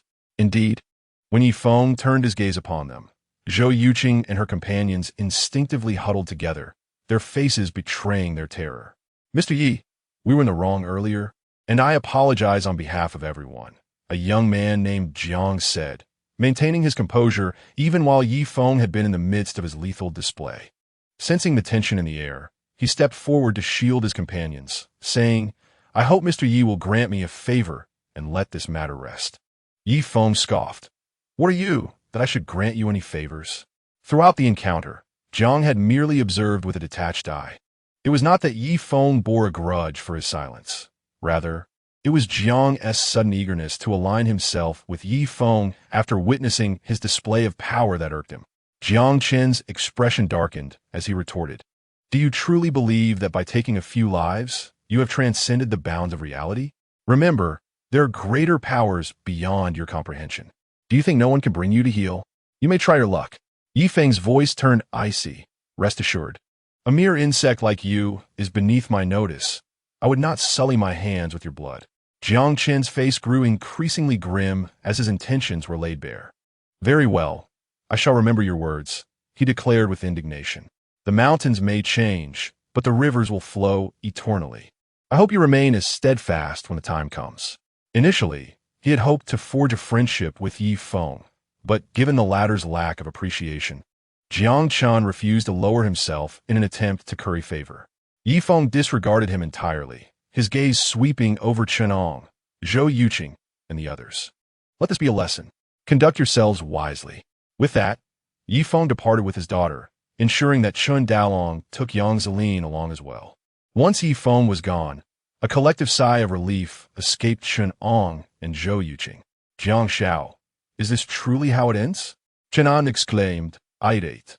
That man is insufferably arrogant, showing such blatant disrespect to you. Arrogant? Jiang Chen grinned ominously. How long do you think he can maintain such bravado after offending the Zhao family? Just wait, before long, he shall vanish from this world. However, beside her, Zhou Yuqing was somewhat restless. For reasons unknown, she felt that Yifeng's final glance towards her was imbued with indifference and pity. How could he, a mere charlatan, feel pity for her? Chapter 52, Possessed. Teacher, I am truly sorry. Yang Zelin stood before Yifeng, her face awash with guilt and a hint of panic. Previously, when everyone had targeted Yifeng, she had neither lent a hand nor concealed her resentment towards him. She had not witnessed any formidable abilities exhibited by Yifeng, and his silence had led her to question his competence. Deep down, Yang Zelin did not genuinely believe that Yifeng possessed the capability to be her teacher. Her gratitude in taking him as a mentor stemmed primarily from his healing of her grandfather. Nevertheless, since Yifeng was the savior of the Yang family, she should have been the first to stand up for him when he was humiliated. Regrettably, she chose to remain a bystander. Enough, there is no need for apologies. Yifeng replied coolly, the Yang family does not owe me anything, and neither do you. Yang Zilines completion palet. Though Yifeng did not express it overtly, she sensed a foreboding realization. From this day forth, she might no longer be qualified to be his disciple. Understanding dawned upon her. Yang Zilin's expression turned slightly bitter. Yet she promptly added, however, teacher, you have offended Zhao Jiu today. He will undoubtedly seek vengeance. Do you require me to arrange protection for you? Zhao Jiu is but a trivial matter. I do not regard him with any concern, Yifeng replied, his demeanor unperturbed. Yang Zilin insisted déater. While Zhao Jiu may be formidable, he is not someone the Yang family fears. The true concern lies with the Zhao family that stands behind him. Zhao Jiu, although the least among the 9 chief stewards of the Zhao family, has always dealt with their more unsavory affairs. Given his vengeful nature, he will surely devise ways to target you. Yang Zelin proposed, perhaps you should stay with the Yang family for the time being. No matter how domineering the Zhao family may be, they would hesitate to cause trouble within our home. Zhao Jiu is ruthless.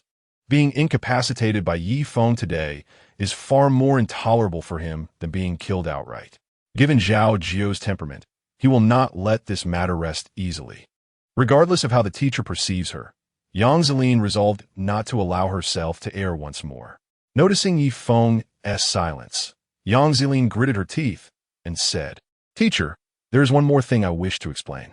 Observing Yifeng's expression cautiously, she continued, Yuqing is not the person you think.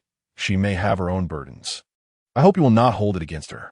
Yifeng smirked slightly and remarked, It seems you hold your dear friend in higher regard than family. To speak so fervently on her behalf, Yang Zelin offered a wry smile and replied, I acknowledge that Yuqing's actions today were indeed wrong, but I assure you, they were unintentional. I was raised by my grandfather and have never met my mother. However, Yuqing's parents have treated me as their own daughter. Yang Zelin resolutely declared. I refuse to believe that Uncle Zhou and his wife, such exemplary parents, could raise a daughter with a twisted disposition, self-serving and selfish. Perhaps, she thought. Yifeng did not counter her assertion and proceeded to leave with his daughter. Yang Zilin instinctively took a couple of steps forward but halted, recalling Yi Feng's attitude towards her dear friend. Teacher, I shall prove to you that Yuqing is not that kind of person. Although Zhou Yuqing displayed some traits of a spoiled girl, her essence was not malevolent. She often spoke without thought. Yuqing's unusual behavior that evening led Yang Zilin to suspect that something must have transpired. Yuqing, I hope you do not disappoint me again. Is there something you wish to express?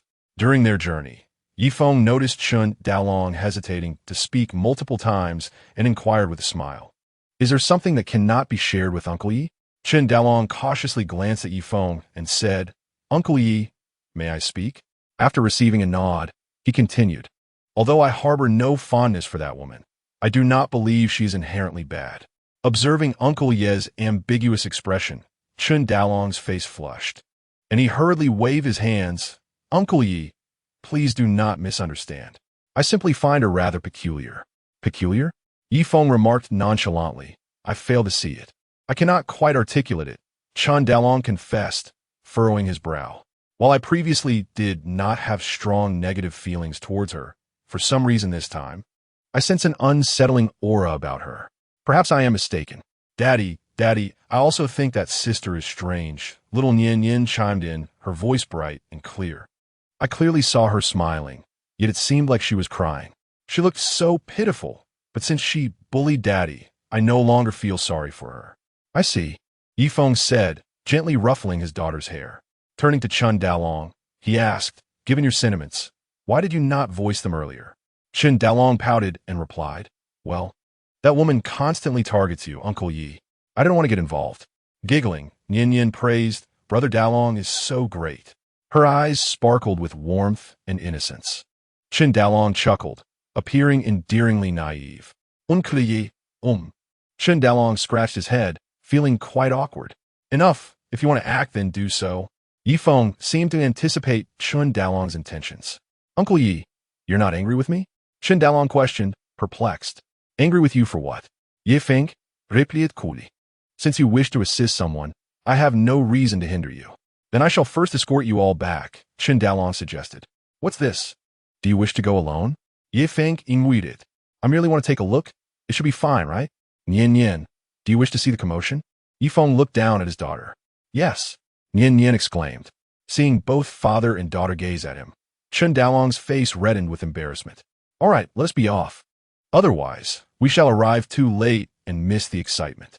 What will I do? How can I explain this to Jack's parents? My own parents would surely be furious. Alice sobbed by the roadside, covering her face with her hands. Fear and trepidation rendered the blonde-haired, blue-eyed woman utterly shattered. Alice, it is of no use to grieve further. Jack is gone. Zhou Yuqing gently patted Alice's back, her voice laced with persuasion. You must be exhausted. Shall I escort you to a hotel for some rest? We can deliberate on what to do tomorrow. Thank you, Yuqing. Alice expressed her gratitude, embracing Zhou Yuqing. Without your friendship, I truly would not know how to cope. You call me a friend, so it is only natural that I assist you, Zhou Yuqing replied with a peculiar smile, supporting Alice. Her face filled with a glint of avarice. What are you doing? Hurry and leave, Alice urged, noticing Zhou Yuqing's gaze fixated on a certain spot. Her expression cold and contorted, as if suppressing something within. Yuqing, you have indeed fallen under some dark influence. Yang Zilin attempted to soothe her tone. Come back with me. I promise, get lost. What do you know? Zhou Yuqing's voice abruptly transformed into a deep, raspy tone. Since you are here, you might as well join us. Yang Zilin felt darkness engulf her, and then she knew nothing. Chapter 53, The Substitute Doll. Ah, such a beauty ultimately has fallen into my grasp, Zhou Yuqing mused, gazing at the unconscious Yang Zilin on the ground, a strange greed flickering in her eyes. This expression would be understandable if it belonged to a man. But for Zhou Yuqing, a woman, it appeared rather unsettling and bizarre. What sent shivers down one's spine was that Zhou Yuqing, though a woman, spoke with a voice entirely masculine. You are not Zhou Yuqing.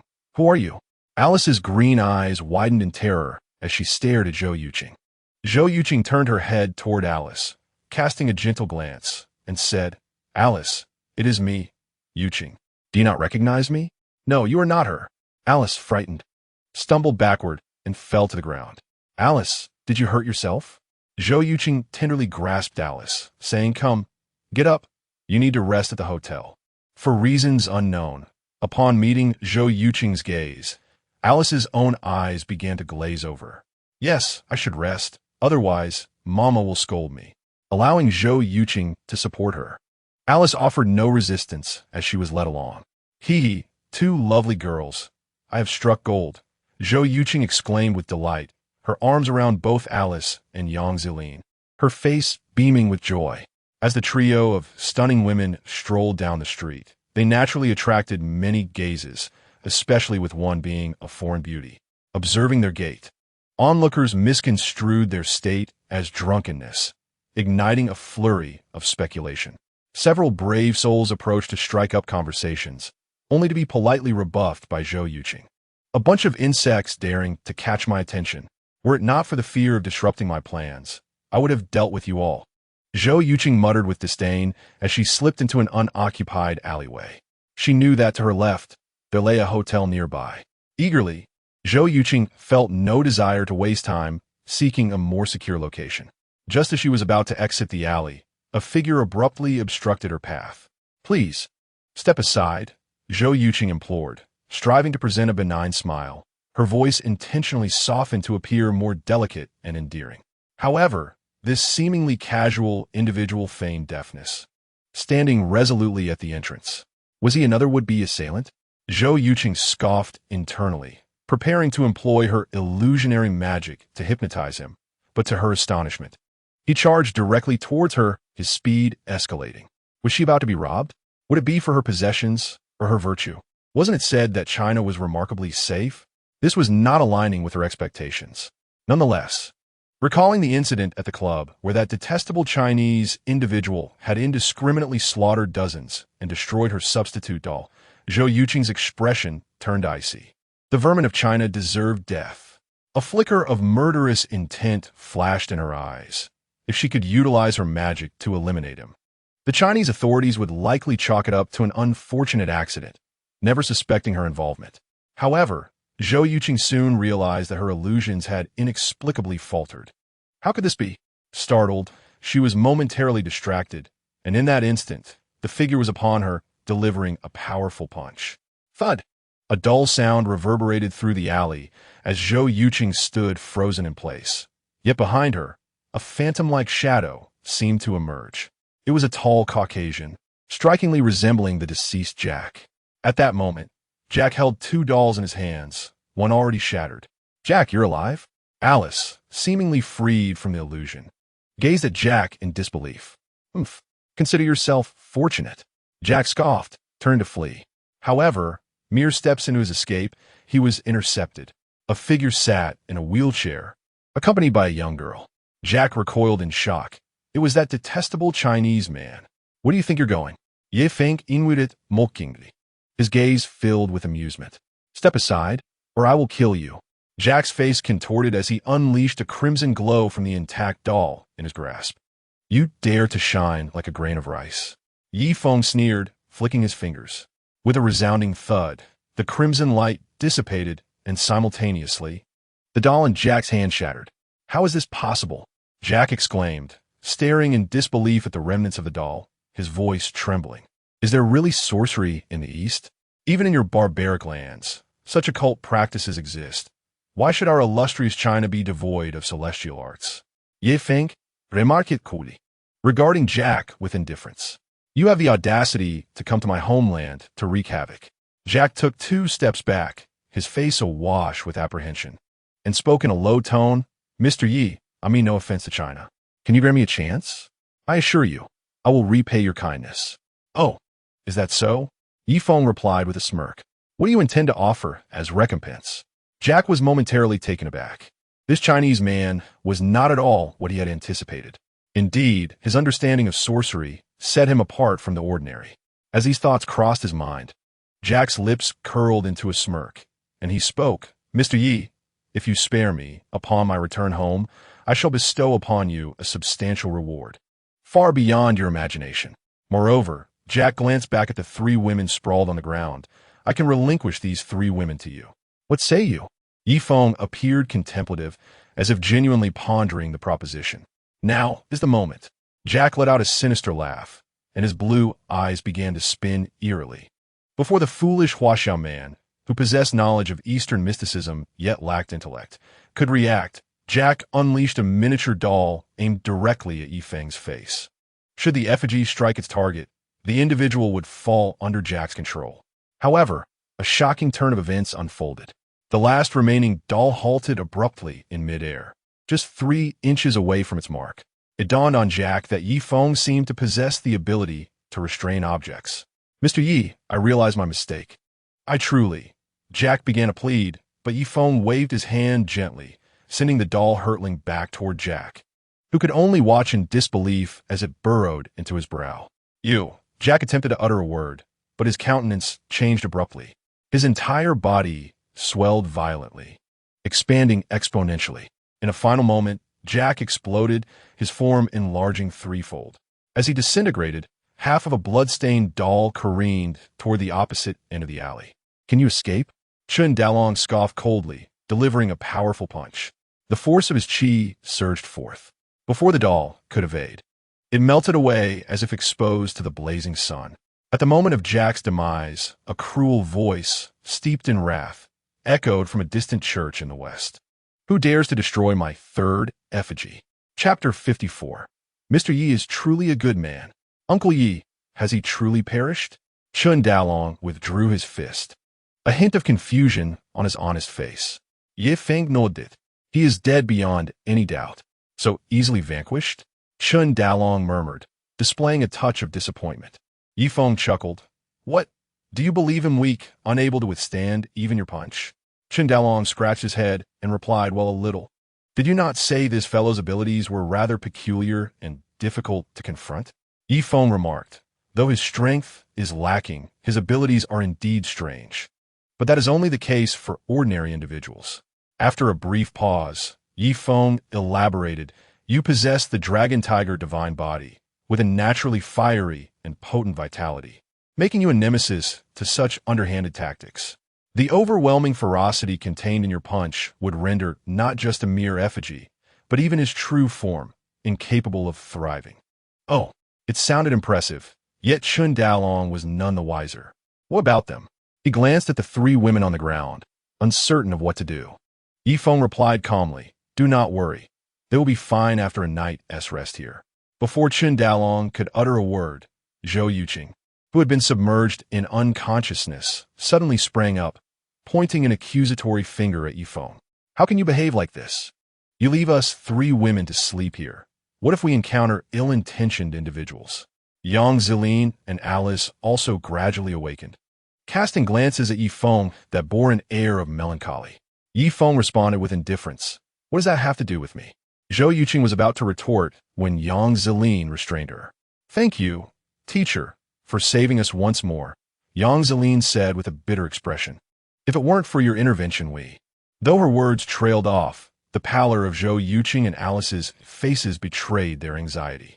Even though they had been hypnotized, their consciousness remained intact. They were aware of the nefarious intentions harbored by a man named Jack. Had it not been for Yifeng, their fates could have been far worse.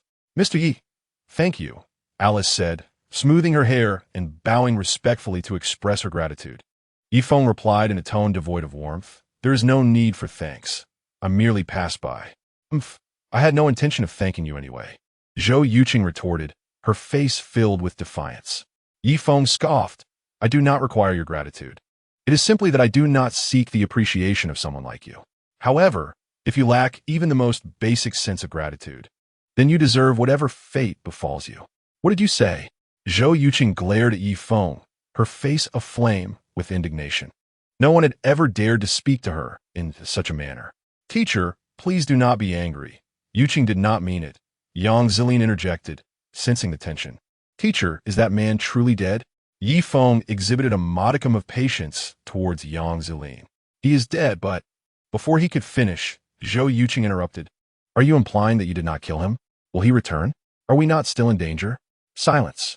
Yifeng shot a fierce glance at Zhou Yuqing, enveloping her in a chilling aura. In an instant, Zhou Yuqing felt as if she were ensconced in a world of corpses and blood. A gruesome realm where she was utterly alone, isolated, helpless. Moreover, an entity comparable to a deity suddenly materialized, raising its foot to strike her down with unrelenting force. The divine being regarded her with a gaze as indifferent as that of a predator observing its prey. There was no escape, no refuge. The sheer despair of her predicament compelled Zhou Yuqing to scream in madness. When she finally regained her senses, she found herself crouching on the ground, clutching her head, trembling uncontrollably. A pallor overtook her face, riddled with dread. Was it merely an illusion? Yet it felt so strikingly real. Furthermore, the visage of that godly entity bore an uncanny resemblance to that detestable man. Zhou Yuqing opened her mouth to speak, only to realize that he had vanished without her noticing, leaving Yang Zeline and Alice in a posture of respectful observance. Alice withdrew her gaze, remarking with a sense of awe, "Mr. Yi truly is a good person." Yang Zeline nodded in agreement, unable to suppress her concurrence. Hearing these words, Zhou Yuqing could not help but shudder. "Uncle Yi, as you mentioned, if that individual is merely a substitute, when will the true entity arrive?" On their way back, Chen Dalong, carrying the already slumbering Yin Yin, expressed his doubts. "It is unlikely that he will come in the short term," Yi Feng replied.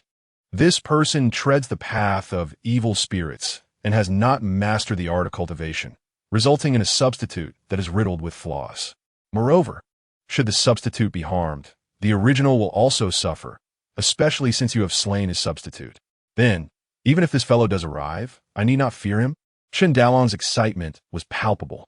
"That may not be the case," Yi Feng retorted, dousing his enthusiasm with cold reality. "Based on the capabilities of his substitute, it can only exert 1/10 of the original's power. While that may seem minimal, should the true entity confront you personally, the danger would be considerable." Noticing the worried expression on Chen Dalong's face, Yi Feng teased, "Are you frightened? Did you not consider the consequences when you heroically saved the damsel? Fear is indeed a feeling, especially given how esoteric your words are, but I do not regret it," Chen Dalong said softly, pulling Yin Yin closer. "Since childhood, I have aspired to be like the superheroes on television, able to protect my family. That feeling is truly wonderful. To safeguard those you cherish, one must first possess sufficient strength," Yi Feng stated nonchalantly. "Otherwise, all is but empty talk. Uncle Yi, I will strive even harder in my cultivation from now on," Chen Dalong declared, his face revealing a determination and resolve that belied his age. He wished to never again face the reality of his mother-esque departure while feeling powerless.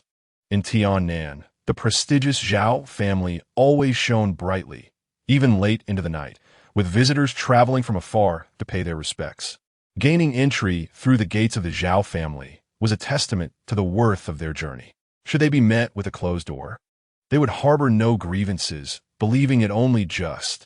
This evening, the Zhao family was no different from usual. Numerous luxury cars lined the entrance, while distinguished individuals, elegantly attired and possessing remarkable poise, patiently awaited their turn. They did not expect to indulge in a warm cup of tea that night, but they aimed to be the first to enter the Zhao family come morning. This illustrates the Zhao family's status and influence in Tiannan. Just as many were preparing to endure a night in their vehicles, the Zhao family gates suddenly swung open. Several luxury cars sped away from the Zhao villa, vanishing into the night in the blink of an eye. The security personnel stationed at the entrance bore solemn expressions, emanating an air of forbidding that sent chills down one's spine. In an instant, countless dignitaries exchanged glances, pondering if something had gone awry. Chapter 55. Sorry, I'm not interested.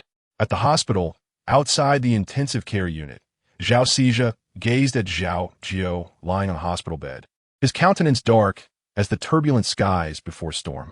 Had we discerned who was responsible? Zhao Sijia withdrew his gaze, and in a brief moment, the renowned scion of the Zhao family concealed all emotions. Those who are well acquainted with Zhao Sijia's temperament understand that the calmer he appears, the more furious he actually is.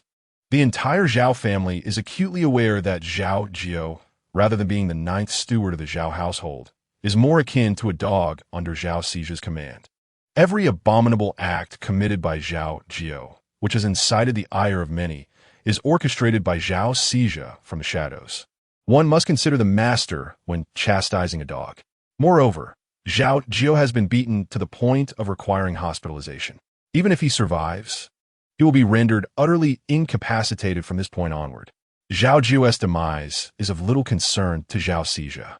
Yet, having relied on Zhao Jiao for so many years, the prospect of replacing him with another dog, one who may not possess the same obedience and understanding, incites Zhao Sijia's ire. In response to the young master's inquiry, news from the club indicated that someone named Yi was responsible for the attack. Behind Zhao Sijia stood a middle-aged man clad in a short gown, sporting a 3-inch beard, whose eyes occasionally flickered with a cold glimmer. This was Zhao Qi, one of the stewards of the Zhao family, reputed to be a formidable expert in charge of the family security. The mention of the surname Yi caused Zhao Sijia's pupils to constrict as he exclaimed, "Could it be him?" Noting Zhao Qi's puzzled expression, Zhao Sijia refrained from elaborating, saying, "Enough. You need not concern yourself with this matter. Stay here with Zhao Jiao and inform me immediately if he regains consciousness." Upon departing the hospital, Zhao Sijia sat in his car, gripping his phone with a palpable sense of turmoil. After much contemplation, he ultimately refrained from dialing the number.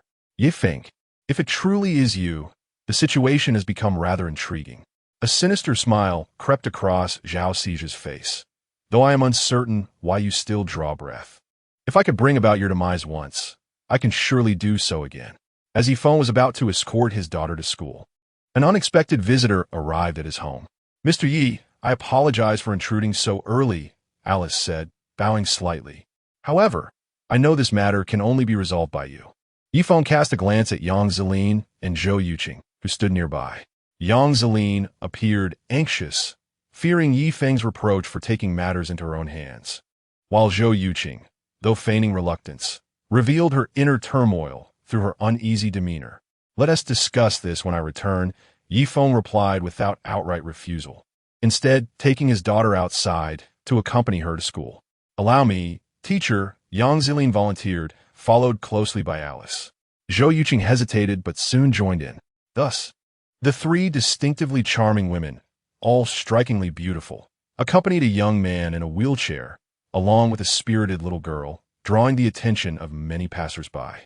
After all, Yang Zilin's beauty is undeniable, while Alice, with her golden hair and blue eyes, commanded attention, especially with her long legs that outshone many so-called leggy beauties. Zhou Yuqing, despite her temperament, was also exceptionally attractive. The sight of these three stunning women surrounding a man with disabilities inevitably sparked speculation about his identity. Could he possibly belong to a prominent family? How else could he warrant the company of such an array of beauties, enjoying the privileges of their presence? Zhou Yuqing found it increasingly difficult to endure the scrutinizing gazes, and thus took the initiative to approach and walk alongside Nian Nian. However, the young girl seemed unwilling to engage with her. Nian Nian distinctly remembered that this sister often targeted her father, a behavior she greatly disdained. "Mr. Yi, you may find it hard to believe, but I possess a lineage that is half Huaxia." Alice was utterly unconcerned by the attention of onlookers. In fact, she deliberately tensed her thighs when gazes were directed her way, enhancing their slender appearance. Alice relished the envious and multifaceted glances cast upon her. She playfully twirled a strand of golden hair and remarked, "After my great-great-grandfather departed from my great-great-grandmother, he returned to his homeland, which led to my great-great-grandmother's descent into depression and eventual passing. Before her demise, she wished to be buried alongside him. After years of investigation, my family discovered that my great-great-grandfather was indeed from the southern region, hence my visit today." Alice turned her gaze towards Yifeng and expressed, "I hope, mister, you can escort me a portion of the way. A generous reward awaits you afterward. For matters concerning the burial of the deceased, you may consult those feng shui masters. There is no necessity to seek assistance from someone like me." Yifeng replied with indifference, declining her request. "Mr. Yi has misunderstood my intentions," Alice quickly clarified. "I had already engaged a feng shui master from Huaxia, but after last night's events, I feel that, in addition to the master, I require the aid of someone as extraordinary as yourself. Yifeng shook his head and responded, I'm afraid I have no interest in this matter. Please seek someone more capable. Alice's insistence was merely a manifestation of her being a startled bird seeking a bodyguard. Yifeng remained unresponsive to her pleas. Mr. Yi, everything is negotiable, Alice said with a hint of urgency. I am aware of your true capabilities, hence I am willing to offer $10 million as your remuneration. And I assure you that aside from times of danger, you may choose whether or not to intervene. At all other times, no obligations will be placed upon you. Zhou Yuqing, who had been eavesdropping on their conversation, exclaimed, Alice, didn't you previously say you would offer only $1 million? How has it now escalated to $10 million? And in dollars no less? Even Yang Xiling wore an expression of astonishment. $10 million amounts to a staggering sum of 60 to 70 million.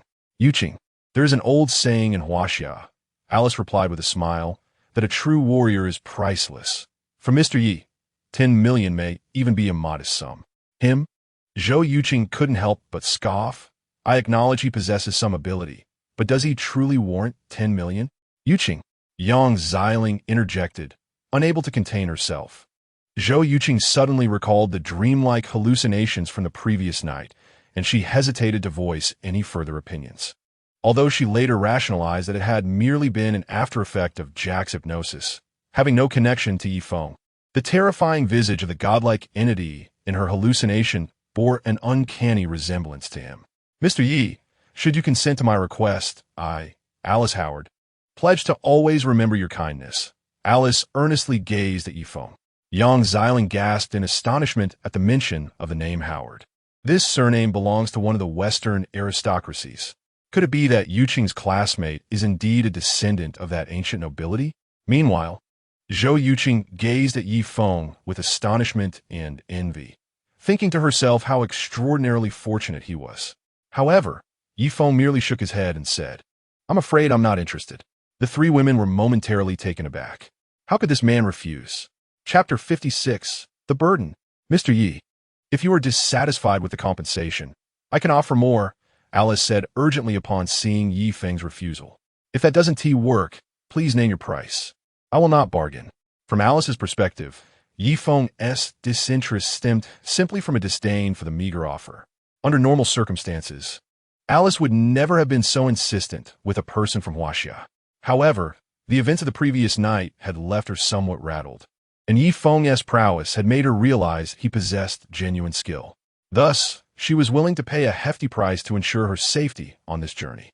After all, according to the feng shui master hired by her family, the destination they were heading to was fraught with peril. Although her family had already dispatched 2 bodyguards to scout ahead, Alice felt anything but secure. If Yifeng could agree to assist, her worries would be greatly alleviated. It was not merely a matter of compensation. Yifeng shook his head, saying, You know well that I am not in a position to assist. Not only am I unable to protect Miss Alice, but I may also inadvertently cause you more trouble. Therefore, it would be wise for Miss Alice to seek a more capable individual. Alice was still eager to negotiate, but Zhou Yuqing intervened, saying softly, Alice, if he is unwilling, then let it be. Besides, he has a point. Given his condition, how could he protect you? If you truly wish to hire an expert, I can help you find one who will ensure you go and return safely. Zhou Yuqing, too, believed Yifeng was merely making excuses due to the low compensation, though she appreciated that he at least spoke reasonably. After all, sitting in a wheelchair, how could he possibly offer protection? Although Zhou Yuqing's voice was low, Yifeng was no ordinary man. He heard her clearly. He felt no affection for this woman who had yet to learn her lesson despite repeated encounters. Just as Yifeng furrowed his brow, Alice softly remarked, Yuqing, have you forgotten who saved us last night? Mr. Yi possesses true abilities. With him around, we need not fear any demons or monsters. Zhou Yuqing's expression shifted, revealing her discomfort. Alice, where in this world are there demons or monsters? I think you've watched too many movies. Yet Alice resolutely shook her head, saying, Before coming to Huaxia, I believed the same. However, after what transpired last night, I am convinced that there are many things in this world that we cannot comprehend. Disregarding Zhou Yuqing, Alice approached Yifeng with unwavering resolve. Mr. Yi, I am earnest in my request. You may name any compensation. As long as you agree, everything else is negotiable. Alice spoke earnestly. Should you consent, I would carry you into the Wuming Mountains without a second thought. Yifeng raised an eyebrow. Alice was indeed quite stubborn. To venture into the Wuming Mountains behind his back was a bold claim.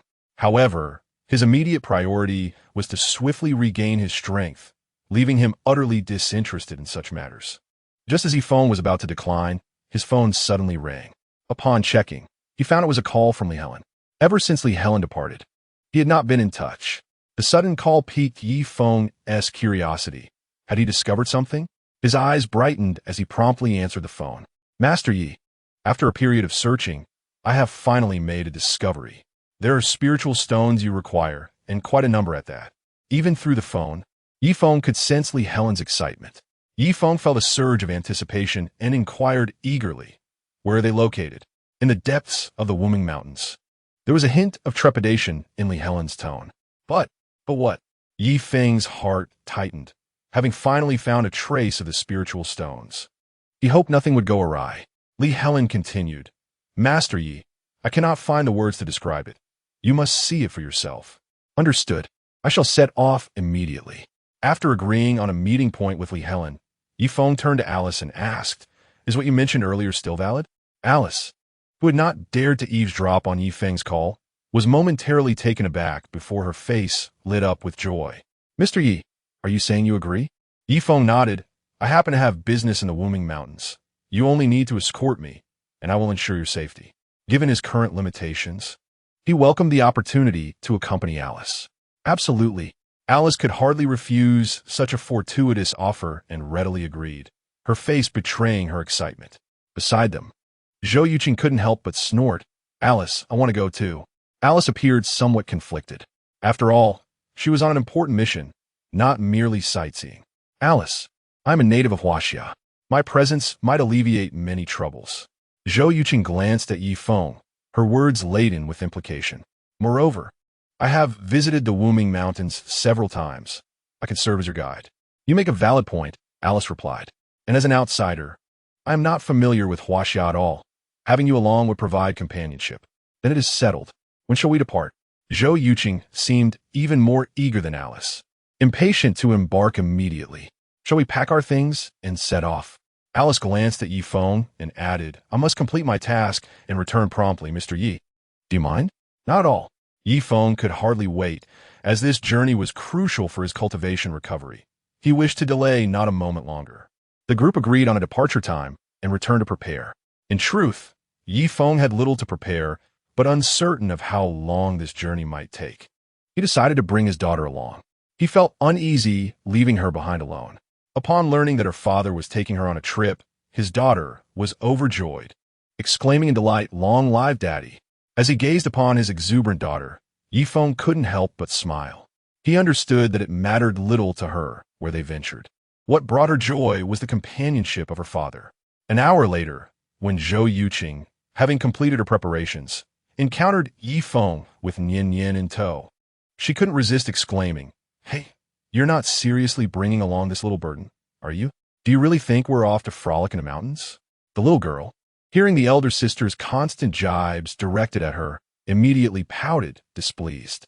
If you're unwilling, you don't have to come, Yifeng retorted candidly, in my view. You are the true burden.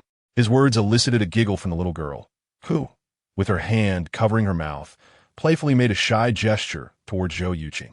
What did you say? Zhou Yuqing harbored no animosity towards Nian Nian. Her irritation was solely directed at Yifeng. If you don't want to go, I can drop you off right now.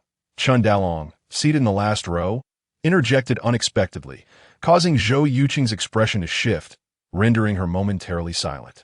In truth, Zhou Yuqing held a greater fear of Chun Dalong than of Yifeng. With Zhou Yuqing's mischief quelled, the group, comprised of 2 vehicles, set off towards Wuming Mountain.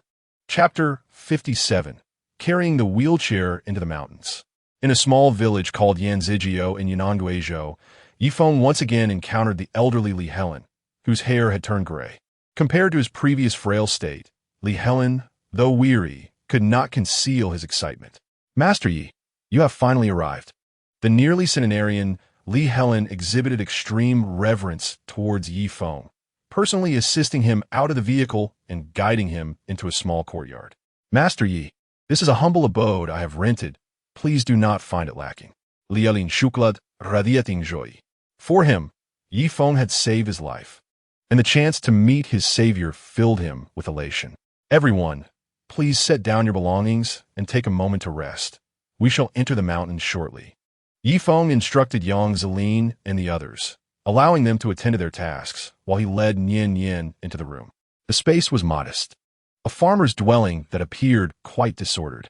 Master Yi, it's a bit untidy. Please forgive me, Li Helen said with a grin, casually patting the only bed available before warmly addressing Nian Yin.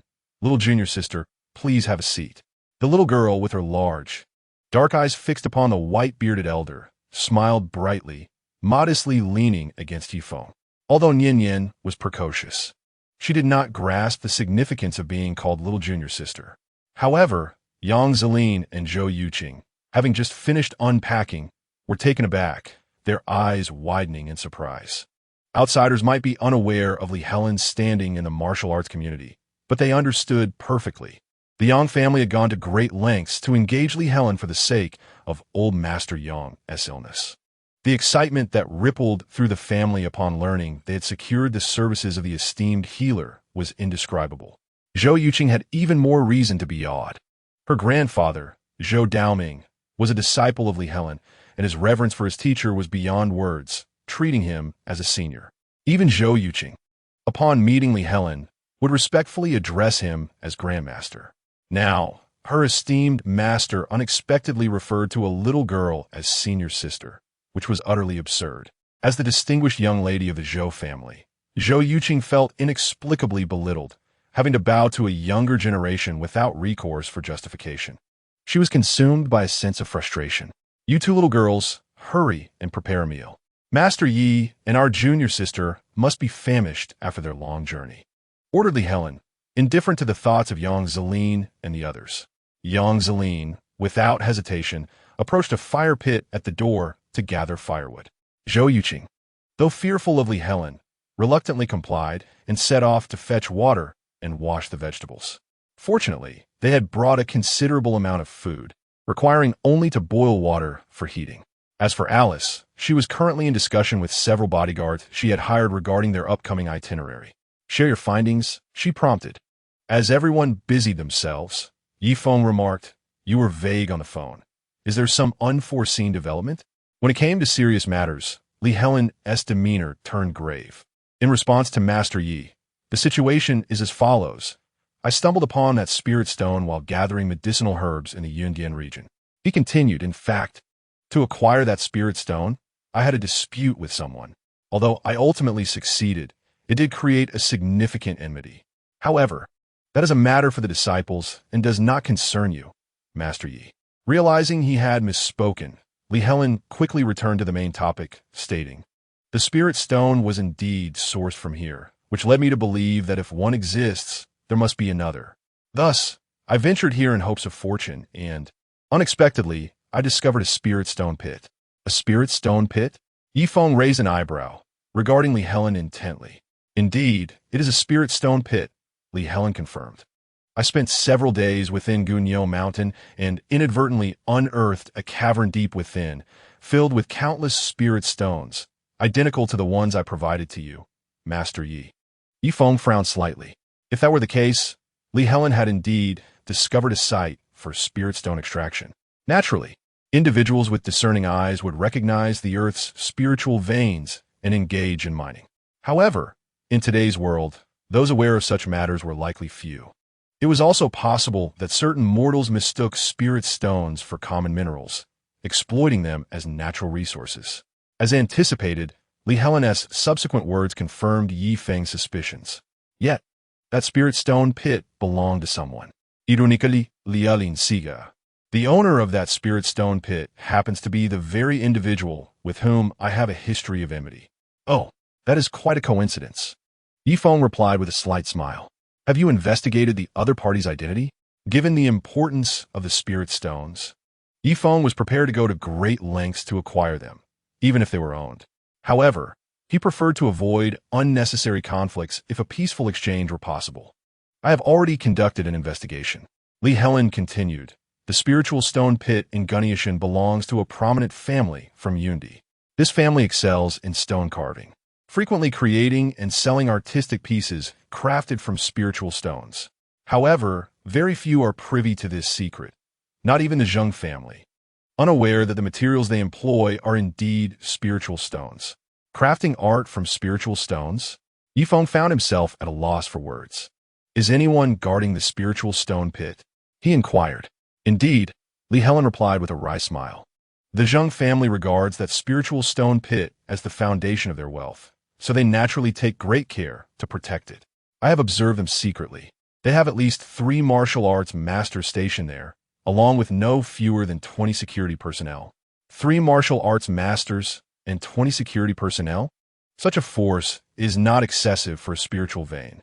In the realm of cultivation, even a small spiritual vein is typically guarded by Golden Core experts, and in some cases, even by Yuan Ing stage-old monsters. We should first send someone to communicate with the Zheng family. If they refuse, a cold glint flickered in Yi Feng's eyes as he stated, then we shall resort to more forceful means. Very well, I will make the necessary arrangements, Li Helen agreed. However, Yi Shi, you must be mentally prepared. After all, this is the lifeline of the Zheng family, and they will not yield easily. Spiritual stones are of utmost importance to me. If they do not relent, I have ways to make them yield, Yifeng declared resolutely. Having solidified their plan, the group finished their meal, tidied up, and set off immediately. Considering Yi Feng's mobility challenges, Yang Zilin brought along several bodyguards, intending to carry Yifeng up the mountain in a sedan chair. However, upon seeing those bodyguards, Chun Dalong disdainfully curled his lip and, to everyone's astonishment, hoisted Yifeng along with his wheelchair onto his shoulder. Yifeng also held a little girl in his arms. Everyone stared at Chun Dalong, incredulous. Was he really planning to carry both a person and a wheelchair up a mountain? What immense strength that would require, ignoring the shocked gazes of others. Yifeng gazed towards Gunyashan, his heart ablaze. Let us depart. Chapter 58, Little Gunyashan. Yi Shi, once we cross this mountain ridge, we shall arrive at Little Gunyashan. Having traversed Wumong Mountain several times, Li Helen did not hire a guide, but led the way himself. Despite nearing a century of age, Li Helen's stamina surpassed that of the average adult man. Additionally, having practiced martial arts since childhood, his own strength was not to be underestimated. After nearly 3 hours of trekking, while the bodyguards brought by Yang Zilin fared reasonably well, the 3 women began to tire, their brows glistening with perspiration. Thus, when they beheld the towering mountain before them, Zhou Yuqing's expression shifted dramatically. We still have so far to go. How long must we walk? With a sigh, Zhou Yuqing glanced again at Yifeng, who sat in his wheelchair, being carried by Chun Dalong, and an involuntary surge of resentment welled up within her. Had she known, she would have arranged for a sedan chair as well. Having been pampered since childhood, the arduous 3-hour trek nearly took her life. Ha, little girl. I warned you not to follow, but you wouldn't listen. Now you're suffering the consequences, aren't you? Li Helen chuckled, saying regardless, we must endeavor to enter the Zygonium mountain before nightfall. Otherwise, the journey will be fraught with peril.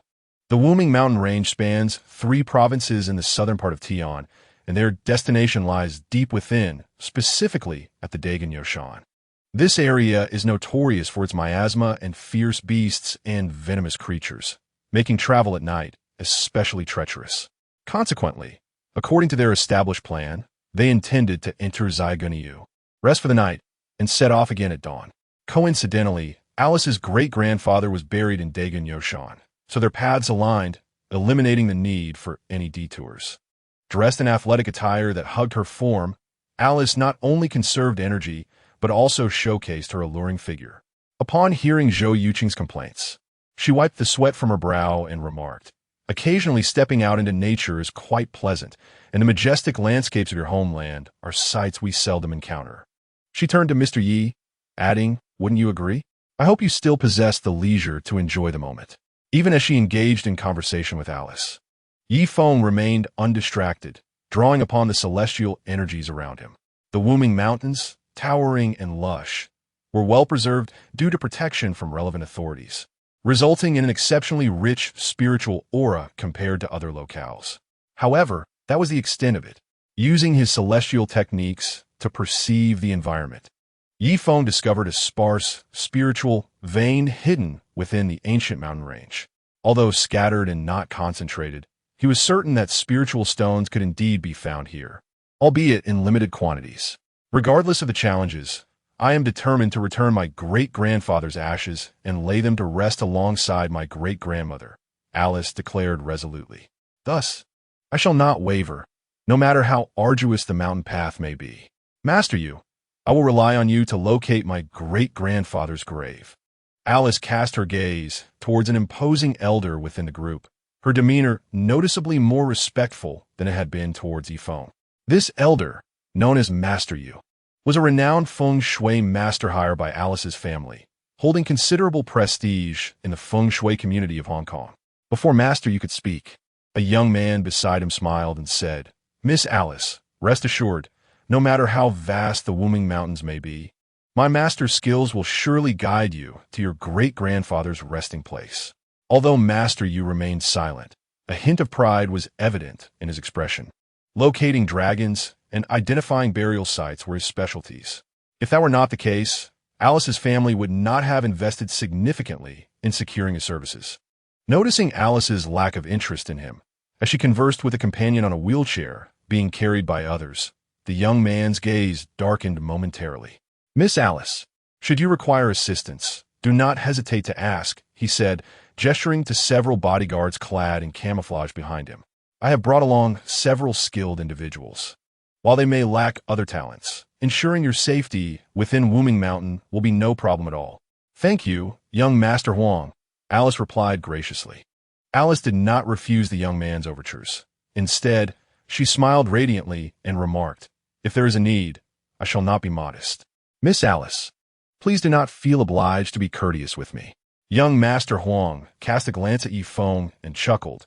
"I cannot concern myself with others, but to serve as a guardian for a beauty like Miss Alice is a privilege I relish immensely." However, upon noticing the two ladies, Yang Zilin and Zhou Yuqing, he quickly added, "The same goes for you two lovely ladies. I, Huang Shaolin, shall treat you all equally without bias."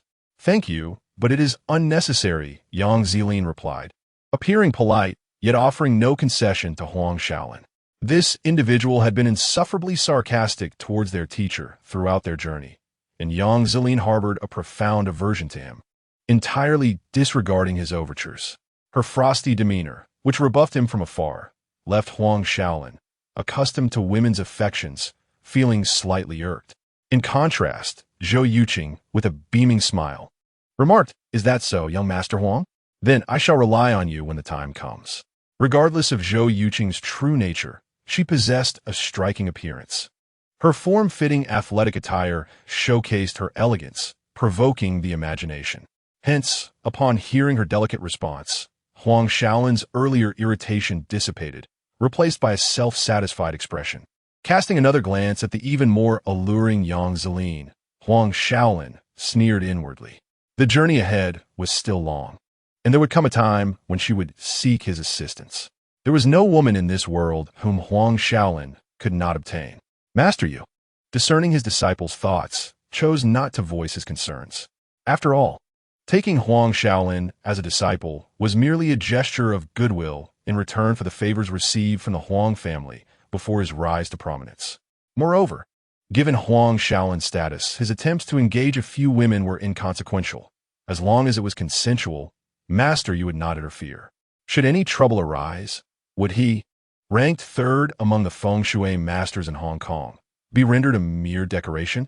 Li Helen glanced at Huang Shaolin, who was fanning himself and wearing sunglasses, and quietly remarked, "Master Yi, this lad harbors ill intentions. Should we?" Yifeng, without opening his eyes, replied, "As long as he does not disrupt us. Let him be." Li Helen nodded in acknowledgement, contemplating a suitable moment to caution Zhou Yuqing. Being a granddaughter of his student, he would feel remorse if she were deceived. However, Yifeng had no desire to engage with Huang Shaolin, yet the latter insisted on provoking him. As they entered the vicinity of Little Guinea Mountain and darkness began to fall, Yi Feng suggested, "Let's find a place nearby to rest for the night and set off again in the morning." Before anyone else could respond, Huang Xiao interjected, "Hey, ISNT, it's still early? None of us on foot have complained of fatigue. Why are you, who are being carried, feeling tired?" Huang Xiao scoffed. "At least you should act like a man. How can you not measure up to a woman?" Chapter 59, A Sudden Crisis. Show mercy. Just as Huang Xiao wore a face of disdain, Master Yu's expression suddenly shifted, and he swiftly pulled Huang Xiao back. Several silver needles penetrated the hard mountain stone, leaving the onlookers utterly astounded. To drive those soft, pliable silver needles into such a solid surface requires immense strength and skill. Was the old man who executed this feat a master in his own right? Huang Xiao, who had lost a shoe in his astonishment, felt a wave of dread wash over him, his face paling. Had it not been for his master's intervention moments ago, he could have been left with several puncture wounds. With this thought, Huang Xiao's expression turned to one of rage as he exclaimed, "Old fool, you seek death." With a swift motion, he commanded, "Disable him." The several bodyguards in camouflage, now coming to their senses, were about to act when they were halted by Yu Qinghai's sharp admonition. "Cease at once." As tensions rose, Yu Qinghai quickly clasped his fists in apology, addressing the physician. "Li, I acknowledge my disciple's lack of discipline and extend my sincerest apologies on his behalf." "Master, why should I apologize to him? I have done nothing wrong," Huang Xiao protested vehemently. "Moreover, this old man dared to attempt to harm me. If I do not teach him a lesson, does he truly believe I, Huang Xiao, am to be trifled with?" Continuing his orders for the bodyguards to act, he was abruptly silenced by Yu Qinghai's stern glare. "Silence." Yu Qinghai's countenance darkened as he reprimanded him. "If you speak out of turn again, do you believe I will not send you back to Hong Kong this very moment?" Knowing Huang Xiao's weaknesses, Yu Qinghai wielded the threat effectively. As expected, upon hearing the mention of being sent back, Huang Xiao quickly softened, smiling ingratiatingly. "Master, please calm your anger. Do not let it affect your health." Having finally arrived on the mainland to enjoy himself, Huang Xiao was unwilling to return and hastily admitted his fault. "Li, my disciple is young and impulsive, lacking in decorum. I ask for your magnanimity and hope you will not hold this against him." Yu Qinghai then turned to Yi Feng, bowing slightly. "Young friend Yi, may I request that, for my sake, we let this matter pass? It shall not happen again." Yi Feng replied coolly, permitting Li Helen to escort them to their resting quarters. Choosing to defuse the situation was not born from fear. For Yi Feng, discovering the spiritual vein was of utmost priority.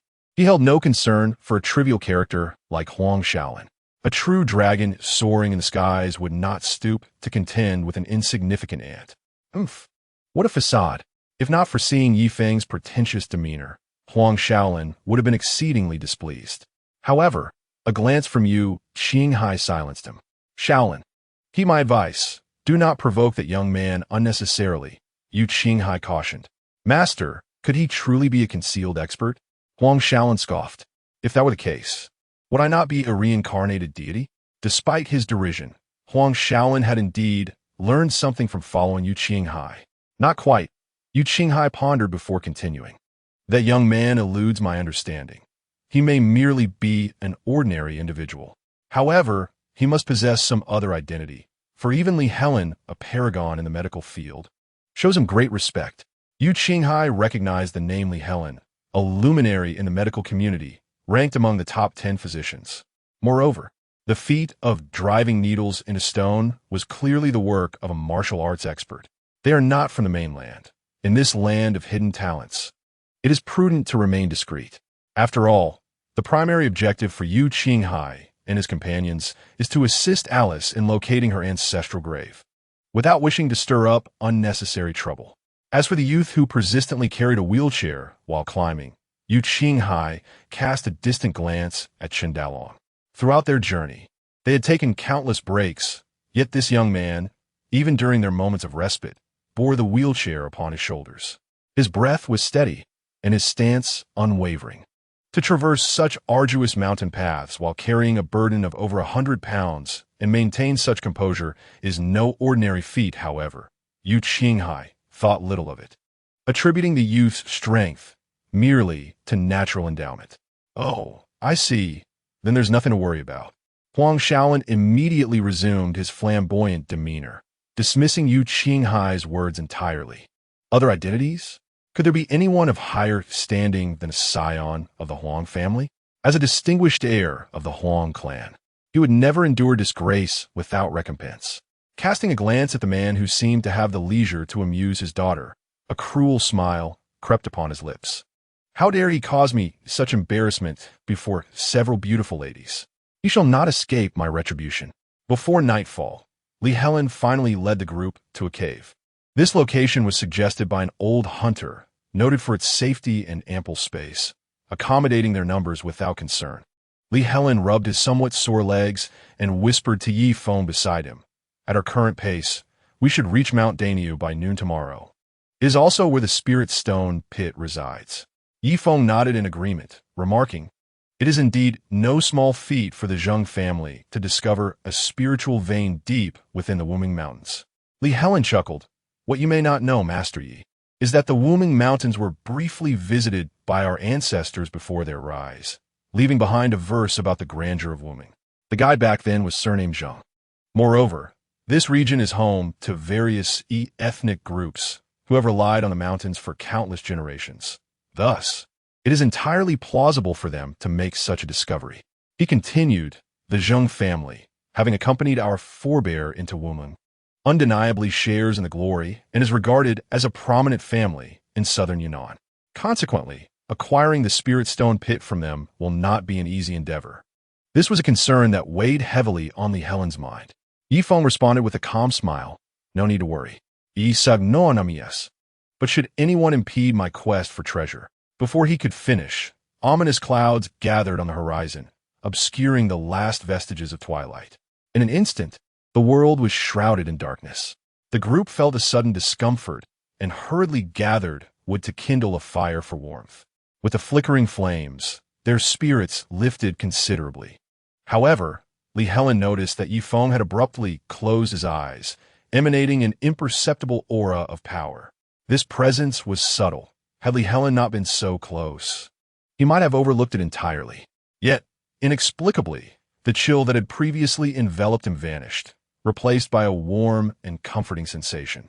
This startled Li Helen, prompting him to quickly suppress his emotions and act as though nothing had transpired.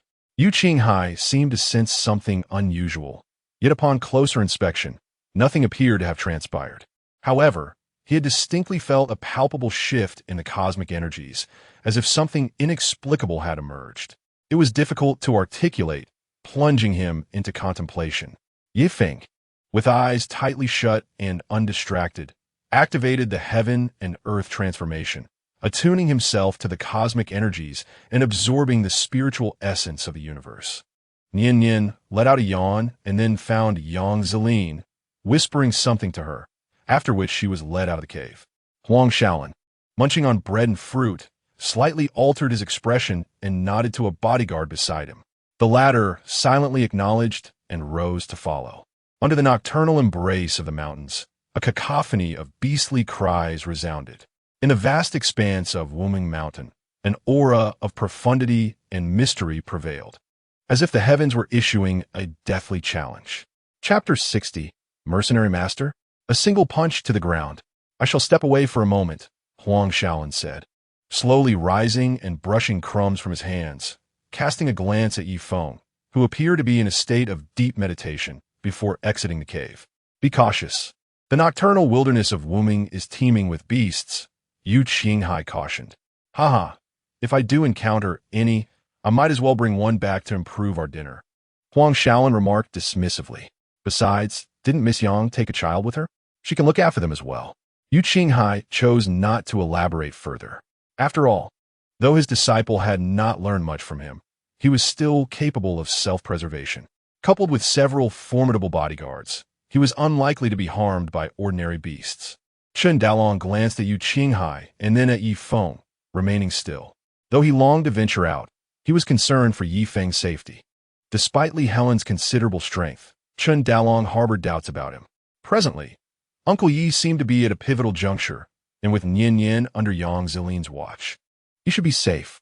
At this moment, Yi Feng indeed found himself at a critical threshold. The heaven and earth transformation was a culmination of countless powerful techniques he had assimilated during his time in the celestial realm. A synthesis born from observing the origins and evolutions of worlds. Yet, this technique had yet to be fully actualized. As he entered Wuming Mountain and engaged in dialogue with Li Helen, inspiration struck, granting him a moment of enlightenment, thus plunging him into profound cultivation. Oblivious to external events, Yifeng was solely aware of his deepening understanding, which steadily augmented his cultivation. From an initial level of 5 in Qi refinement, he had broken through 2 layers, achieving the 7th level. And this was far from the conclusion.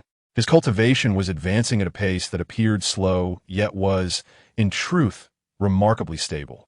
Despite the continuous ascension of Yi Feng's prowess, no one in the cave could perceive the slightest hint of it.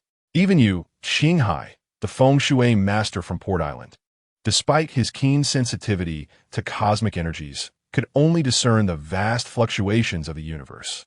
The mysteries of fate remain inscrutable. Sister Zilin, I am a bit frightened, Nian Yan said, her small face betraying a hint of fear as she clutched Yang Zilin's hand tightly, listening to the roars of beasts echoing through the mountains. Nian Yan need not fear. Grandpa Shinny has assured that no wild beasts roam in this vicinity. Yang Zilin, grasping Nian Yan's hand, comforted her, saying though it sounds close, those creatures are far from here. Is that true? Nian Yan, elated, bounced slightly and replied, then let's hurry back, or Daddy will worry. Just as Yang Zilin was about to lead Nian Yan home, an unexpected figure obstructed their path. Miss Yang, what a coincidence, Huang Shaolin proclaimed, flashing an overly confident smile. This mountain path is treacherous. Allow me to escort you back. Yang Zilin cast a sidelong glance at Huang Shaolin, but remained silent, tightening her grip on Nian Yan. Noticing her lack of refusal, Huang Shaolin approached with a smirk, trying to engage her. Miss Yang, may I inquire if you have a boyfriend? If not, what do you think of me? Please, leave me be. Yang Zilin, typically obedient around Yi Feng, was inherently aloof and held no fondness for Huang Shaolin, a frivolous young master. I must admit, I find your demeanor quite appealing, Huang Shaolin retorted without anger, continuing, how about this? If you agree to be my girlfriend, name your price. Yang Zilin's striking elegance starkly contrasted with the shallow women Huang Shaolin was accustomed to, making her all the more enticing to him. Get lost, she snapped, shielding Nian Yan behind her, her face pale with fury. If you continue this nonsense, do not blame me for being rude. With that, she turned to leave, but Huang Shaolin's demeanor darkened as he said, Miss Yang, is this how you repay my kindness? You should know that no woman I desire has ever dared to refuse me. As his words fell, one of Huang Shaolin's bodyguards appeared, blocking their escape. Faced with Huang Shaolin's relentless advance, Yang Zilin trembled with rage, exclaiming, what do you intend to do? Nothing sinister. I merely wish to befriend you, Huang Shaolin chuckled. As long as you agree to be my girlfriend, I can ensure your safety during this journey in Wuming Mountain, including that burden who requires assistance even to ascend a mountain. What say you? Dare speak of my father, and I shall end you. Nian Yan suddenly seized Huang Shaolin's arm and bit down fiercely. Huang Shaolin yelped in pain, flinging her away. You little brat, how dare you bite me? Do you wish to perish? His expression darkened as he raised his foot to stomp on the fallen Nian Yan. Stop! Yang Zilin interjected, standing defiantly before Huang Shaolin. How can you lay a hand on a child? Are you even a man? Whether I'm a man or not, Miss Yang, you could find out, Huang Shaolin leered, licking his lips, in this desolate wilderness. Wouldn't it be thrilling to engage in a little game with you? Vile scoundrel! Yang Zilin's face flushed with anger as she hurriedly took Nian Yan's hand and attempted to flee, only to be stopped once more by the bodyguard. Miss Yang, why the haste? Huang Shaolin sneered. We have all the time in the world. We can take our time. I assure you, I will be gentle. As Yang Zilin observed 2 imposing men approaching her, a sense of panic enveloped her. She regretted not having brought a bodyguard, as this predicament could have been avoided. While her own safety was a concern, the thought of something happening to Nian Yin weighed heavily on her conscience. How could she explain it to her teacher? Huang Shaolin, should you dare to lay a finger on me, my teacher and Grandpa Li will undoubtedly seek retribution, Yang Zelin asserted, striving to maintain her composure. Moreover, your teacher, Master Yu, would surely punish you for your actions. You might want to consider that carefully. Huh, if no one else finds out, who would know? Huang Shaolin retorted fearlessly. Besides, your pathetic teacher only relies on the strength of a fool for protection. Even if he were aware, what could he possibly do to me? Are you referring to me? Just then, Chun Dalong approached with a stern expression, accompanied by Zhou Yuqing and Alice. It turned out that Zhou Yuqi, worried by Yang Zelin's prolonged absence, had summoned Chun Dalong to search for her, fortuitously arriving at this very moment. Upon seeing Chun Dalong and the others, Yang Zelin finally exhaled in relief and quickly led Nian Yin towards them. What did you just say, you insolent brat? Chun Dalong advanced on Huang Shaolin like a predator. A bodyguard clad in camouflage attempted to shield Huang Shaolin, but was swiftly incapacitated by a single punch from Chun Dalong, collapsing to the ground, frothing at the mouth and convulsing. Huang Shaolin's eyes widened in disbelief. These bodyguards were exceptionally skilled, having been procured at great expense and trained as mercenaries abroad. How could one mere boy have brought one down so effortlessly? Instinctively fearful, Huang Shaolin forced a chuckle. I was merely joking with Miss Yang. Joking my foot. Chun Dalong landed a punch squarely on Huang Shaolin's face, causing it to resemble a painter's palette. If you dare to cross me again, I will shatter your skull. Chapter 61. Striking and Exposing. The group returned to the cave. Huang Shaolin, nursing his bruised face, sat in a corner, glaring resentfully at Chun Dalong. When he caught sight of the latter's menacing grin, he instinctively recoiled, turning his head away. Just you wait. Once this matter concludes, I shall make you pay dearly. Yang Zelin, however, understood that when her teacher learned of the events of this night, this privileged second-generation scion from Hong Kong would face dire consequences. Yu Qinghai cast a glance at Huang Shaolin, sighing helplessly within. He recognized that his disciple had once again stirred trouble, seemingly at a disadvantage this time. Yet, perhaps this was for the best, as it would temper Huang Shaolin's arrogance and prevent him from perpetually causing strife. As for whether this incident would lead to complications, Yu Qinghai was unconcerned. Although the esteemed Dr. Li held a prominent position in the medical community, Yu Qinghai himself was a formidable figure in the realm of feng shui. Such youthful disputes among the affluent would hardly incite significant conflict among the elder statesmen. As for the brutish yet evidently misguided youth, he dismissed him entirely. Yet, the young man Yi Feng remained an enigma to Yu Qinghai, who did not regard him with any particular gravity, merely viewing him as another powerful heir.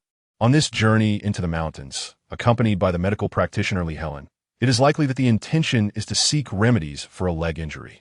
At this moment, although Yi Feng has delved deeply into his cultivation, only Li Helen, who is closest, perceives the subtle yet palpable aura of murderous intent emanating from his master. This prompts Li Helen to cast a glance at the young man from the island of Hong Kong, his eyes reflecting a hint of pity. This young scion, of all possible targets, chose to provoke the daughter of Yi Feng. Truly, it is akin to an old immortal consuming arsenic. He is clearly weary of life. As night descended, the cries of myriad beasts filled the air, and the group endured a night steeped in trepidation. When the first light of dawn broke the horizon, a purple mist ascended, slicing through the sky. Yi Feng, having cultivated throughout the night, opened his mouth and took a deep breath, as if a great whale were drawing in water, absorbing the purple energy into his being. A thunderous sound erupted within him, inaudible to outsiders, as his aura surged, propelling him directly to the 9th level of Qi refinement. Upon opening his eyes, Yi Feng exhaled a long breath of turbid air, his face betraying a trace of joy. Indeed, Mount Wuming is a splendid place for cultivation. In just one night, his strength had leaped from the 5th level to the 9th level of Qi refinement. Although it could not compare to his peak, this recultivation would undoubtedly solidify his foundation.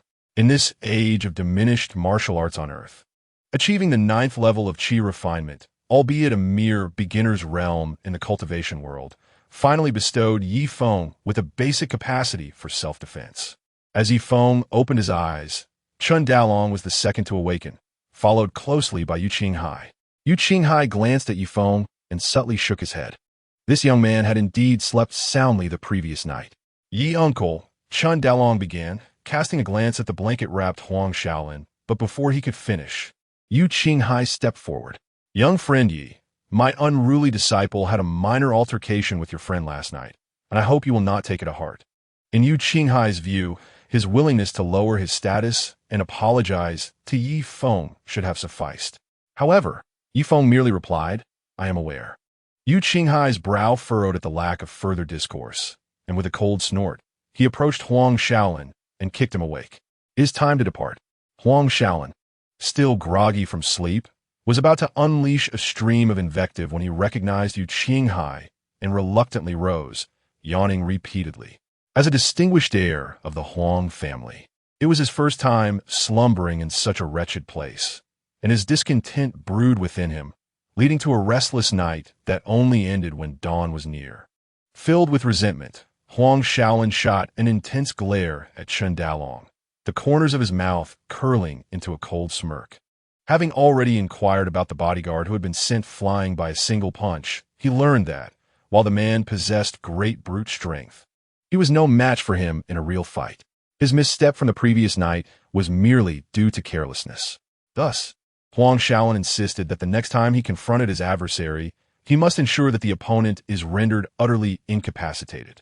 As everyone awakened and prepared to set forth, Yi Feng remained seated in his wheelchair, cradling Yen Yen, while Chun Dalong carried him on his shoulder. The morning dew was heavy, and the mountain path was far from easy to navigate. Under the guidance of Li Helen, it became evident to everyone that by hastening their journey without pause, they would reach their destination by afternoon. True to his word, as the sun dipped below the western mountains, the group finally arrived at their intended location, Mount Daganyo. Gazing at the mountain, which resembled a resting green ox, even Yu Qinghai could not help but exclaim in admiration. The green ox reclines, subduing the azure dragon while suppressing the white tiger. Indeed, it is a remarkable place. Alice, her face glistening with sweat, eagerly inquired, Mr. Yu, do you know where my grandfather's grave is located? After a moment of contemplation, Yu Qinghai shook his head and replied, this place is too far for where your grandfather was buried to ascertain its exact location. However, once we venture into the mountains, we shall find it. Alice nodded earnestly, instructing several bodyguards to remain vigilant and not overlook any potential clues. Although searching for a grave within the Wuming Mountains posed a significant challenge, with the presence of Master Yu, a distinguished geomancer, it was not insurmountable. As the group delved deeper into Mount Daganyo, Yu Qinghai, using Alice's birth date to deduce a probable location, discovered it coincided with the destination of Yi Feng and his companions. Consequently, they chose not to part ways, much to Huang Shaolin's inner delight. He had been seeking an opportunity to retaliate against the youth who had struck him the previous night. Remaining together was fortuitous for him. Suddenly, Yu Qinghai, holding a compass, brightened his eyes and pointed in a certain direction, proclaiming, Miss Alice, if my calculations are correct, your grandfather's resting place lies less than 3 miles southeast of here. Is it true? Alice exclaimed with joy, her excitement palpable. That is splendid. I shall require Master Yu's assistance in retrieving my grandfather's remains. Of course, Yu Qinghai responded with a hint of modesty. However, Miss Alice must prepare herself mentally. After all, your grandfather has been interred here for many years, and it is possible that his remains may have been disturbed or damaged by wild animals. I cannot guarantee that we will find everything intact. Alice's face paled as she gasped. What shall we do then? Yu Qinghai chuckled heartily. Fear not, Miss Alice. Given your circumstances, as long as we can recover even a fragment of your grandfather's remains, with a little effort, we can alleviate the crisis troubling your family. In that case, I must trouble Master Yu. Alice sighed in relief, patting her chest. If that proves successful, the Howard family shall not forget your kindness, Master Yu. Beside them, Chun Dalong quietly asked, Dr. Li, is feng shui truly that potent? I do not claim to be an expert in feng shui, replied Yu Qinghai, but I am aware that it can lead to the discovery of dragon veins and alter one's fate in remarkable ways. Li Helen, filled with sentiment, turned to Yi Feng and asked, Master Yi, what do you think of this you fellow's confidence? Yi Feng, with a slight smile, replied, to express such assurance without even having located the grave suggests he possesses some measure of skill. Li Helen was taken aback. Some measure? Master Yi, you certainly know how to expose shortcomings. Chapter 62. Let your clan leader come to see me, searching for dragons and locating graves, as well as divining the unseen, are naturally skills that Yu Qinghai has mastered. Thus, shortly after entering the majestic Daganyo mountain, he confidently determined the direction. Mr. Yi, Master Yu has located my grandfather's grave. Henceforth, our paths may diverge, Alice awkwardly informed Yi Feng. She glanced at Yu Qinghai, who stood a short distance away, exuding an air of calmness yet brimming with arrogance. Sensing Yi Feng's gaze, Yu Qinghai offered a slight smile, his demeanor subtly proud. Yi Feng returned the smile and replied, Very well. Thank you for your understanding, Mr. Yi. A look of relief washed over Alice's face as she stated, In that case, we shall take our leave. Mr. Yi, I hope we may cross paths again. With that, Alice hurriedly led her group away in the direction indicated by Yu Qinghai. Cross paths again? It seemed unlikely they would ever meet again in this lifetime. Throughout their interaction, Alice had not once mentioned compensation. Wait for me. I will accompany you, Zhou Yuqing declared. Casting a glance at Yi Feng, she then turned to Yang Zilin and inquired, Zilin, will you join me? No, I will stay with the teacher. Yang Zilin hesitated before softly warning Zhou Yuqing. Yuqing, that Huang fellow is not a good person. You must be cautious. Oh, Zilin, Huang Xiao is indeed a good person. Do not speak ill of him, Zhou Yuqing retorted, glancing pointedly at Yi Feng. At least compared to certain individuals, Huang Xiao can be considered a gentleman. Instead of worrying about me, you ought to be more concerned for your own safety. In truth, her friend held a profound misunderstanding of their teacher. Just as Yang Zilin was about to offer an explanation on Yi Feng's behalf, Zhou Yuqing waved her hand and said, Alice has called for me. I must go. Be careful, and remember to call me if anything arises. Huang Xiao's bodyguards are formidable.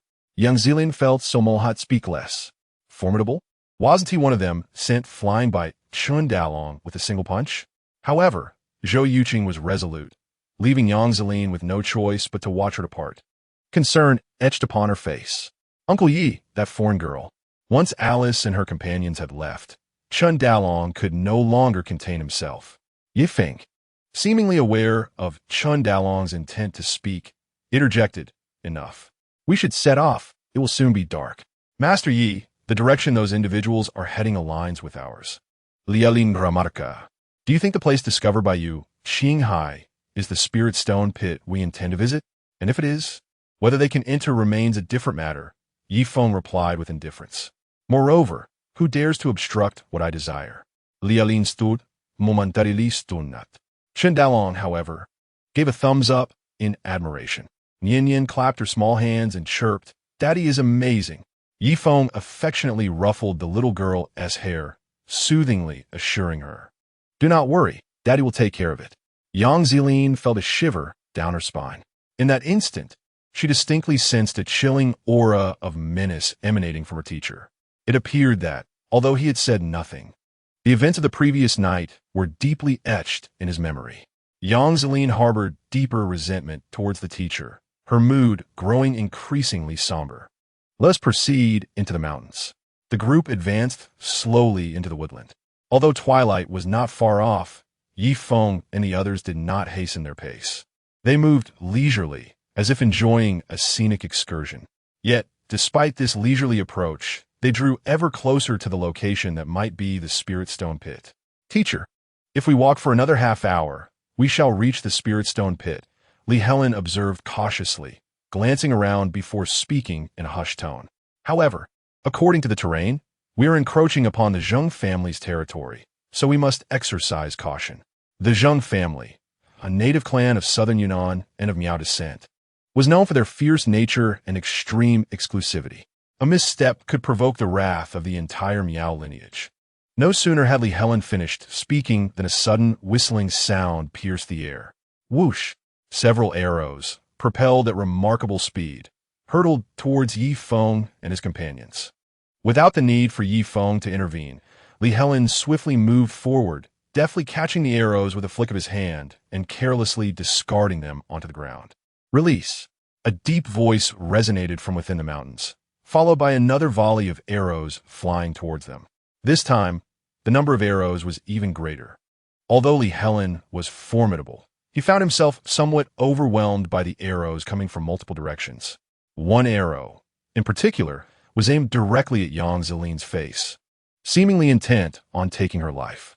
Suddenly, a gust of wind swept through, deflecting the arrow to the side, embedding it into a giant tree, where it pierced several inches deep, its tail vibrating ominously.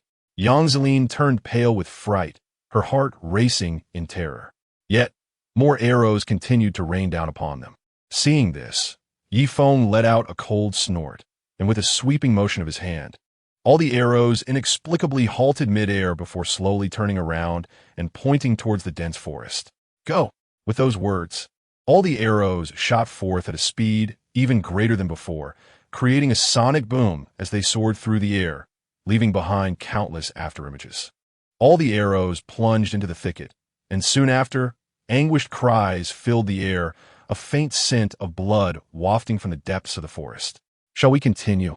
Yi Feng, seated in a wheelchair and cradling Nian Yan, who was being carried by Chun Dalong, appeared as a divine being among mortals. This scene left Yang Zeline awestruck, her heart and mind consumed by the image of Yi Feng.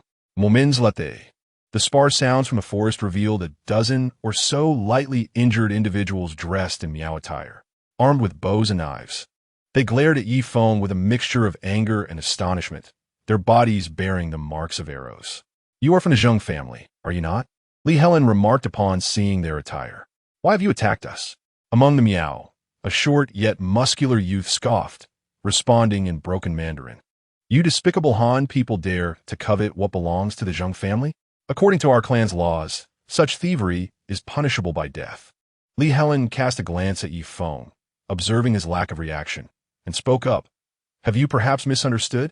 We have only just arrived and meant no offense. Are you suggesting that those Han people who sneaked in earlier are not your accomplices? The Miao youth retorted coldly. Do you expect us to believe that you do not know those individuals and merely happen to pass by? He was presumably referring to Alice and her companions. We didn't know those people. To everyone's astonishment, Yi Feng straightforwardly nodded. However, we are not well acquainted. Moreover, I am not here to seize your belongings. On the contrary, I come to offer my assistance. The Han people are indeed cunning, the Miao youth exclaimed angrily. Having seen through your ruse, you still attempt to deceive us. The youth drew a machete from his waist, pointing it at Yi Feng, and commanded, brothers, capture them all. Anyone who dares resist shall be slain. How bold!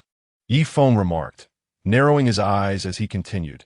Are you not concerned that, rather than killing us, you might inadvertently release that which has caused your Li clan untold suffering?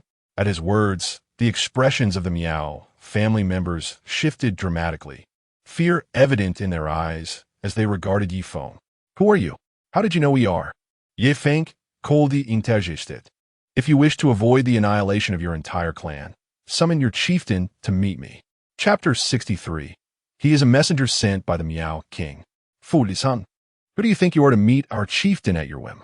The Miao youth's eyes gleamed with hatred as he waved his hand, ordering, brothers, exterminate these Han. Let them witness the might of the Li people.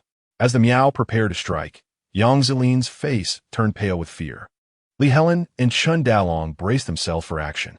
If you seek an early demise, I would be more than willing to oblige, Yi Feng stated coldly, indifferently adding, but I wonder if your deaths will even cause me the slightest inconvenience. In an instant, shock and terror washed over the faces of all the Miao clansmen. Countless fragments of stone and fallen leaves began to levitate, densely pointing towards them. This was merely the result of the Han man in the wheelchair casually raising his arm in their direction. I know that your Li people are unafraid of death, but is it not somewhat unworthy to perish so thoughtlessly? After intimidating the Miao with his ability to manipulate the elements, Yi Feng's tone softened.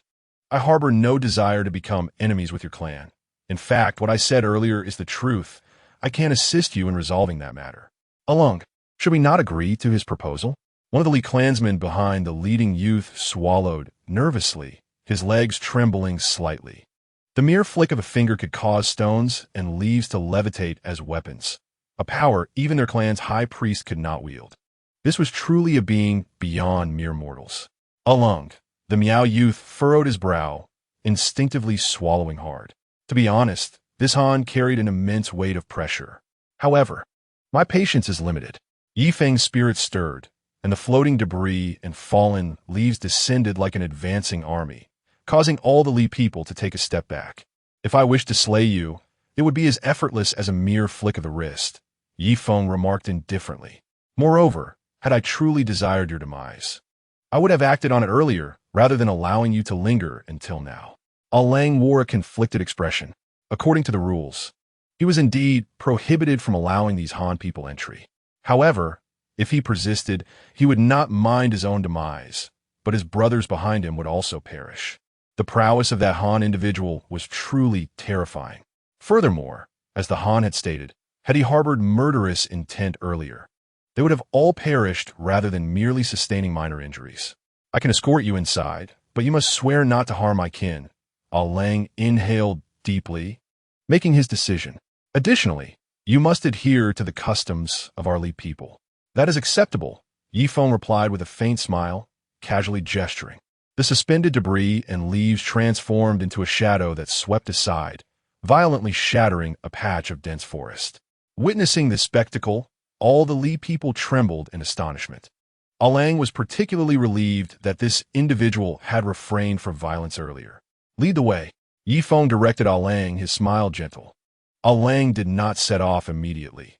Instead, he whispered to one of his companions, who suddenly nodded vigorously before swiftly vanishing into the thicket, disappearing in the blink of an eye. Yi Feng understood that the person had returned to inform their kin, urging them to prepare.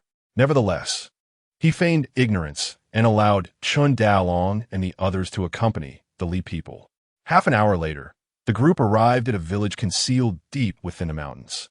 The structures here were built from stones and timber, rugged in style, exuding a unique charm. Yi Feng's keen eyesight allowed him to perceive, from a distance, that within this village lay numerous individuals wielding knives and bows. Most were young males, while the others were younger, sun-kissed females. There were no signs of the elderly, weak, or children. They had likely concealed themselves. Yi Feng remained unfazed and inquired of the wary Lang. What became of those intruding Han? Lang snorted disdainfully. Those Han injured a few of our people and then fled. Our clan has already dispatched individuals to pursue them. After a pause, he added, if our people catch them, it is fortunate. They might face some hardships, but will at least preserve their lives. If luck runs out and they venture deep in a Gunyo mountain, they shan't survive the night. The periphery of Wuming Mountain was manageable, but once deep within, even the Li people, who had lived here for generations, would not dare to remain alone in the wilderness, let alone those Han who were intruding for the first time. Yang Zelin, upon hearing this, could not help but display a look of concern. Yi Feng nodded, refraining from expressing any sentiment. The fate of those few was of no concern to him. Lang did not lead the group into the village, but halted approximately several hundred meters away. Lang, how dare you violate clan rules and bring outsiders here? As a few individuals came to a halt, a fierce-looking young man from the Li ethnic group glared menacingly at Yi Feng and his companions from the nearest tower. Had it not been for the presence of his clansmen, he might have already released the arrow nocked in his bow. This man was the captain of the village's guard, known for his intense hostility towards the Han people.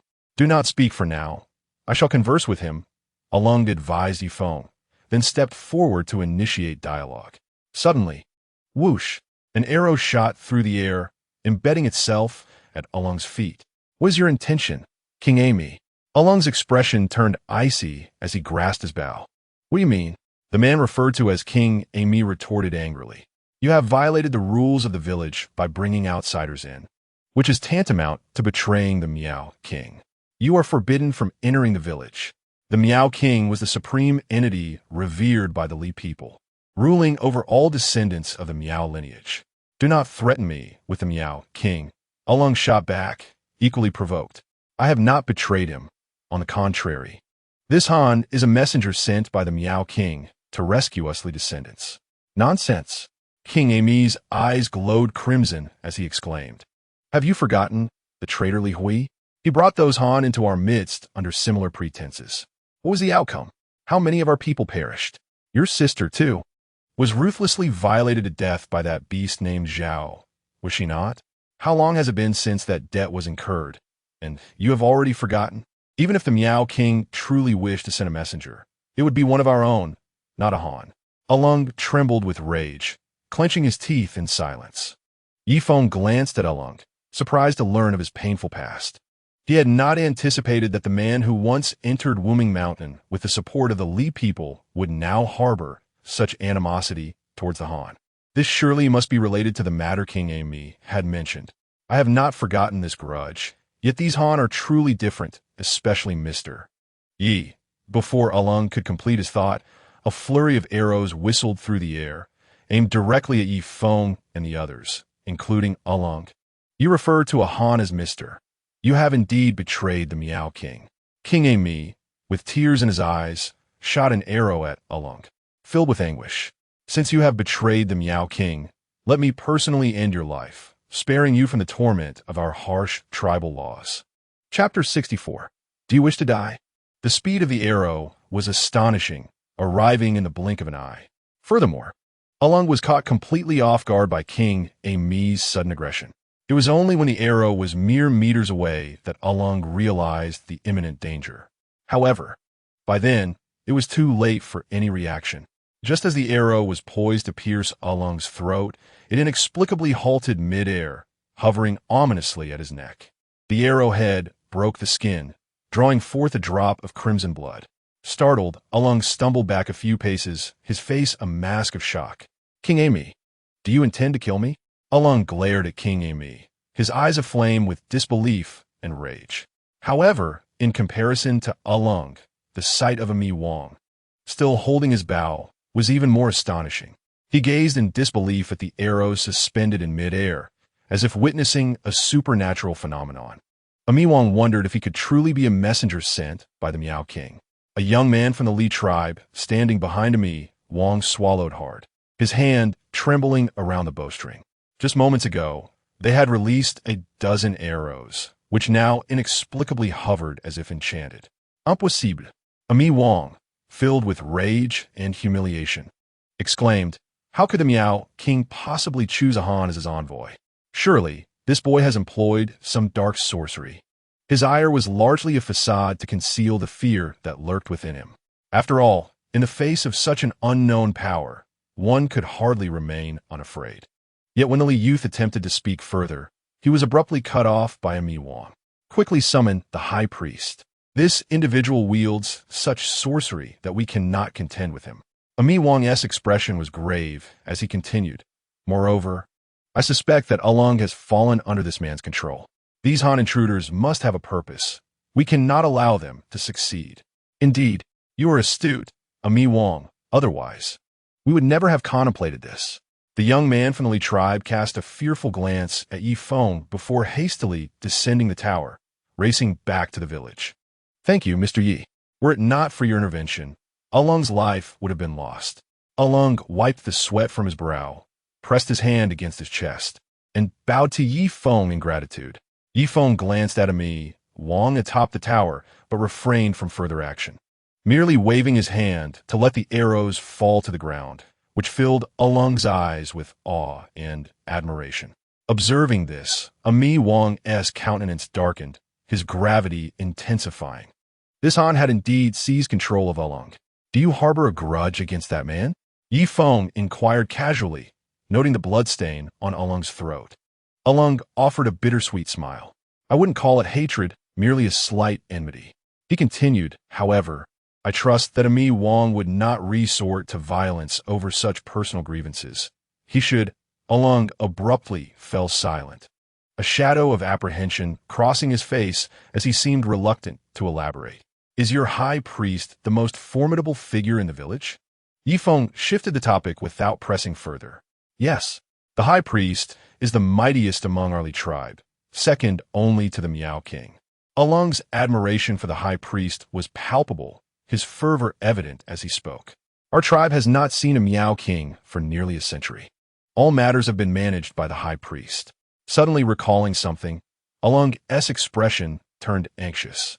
Mr. Yi, before the high priest arrives, you must leave at once. He harbors a deep-seated hatred for the Han. Should he learn of your intrusion, he would never allow you to depart. Yifeng frowned slightly. Yang Zeline could not restrain her curiosity and asked, what era are we in that your Li tribe still harbors such animosity towards the Han? Alung cast a glance at Yang Zeline, appearing hesitant to respond. Never mind. In light of Mr. Ye's act of salvation, I shall share this with you. Alung pursed his lips and remarked, in truth, our Li ethnicity had no friendship with the Han people until a year ago, yet there existed no animosity either. We merely coexisted like water in a well and a river. However, a year ago, a traitor from our tribe brazenly infiltrated the village with numerous skilled fighters, resulting in the slaughter of many. A glint of hatred flickered in Alung's eyes as he gritted his teeth, saying, that beast, Li Hui, killed my elder sister. And even the grandson of the high priest fell victim to him. Consequently, the high priest established a rule forbidding Han people from stepping foot into our village. At that moment, Yang Zeline found herself at a loss for words. The Li tribe traditionally harbors a certain exclusivity, and given the circumstances, their reaction was all too understandable. Li Helen sighed softly and stated, I have indeed heard of this matter. It is said that the traitor stole a certain treasure from the tribe, and upon being discovered, he fled and later returned to exact his revenge. Old man, you are aware of this affair?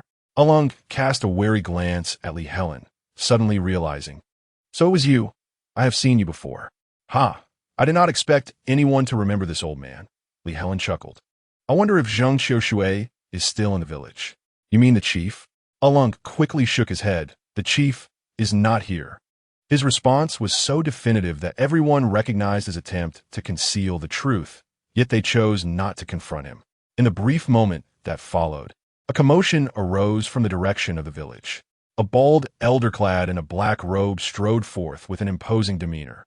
His presence exuded a chilling aura that instilled a profound sense of pressure. Following him were a dozen or so formidable Li tribesmen, all robust in stature and exuding a frigid air. It was evident they were the elite of the village. Among them was a Mi Wang. Alung's body tensed, and he trembled as he said, Mr. Yi, the high priest has arrived. Do not provoke his anger. Before Alung could finish his plea, the robed elder approached and coldly declared, Zheng Alung, who permitted you to bring outsiders into the village? According to tribal regulations, you should be thrown into the pit of 10,000 worms to suffer the consequences. Alung's legs weakened in fear. High priest, please allow me to explain. He intended to plead for mercy, but the high priest had already raised his hand, commanding, throw him into the pit of 10,000 worms. And seize these Han people. Once the Saintus returns with the previous Han individuals, execute them all together. Alung's complexion changed drastically, and he felt his knees, repeatedly bowing his head in supplication. The pit of 10,000 worms was a place of certain death for the Li tribe.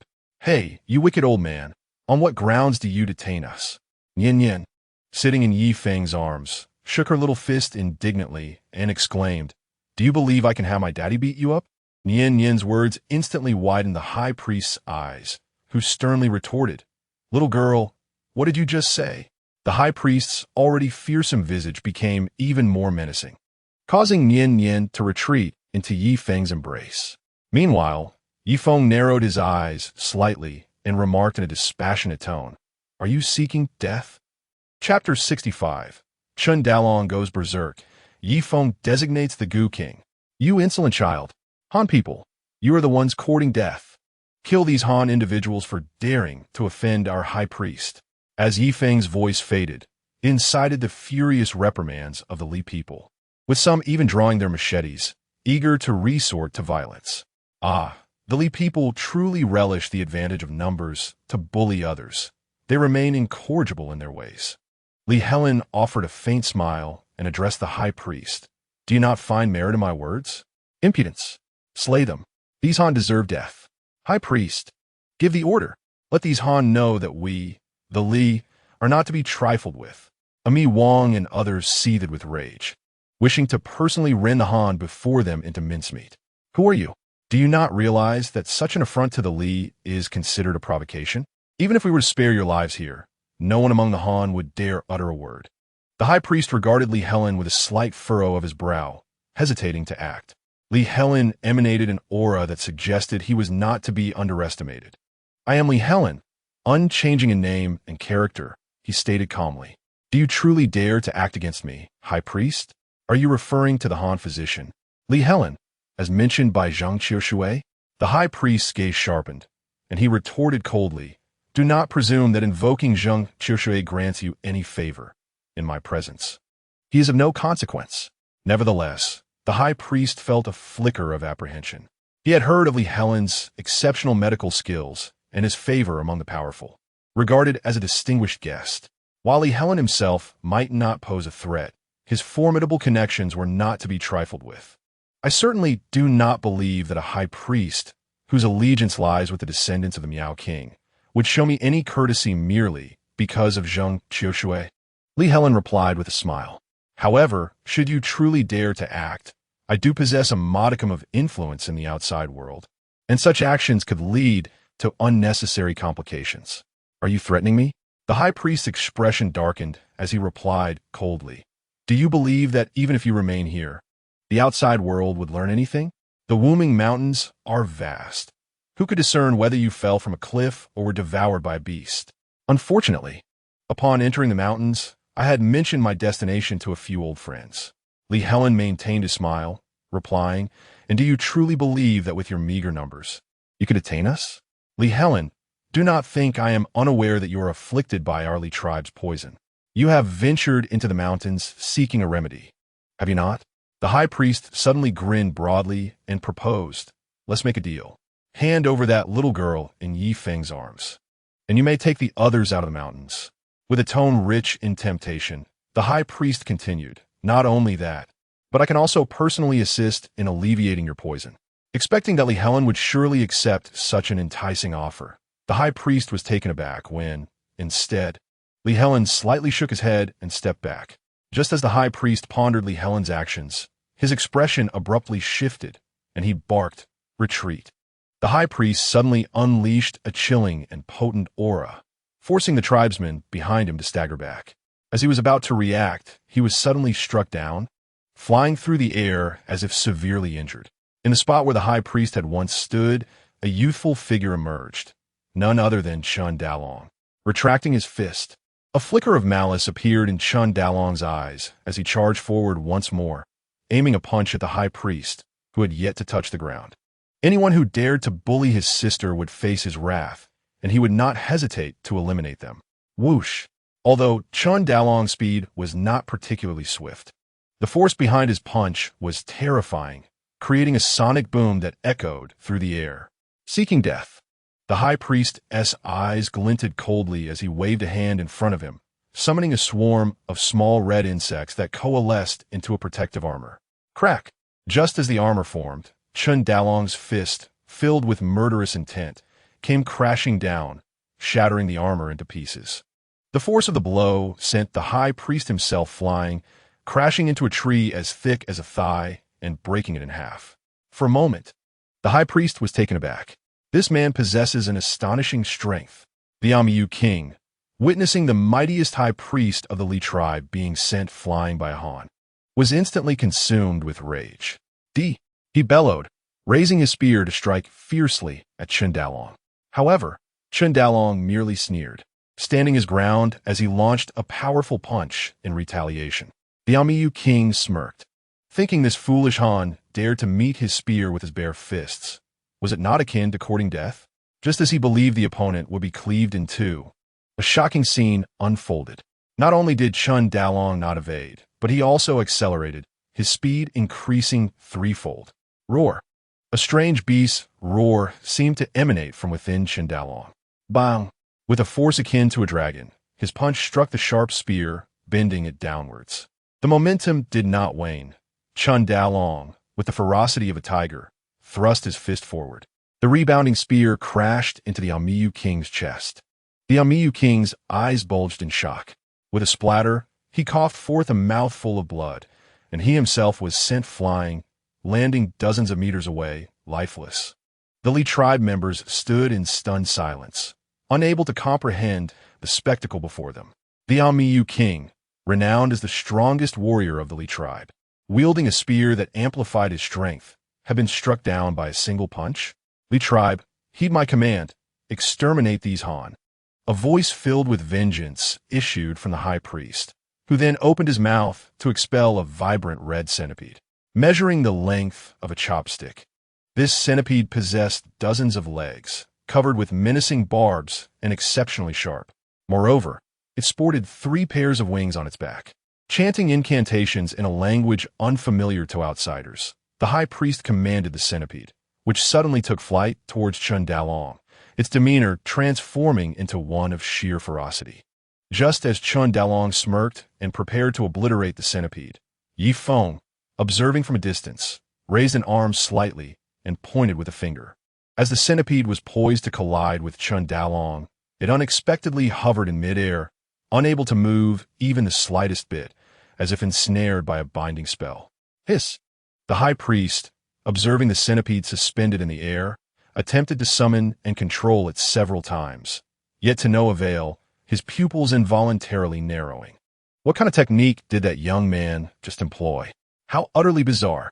He had managed to sever the connection to the painstakingly nurtured Gu King, the 1,000-legged centipede. The art of insect cultivation, upon which the Li tribe relied for survival, had indeed fallen into disrepair. The 2 Li tribesmen encountered were embarrassingly rudimentary in their insect-rearing methods. With a flick of his finger, Yi Feng summoned the Gu King, which immediately swayed into position on his fingertip.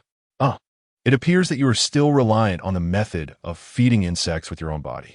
It seems, esteemed high priest of the Li tribe, that you have yet to attain even the most basic threshold of insect cultivation.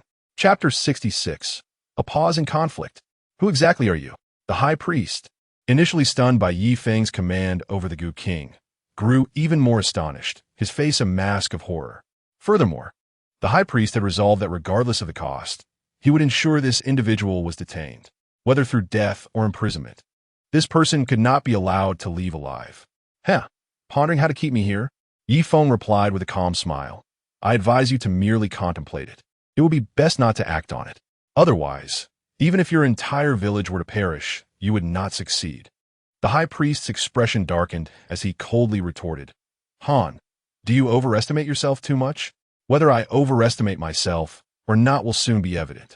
Yi Feng fixed his gaze on the centipede Gu King at his fingertip, and then, under the incredulous gaze of the high priest, he opened his mouth and expelled a thumb-sized insect.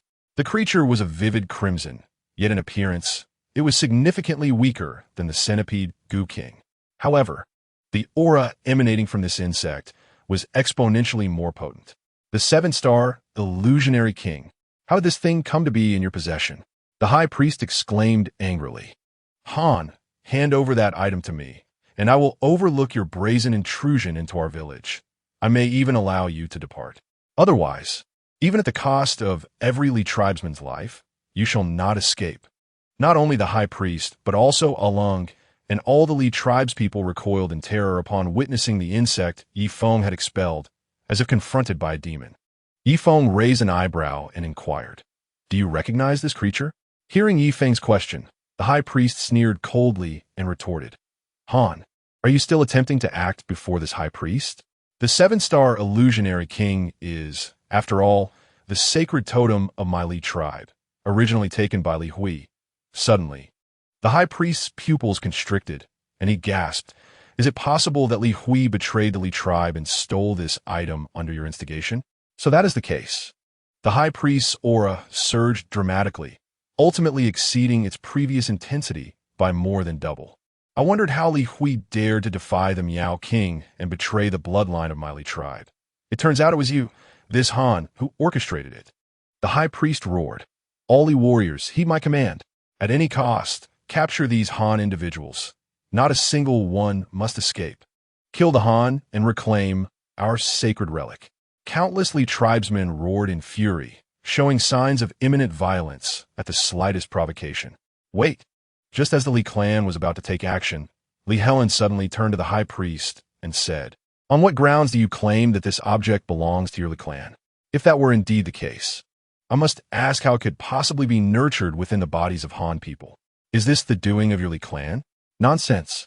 How could we, the Li clan, engage in such acts?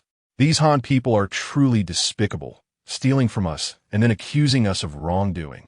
There is no need for further discussion. We should apprehend them first." Yet, the high priest raised an arm, and the Li clansmen fell silent, though they still regarded Yi Feng and the others with indignation. "Li Helen, what do you mean by that? Why would our sacred object, the 7 Stars Illusionary King, be nurtured within your Han bodies?" The high priest inquired. "This object was clearly stolen by the traitor Li Hui," the high priest continued, but his expression shifted slightly, as if he had contemplated a certain possibility. "So it was you who harmed my grandfather with sorcery. You wretched scoundrels." Yang Zilin glared angrily at the Li clansmen before her. "Little girl, do not speak such nonsense. Our Li clan would never harm others." The high priest retorted immediately. "Nonsense? Lialin skufa kudli." This cursed insect was kept within the body of this young girl's grandfather, nearly costing him his life, and I too was almost ensnared. Had it not been for Master Ye's intervention in extracting this sorcery, the sins of your Li clan would be far greater. You, as the high priest of the Li clan, have indeed walked this path of using the body as a vessel to nurture insects and sorcery, have you not? Yi Feng added nonchalantly. Moreover, it seems your Li clan is not content with merely this, as you have hidden such a thing within the bodies of ordinary people, drawing their lifeblood to cultivate this sorcery. How dare you commit such a heinous act? Utter nonsense. My Li clan would never engage in such actions. The high priest proclaimed with fury. These are merely excuses concocted by you Han people. Excuses? Is there truly another 7 Stars Illusionary King in existence? Yi Feng replied with a smile. Perhaps your so-called Li clan has indeed encountered a traitor who stole this 7 Stars Illusionary King, which is yet another excuse to evade responsibility. The high priest trembled with rage, pointing an accusing finger. It was you Han people who intruded upon our village and stole our sacred object, and now you dare bite back. How despicable! High priest, our sacred object was stolen by Li Hui, and he came with a man surnamed Zhao. Not Mr. Yi, a weak voice piped up. It was Ulung speaking. What do you wish to say? The high priest glared at Ulung. The high priest held a high position within the Li clan, instilling fear and reverence in everyone, causing Ulung to instinctively shrink his neck and timidly say, "High priest, what I mean is, could it be that the traitor Li Hui has nurtured the sacred object within others?" Ulung's voice dwindled until he lowered his head, unable to continue. "Zheng Ulung, what are you trying to say?" The high priest, filled with fury, rebuked, "Do you understand that our Li clan's sacred artifact, once it enters the body of an outsider, can only be extracted by completely draining their essence until the poison is fully nurtured? This holds true for your kind." Li Helen could not help but scoff. "Yet before Master Yi, what you deem sacred is but a mere insect, easily extinguished. Do not speak such nonsense. Our Li clan's sacred artifact cannot be so insulted." The Li clansmen were incensed. "Since you acknowledge this item as yours, it simplifies matters." Yang Zilin coldly interjected, "My grandfather was cursed, nearly losing his life.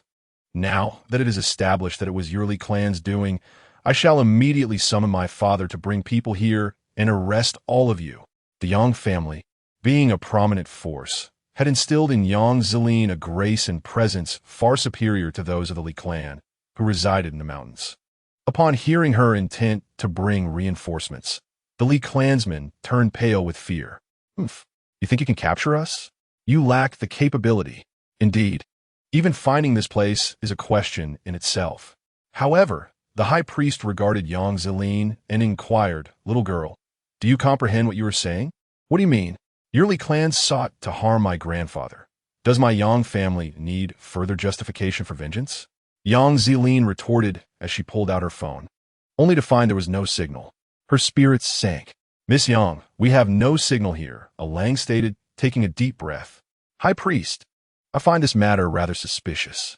Why not gather everyone and discuss it calmly? Otherwise, unnecessary conflict will arise, which is detrimental to us all. Wouldn't you agree? The High Priest appeared hesitant, ultimately casting a glance at Yifeng before coldly muttering, I fear they may not acquiesce. Li Helen also glanced at Yifeng, who smiled and replied, Since the High Priest is willing to converse, I have no objections. Chapter 67. Long time no see, Senior. High Priest, do not trust these Han people. They are undoubtedly in cahoots with the Li clan. The gathering, which had intended to engage in dialogue, became tense once more due to someone else's interjection. The speaker was none other than the Amy King, who had been struck aside by Chun Dalong's powerful fist. Chun Dalong, blessed with a dragon tiger physique, possessed immense strength, and his full-powered punch had severely injured the Amy King. As the mightiest warrior of the Li clan, the Amy King was keenly aware of the loss of face before his kin and harbored no affection for Yifeng and the other Han people. Having barely regained his composure, the Amy King was determined not to let the schemes of these Han people come to fruition. Upon hearing that the High Priest was considering reconciliation with them, the Amy King, who had been pretending to be incapacitated, could no longer remain silent. Amy King, do not speak recklessly. Mr. Yi and his companions are not acquainted with the Li clan at all. Alang immediately countered upon seeing the Amy King speak out. Alang, you traitor, be silent. The Amy King glared at Alang, who coughed violently due to his injuries. How long have you known these people? You accept their words without question? Do you not realize that the Han are inherently deceitful? Amy King addressed the High Priest, inquiring, Why have these Han people suddenly arrived at our Li tribe's village? And how have they come into possession of our sacred artifact, the 7-star colorful king? This must surely be part of their premeditated scheme. His words caused an immediate change in the High Priest's countenance, as he regarded Yifeng and his companions with an air of vigilance. Yifeng narrowed his eyes slightly and retorted, Pray tell, what do you think my arduous efforts are aimed at achieving? What else could it be for? Amy King abruptly halted, as if the ensuing words might unveil some clandestine secret of the Li tribe. High Priest, as the esteemed leader of the Li tribe, you must realize that with my strength, if I truly sought to covet something from your tribe, there would be no need for such elaborate machinations, Yifeng stated calmly. Moreover, while others may not perceive it, do you truly believe I cannot discern the truth? High Priest, you're already gravely injured, compounded by the fact that you have offered your own essence to insects, resulting in significant blood loss. If you do not receive timely treatment, you will be unable to suppress the poison within you, leading to a backlash that will ultimately claim your life within half a year. Preposterous. Utter nonsense. Amy King exclaimed furiously. The High Priest possesses unparalleled prowess. He is our tribe's guardian spirit. How could he possibly be injured? And poison backlash? Are you unaware that our Li tribe is inherently adept at nurturing poison? The other members of the Li tribe echoed their indignation, outraged by this Han man's audacity to curse their High Priest to death. I trust the High Priest knows well whether I speak in folly, Yifeng replied, his expression impassive. If the High Priest believes that with your current strength you can find alternative means to counteract the poison within, then let it be said that I am indeed speaking nonsense. After all, the life and death of a Li tribe High Priest hold little significance for me. Youth, do you not grasp the gravity of your situation? The High Priest's demeanor darkened further, akin to one exposed in shame after secrets have been revealed.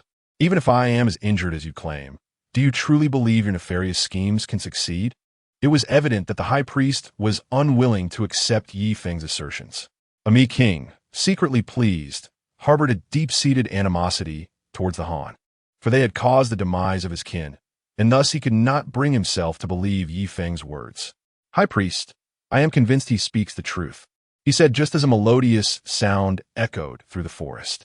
The crowd turned their gaze upwards to find several Li tribesmen brandishing torches, at the forefront of whom stood a breathtakingly beautiful Li woman, adorned in traditional attire embellished with gold and silver, exuding an innate charm. "Saintess, you have returned." Upon seeing her, a king rushed forward, his eyes filled with admiration. Not only he but all the young men of the Li tribe were captivated by her presence. The Saintess was celebrated as the most exquisite maiden among the 72 villages of the Li tribe, said to have been born under extraordinary omens, which led to her being revered as the Saintess of the Li tribe. "Saintess, have any of the Han been captured?" A king, noticing her reluctance to engage, shifted the topic, scanning the crowd for answers. "We have managed to capture but one." The holy maiden of the Li tribe merely responded with a faint remark before. Amidst the bewilderment of the crowd, she gracefully approached Yi Feng and his companions. "Be cautious, holy maiden. These Han people are not to be trusted," cautioned King Ami, noticing the maiden's disregard for him as she headed towards the Han individuals. His expression shifted, and he attempted to obstruct her path. Yet, she merely cast a fleeting glance at King Ami, whose demeanor altered immediately, compelling him to lower his gaze. The Li tribe's holy maiden held an esteemed status. Encountering her was akin to meeting the Miao King. Amidst the crowd's confusion, the maiden, adorned in the traditional garb of the Li tribe, approached a Han man who was disabled. To everyone's astonishment, the usually stoic holy maiden unveiled a pure and enchanting smile. "Senior Yi Feng, it has been quite a while," she greeted. Gazing upon this noble figure, the crowd was rendered speechless, and even Yi Feng himself was momentarily taken aback. "Is that Li Bing'e?" He suddenly recalled an old acquaintance, albeit with a hint of uncertainty. "To think that Senior Yi Feng still remembers me. I am truly honored, Li Bing'e." The holy maiden of the Li tribe responded with a gentle smile that could captivate a city or even a nation. In terms of appearance, she was on par with Yang Zilin. However, adorned in the unique attire of the Li tribe, she exuded an ethereal and mysterious aura. "So, you are of the Li people. That explains it," Yi Feng mused, a smile gracing his lips as realization dawned upon him. Li Bing'e had once been a fellow student of both him and Jiang Yingxue. When she first entered school, it was Yi Feng and Jiang Yingxue who welcomed her, even going so far as to procure some daily necessities for her. However, back then, Li Bing'e had a slightly darker complexion and was rather petite, making her almost unrecognizable compared to her current self. "Bing'e, do you know this Han man?" Upon witnessing Li Bing'e converse with Yi Feng, the high priest of the Li tribe's expression subtly shifted, prompting him to stand beside her. "This is Grand Priest. His name is Yi Feng. He was my senior in school. During my time there, both he and Senior Yingxue were very kind to me," Li Bing'e explained promptly. Although the Li tribe inherently harbored aversion towards Han people, the relationship had somewhat eased since the establishment of their nation by their ancestor. Consequently, the Li tribe permitted some of their more exceptional members to pursue advanced knowledge and culture from the Han. Had it not been for the incident that transpired a year prior, even the Grand Priest would not have held significant disdain for them. "I see," the Grand Priest acknowledged. "But Bing'e, you have graduated for several years, and you have had no contact with him for quite some time. How can you be so certain that he has no ties to the matter concerning the Li people?" Li Bing'e replied with conviction. "Because I know Senior Yi Feng. He is not that kind of person. Even if no one believes in him, I do." Chapter 68. The Holy Maiden of the Li tribe. Even if no one believes, I believe. This single statement elicited varied expressions among the onlookers. Yang Zilin regarded the girl before her, whose appearance and demeanor matched her own, with a complex expression, while Li Helen's gaze was peculiar. Truly, Yi Feng was remarkable. Even the Holy Maiden of the Li tribe was an old classmate. The status of the Holy Maiden had always been unparalleled. Nian Nian, the little girl, gazed curiously at the silver ornaments adorning Li Bing'e's attire, her small face brimming with envy. "This older sister is truly beautiful. A saint." The expression on King Ami's face darkened considerably, struggling to suppress his inner fury as he remarked, "There's an old saying among the Han people. One may know a person's face, but not their heart. Moreover, considering you have not seen each other for so long, even if he once treated you well, it could have been with ulterior motives. King Ami, I understand that your family met their demise at the hands of the Han, which fuels your hatred towards them. However, I have thoroughly investigated the identities of those Han individuals, and they bear no relation to my senior. Li Binger cast a cold glance at King Ami, her eyes tinged with a warning. After all, as the saintess of the Li clan, her presence commanded respect akin to that of the Miao King. Thus, even with his simmering anger, King Ami dared not further provoke her. Binger, have you discovered who our enemies are? The high priestess' eyes sparkled with anticipation as he questioned. Li Binger nodded, saying, Grandfather High Priest, if you trust me, let us discuss this within the village. I shall reveal all I know, and you may discern the truth for yourself. After a moment of contemplation, the high priest agreed, very well, let us proceed to the village. Upon entering the village, they selected the largest dwelling and took their seats. Senior, is this your daughter? She is truly adorable. Li Binger observed Nian Yan, who had already fallen asleep in Yi Feng's embrace, and a fleeting shadow of melancholy crossed her eyes, quickly replaced by genuine joy. Being a woman herself, Yang Zeline noticed the glimmer of sorrow in Li Binger's gaze, feeling a twinge of surprise, but choosing to remain discreet. Yes, her name is Yi Xin Yin, affectionately known as Nian Yin. Yi Feng tenderly adjusted his daughter's hair, his eyes filled with affection and tenderness. Witnessing the expression that had once appeared in her dreams countless times, Li Binger momentarily lost her composure. Then, as if recalling something, she asked, what of Senior Shui? Yi Feng hesitated briefly, his tone indifferent as he replied, she has stepped away for a time, due to certain matters. But it will not be long before I take Nian Yin to find her. In that moment, Li Binger sensed an overwhelming aura emanating from Yi Feng, one that was more formidable than the presence that the Li clan had subdued. Yet, upon confirming that Nian Yin was the daughter of her senior and senioring Shui, Li Binger felt an even deeper joy amidst her envy. Mr. Yi, since you are Binger's senior and thus a guest of the Li clan, please indulge in our clan's unique tea. The high priest entered, having made the necessary arrangements, carrying a large kettle and pouring tea for everyone. Given that it was a specialty of the Li clan, it was indeed worthy of savoring. Yi Feng smiled slightly, lifted the cup to his lips, took a sip, and closed his eyes to appreciate it. Upon opening them, he remarked, not bad. Although Yi Feng lacked expertise in tea, as a figure of great stature, he had sampled countless spiritual and celestial teas, enabling him to discern quality.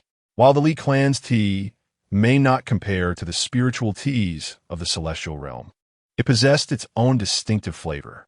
Initially hesitant, Li Helen and the others observed Yi Feng finish the remaining tea in one gulp and followed suit with a couple of sips, appreciating the delightful taste but daring not to indulge excessively. After all, the Li ethnic group is shrouded in mystery and adept in the art of poison. They are not to be underestimated, and it is prudent to exercise caution. The high priest and Li Binger were acutely aware of this. Yet they refrained from addressing it directly, instead harboring a greater fondness for Yi Feng. May I inquire how Mr. Yi came into possession of our Li clan's 7-star illusionary king? The high priest inquired, his gaze fixed intently upon Yi Feng. Regardless of whether Yi Feng was the senior of the holy maiden Li Binger, as the high priest of the Li clan, he bore the responsibility for the entire clan. Moreover, the moment he entered the room, he distinctly sensed an aura of terror emanating from this young man. Thus, the high priest maintained a courteous tone. This situation unfolded as a remarkable coincidence. Yi Feng responded with a slight smile. When I treated old Master Yang, I acquired this poison king from within his body. I discovered that the one who cast the poison was ruthless and possessed the ability to control it from a distance. Therefore, I used this poison as bait to lure the perpetrator, and indeed, I encountered him. This individual must surely be Li Hui. Only such a scoundrel could commit such heinous acts. Li Binger, visibly agitated, clenching her silvertil. As the holy maiden of the Li clan, her duty was to ensure the well-being of her people and to protect the legacy of the Miao King. However, with the theft of the sacred artifact, the 7-star illusionary king, she bore an inescapable burden of responsibility. Mr. Yi, what ultimately became of that person? The high priest's tone turned slightly anxious. Pondering a different question, Yi Feng responded with a faint smile. Naturally, he met his demise, though I surmise he had some connection to the Zhao family. The Zhao family? The high priest's face registered surprise, followed by realization. It must be the Zhao family that the traitor Li Hui brought with him. Li Bingye nodded in agreement. Grandfather High Priest, the Zhao family mentioned by Senior Yi, I have investigated. They wield considerable power locally. According to my findings, the individuals Li Hui brought initially were indeed from the Zhao family. Li Hui, that traitor, dying at Mr. Ye's hands is truly a fitting end. A flicker of hatred crossed the high priest's face. In the past, Li Hui, accompanied by a group of skilled fighters, intruded upon their stronghold, attempting to steal the sacred artifact. He was discovered by the high priest's grandson, whom Li Hui killed on the spot, along with several other Li clansmen, before fleeing with the artifact, aided by the Zhao family. This event had long been a thorn in the hearts of the Li people. Thus, it seems Mr. Yi is not an enemy of the Li clan, but rather a benefactor. I was impulsive earlier. I hope Mr. Yi can forgive me. The high priest rose and inclined his body slightly in apology, stating, the Li clan distinguishes between gratitude and resentment.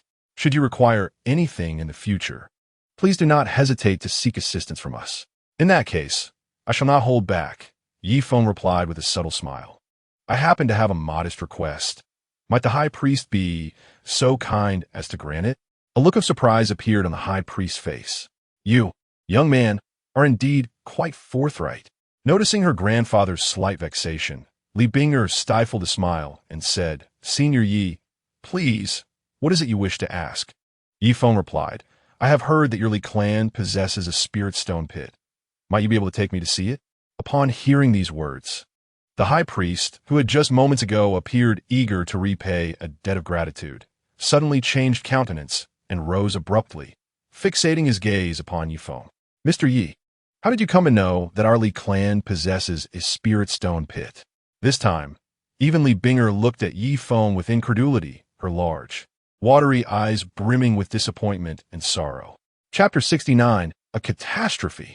Yi Feng furrowed his brow. He had not anticipated such a profound reaction from the Li clan regarding the spirit stone pit. However, upon casting a careful glance at Li Bingye, he was suddenly enlightened. How I came to know is of no consequence, but now I must ask you, Bingye, to answer me truthfully. Yi Feng's expression was unusually solemn. Still enveloped in her feelings of disappointment, Li Bingye responded somewhat defiantly. What do you wish to inquire? Yi Feng, unfazed by her abrupt change in demeanor, continued to gaze at her intently. Have you been dreaming every night recently, dreaming of something that is not quite human, something that entangles you? Upon hearing Yi Feng's words, the high priest Yang Zilin and the others were momentarily taken aback. What sort of question was this? Yet, Yang Zilin knew that her esteemed teacher would not speak without reason, and thus she merely observed the Li clan's saintess with curiosity. Conversely, the high priest furrowed his brow slightly, also directing his gaze toward Li Bingye. Li Bingye, who had initially appeared gloomy, widened her large, glistening eyes in surprise at Yi Feng's inquiry, quickly averting her gaze as she stammered, I don't know what you were talking about. At that moment, she felt a mix of embarrassment and anxiety. While others may not comprehend the implications of Yi Feng's words regarding entanglement, Li Bingye, as a first-hand experiencer, understood all too well the terror of the entity in her dreams. Perhaps recalling the events that transpired in her dream, she tightly clutched the hem of her garment, a hint of fear evident in her demeanor. Bingye, what exactly have you dreamt? The high priest, not one to overlook the unusual behavior of Li Bingye, asked with grave concern. As the high priest, he was acutely aware that this world harbors many mysterious phenomena and entities. It was not out of the ordinary for something bizarre to occur to one chosen as a saintess by the Li clan. A dream queried by someone as enigmatic as Yi Feng would undoubtedly hold significance. I merely had a nightmare. Li Bingye's cheeks flushed crimson, her voice barely above a whisper. It's just that this nightmare keeps recurring. Perhaps it's due to my recent lack of rest. The dream was a secret known only to her, and feeling too shy to divulge the truth, Li Bingye had no intention of revealing it to Yi Feng. A nightmare? Yi Feng raised his voice slightly, stating, Do you realize that within 3 days at most, the entity from your dream will manifest in reality? Right beside you? Yi Feng fixed his gaze intently on Li Bingye, his tone grave. At that point, Everything you have experienced in your dream will come to fruition, and ultimately, you may even lose your life. That cannot be. It was merely a nightmare. It's not as severe as you claim. Alarmed by Yi Feng's ominous words, Li Binger's face turned pale as she hurriedly retorted. Her reaction had already confirmed the truth of Yi Feng's assertions. The high priest spoke in a deep voice. You're the sacred maiden of the Li tribe, the chosen representative of the Miao King. Perhaps your dreams serve as a warning from the Miao King. Oh, a warning from the Miao King? Yi Feng could not help but retort. If your esteemed Miao King's warning entails coveting the purity of your sacred maiden and subsequently seeking to consume her very essence, then I shall remain silent. Li Bingye, as your senior, I must caution you, Yi Feng continued in an indifferent tone. Ever since you first dreamt of that entity, have you not noticed a persistent ache in your waist and back, an overwhelming fatigue upon waking? Have you even begun to experience dizziness, nausea, and excessive drowsiness? At this, the high priest gasped. Mr. Yi, how do you know this? Binger has indeed been exhibiting these symptoms, but I have examined her and found no signs of being cursed. Yi Feng bluntly replied, with your limited abilities, you would hardly perceive the presence of that entity. The high priest's expression shifted, revealing his discomfort. Yi Feng's words were clearly an affront to his capabilities. The other priests of the Li tribe glared at Yi Feng with indignation. Do you not believe me? Yi Feng arched an eyebrow and declared, then allow me to unveil the true nature of the one attempting to manipulate your sacred maiden. As soon as he finished speaking, a milky white thread suddenly shot from Yi Feng's hand, wrapping around Li Binger's wrist, condensing qi into thread. Even though this was the second time Li Helen had witnessed such a divine technique, he was still profoundly astonished. The priests of the Li tribe were left utterly dumbfounded. Thread diagnosis. The high priest, despite his experience, was also taken aback. Li Binger initially felt surprised at the thread around her wrist, but soon she perceived a warm current flowing through the thread and entering her body. The sensation elicited a pleasurable sigh from Li Binger, causing her to disregard the presence of others as she slumped in her chair, a look of blissful daze crossing her features. This display elicited varied reactions from those present. The priests of the Li tribe, animated by indignation, rose to confront Yi Feng. Han people, what have you done to the sacred maiden? How dare you offend our sacred maiden? I shall kill you. Quick, stop him. Just as several priests were about to act, the high priest barked, Stop. Mister, Yi is saving the sacred maiden. As everyone paused in confusion, Yi Feng lightly flicked his finger against the thread of energy. With this gesture, Li Binger's eyes suddenly flew open, her body tensed, and a look of agony crossed her face. At that moment, even the blind could see that Li Binger was indeed in distress, as if controlled by some unseen force. Still trying to hide? Come fort. Ye Feng commanded, and an overwhelming aura surged from him, rendering resistance futile. In the next instant, the entire thread abruptly burrowed into Li Binger's body. With a pain gasp, Li Binger opened her lips and expelled a mass of white thread. This was evidently the very thread Yi Feng had previously condensed. At this moment, a fine thread intricately wove into a diminutive cage, within which was imprisoned a creature resembling a venomous serpent. This being ethereal in nature and emanating a sinister black mist, exuded an eerie and foreboding aura. Could this possibly be the revered protector of the Miao King, the Crimson Serpent? The high priest gasped in astonishment, his voice trembling with trepidation. The Miao King is accompanied by two formidable guardians, and this serpent-like entity is none other than the right guardian. Ye Feng, remarque it nonchalantly. It is merely a beast lusting after the body of your holy maiden, utterly unrelated to the protectors of your Miao King. The faces of the high priest and others shifted dramatically. Meanwhile, Li Binger, having expelled the serpent, appeared significantly improved. Senior Yi Feng, what is happening? Li Binger inquired, her gaze fixed on the creature on the ground, a wave of nausea washing over her. That is a question for you to answer, Yi Feng replied coolly. Have you encountered this creature recently? Perhaps in a painting or a statue?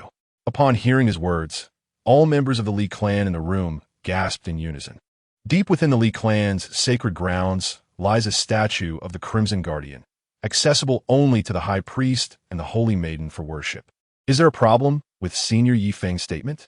Li Binger trembled, her eyes reflecting a mix of helplessness and fear. After all, she was merely a girl in her early 20s, and such trepidation was natural. This is a grave matter, Yifeng articulated slowly. If this is indeed the case, not only will you lose your life, but your entire Li clan will face catastrophic ruin. Chapter 70. Gathering Flames in the Palm. Celestial Techniques. What did you say? The High Priest glared at Yifeng, indignation etched across his features. Young man, do you comprehend the weight of your words? I had thought the Holy Maiden's senior possessed true prowess. Yet this frivolity disabuses me of that notion. My inclination to favor you has evaporated. I would rather expel you from our village immediately. You, a Han, are prone to exaggeration. Do not presume that this priest is unaware of your intentions. You merely seek entry into our Li clan's sacred grounds, but that is utterly impossible. A Li clan priest glared at Yifeng in anger. Exaggeration? Yifeng pointed at the visibly weakened Li Binger. If you believe my words to be false, you may inquire of the very person involved. Has she not begun to experience nightmares since encountering that entity? Does she not feel an inescapable compulsion in its presence? All eyes turned to Li Binger. Under the weight of their scrutiny, she lowered her head slightly and murmured, "What Senior Yifeng says is true. In fact, the reality is even more severe than he describes. Ever since I first saw the statue of the Crimson Guardian in the sacred grounds, I have been haunted by dreams of it. Initially, I dismissed it as merely a dream, until one day I awoke to find myself lying in the sacred grounds, at the feet of the Right Guardian. What fills me with dread is that I was entirely unclothed despite having been in my bed, and my body bore various marks. However, I have not confided this matter, which pertains to my purity, to anyone. However, this matter has always been the greatest secret of Li Binger. Since that day, she has awakened each morning in a state of self-imposed confinement, plunging her into despair and mental disarray. Yet, in the eyes of the Li clan, this beloved saintess dutifully serves, unwaveringly entering the forbidden grounds each day to pay homage to the Miao King. What? Upon hearing Li Binger's response, the High Priest was struck as if by lightning. Why would the Protector be so? Does he not know that we, the descendants of the Li clan, are all offspring of the Miao King? Huh, the Miao King, sneered Li Helen. You believe in such legendary tales? Do not speak nonsense. Our Miao King of the Li clan is not to be defiled here. Li Helen's words instantly incited collective animosity from the Li people. In their hearts, the Miao King is their guardian deity, their revered ancestor.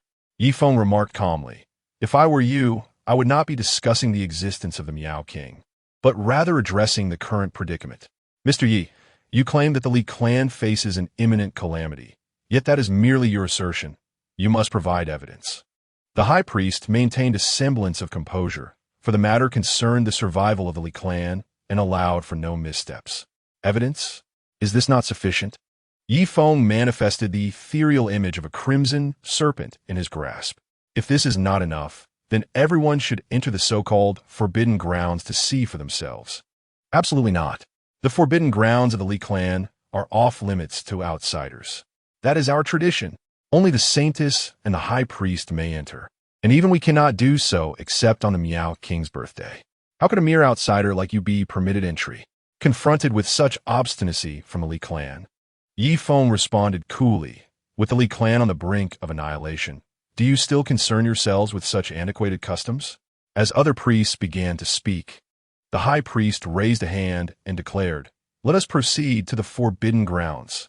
With a stern expression, the High Priest looked at Yifeng and said, if the truth is not as you claim, you will bear all the consequences. I will bear all the consequences, Yifeng replied expressionlessly.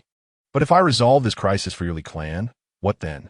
He had no ties to the Li clan, were it not for Li Binger being his junior. He would have no interest in this affair. The High Priest hesitated momentarily, but ultimately said, if you can truly resolve this matter for my Li clan, you shall be our benefactor. I do not covet your Li clan-esque gratitude. It is of no use to me, Yifeng asserted. If I can help your clan through this crisis, Then I request access to your spiritual vein for 3 days. Absolutely not. That is a sacred treasure guarded by our Li clan for generations and cannot be entrusted to outsiders, protested one of the priests. Then there is nothing more to discuss. Yifeng, replied coolly. As Binger as senior, I can save her life, but the lives of the entire Li clan are of no concern to me. His tone was somewhat cold, leaving no room for negotiation. Senior Yifeng Yu, Li Binger wished to plead with him, but upon seeing his demeanor, she was at a loss for words, feeling a twinge of sorrow within her heart. Very well, I shall comply with your words this time. The high priest struggled for a moment and declared, I accept your terms, but if the forbidden land is not as you claim, I shall not hesitate to take your life. Yifeng responded with a calm smile. Rest assured, my confidence is rooted in sound reasoning. The high priest's expression darkened. For over the years, no one had dared to threaten the Li clan as Yifeng did. Thus, to avoid prolonged uncertainty, let us depart at once. Yifeng remarked nonchalantly, I am more curious about how that beast enters dreams with divine power than anything else. As his words fell, he exerted a gentle force with his palm. Suddenly, a burst of golden flames erupted, incinerating the ethereal image of the red serpent into nothingness. Witnessing Yifeng's sudden display of prowess, everyone was taken aback. To conjure fire from thin air, such a feat was nothing short of divine. The once apprehensive high priest and his companions, while somewhat relieved, were now gripped by even greater anxiety. For if Yifeng possessed divine abilities, he could undoubtedly aid the Li clan in overcoming their tribulations. Likewise, everything Yifeng had previously asserted must indeed hold truth. With such sentiments in mind, under the guidance of Li Binger, the group hastened toward the rear mountains of the Li clan. Along the way, Yifeng learned that Yu Qinghai and his companions had long entered the depths of Wuming Mountain, yet their whereabouts remained unknown. Coincidentally, the individual captured by Li Binger was none other than Zhou Yuqing. At Yang Zilin's earnest request, the Li clan released Zhou Yuqing. Upon seeing Yifeng and the others again, the already terrified Zhou Yuqing burst into tears, clinging to Yang Zilin. That scoundrel Huang Shaolin abandoned me and fled. He is truly a cad. Comforting her friend, Yang Zilin replied with resignation. Now, you should be aware of their true nature. Zilin, thank you for saving me. I realize my mistakes, Zhou Yuqing said, wiping her tears. It was not I who saved you, but our teacher. Yang Zilin shook her head. Had he not spoken, the Li clan would never have released you. Zhou Yuqing trembled, gazing at the figure seated in a wheelchair, being carried on someone's shoulders. Gritting her teeth, she rushed forward. Mr. Yi, I am so sorry. Summoning all her courage to utter these words, tears streamed down her face once more. Enough! Wipe your tears, Yifeng said, casting a fleeting glance at her. From now on, follow Zilin. Yes, thank you, Mr. Yi. I will certainly obey, Zhou Yuqing declared, wiping her tears, prompting Yang Zilin to shake her head in exasperation. It seemed her friend had truly learned a lesson this time. Chapter 71. The Forbidden Land of the Li clan. Guardian Deity Statues. Is it truly appropriate for the High Priest to lead a group of outsiders into our clan's forbidden land? Along the way, some Li clan priests voiced their concerns. After all, these Han people are exceedingly cunning, and the clan had yet to recover from the previous incident. Should they become aware of this, it could provoke unnecessary troubles. The High Priest comprehended the intent of his counterpart's words, but, after a slight furrow of his brow, replied, Let us set these matters aside for the time being. After a moment of contemplation, he glanced at Yifeng and remarked, if his words are not mere alarmist rhetoric, then concerning the survival of our clan, we must proceed with utmost caution. I fear that this individual may simply be spouting nonsense, the priest interjected, for he is, after all, the revered protector of our Li clan, venerated through generations. His countenance darkened, revealing his skepticism towards Yifeng's previous assertions. Thus, we must venture into the forbidden land to ascertain the truth, the high priest stated, his agitation palpable. Given the situation with the Saintess, which you are already aware of, we must investigate before this matter escalates, regardless of its veracity. Seeing the high priest's unwavering resolve, the other priest refrained from further protest, though a heavy mood settled over him. The gravity of the situation compelled the Li clan to waste no time. Thus, they hastened into the depths of their forbidden territory. The depths of Wuming Mountain were rife with miasma. Having dwelled there for generations, the Li clan possessed various means to cope with such perils. As for Yi Feng, such trifling miasma posed no threat to him. With Nian Yan's protection, the noxious vapors could not breach even a hair's breadth of his being. Shen Dalong, fortified by his innate physique, was similarly untroubled by the poisonous fog. However, for Zhou Yuqing and Yang Zilin, the situation was dire. As ordinary individuals, they began to exhibit signs of discomfort upon entering the mountains. Mr. Yi, one of them suggested, perhaps it would be best if they did not proceed further into the mountains. The miasma is too thick for their bodies to withstand. The high priest proposed to Yi Feng, shall we have our clansmen escort them back while we venture deeper into the mountains? Such trifling miasma presents no challenge. Yi Feng chuckled lightly, flicking his fingers to channel two streams of energy into Yang Zilin and Zhou Yuqing. The two women shuddered initially, but soon their complexions began to glow with health. All prior discomfort vanished without a trace. Witnessing Yi Feng's effortless ability to render the ordinary unaffected by the miasma, the high priest felt an increased sense of trepidation towards him. The more formidable Yi Feng's displayed prowess, the more it substantiated the truth of his earlier claims. We are nearing the forbidden land. Let us hasten our pace, the high priest urged, his anxiety driving him to quicken his steps. Fortunately, the forbidden territory was not far from the village, and after traversing for over an hour, the trees began to thin, revealing structures hewn from colossal stones. By the flickering torchlight, it became evident that the architectural style of these edifices bore a striking resemblance to that of the Li clan's village, albeit more ancient and dilapidated. Flanking the structure stood two imposing stone statues. The one on the left had lost its head, yet it was unmistakably a sculpture of a Taotai. The statue on the right, however, depicted a serpent-headed figure, reminiscent of the crimson serpent phantom that Yi Feng had extracted from Li Binger. The crimson serpent statue, drenched in a red hue, appeared as though forged from blood, emanating an even more sinister aura in the depths of Wuming Mountain. Senior Yi, this is our clan's right protector, Lord Chilian, the high priest introduced. Li Binger gazed upon the stone statue that had been revered for many years, a flicker of trepidation crossing her eyes. For the past 6 months, she had awakened beneath this statue daily, her first sight being the piercing crimson gaze of Lord Chilian fixed intently upon her. Perhaps due to the recent events, the onlookers exhibited a lang of emotions towards this statue, some reverent, others filled with dread. Yet, aside from these sentiments, there seemed to be no other anomalies. Great priest, I must assert that our guardian, the lord of the Li clan, is without fault. All mischief originates from this Han man. At that moment, the priest who had previously opposed Yi Feng stepped forward, declaring, "The guardian has protected our clan for many years. How could he wish us harm? These Han people merely seek an excuse to intrude."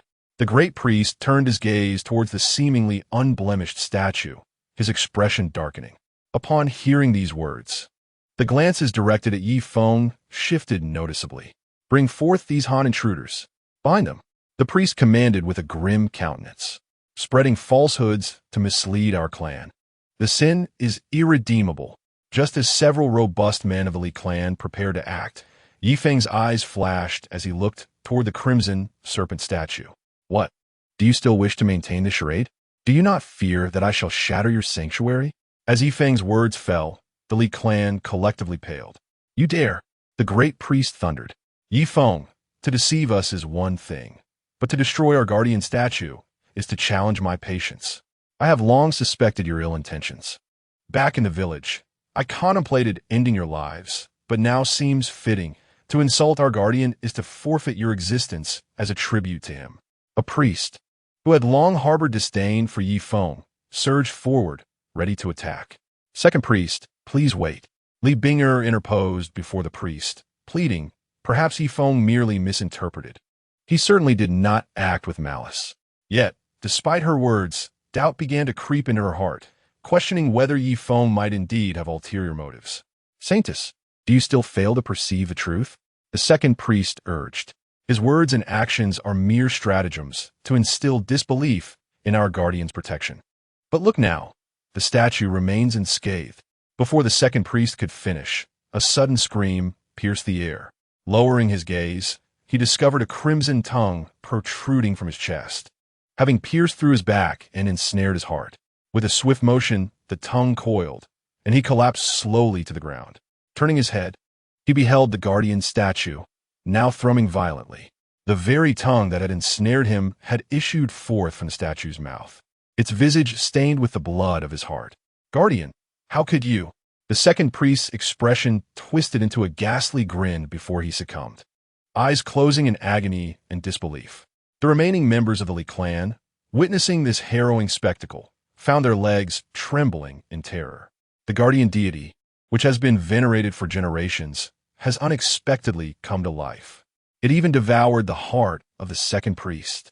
Just as the crowd stood in shock, the guardian statue began to tremble slightly, as if something were about to emerge from within. "Protect the saintess." The high priest reacted swiftly. However, as soon as he did, the statue spat out a segment of its tongue, hurtling towards Li Binger. In that moment, Li Binger was paralyzed with fear, collapsing to the ground, engulfed in despair. Chapter 72. You scared my daughter. A mere evil spirit dares to act recklessly. Just as the tongue was about to pierce Li Binger, a detached voice suddenly echoed. In the next instant, the crowd felt a sharp pain in their eyes, as if a burst of flames had ignited. In the next moment, a piercing scream reverberated, followed by the acrid stench of burning flesh. Everyone turned to see a line of fire retracting into Yi Feng's palm, while on the ground lay the severed tongue, emanating a foul odor. The crowd was taken aback in horror. "Senior Yi Feng, what was that just now?" Li Binger, pale and trembling uncontrollably, felt as though death was imminent just moments before. "It was merely a lurking beast," Yi Feng replied calmly. "You all should step back and keep your distance from this creature." Understanding his warning, the crowd collectively retreated, including the high priest. "Senior Yi Feng, does that mean the guardian is trying to harm me?" Li Binger gazed at Yi Feng with a sorrowful expression, still unwilling to believe the reality before her. "Did you not witness it yourselves?" Yi Feng spoke in a tranquil tone. "That beast has gained a modicum of sentience, aided by the terrain and spiritual energy here. It seeks not only your life, but the lives of everyone in the Li clan." "Mr. Yi, are you perhaps exaggerating?" The high priest furrowed his brow. "I refuse to believe that our guardian would commit such a nefarious act. There must be a limit to self-deception." Yi Feng unceremoniously interrupted the high priest, stating, "Is what just occurred merely a figment of your imagination?" His words left the Li clan speechless, for they had already lost a priest, and Li Binger, their saintess, had nearly lost her life as well. "Senior Yi Feng, what should we do next?" Li Binger stammelte, her hands trembling. "If it is truly the work of the guardian, our Li clan lacks the strength to confront it." "Ha! Your clan's incapacity does not imply my own," Yi Feng replied with a faint smile, exuding confidence. "Mr. Yi, I acknowledge your prowess, but that is the guardian of our esteemed Miao King." The high priest shook his head. "Throughout our clan's history, the guardian has fought alongside the Miao King, showing immeasurable strength. We could never hope to rival it." The rest of the Li clan wore expressions of despair. "Who says that? My dad is formidable." Nian Yin indignantly waved her small fists, her voice ringing clear.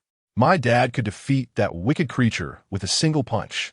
However, regarding Nian Yin's words, everyone dismissed them as mere childlike innocence, failing to take them seriously. Yi Feng, no matter how formidable, was still merely a mortal. Yet, the protector of the Li clan was a deity from legends, incomparable to any ordinary human. "Little girl, your father may be impressive, but the protector is a divine beast under the command of the Miao King, akin to a god," murmured a member of the Li clan. Upon hearing this rebuttal, Nian Yin was furious. "Daddy, that wicked fellow can't possibly defeat you, right?"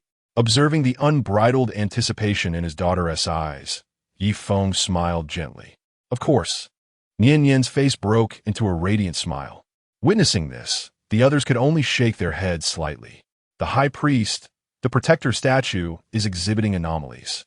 We must devise a solution, or it will spell disaster for our clan," One priest approached the high priest and whispered, "I am well aware of this." The high priest replied, his expression troubled.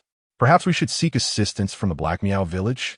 They are also part of the 72 villages of the clan and would not turn a blind eye," suggested the priest. "No." The high priest's countenance darkened. Though the 72 villages share a common lineage from the Meow King, they are hardly united in purpose. Moreover, the Black Meow village has long coveted our sacred grounds. We cannot invite a wolf into our fold. Yet without the aid of the Black Meow village, we cannot overcome this hurdle. The high priest was acutely aware of this dilemma, deeply conflicted. "High priest, why not allow Senior Yifeng to give a try?"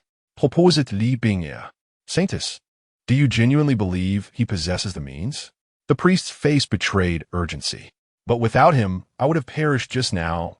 Li Bingye inhaled deeply and asserted, "The death of the second priest has proven our previous mistakes. For the sake of our kin, we cannot err again." Just as the priest was about to respond, the protector's statue exhibited further disturbances. The stone figure, which had been cracked, now shattered completely. A massive crimson serpent, as thick as a human waist, lunged towards Li Bingye with its gaping maw. This sudden occurrence sent many Li clan members into a panic, screaming in terror. As the terrifying serpent revealed itself, Zhou Yuqing fainted, utterly terrified. Li Bingye, caught in the chaos, found herself in a perilous situation. No one had anticipated such a colossal serpent lurking within the statue. Overwhelmed by the foul stench, Li Bingye felt a wave of nausea wash over her. The serpent, oblivious to the surrounding chaos, focused solely on Li Bingye with its menacing, cold eyes.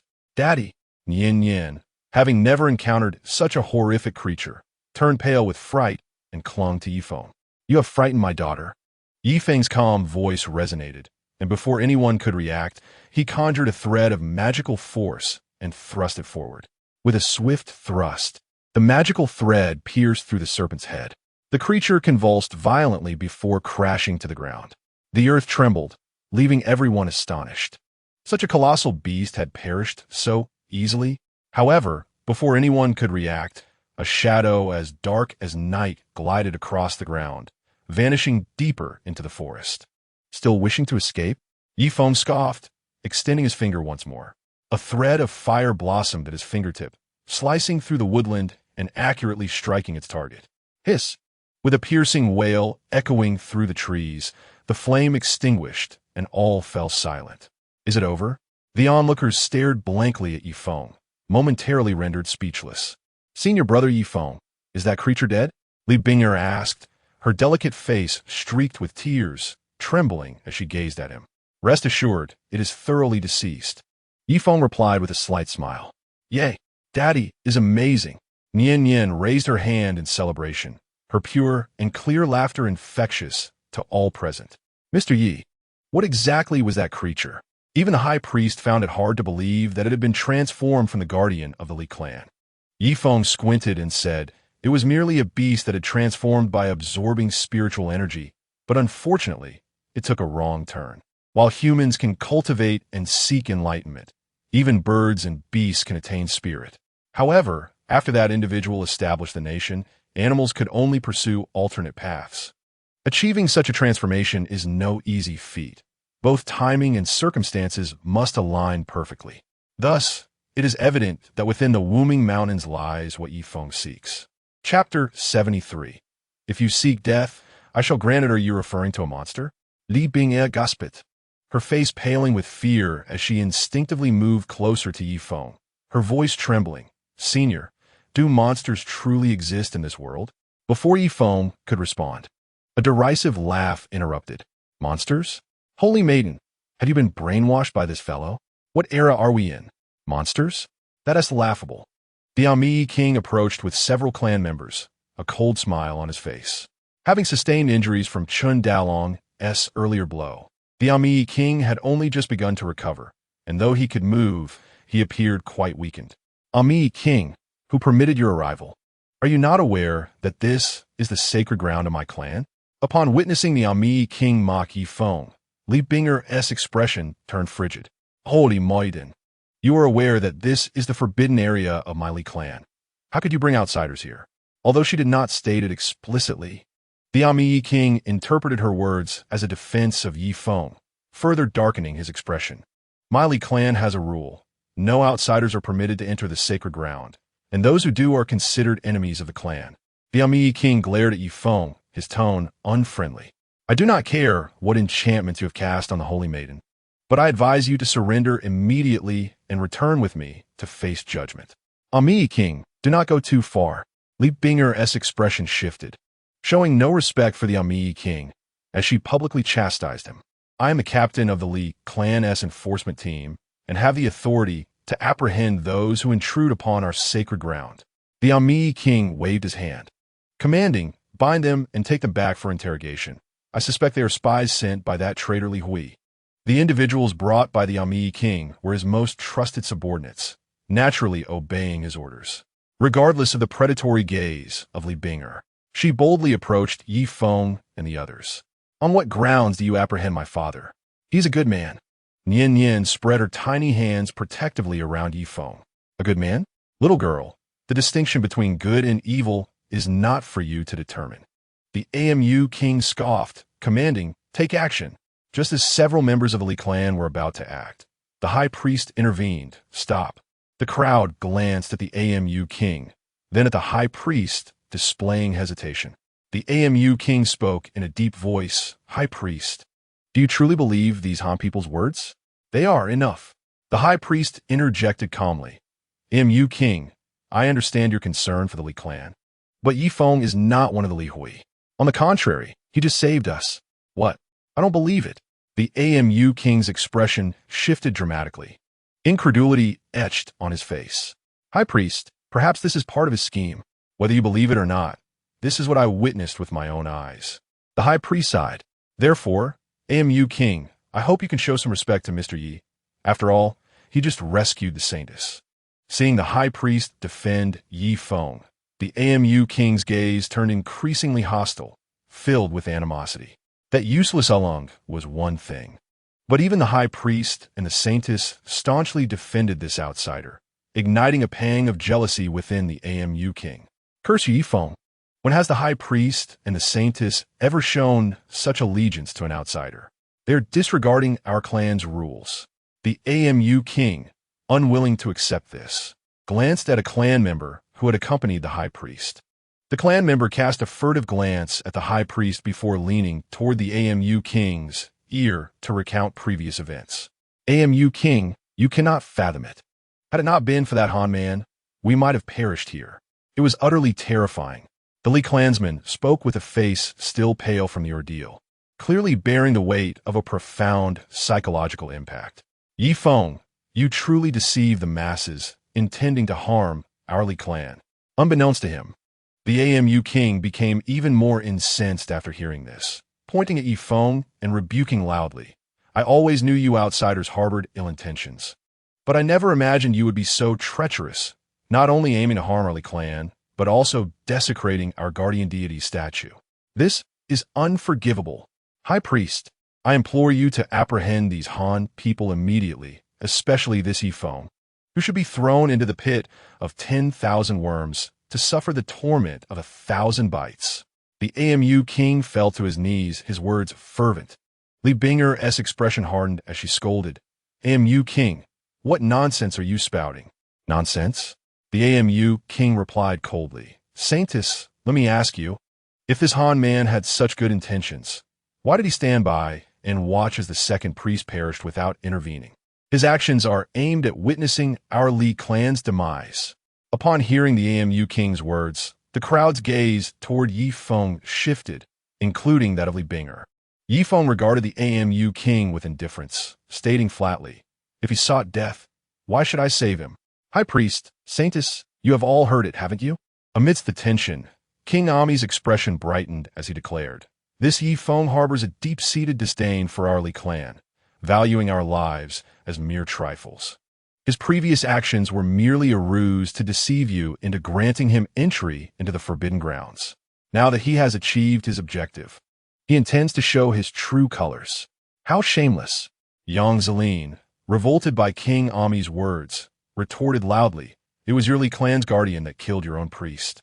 Yet you dare to blame my teacher? Were it not for my teacher's intervention, how many of you would have perished? Her indignation grew as she pointed at Li Bing'er and the others, exclaiming, "And let us not forget, without my teacher's timely assistance, would you even be standing here now?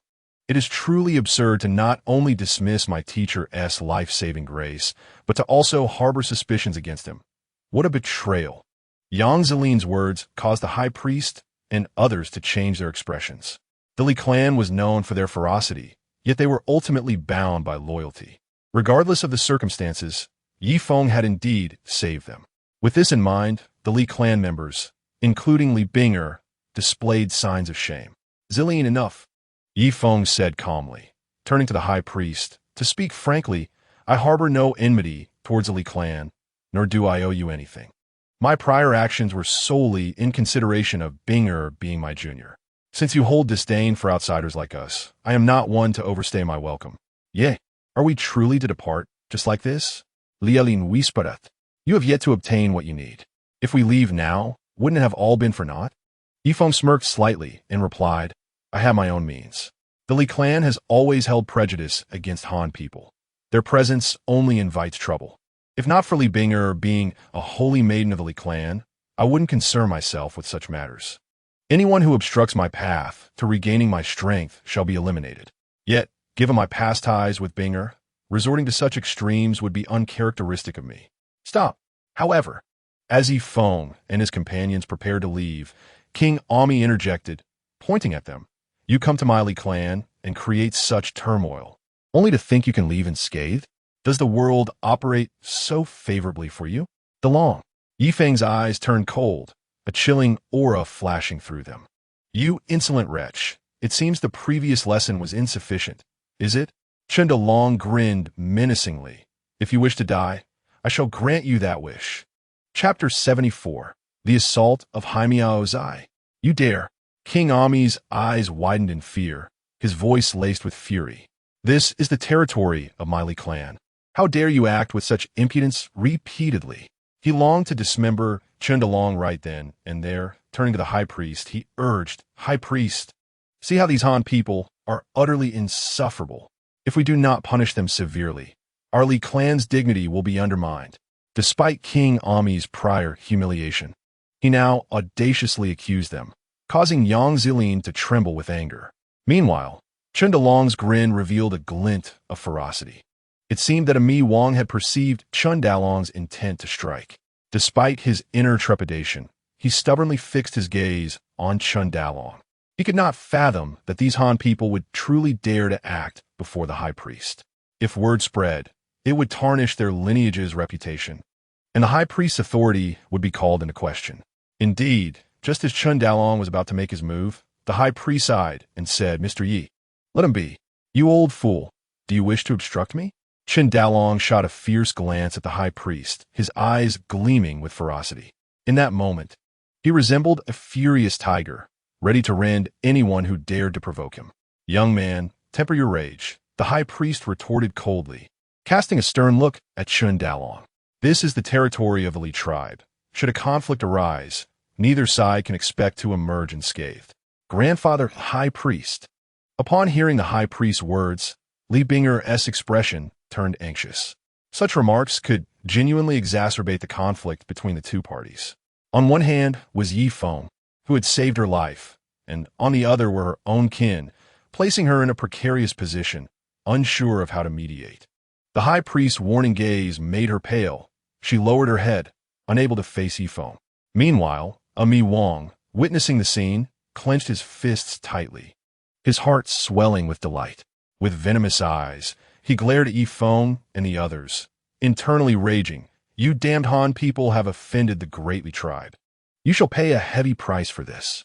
The thought of the Han people's impending misfortune sent shivers of excitement through Ami Wang's body. At that moment, Yi Feng spoke calmly, "Dalong, give him a slap."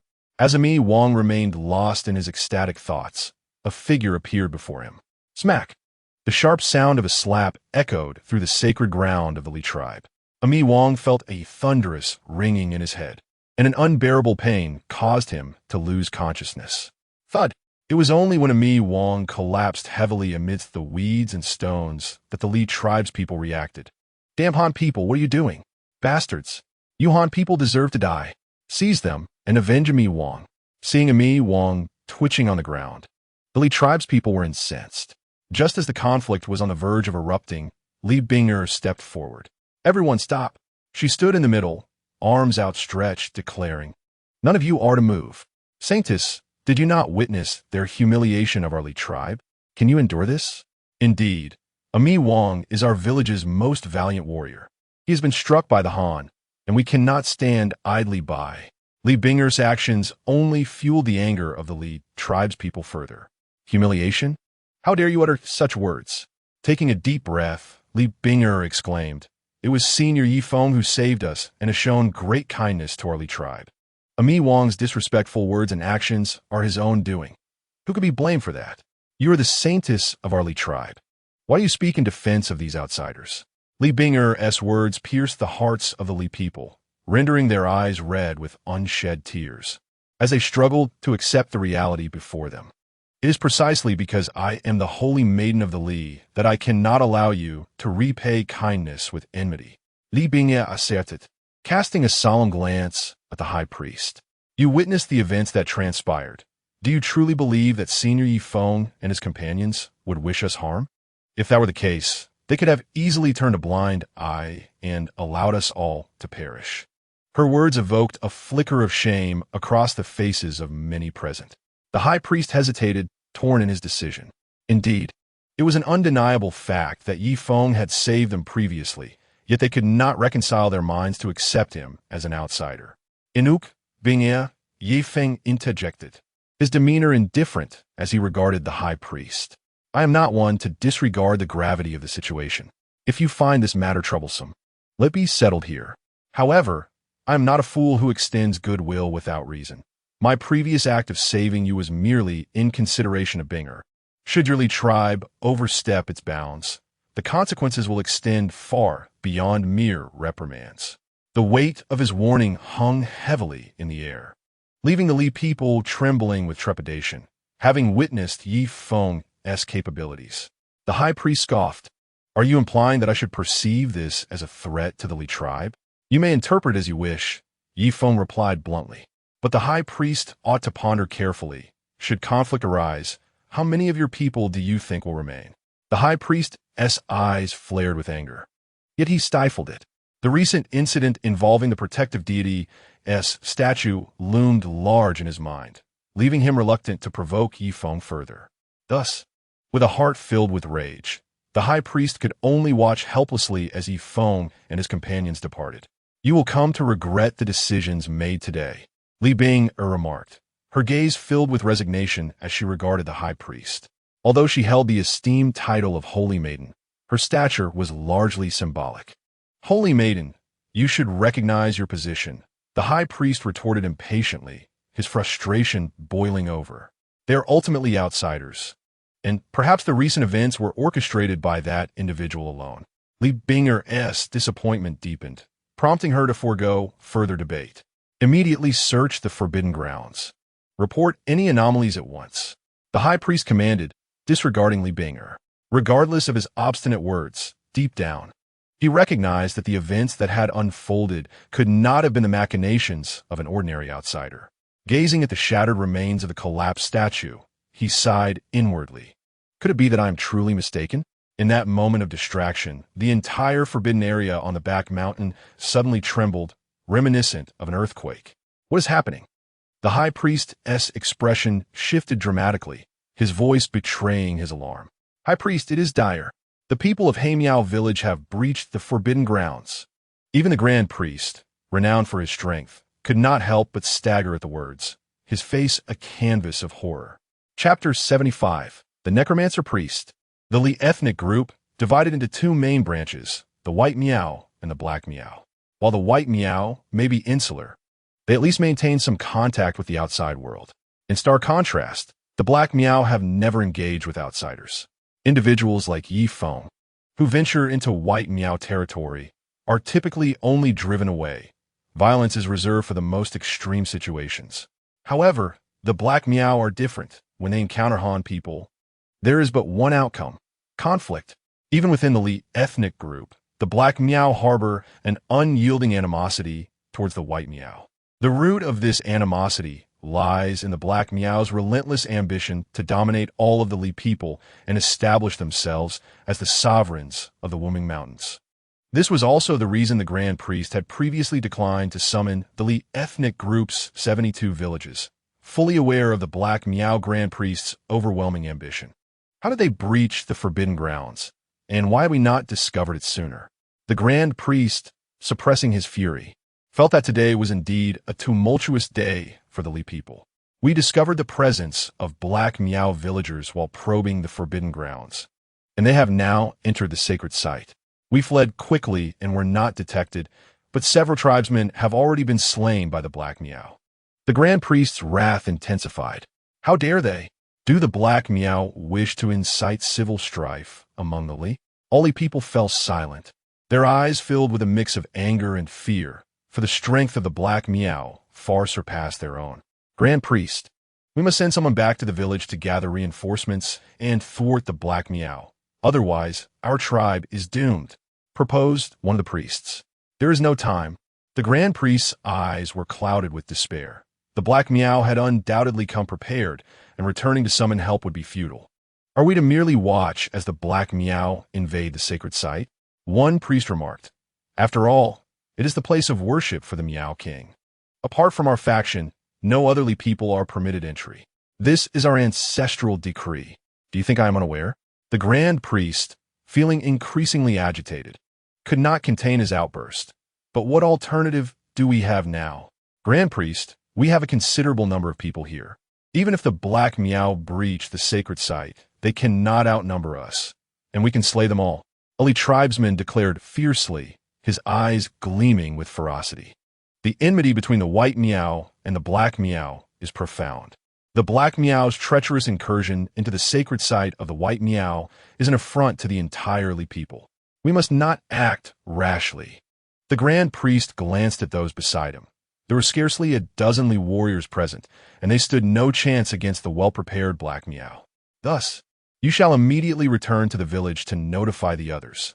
The rest will accompany me into the sacred site. The Grand Priest's gaze turned steely. We cannot allow the Black Miao to prevail. Yes, 2 Li individuals swiftly descended the mountain in search of reinforcements, while the Grand Priest led the remaining members directly to the Li sacred site.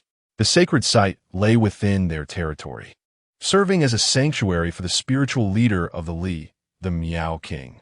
Grand Priest, why have the Black Miao suddenly invaded the Forbidden Grounds at this moment? There may be underlying circumstances we are unaware of. Li Binger wore a grave expression, her thoughts extending far beyond those of others. I was acutely aware of the urgency of the situation. We must prevent them at all costs. The High Priest expressed his concerns, stating, the sacred land is already fraught with unrest. If the He Miao tribe discovers this, we shall be deemed the sinners of the Li clan. High Priest, do you believe this has any connection to those Han people? One of the priests inquired. After all, they departed just before the He Miao tribe entered the sacred land. It seems too coincidental. The High Priest paused momentarily, then shook his head, asserting, that is impossible. Based on my understanding of the High Priest of the He Miao tribe, he harbors a profound hatred for the Han and would never ally with them. Who can say for certain? The priest muttered. Given the opportunity to obtain treasures from the sacred land, what might they not be capable of? This remark plunged the High Priest into deep contemplation. High Priest, this matter is undoubtedly unrelated to Senior Yi. Li Binger interjected hastily, noticing the High Priest's hesitation. The He Miao tribe has long coveted our Bai Miao tribe. This is no secret within the Li clan. I am inclined to believe that the anomalies surrounding the guardian deity statue are orchestrated by the He Miao tribe. Wait. The words spoken without intent struck a chord. The High Priest abruptly halted, his countenance darkening ominously. High Priest, what troubles you? The others cast puzzled glances at him. However, his expression grew increasingly grim, as dark as water. Saintess, please seek out that Mr. Yi. The High Priest's tone carried a sense of urgency and entreaty as he implored. Inform him that our Li clan is in peril and request his assistance. High priest, that is out of the question. His declaration was met with immediate dissent. How can our clan beg for help from an outsider? We are not yet at the brink of life and death. Indeed, another added, we just expelled them, and now we would seek their aid? What would our dignity be? The high priest's voice thundered. Silence. You know nothing. Taking a deep breath, he continued. If my suspicions are correct, this is undoubtedly the work of the He Miao tribe's necromancer. The necromancer? The mention of this name sent a wave of shock through the Li clansmen. Legends spoke of a necromancer from the He Miao tribe, capable of commanding the kings of sorcery and summoning the dead. The recent disturbances surrounding the guardian deity statue aligned perfectly with the methods of the necromancer. If it were indeed that individual at work, our Li clan would face the threat of annihilation. Despair began to fester in the hearts of the gathered. Saintess, you must find that Mr. Yi, the high priest proclaimed gravely. If there is anyone in this world who can save our Miao tribe, it could only be him. High priest, that is impossible. A priest protested. The He Miao tribe's necromancer is said to be the mightiest beneath the Miao king. No one can rival him. Indeed, even if that Han possesses some skills, how could he possibly contend with the necromancer? Faced with their skepticism, Li Binger hesitated for but a moment before resolutely declaring, High priest, I know what must be done. You two will accompany the saintess. The high priest summoned two individuals, instructing them, remember, your mission is to ensure the safety of the holy maiden. Should any harm befall her, do not expect to return. Yes, high priest, responded the two men from the Li tribe, swiftly escorting Li Binger away. We must proceed. We must thwart the plans of the Black Miao village. The high priest inhaled deeply, preparing to enter the sacred ground. However, at that moment, a chilling wind arose, stirring the sands and stones. In the night, a thick, noxious black mist surged towards them, howling ominously. Roar! With a thunderous growl, a jet-black tiger emerged from the obscuring fog, positioning itself before the group. Upon the back of the black tiger sat an exceedingly emaciated elder, exuding an aura of malevolence. White Miao High Priest, it has been a long time, ha ha ha. The elder's voice was hoarse, his grin revealing a mouthful of yellowed teeth, radiating a sinister energy. The high priest's pupils constricted slightly as he sharply retorted, It is indeed you, Black Miao High Priest. Do not be so agitated, White Miao High Priest. After all, we are both part of the Li lineage, united as one. The Black Miao High Priest chuckled, his aura of darkness intensifying. Conceal your repugnant demeanor. Are you not aware that your clandestine entry into the sacred ground of the Li tribe is tantamount to betraying our pact? The White Miao High Priest coldly replied, Are you not afraid of the wrath of Lord Miao, facing the collective wrath of the 72 villages? In response to this threat, the Black Miao High Priest narrowed his eyes, his withered hand stroking the back of the black tiger. The beast emitted a low growl, its eyes glinting with ferocity, emanating a palpable aura of intimidation, as if ready to pounce. The wrath of Lord Miao? Scoffed the Black Miao High Priest. Let's not forget that my village is also part of the Li lineage. What right do you have to deny our entry into this sacred ground? The White Miao High Priest, aware of the Black Miao's ulterior motives, felt a sense of helplessness.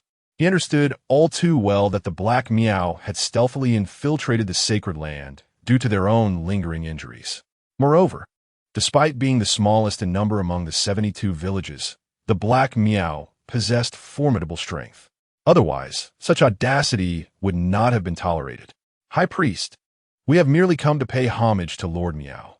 There is no need for such alarm, the Black Miao High Priest asserted. Once the ritual concludes, we shall depart. The White Miao High Priest cast a wary glance at him, fully aware that the Black Miao's intentions extended beyond mere worship. However, if they were to engage in combat at this moment, their group would stand no chance against their formidable adversaries. Both sides harbored their own strategies, merely biding their time. Yet, should the Black Miao succeed, it would yield no advantage for the White Miao. Send people into the sacred ground immediately. Regardless of their intentions, they must be stopped. The High Priest inhaled deeply, his expression grave, declaring, As for this individual, I shall take action. The members of the White Miao could no longer contain themselves, and, upon hearing this, quickly dispersed and charged into the sacred ground. Huh! It appears that the high priest does not wish for my clan to perform a proper tribute to Lord Meow. A glint of cold light flickered in the eyes of the high priest of the Black Meow village, and in a hoarse voice, he declared, "In that case, I shall not be courteous." As he spoke, the high priest of the Black Meow village opened his mouth, and a venomous scorpion flew forth. Upon landing, the scorpion split into three, transforming into three smaller scorpions that surged towards the people of the White Meow village. Such skill from the high priest. I am eager to see if your art of controlling poison has indeed progressed. The high priest of the White Meow village waved his hand, and a spider-like goo king emerged from his sleeve. The spider pounced upon one of the scorpions and instantly drained its vital essence. A piercing sound emanated from the spider's mouth as it prepared to leap towards another scorpion. However, a strange glint flashed in the eyes of the high priest of the Black Meow village, and the black tiger beneath him leaped forward, aiming to attack the White Meow village high priest. "Today, I shall eliminate you, the high priest of the White Meow village, and from henceforth, the Lee clan will be under my control." The black tiger moved with astonishing speed, a foul wind accompanying its charge. Its gaping maw opened wide, seemingly intent on severing the neck of the White Meow village high priest. Meanwhile, the remaining clansmen of the White Meow village, paralyzed with fear, found their legs trembling and their minds in disarray. "What are you dawdling for? Hurry and enter the sacred ground." The White Meow village high priest bellowed in anger, retreating to evade the tiger's bite. As dirt flew into the air, the black tiger leaped again. The panicked clansmen of the White Meow village finally regained their senses and swiftly made their way towards the sacred ground. Just then, a tremendous sound resonated from within the sanctum. Everyone felt a tremor beneath their feet, their faces betraying their terror.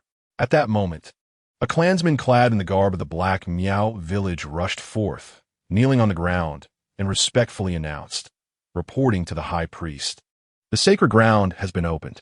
What shall we do next?" "Good. Ha ha ha." The high priest of the Black Meow village exclaimed with unrestrained joy. "What a Han people. They await the high priest's command." The high priest of the Black Meow village replied coldly, "Tell them to remain where they are and wait for me to deal with the people of the White Meow village. We shall then rendezvous. How dare you conspire with the Han people to disrupt the sacred ground?" The high priest of the White Meow village cried out in a sorrowful tone. "Disrupt? You shall soon find out." The high priest of the Black Meow village retorted mockingly. Seated upon the back of the black tiger, he looked down at the high priest of the White Meow village and spoke icily, "In the name of Lord Meow Wong, I grant you an opportunity. Submit to my Black Meow village, and I shall spare your lives. Never, even if my White Meow village faces annihilation, I shall not submit to your Black Meow village." The high priest of the White Meow village seethed with fury and urgency. In the sacred land, an inexplicable calamity unfolded. If the sanctity of this place were to be violated and the treasures within it seized by the Black Meow tribe, it would deal an irrevocable blow to the entire Lee community. Those who remain obstinately ignorant shall meet their demise. The high priest of the Black Meow tribe smirked coldly as countless venomous creatures materialized around him, surging like a torrent towards the White Meow tribe. "What shall we do, High Priest?" The faces of the White Meow tribe members were etched with terror. The mastery of the goo arts by the Black Meow tribe rendered them far superior. "Hasten to thwart the Black Meow tribe. This ancient wretch is mine to deal with." The high priest of the White Meow tribe inhaled deeply and struck a small vial at his waist. The vial burst open, releasing a putrid gust. Two centipedes emerged and landed on the ground. In an instant, the serpents, insects, and vermin summoned by the Black Meow high priest recoiled in fear. These two goo kings are quite impressive." The Black Meow high priest laughed heartily. "I shall graciously accept this gift." With an eerie hiss, a shadow darted from the darkness and pierced through the wrist of the White Meow high priest. In agony, the White Meow high priest lost control over the goo kings. Moreover, the Black Meow high priest, riding upon a black tiger, leapt high. The sharp claws aimed directly at the high priest's head, threatening instant death. At that critical moment, a towering figure surged forward, delivering a powerful punch to the tiger's head. A dull thud echoed as the fearsome black tiger, notorious among the 72 Li tribes, was obliterated in a single blow. The sight of the lifeless tiger left the onlookers in a state of shock. Who dares to meddle in the affairs of the Black Miao tribe? The Black Miao high priest, stunned yet filled with rage upon witnessing the tiger's demise, was further incensed to discover the perpetrator was a mere youth. Damnable outsider, you seek death, he hissed with a sinister smile, muttering incantations under his breath. Get back. He is about to control the goo insects. The white Miao high priest's expression shifted, urgently warning Chun Dalong. The striking blow that felled the black tiger had left him astounded. However, the goo insects were notorious for their insidious nature, capable of inflicting torment beyond imagination. Chun Dalong stood still, wearing a scornful smile. You foolish child, prepare to meet your end.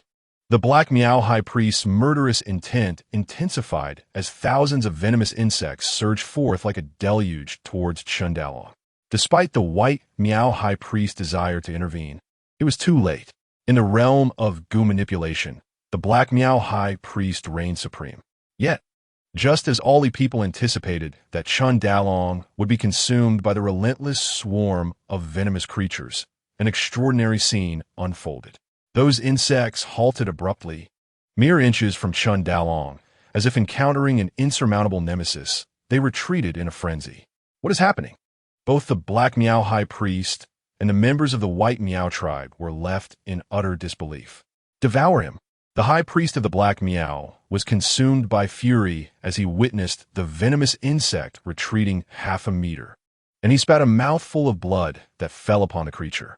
Yet, these once maddened and bloodthirsty insects not only became exceedingly agitated, but also displayed signs of breaking free from the high priest's control. Despite his utmost efforts, the signs of retreat among the insects showed no signs of abating. Instead, they began to viciously turn upon one another. Damn it! How could this happen? What have you done? The high priest's expression darkened like stormy waters. For the first time, fear blossomed within his heart. Since he had begun his studies in the art of controlling insects, he had never encountered a situation where they spiraled out of control. Save your breath. With your meager skills in insect manipulation, it would be better for you to spare yourself the embarrassment. At that moment, a dispassionate voice resonated. Two strikingly beautiful women appeared, pushing a wheelchair forward. The one who spoke was the youth seated within it. The young man, with sharp brows and bright eyes, possessed an imposing countenance. Yet he was regrettably a cripple, relying upon the wheelchair, none other than Yifeng. On Pashun. The high priest of the Black Miao was momentarily taken aback, and then retorted with a malevolent tone. High priest of the White Miao, holy maiden of the White Miao, how dare you defy ancestral teachings and conspire with a Han? Ha! Li Binger coldly regarded the high priest, rebuking him. How dare you speak? It is you who colluded with the Han first, trespassing into the sacred grounds afterward. Now you dare to turn the tables? The people of the Black Miao are indeed a shameless lot. Li Binger felt an immense relief in her heart. Had it not been for Senior Yifeng and the others not having ventured far, the White Miao village might have faced annihilation this time. Words are futile. From this day forth, the Black Miao will be led by me, the leader of the Li tribe. The high priest of the Black Miao sneered coldly and replied sternly. If the holy maiden wishes to preserve her life, it would be wise to submit early. I would not mind taking you into my household. Silence. How dare you defile a holy maiden? Impudence. Offending the holy maiden is a capital offense. The people of the White Miao erupted in furious denunciations, evidently incensed by the high priest's words. What? Do you think a few Han boys can alter the situation? The high priest cast a cold glance at Yifeng, mocking. This is Wuming Mountain, the foundation of my Li tribe. If I desire his death, he shall not see the morrow. You wish for my demise? Yifeng stared expressionlessly at the high priest, his tone icy as he replied, Then allow me to send you to hell first. Ha ha ha. You. The high priest of the Black Miao erupted in laughter, as if he had just heard the most ludicrous joke, his visage contorted and his voice chilling. In today's world, no laws exist. Only my Li tribe still possesses the art of insect manipulation. You mortals cannot comprehend.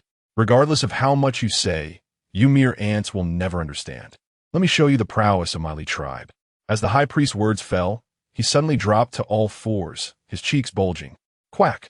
A peculiar, piercing sound erupted from the high priest's mouth. Immediately, a foul wind howled, and dust and stones were swept about. Simultaneously, a toad, covered in festering sores, began to crawl slowly out from the high priest's mouth. The high priest of the black meow has vanished, leaving behind only a colossal toad. Is this the fusion of man and insect? The high priest of the white meow gazes in utter shock, exclaiming, "You madman! You dare to privately practice our tribe's forbidden insect arts." The forbidden insect arts are a potent sorcery of the Lee tribe. Not only are they exceedingly difficult to master, but their methods are also brutally cruel, leading to their prohibition by the Lee tribe. To think that the high priest of the black meow has actually practiced this art, it seems he is truly doomed. Even if that Mr. Yi possesses extraordinary abilities, he stands no chance. For the high priest of the black meow, having mastered the forbidden arts in this age of decline, is akin to a god. Ha ha! In my eyes, you are but mere ants. The toad emits a maniacal laugh in the voice of the high priest of the black meow, declaring, "I am a god. You may perish." The toad's cheeks bulge, and the insect minions, previously engaged in combat, once again lunge towards Yi Feng and the others. The earlier confinement vanishes in an instant. Run! The expression of the white meow high priest changes drastically as he hurriedly retreats with his companions. Meanwhile, Li Binger turns pale, seemingly unable to maintain her balance.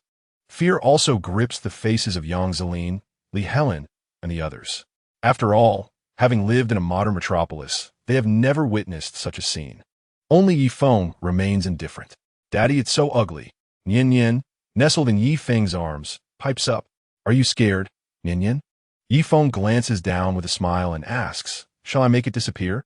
Nian Nian nods vigorously, tightening her grip around Yi Feng's neck. "Beast, you frightened my daughter." Yi Feng looks up, a sharp murderous intent flashing in his eyes. He raises his arm, splaying his fingers towards the grotesque toad. "A swarm of ants. Let me show you the power of the insect god."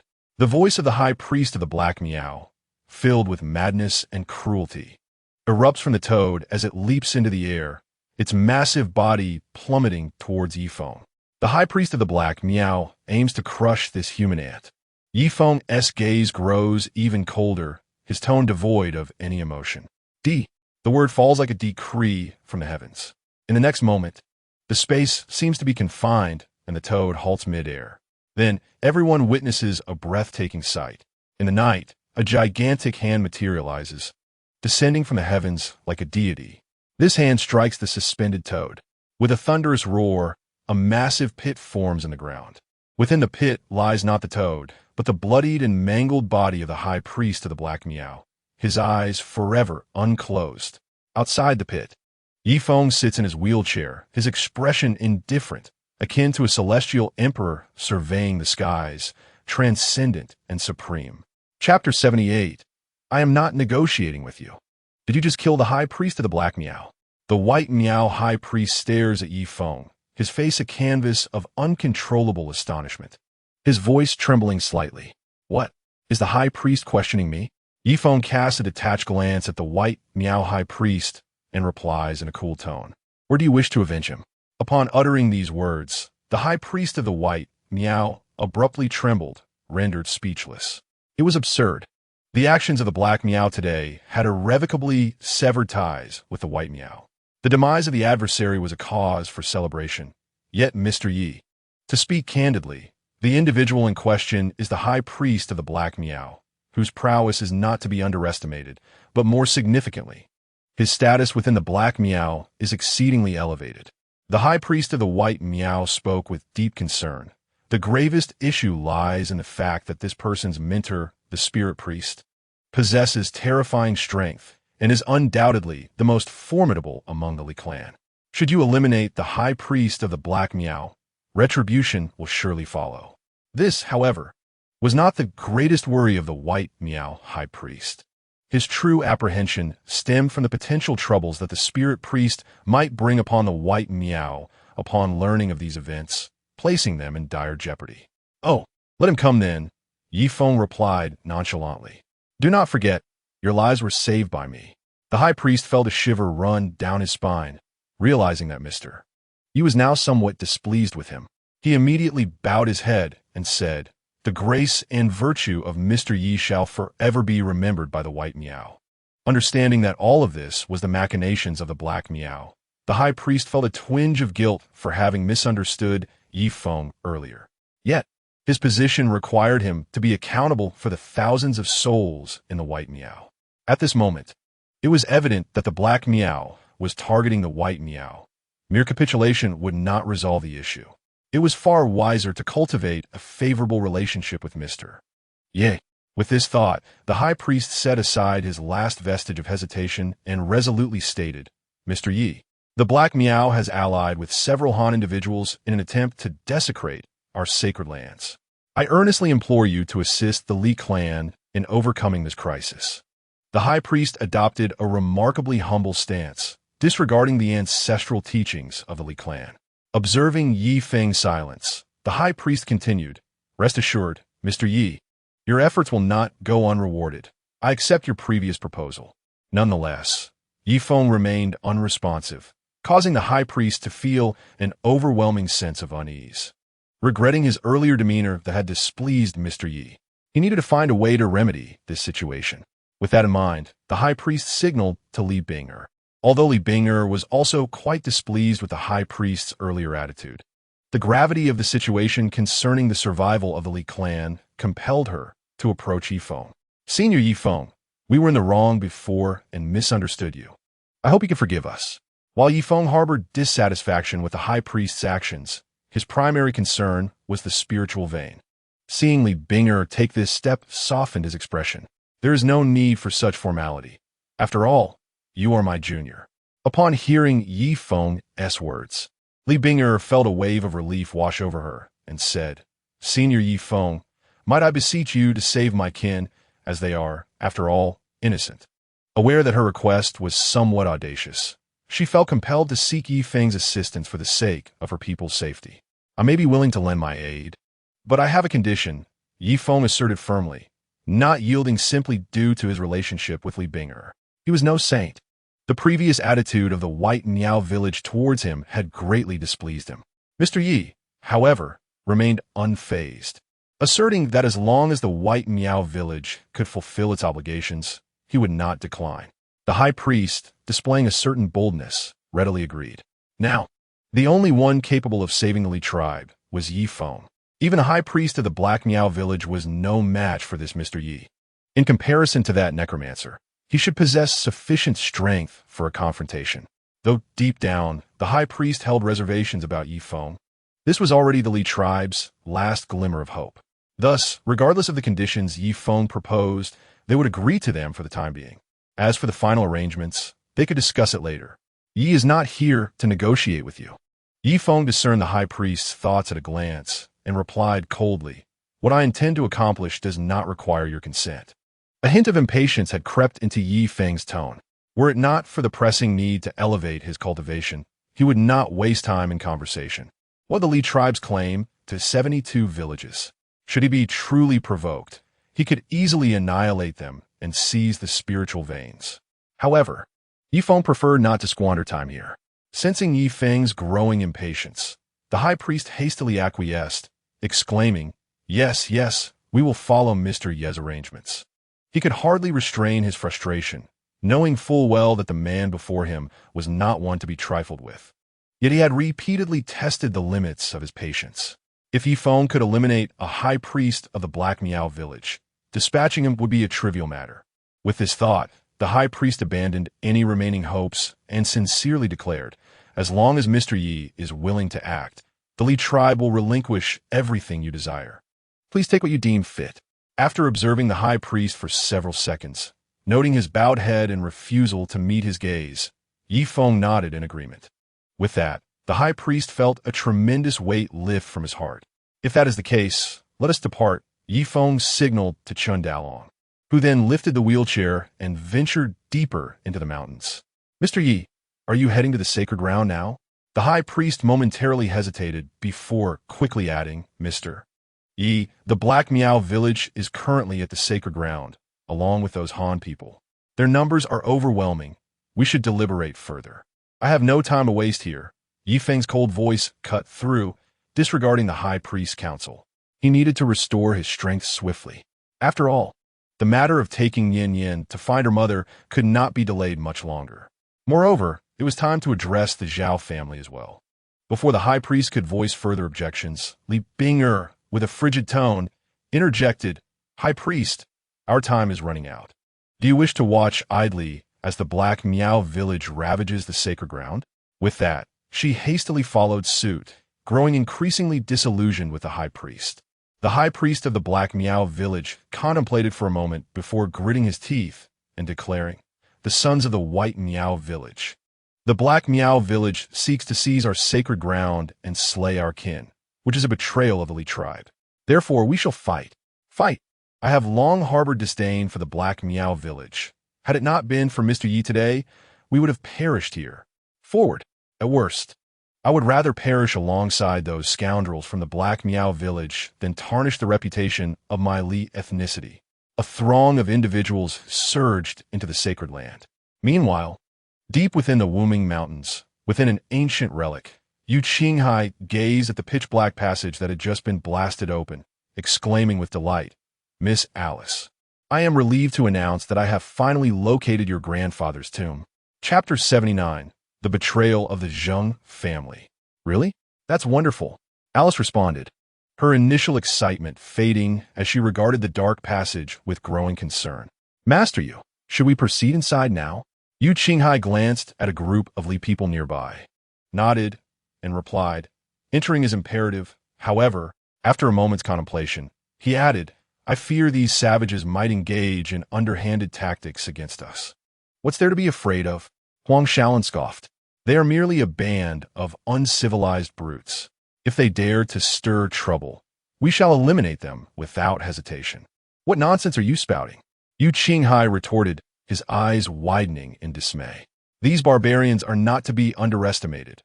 Were it not for them, our quest to find this place would have required considerably more effort." Huang Shaolin, however, maintained an air of indifference. Although they had previously wasted time evading the White Miao village, it was fortunate that the Li people were not a monolithic entity. They had fortuitously encountered the individuals from the Black Miao village. After some negotiation, the Black Miao led the way while Yu Qinghai and his companions dealt with obstacles. Fortunately, they had arrived prepared, equipped with explosives and other advanced tools. Thus, they stealthily entered the Li's sacred ground, where Yu Qinghai commanded his men to blast open the stone walls. "These barbarians harbor no good intentions. We must exercise utmost caution."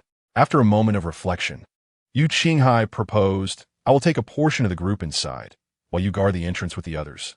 We shall retrieve what we need and depart." Alice, taken aback, exclaimed, "Master Yu, are we not to give my grandfather a proper burial? Is this place not suitable?" Yu Qinghai surveyed the surroundings and shook his head. This site was once considered a prime location for feng shui. However, for reasons unknown, it has ceased to be a favorable place. Otherwise, your family would not have encountered such misfortunes. To fundamentally prevent further deterioration, it is essential to locate your grandfather's remains and seek another burial site. Is that so? Although Alice did not fully grasp the significance, her family had always held such beliefs in high regard. Otherwise, they would not have sought out Yu Qinghai to address this matter. In that case, let us hasten our entry. Alice appeared eager to proceed. "You few, gather the supplies and accompany me inside. The rest of you, guard the exterior." Yu Qinghai selected several individuals and prepared to enter the passage. "You cannot enter." At that moment, a group of Li people wielding machetes approached, blocking the entrance. Judging by their attire, these individuals belonged to the Black Miao village. "Oh, Mr. Zheng, are you reconsidering your decision?" Yu Qinghai inquired, his gaze growing colder. "Reconsidering is not the issue. However, this is the sacred ground of the Li people, and, as outsiders, you shall not pass." Zheng Haitao remarked, "It is already commendable that I have allowed you to enter. As for the items within, none of you shall lay a hand on them. What if you insist on entering?" Yu Qinghai stood with his hands clasped behind his back, calmly responding, Mr. Zhang. Let's not forget our previous agreement. Huh, Mr. Yu, how could you say such a thing? Given your rapport with our high priest, we would naturally not go back on our word. However, Zheng Haitao smiled faintly. Let us wait for the high priest's arrival before proceeding. Enough of this nonsense. I will enter as I please. Who are you to impede me? Do you believe I won't simply eradicate you barbarians? Huang Shaolin retorted disdainfully, step aside, lest you provoke my ire. His bodyguard then stepped forward. Although the people of the Black Miao village were fierce and combative, they were not foolish and recognized that these bodyguards were armed to the teeth. In a genuine conflict, they would gain nothing. Reluctantly, Zheng Haitao understood he could not thwart these individuals. After all, to the orthodoxly ethnic group, his Zheng family was merely a vassal clan. Huang Shaolin hailed from a prominent family in Hong Kong, while Yu Qinghai shared a significant bond with the high priest. With a sigh, Zheng Haitao relented and stepped aside. You are wise to yield, Huang Shaolin sneered, instructing, Ahau, keep watch here and ensure these barbarians do not disrupt my affairs. Miss Alice, shall we proceed? Huang Shaolin turned to Alice, wearing a self-satisfied smile. Thank you, Huang, Alice replied with a gentle smile, following Yu Qinghai into the passage, flanked by 2 bodyguards. Do not attempt any tricks. The consequences will be dire. Huang Shaolin cast a meaningful glance at Zheng Haitao before hastily following suit. Zheng Haitao, shall we simply stand by and watch them enter? What shall we say if the high priest demands an explanation? A member of the Black Miao clan leaned in to whisper to Zheng Haitao. What can I do? If the high priest does not arrive, do I dare to slaughter them all? Zheng Haitao seethed with frustration. Slaughter them? These Han people have utterly disregarded us. The Black Miao clansmen protested. Foolish, Zheng Haitao admonished. The White Miao clan is arriving shortly. If we provoke them unnecessarily, who will take responsibility for disrupting the high priest's plans? Seeing his counterpart hesitate, Zheng Haitao added, Do not act until the high priest arrives. As for those Han people, their reckoning will inevitably come. Just then, a chilling voice suddenly echoed, startling everyone. Who? Zheng Haitao exclaimed, turning sharply toward the source. He beheld Yi Feng emerging from the dense forest, flanked by members of the White Miao clan. The high priest. Zheng Haitao's expression shifted, revealing a flicker of panic. Zheng family, you have done well. The high priest of the White Miao clan's gaze was icy, and he spoke in a chilling tone. I never expected you to betray the Li clan and collude with the Black Miao, engaging in treachery from within. The Zheng family, originally a vassal of the White Miao tribe, has benefited significantly over the years. However, the current situation reveals that they have allied with the Black Miao tribe and entered the sacred ground, inciting both shock and anger in the high priest. If even the Zheng family has betrayed the Li tribe, how many other families have turned to the Black Miao? Wise individuals recognize the shifting tides. Zheng Haitao replied through gritted teeth. It is clear to everyone that apart from you, the White Miao tribe consists of nothing but inept individuals. Conversely, the Black Miao tribe boasts not only the high priest, but also the necromancer high priest. I advise you, if you wish to prevent the annihilation of the entire White Miao tribe, aligning with the Black Miao is undoubtedly the most prudent course of action. Nonsense, the high priest retorted furiously. What benefits has the Black Miao tribe bestowed upon you, Zheng family, to incite such treachery and willingly become their lackeys? Huh, lackeys? Zheng Haitao replied coldly. Is it not the case that the White Miao tribe has treated my family as mere dogs? Over the years, we have rendered countless services to you, yet what rewards have we reaped? In contrast, the Black Miao high priest has promised that once our endeavors succeed, the entire herbal trade of Yunnan and Tibet will be entrusted to my family. The herbal business in this region is renowned across the world. To control the supply chain would mean unimaginable wealth. Yet, unbeknownst to all, the entirety of the herbal supply chain in Yunnan and Tibet is actually held within the grasp of the Li tribe, collectively managed by 72 villages. The Black Miao tribe is indeed willing to invest substantial resources. The White Miao high priest, filled with rage, chuckled darkly. Unfortunately, you are likely to be disappointed. What do you mean? Zheng Haitao felt a surge of unease, for the Black Miao high priest who had promised benefits to his family was dead. While Zheng Haitao was still reeling from shock, the high priest waved his hand and commanded, "Seize these beasts from the Black Miao tribe and these traitors from the Zheng family." Chapter 80. Is it merely a gun? How impressive could it be? Impossible.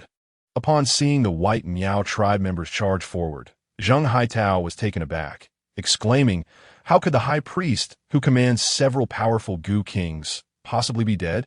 Recalling the might of the Black Miao high priest, Zheng Haitao steadied himself and sneered, "I understand now.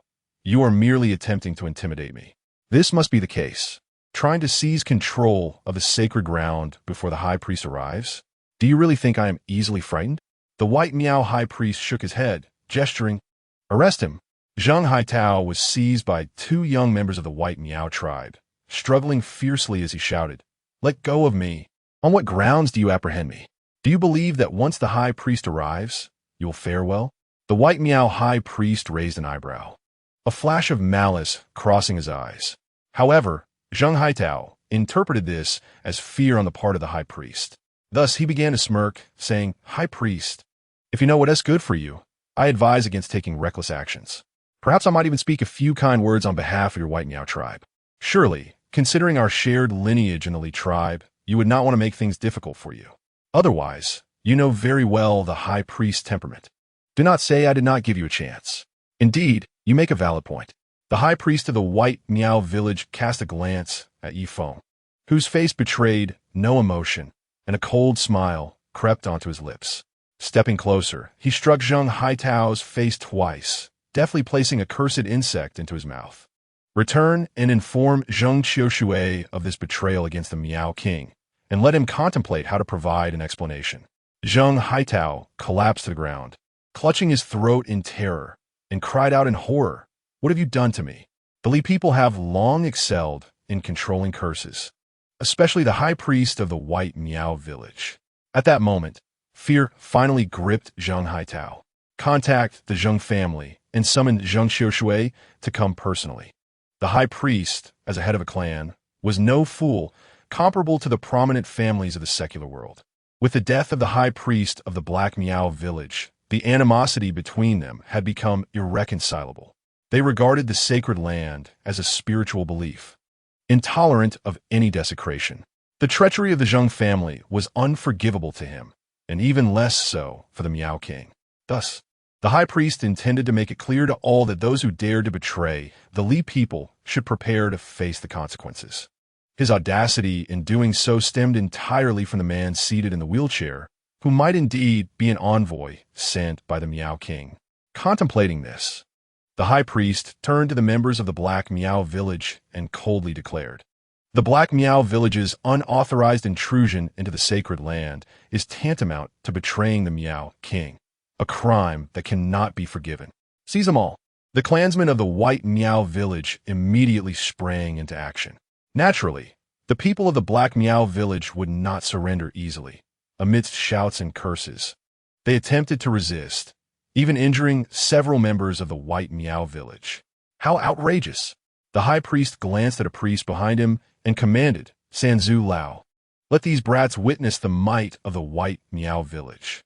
Yes, the Sanzu Lao, an elderly man with a white beard, clad in tattered attire and sporting numerous small braids, grinned, revealing a mouth full of soot-stained teeth. He produced a smoking pipe from his waist and took a couple of puffs. A faint plume of smoke escaped his lips, lingering in the air before swirling towards the members of the Black Miao village. In an instant, heart-wrenching screams erupted as all the members of the Black Miao village collapsed, writhing in agony, as if undergoing excruciating torment. In the blink of an eye, the previously vibrant dozen or so individuals lay gruesomely disfigured, bloodied and lifeless, drawing no breath. Witnessing this harrowing scene, Yang Zilin, Zhou Yuqing, and the others turned pale, retreating in fear. After all, they were merely ordinary daughters of affluent families, unaccustomed to such sights. The earlier incident of Yi Feng striking down a Black Miao priest with a single blow had already been terrifying enough. However, This elderly man from the White Meow village merely exhaled a smoke ring and extinguished the lives of over a dozen people. Such events, typically witnessed only in films, shattered their perception of the world. As for the bodyguards brought by Huang Shaolin, they fared little better, their faces marked by terror as they instinctively huddled together. The sacred land of the Li people would not permit the intrusion of outsiders. Indeed, the high priestess by Miao cast a cold glance at Ahau and the others, commanding, "Seize them all and deal with them according to our Li clan's regulations, according to our clan's laws. Outsiders who trespass into the sacred grounds shall suffer the torment of 1,000 poisons piercing their hearts. Let us see who dares." Ahau's expression shifted dramatically as he suddenly drew a firearm, aiming it at the high priestess, and declared coldly, "We are the bodyguards of the Huang family. If you dare to act recklessly, you will offend the Huang family, and the consequences will be dire." "What a joke!" Li Binger retorted with a sneer. "This is our Li clan's territory. You intrude upon our home and expect us to consider the consequences? Silence yourself." Ahau swiftly turned the gun's muzzle towards Li Binger, his voice icy. "If you wish to remain unharmed, you would do well to behave yourselves. Otherwise, I shall not hesitate to let you experience the power of a bullet. Daring to show such disrespect to the saintess, I will end your life." A young man from the Li clan, witnessing the gun pointed at the saintess, was instantly filled with rage and charged forward wielding a machete. "Be careful," the high priestess and the others called out in warning, but it was too late. Ahau, without a moment's hesitation, pulled the trigger. Bang! After the gunfire, the young man from the Li clan let out a muffled groan as he collapsed to the ground, having been shot in the thigh, blood gushing forth. "Do not think I shy away from taking a life." Ahau, sensing that he had subdued everyone, smirked coldly. "Until my young master emerges, you would do well to remain compliant. Otherwise, the next shot will not find your leg, but your head instead." These beasts dare to wield firearms. Are they courting death? Li Helen's expression changed, revealing a hint of trepidation. Firearms are strictly prohibited in Huaxia. However, in this desolate wilderness, if these individuals truly act recklessly, it will ultimately be to their own detriment. "Mr. Yi, what should we do?" The high priestess, well-versed in the ways of the world, recognized the peril of firearms. They are a powerful weapon that can disregard all else, far swifter than his own poison. Yifeng narrowed his eyes slightly, gazing at Ahau, and spoke softly, "It is merely a gun. Is it truly so formidable?" Yifeng's words left everyone momentarily stunned, Ahau included. He glanced at Yifeng and then at Chun Dalong beside him, a cruel smile suddenly gracing his lips. Last night, that brat had sent him flying with a single punch, and even his young master had been struck. He had not forgotten that grievance. With this thought, Ahau grinned widely, directing the gun towards Chun Dalong. "You were so bold last night, weren't you? So capable? Allow me to enlighten you. What good is strength now?" With that, Ahau pulled the trigger without hesitation. Bang! Bang! Bang! 3 bullets whizzed out, aimed directly at Chun Dalong and Yifeng. "Just a gun, you say? Then prepare to meet your end." Just as everyone believed the two were doomed, an astonishing scene unfolded. A luminous white barrier enveloped Yifeng and those around him. Upon closer inspection, 3 bullets were embedded within the barrier, having transformed its shape. How is this possible? Ahau felt a chill rising from his feet, ready to take action. In the next moment, Yifeng flicked his finger lightly, and the bullet on the shield was instantaneously reflected, shooting out with a velocity 100 times faster than its original trajectory. A muffled thud echoed as a blood hole appeared in Ahau's forehead. His body went limp, collapsing to the ground, the light in his eyes gradually fading away. Until his last breath, he could not comprehend how an ordinary person could intercept a bullet. Chapter 81. It was originally a graveyard. The bullet was actually blocked. Everyone's eyes widened as they stared at Yifeng, their hearts stirred by a tempest of shock. They had thought that this man slaying the Black Seed High Priest with a single palm was enough to astonish all. Yet who could have anticipated that he could even catch a bullet? Terrifying. Utterly terrifying. However, Yifeng remained calm, as if he had merely accomplished a trivial task. As Yifeng's gaze shifted towards the remaining bodyguards, their expressions changed dramatically. retreating in unison, their faces filled with trepidation as they regarded him warily. Chen Dalong, fully aware of Yi Feng's thoughts, grinned and strode directly towards the bodyguards.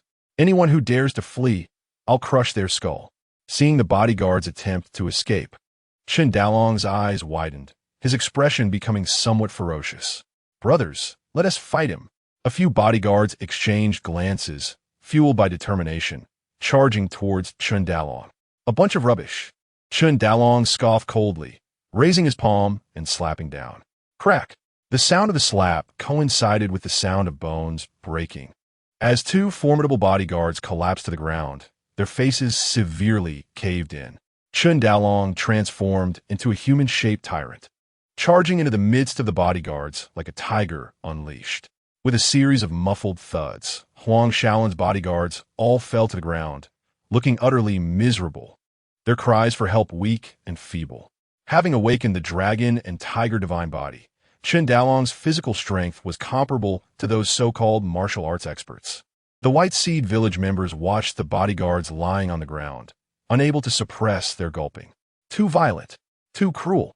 What made them twitch at the corners of their mouths even more was when Chen Dalong directly seized one bodyguard by the collar and approached Yifeng. Throwing the man onto the ground, Chen Dalong stepped on his back, grinning at Yifeng with an exceedingly innocent demeanor. Upon seeing Chen Dalong smile, the Li clan members instinctively took a step back. Meanwhile, Zhou Yuqing tightly grasped Yang Zeline, trembling all over, fear evident in her eyes. She knew this big oaf was violent, but she never imagined him to be this brutal. Observing the bodyguards he had beaten down like chicks, she realized that her previous experience of being thrown out by him paled in comparison. Yifeng, seated in his wheelchair, looked at the bodyguards on the ground and asked, "Where are the others?" The bodyguard, severely beaten with several bones broken and bloodied, glared fiercely at Yifeng, attempting to appear defiant. "You dog, Yi. I'm asking you a question." Chen Dalong placed his foot on the bodyguard's face. Due to excessive force, the bodyguard rolled his eyes and unexpectedly fainted. Yifeng looked at Chen Dalong with a hint of exasperation. Chen Dalong, with an awkward smile, admitted, "I miscalculated the strength." Feeling Yi Feng's gaze upon him, Chen Dalong felt a twinge of unease and approached another bodyguard. He effortlessly lifted the individual, and noticing the previous bodyguard still sprawled on the ground, he kicked the new one away. "Useless. Just taking up space here." The crowd heard a dull thud, silently mourning for the unfortunate soul. The bodyguard, now discarded on the ground, gulped nervously, his eyes filled with trepidation as he gazed at Chen Dalong. "Be honest. Answer whatever Yi Shushu asks." Chen Dalong threatened fiercely. The bodyguard nodded vigorously, not daring to oppose. After all, with the team leader incapacitated and the vice captain on the brink of death, his own life was at stake if he did not comply. "Speak up, are you mute?" Seeing the bodyguard's silence, Chen Dalong slapped the top of his head. The bodyguard, on the verge of tears, whimpered, "Brother, please just ask." "Huh? Didn't I ask?" Chen Dalong paused, then delivered another slap, making the bodyguard see stars. Still daring to retort? "Do you wish to perish?" The others were taken aback by Chen Dalong's furious demeanor. Li Binger whispered, "Senior Yi, is he always like this?" Yifeng diverted his gaze, unwilling to watch Chen Dalong's antics. Zhou Yuqing huffed, "He treats girls this way." "What?" Li Binger widened her eyes in shock, covering her mouth in disbelief. "Enough." Yifeng, unable to bear it any longer, interjected. If he continued, the bodyguard would truly be beaten to death. Where did the others go? Upon hearing Yifeng's inquiry, the bodyguard dared not hesitate and quickly replied, "Young Master Huang and the others went into the tomb." "The tomb?" Chen Dalong struck the bodyguard's head again, angrily retorting, "If you're going to lie, at least choose a better excuse." "What tomb in this ghostly place?" "It truly is a tomb, as Master you mentioned. It's right there." The bodyguard's voice trembled, pointing towards a dark entrance. "Not good. They've entered the sacred ground." The high priest of the White Miao tribe, upon seeing where he was pointing, paled and hastily exclaimed, "Mr. Yi, they must have blown open the entrance to the sacred ground and gone in. Oh, I never imagined the sacred ground of the Li clan was underground." Yifeng narrowed his eyes and remarked, "In that case, let's also enter." Mr. Yi, the Li clan's sacred ground is not a place one can enter casually. It is perilous within. The high priest of the white Miao hesitated, unsure of how to proceed. What? Is it a den of dragons and tigers? Are we not allowed inside? Yifeng directed his gaze at the high priest. The high priest of the white Miao, unable to meet Yifeng's eyes, looked away and said, "It is indeed very dangerous inside." Fearing Yifeng's disbelief, he grit his teeth and confessed, "To be honest, Mr. Yi, the Li clan's sacred ground is not what it is purported to be. It is merely a tomb." The high priest by Miao's eyes revealed a hint of trepidation as he stammered. What lies buried within is not merely the revered Miao king, but something far more terrifying. Should one venture recklessly inside, one's life may be in grave peril. Yifeng turned to the high priest by Miao and inquired, "How does your Li tribe conduct its rituals?" The high priest replied with a bitter smile, "In truth, we perform our rituals outside the sacred ground, engaging in only simple ceremonies, for we seldom dare to approach this place." Yifeng glanced at Li Bing'er, who nodded in agreement, stating, "Senior Yifeng, the high priest speaks truthfully. Our ceremonial observances aim to seek the Miao king's protection, ensuring that whatever lies within remains contained." Yifeng furrowed his brow, realizing that the sacred site of the Li tribe harbored a force of suppression. The absence of any sensation on his part suggested that this entity was indeed formidable. Contemplating this, he relaxed his brow and declared, "Regardless of the circumstances, we have come this far. We must venture inside."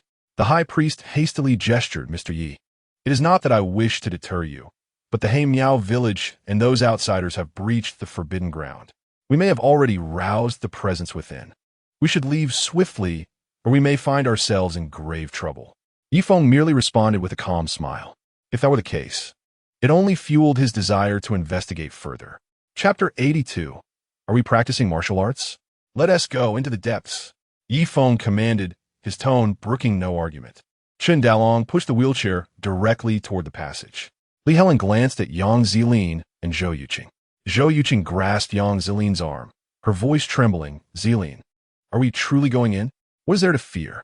Yang Zilin, uncertain whether she was reassuring Zhou Yuqing or herself, forced a smile and replied, "Rest assured, with our teacher present, nothing will go awry." With that, she strode forward with confidence. "Zilin, wait for me." Zhou Yuqing bit her lip and hurriedly followed, clutching her friend's arm tightly, hoping to quell her own fears through the contact. In her anxiety, she was oblivious to the subtle tremors coursing through Yang Zilin's body. Yang Zilin was not as composed as she portrayed. Meanwhile, Li Helen followed leisurely behind the group, taking his time at the rear. This is sheer folly. They have no inkling of the horror that lies within. As Yifeng and his party entered the passage, the high priest by Miao's face turned pale with urgency. "Should we proceed?" a member of the Li tribe inquired. "After all, this is our sacred ground. Despite the suppression of that entity, the Miao king is also interred here." This dilemma weighed heavily on the high priest. The Miao king was not merely a leader to the Li tribe. He was a figure of faith. To witness these outsiders desecrate the Miao king's tomb would be an unforgivable act for the descendants of the Li tribe. As the high priest hesitated, he noticed that Li Bing'er had already slipped into the passage, leaving the high priest and others no time to intervene. "Let a few remain here to guard. When the villagers arrive, instruct them to refrain from acting rashly. Even the saintess has entered. The high priest can no longer hesitate." He immediately commanded, "These individuals must be closely monitored. No one is to escape." With the death of the Black Miao high priest, this matter could not remain concealed any longer. If the spirit priest from the Black Miao village were to learn of this, the White Miao village would face insurmountable troubles. At present, the only hope for the Li tribe may rest with Mr. Yi. Even though deep down, the high priest harbored doubts about Yifeng's ability to confront the spirit high priest, he had no alternative. Once the Black Miao village and Huang Shaolin's guards were under control, the high priest, burdened with heavy thoughts, entered the forbidden grounds of the Li tribe, the grave of the Miao king. "Daddy, these things are frightening," Nian Nian whimpered, shrinking into Yifeng's embrace, too afraid to gaze at the murals adorning the tunnel walls. Illuminated by the flashlight, the corridor was filled with images of various monstrous creatures. as well as depictions of wild men clad in animal skins. The entire artistic style was imbued with the essence of the Li tribe, wild and ferocious. "Do not fear, my dear, Daddy will protect you." Gently ruffling the little girl's hair, Yifeng's gaze shifted deeper into the passage. Even without a flashlight, he could discern everything around him. As they progressed, the style of the mural shifted, yet the essence of the Li tribe remained constant. The content depicted their hunting, daily life, and even warfare. However, the group was not there to study the history of the Li tribe. Thus, they pressed on swiftly toward the depths of the corridor. There are footprints on the ground. They must belong to those rascals. Chen Dalong, pushing the wheelchair and holding a flashlight, swept the ground lightly and discovered numerous footprints. "Very well. Let us continue forward," Yi Feng replied, his eyes narrowing slightly, his tone even, while others remained oblivious. Yi Feng sensed an air of chill mingling within the corridor. This chill, which most would perceive as damp and cold, conveyed to Yi Feng a deeper essence. After approximately half an hour, the group found themselves in a stone chamber of roughly several dozen square meters. The walls were adorned with even more peculiar and chilling patterns. Each of the 4 directions of the stone chamber led to a passage, unknown to where they might lead. Unfortunately, aside from the path they had entered, the other 3 passages were blocked and collapsed. "These wretched individuals have sealed the passage," Li Binger said indignantly. "They clearly intend to prevent us from entering by deliberately blocking it." Li Helen examined the situation and shook his head at Yi Feng. "Master Yi, it's quite firmly blocked. Even with tools, we won't be able to break through in a short time. What shall we do? Are we to allow those Han people to wreak havoc here?" The high priest's face was fraught with anxiety, his eyes ablaze with fury. This was unequivocally the forbidden ground of the Li tribe, yet had been obstructed by outsiders. Utterly outrageous. All the members of the Li tribe were filled with righteous indignation. "Mr. Yi, shall we not leave for now?" The high priest pondered for a moment and suggested, "This tomb is truly perilous. Those Han people have blocked all the paths, a self-destructive act indeed. We should venture outside to discuss further. Indeed, the atmosphere here is chilling and frightful." Zhou Yuqing nodded vigorously, wishing to leave this place without delay. However, the thought of returning alone filled her with trepidation. Li Binger glanced at Yi Feng, hesitating to speak. All eyes turned to Yi Feng, awaiting his decision. Ye Feng suinted, surveying the surroundings, a flicker of golden flame igniting in his eyes. After half a minute, a subtle smile graced his lips as he pointed towards the northeast corner. "DeLong, muster all your strength and strike at the space 3 feet above the ground." Chen DeLong was momentarily taken aback, scratching his head. "Uncle Yi, do you want me to practice my punches here?" The others wore expressions of bewilderment. What was he thinking? Just go and do it. No need for further discussion. Yi Feng leaned back in his chair, holding his daughter close. "All right." Chen DeLong ceased his chatter, moving to the northeast corner, gesturing as if to find the right spot. "Mr. Yi, you can't possibly think there is a mechanism there, can you?" The high priest, recalling something, replied, "To be honest, Mr. Yi, there are no mechanisms in this tomb. Only the elders of the Li tribe can navigate the correct route to the true mausoleum. Others who enter here are easily lost." Yi Feng remained silent. Meanwhile, Chen DeLong had finally pinpointed the location. He steadied himself, exhaled, and shouted, "Ha!" With that, he raised his arm and struck the wall with a powerful punch. Under the beam of the flashlight, everyone could clearly see the muscles in Chen DeLong's arm swell significantly.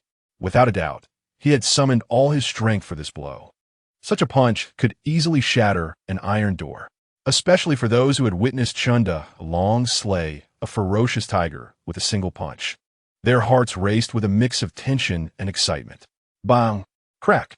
Following the dull thud, it sounded as if something had been breached. Soon after, the group was astonished to see countless cracks forming around the epicenter of Chen DeLong's fist. With a crash, an entire section of the wall shattered. Had Chen DeLong not reacted swiftly, they might have been buried under the falling debris. Once the dust settled, the onlookers gaped in shock at what lay revealed behind the crumbled stone. It was as if they were witnessing something extraordinary. Chapter 83. I advise you not to do this. In the vast tomb, a colossal coffin floated ominously. The coffin was suspended by 4 thick chains, emanating an eerie chill. A beam of moonlight streamed down from an opening in the ceiling of the tomb, illuminating the coffin, allowing intricate carvings of creatures and beings to come into view. Yet, this was not the most significant detail. The most crucial aspect was the pit beneath the coffin, its depth obscured. The pit was filled to the brim with a dense mass of bones. A chilling, sinister aura surged forth, sending shivers down their spines. As the crowd beheld the scene before them, they could not help but be struck with horror. Lee Helen, a man of considerable experience, was equally taken aback by the sight. The coffin before them was immense, suggesting the extraordinary status of the individual interred within. The pit beneath it was as vast as a basketball court, filled with a plethora of skeletal remains that delivered a powerful visual shock. In the tomb, there were not only Yi Feng and his companions. Opposite them, across the deep pit, a group of individuals stood in a daze, gazing at the colossal coffin in the center. Among them were Yu Qinghai, Alice, and others. However, unlike before, Yu Qinghai and his entourage appeared rather disheveled. Only 3 bodyguards remained, and they bore visible injuries. It was evident that they had encountered significant troubles along their journey. Alice herself, once the epitome of grace and elegance, now appeared dirted and in disarray. The arrival of Yi Feng and his group evidently caught the attention of Yu Qinghai and his companions. Alice's expression shifted slightly, her gaze towards Yi Feng faltering, avoiding direct eye contact.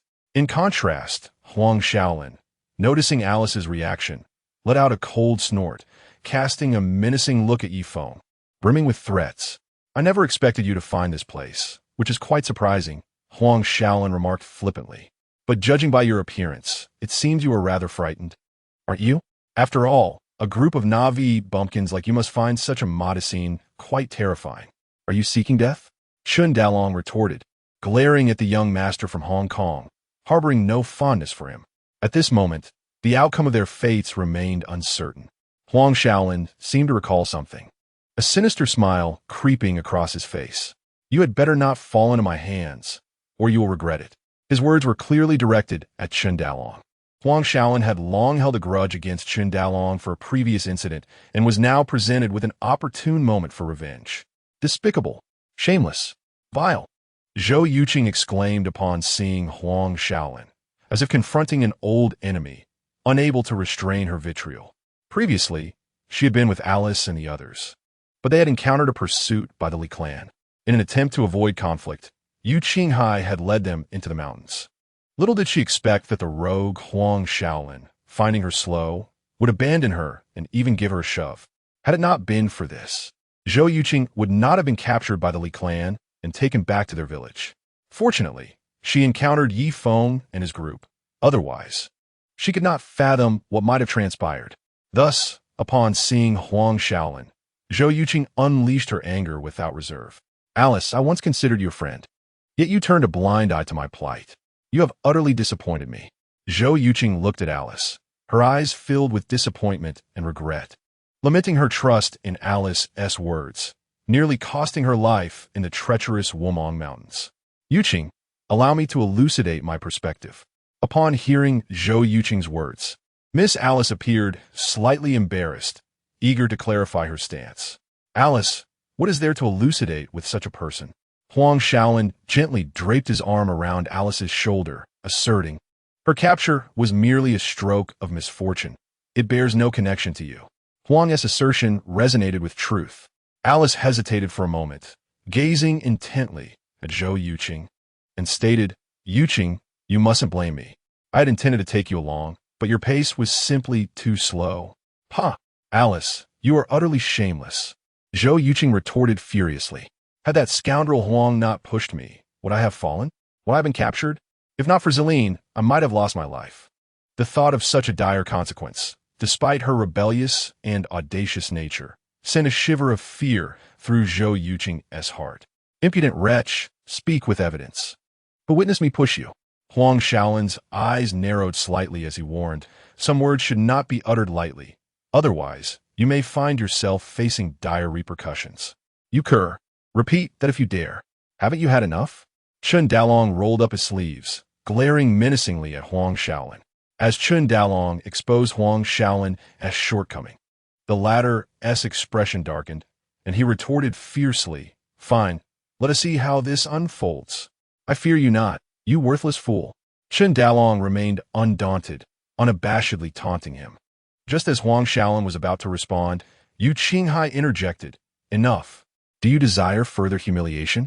Although Yu Qinghai harbored some dissatisfaction with his disciple's previous actions, he refrained from voicing it, for compared to Huang Shaolin, Yi Feng and his companions were mere outsiders.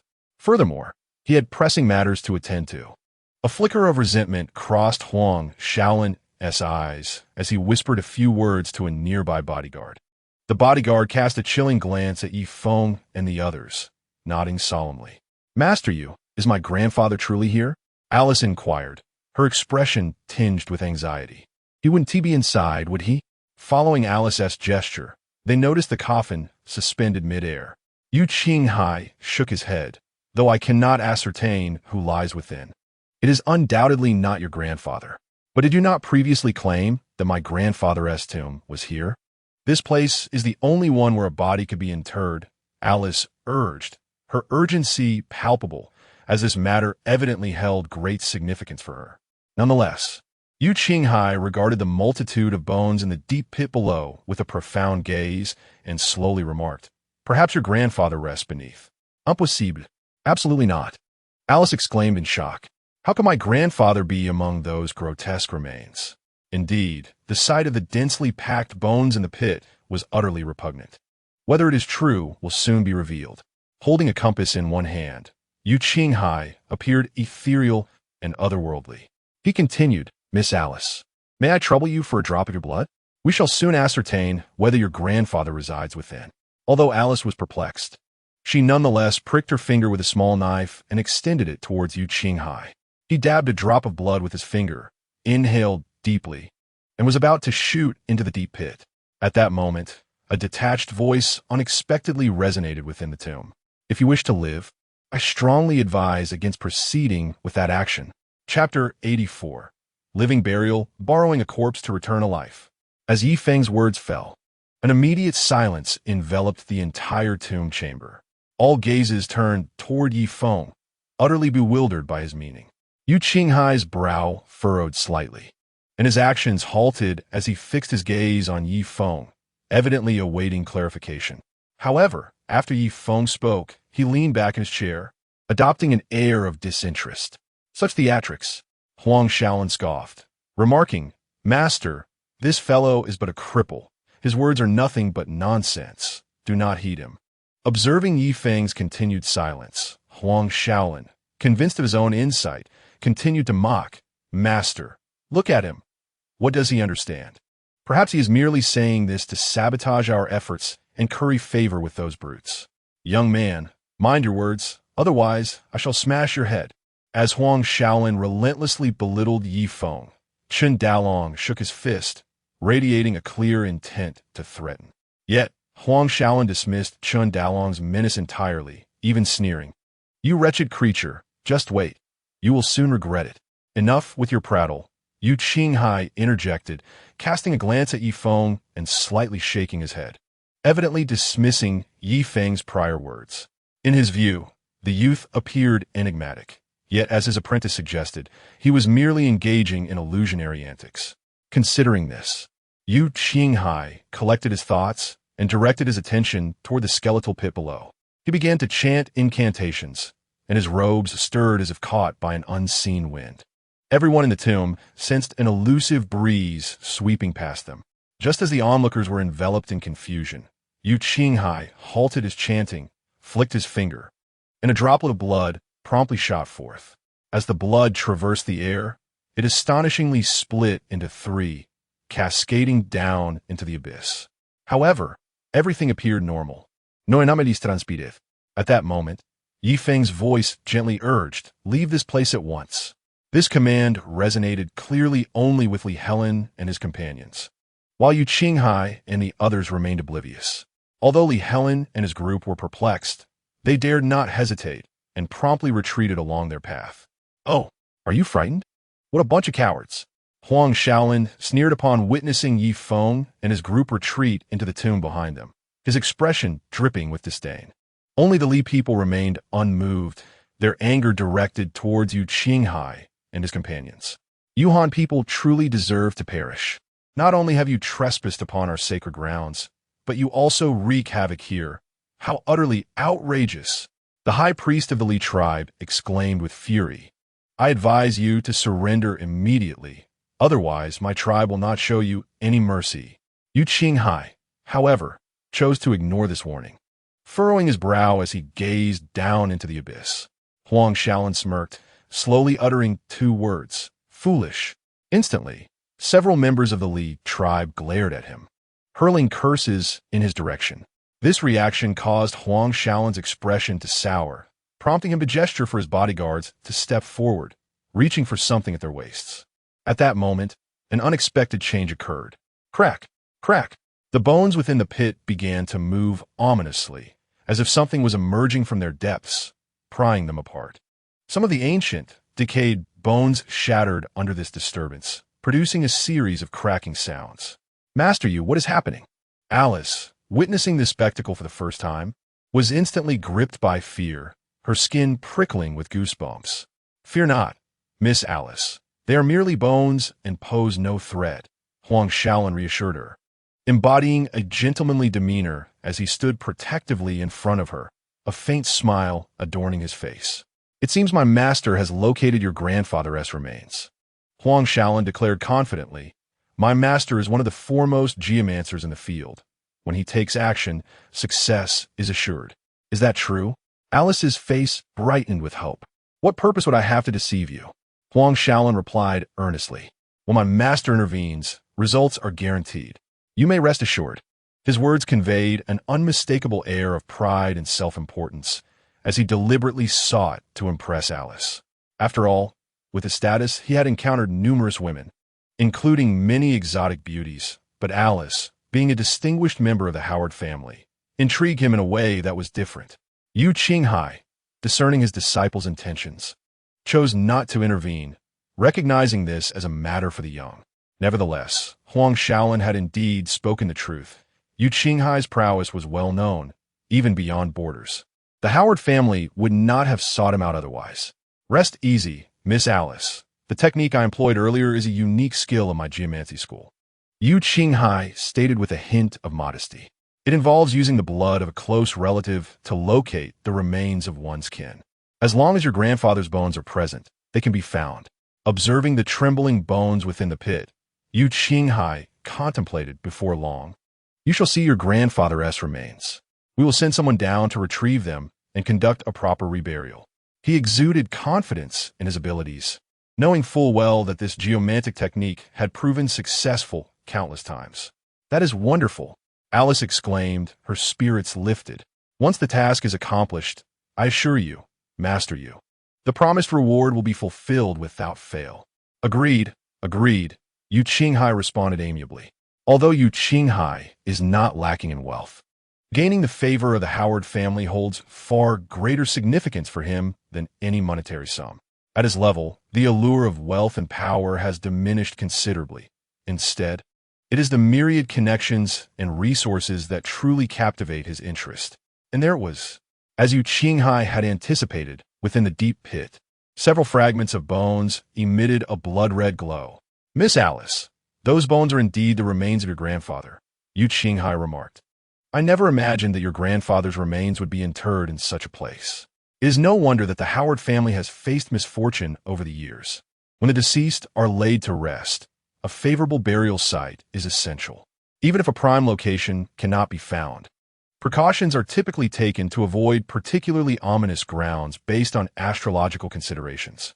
However, this tomb was thick with malevolent energy, with coffins suspended above and a multitude buried beneath, rendering it a veritable hellscape. The absence of a proper burial site and the oppressive presence of coffins would indeed lead to misfortune. Thus, the calamities befalling the Howard family were not difficult for Yu Qinghai to comprehend. Suddenly, as Alice prepared to send someone down to retrieve the bones, the The glowing remains shattered before their eyes. Alice's complexion turned ashen, while Yu Qinghai furrowed his brow. Before he could react, a scene emerged from the depths of the pit that sent chills down their spines. Countless venomous creatures surged forth from the bottom of the pit. Moreover, as these insects crawled out, they inadvertently dragged with them 3 coffins of ordinary size. With a resounding crash, the lids of the coffins burst open, and 3 green-haired zombies leaped out, their glistening eyes fixed intently on Yu Qinghai and the others. In an instant, the atmosphere within the tomb grew thick with dread. Yu Qinghai's expression shifted dramatically as he exclaimed, "A living burial, a return of the dead?" Chapter 85. The corpse-raising ground, green-haired zombie. We must leave this place at once. Without time for further explanation, Yu Qinghai urged everyone to flee. "Master, what is happening?" Huang Shaolin stammered, his legs trembling at the sight of the 3 zombies emerging from the coffins, his face pale with fear. This is not a sacred site of the Li ethnic group. It is a corpse-raising ground. Yu Qinghai's countenance darkened, his frustration palpable. He had not expected to encounter a corpse-raising ground, as described in ancient texts. Upon arriving in this realm, to make matters worse, he had unwittingly opened this ground himself. Should word of this incident spread, he would undoubtedly become the subject of ridicule among his peers in the geomancy community. For any corpse-raising ground, one must not dare to disturb it, lest calamity ensue. To Yu Qinghai, the 3 green-haired zombies represented the gravest of threats. "Master Yu, are those the zombies spoken of in Chinese legends? They are utterly terrifying." Alice, shielded by her bodyguards, sprinted towards the passage behind her, glancing back at the 3 zombies. The sudden manifestation of such legendary entities shattered her understanding of this world. "Miss Alice, do not be afraid. They are merely beasts, and with my master present, they cannot stir up much trouble." Huang Shaolin had long harbored feelings for Alice and was eager to display his prowess before her. Such a splendid opportunity was one he would not let slip away. "Not good. They've spotted us. We must flee." At that moment, Yu Qinghai noticed that 2 of the zombies were taking deep breaths in their direction, baring their teeth and leaping down from their coffins, charging toward them. "Oh my goodness!" Alice exclaimed, nearly losing her balance in the dim light. Fortunately, Huang Shaolin caught her in time, his face adorned with a gentlemanly smile as he inquired, "Are you all right?" "Yes, I'm fine, thank you." Alice felt a surge of gratitude, her admiration for Huang Shaolin significantly increasing. She did not even push away the hand he had placed over her chest, which filled him with delight. He seized the moment to embrace Alice more tightly, commanding his bodyguards, "Go, take care of those 2 beasts." In his eyes, those so-called zombies were nothing but lifeless corpses, lacking any real strength. His bodyguards were carefully selected and armed with firearms. Dispatching a few zombies would be a mere trifle. "Hurry, let's not waste any more time." However, in stark contrast to Huang Shaolin, who was entirely focused on the woman, Yu Qinghai's expression grew grave. The reason why the corpse-rearing grounds instilled fear in all feng shui masters was that the zombies born from such places were immensely powerful and exceedingly brutal. Moreover, the 3 zombies were covered in green hair, unmistakably the legendary green-haired zombies, impervious to ordinary means of resolution. "Master, do not worry," Huang Shaolin replied confidently. "My bodyguards, regardless of their skills, are more than equipped with weapons capable of easily handling a few zombies." He then patted Alice on the shoulder, grinning, "Miss Alice, allow me to demonstrate just how formidable my bodyguards are." With a gesture from Huang Shaolin, 2 bodyguards swiftly drew their pistols and fired at the advancing zombies. The bullets struck the zombies, but merely caused a momentary halt in their movements, no more. Not only did they fail to slay the creatures, but the attack only served to enrage them further. In a fit of fury, the 2 zombies surged forward with greater speed and ferocity. The bodyguards, not foolish enough to remain stationary, unleashed a barrage of bullets. Yet, an astonishing scene unfolded. The zombies growled, leaping into the air, evading the bullets, and instantaneously appearing behind the bodyguards. With sharp claws piercing through the guards' bodies, the zombies bit down on their necks amidst their agonized screams. In the blink of an eye, the 2 bodyguards were drained to mere husks. The zombies raised their heads, satisfaction etched across their grotesque faces. Subsequently, the two zombies simultaneously turned their gaze towards Yu Qinghai and his companions. Damn it! Yu Qinghai's expression darkened, and he commanded, "You all go ahead. I will hold these beasts at bay." Huang Shaolin, evidently paralyzed by fear, stood frozen in place. Leave. Seeing this, Yu Qinghai felt an overwhelming urge to kick his own disciple. Had it not been for this rebellious student attempting to show off before a woman, wasting precious time, he would not have to stay behind as a rearguard. Frustrated by Huang Shaolin's immobility, Yu Qinghai slapped him across the face. Still not leaving? Startled, Huang Shaolin suddenly snapped back to reality and, without hesitation, turned to flee, disregarding Alice entirely. His frantic escape was a sight to behold, leaving him in a most disgraceful state. This sight caused Alice, who was already frightened, to scream and rush forward without concern for her image. The remaining bodyguards took it upon themselves to cover their retreat. Yu Qinghai fixed his intense gaze upon the two zombies, his expression grave. After tasting the sweetness of blood, the zombies looked at Lu Qing with an even more insatiable greed. Are those really zombies? Meanwhile, Yi Feng and the others also witnessed the scene across the tomb chamber, their shock further compounded by deep-seated fear. Unlike the portrayals seen on television, the impact of these fantastical beings appearing before them was immense. Zhou Yuqing and Yang Zilin trembled, their faces still marked by terror. Thankfully, the creatures seemed to focus solely on Yu Qinghai and his group, oblivious to their presence. That Huang fellow truly deserves it.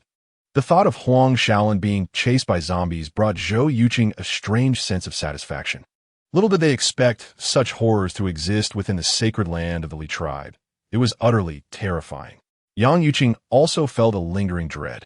The high priest by Miao sighed with a wry smile. I warned you that the entities within here are formidable. Fortunately, they fear sunlight and cannot emerge easily. Otherwise, our Li tribe would be in dire straits. It's night now. We should leave quickly. This place is too frightening. Zhou Yuqing crossed her arms, feeling immensely uncomfortable. However, Yang Zilin suddenly interjected, Wait, there are clearly 3 zombies. 2 went after that Huang fellow, but what about the third? Her words sent chills down everyone's spines. Just as panic ensued, the passage behind them erupted, revealing a zombie covered in green fur, eagerly gazing at them. Daddy, I am scared. The zombie appeared grotesque and terrifying, its presence in the dimly lit tomb amplifying the atmosphere of dread. Even Li Helen and the others were greatly alarmed, let alone Nian Nian. Don't be afraid. I'll fight it for you, Nian Nian declared boldly. Yi Feng ruffled her hair and entrusted her to Chen Dalong. Take good care of Nian Nian. He then pushed his wheelchair forward to confront the green-furred zombie.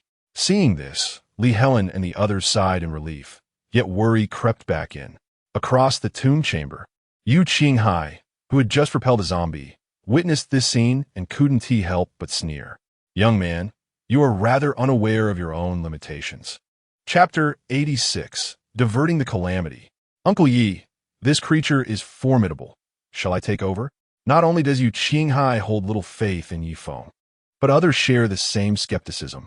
After all, this is the legendary zombie, entirely different from the high priest of the Black Miao tribe. While Yi Feng was able to slay the high priest with a single strike, it does not imply he can contend with the zombie before him. Yi Feng can catch bullets, yet this zombie is impervious to them. It can leap and drain blood. It is said that the corpse energy emanating from the zombie can render a person into pus upon inhalation. Utterly terrifying. Mr. Yi, perhaps we should flee? For this creature is indeed formidable. Otherwise, we would not have barred our clansmen from entering here. The high priest of the White, Miao, displayed fear in his eyes. Even as the high priest of the Li tribe, he instinctively felt terror when confronted by such a being. With the path ahead blocked, where could you possibly escape? Yi Feng turned his back to the crowd, his expression unchanging, neither sorrowful nor joyful, calmly stating, compared to this beast, what lies within is far more terrifying. In his eyes, the zombie before him was merely a slightly frightening beast. Rather, it was the entity within the tomb that even Yi Feng found unexpectedly daunting. What does he mean? Could there be other zombies inside? Zhou Yuqing turned pale, casting a fearful glance around, subtly inching closer to Chen Dalong. Compared to her close friend, she had more faith in this clumsy giant who lacked any sense of delicacy. Regardless of the circumstances, none could rival Uncle Yi. Chen Dalong glanced at Zhou Yuqing, slightly furrowing his brows, yet ultimately chose not to push her away.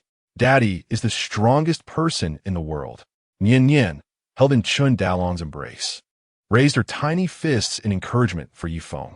Silly girl, you truly dare to say that. After all, it is a zombie. Forget it. You wouldn't comprehend, even if I explained. Zhou Yuqing wished to retort, yet felt utterly powerless. Meanwhile, the zombie blocking their path was evidently enraged by Yifeng's demeanor, exhaling green mist from its mouth and nostrils. Hiss! The walls and debris tainted by the mist began to emit white smoke as if melting in the harsh sun, corroded into numerous pockmarks. If even stone could not withstand this green mist, one could only imagine the fate of a human exposed to it. Be cautious, Master Yi. This creature's corpse energy is no trivial matter. Li Helen could not help but change color, offering a warning. Yet, Yifeng remained silent, leaning back in his wheelchair. He calmly observed the zombie before him.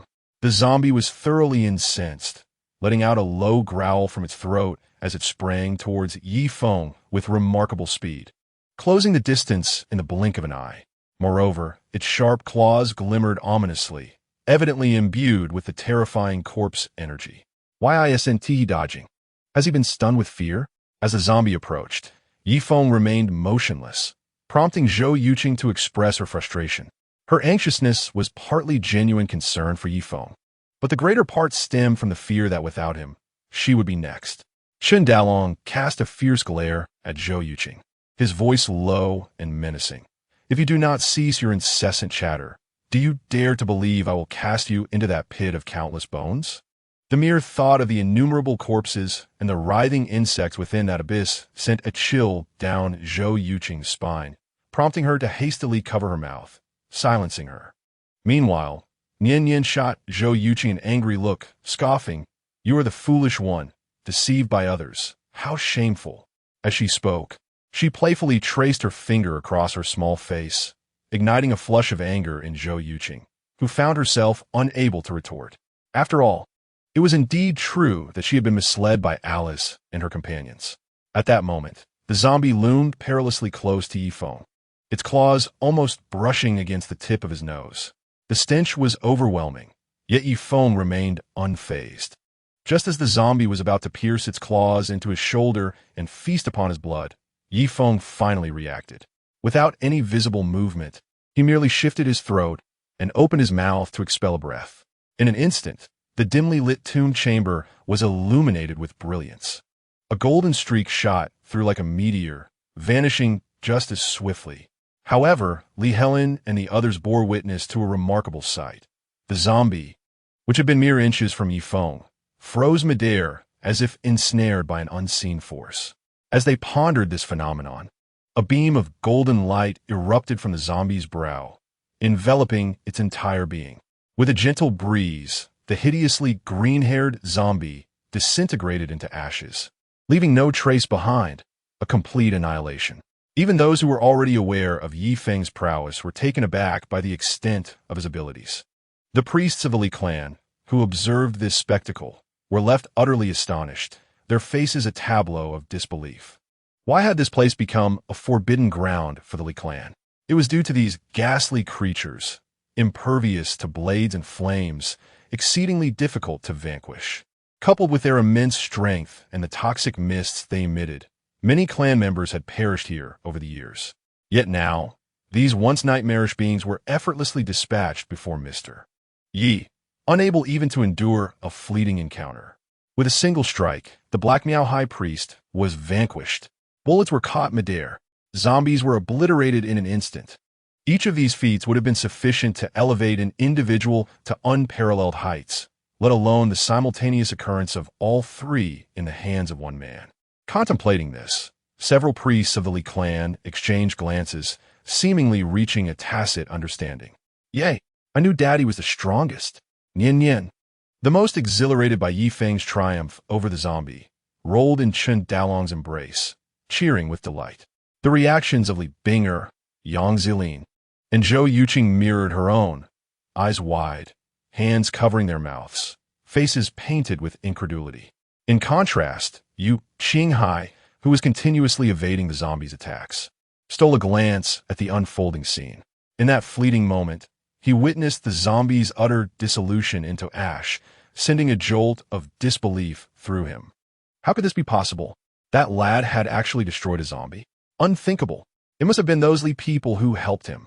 After all, the Li people have resided here for many years and are most familiar with these zombies. They undoubtedly possess a method to unravel the mystery. This seems to be the case. That young man with the surname Yi used himself as bait to buy time for the Li people, ultimately vanquishing a zombie. Although the achievement is remarkable, it is still within the realm of acceptance. Upon reflecting on this, Yu Qinghai inexplicably sighed in relief. Once again evading the assault of two zombies, Yu Qinghai conceived a strategy. Hesitating for merely a second, he resolutely bit his lip and retrieved two somewhat weathered talismans from his bosom. "Go," he intoned, chanting incantations over the talismans before casting them forth. The talismans seemed to possess a will of their own, perfectly adhering to the foreheads of the two zombies. Their movements stilled, rendering them immobile. Seizing this opportunity, Yu Qinghai leaped across the tomb chamber, appearing before Yi Feng and the others. The prowess of divine Dr. Li and the esteemed priests of the Li tribe humbles me. Truly admirable, Yu Qinghai said with a slight bow, a smile gracing his face. However, Li Helen was the first to react, his countenance darkening with fury. This scoundrel Yu Qinghai had the audacity to divert blame. Such shamelessness. Chapter 87. Shameless Yu Qinghai. Despicable. This old fool truly lacks martial integrity, Chen Dalong muttered under his breath, regarding Yu Qinghai's actions with disdain.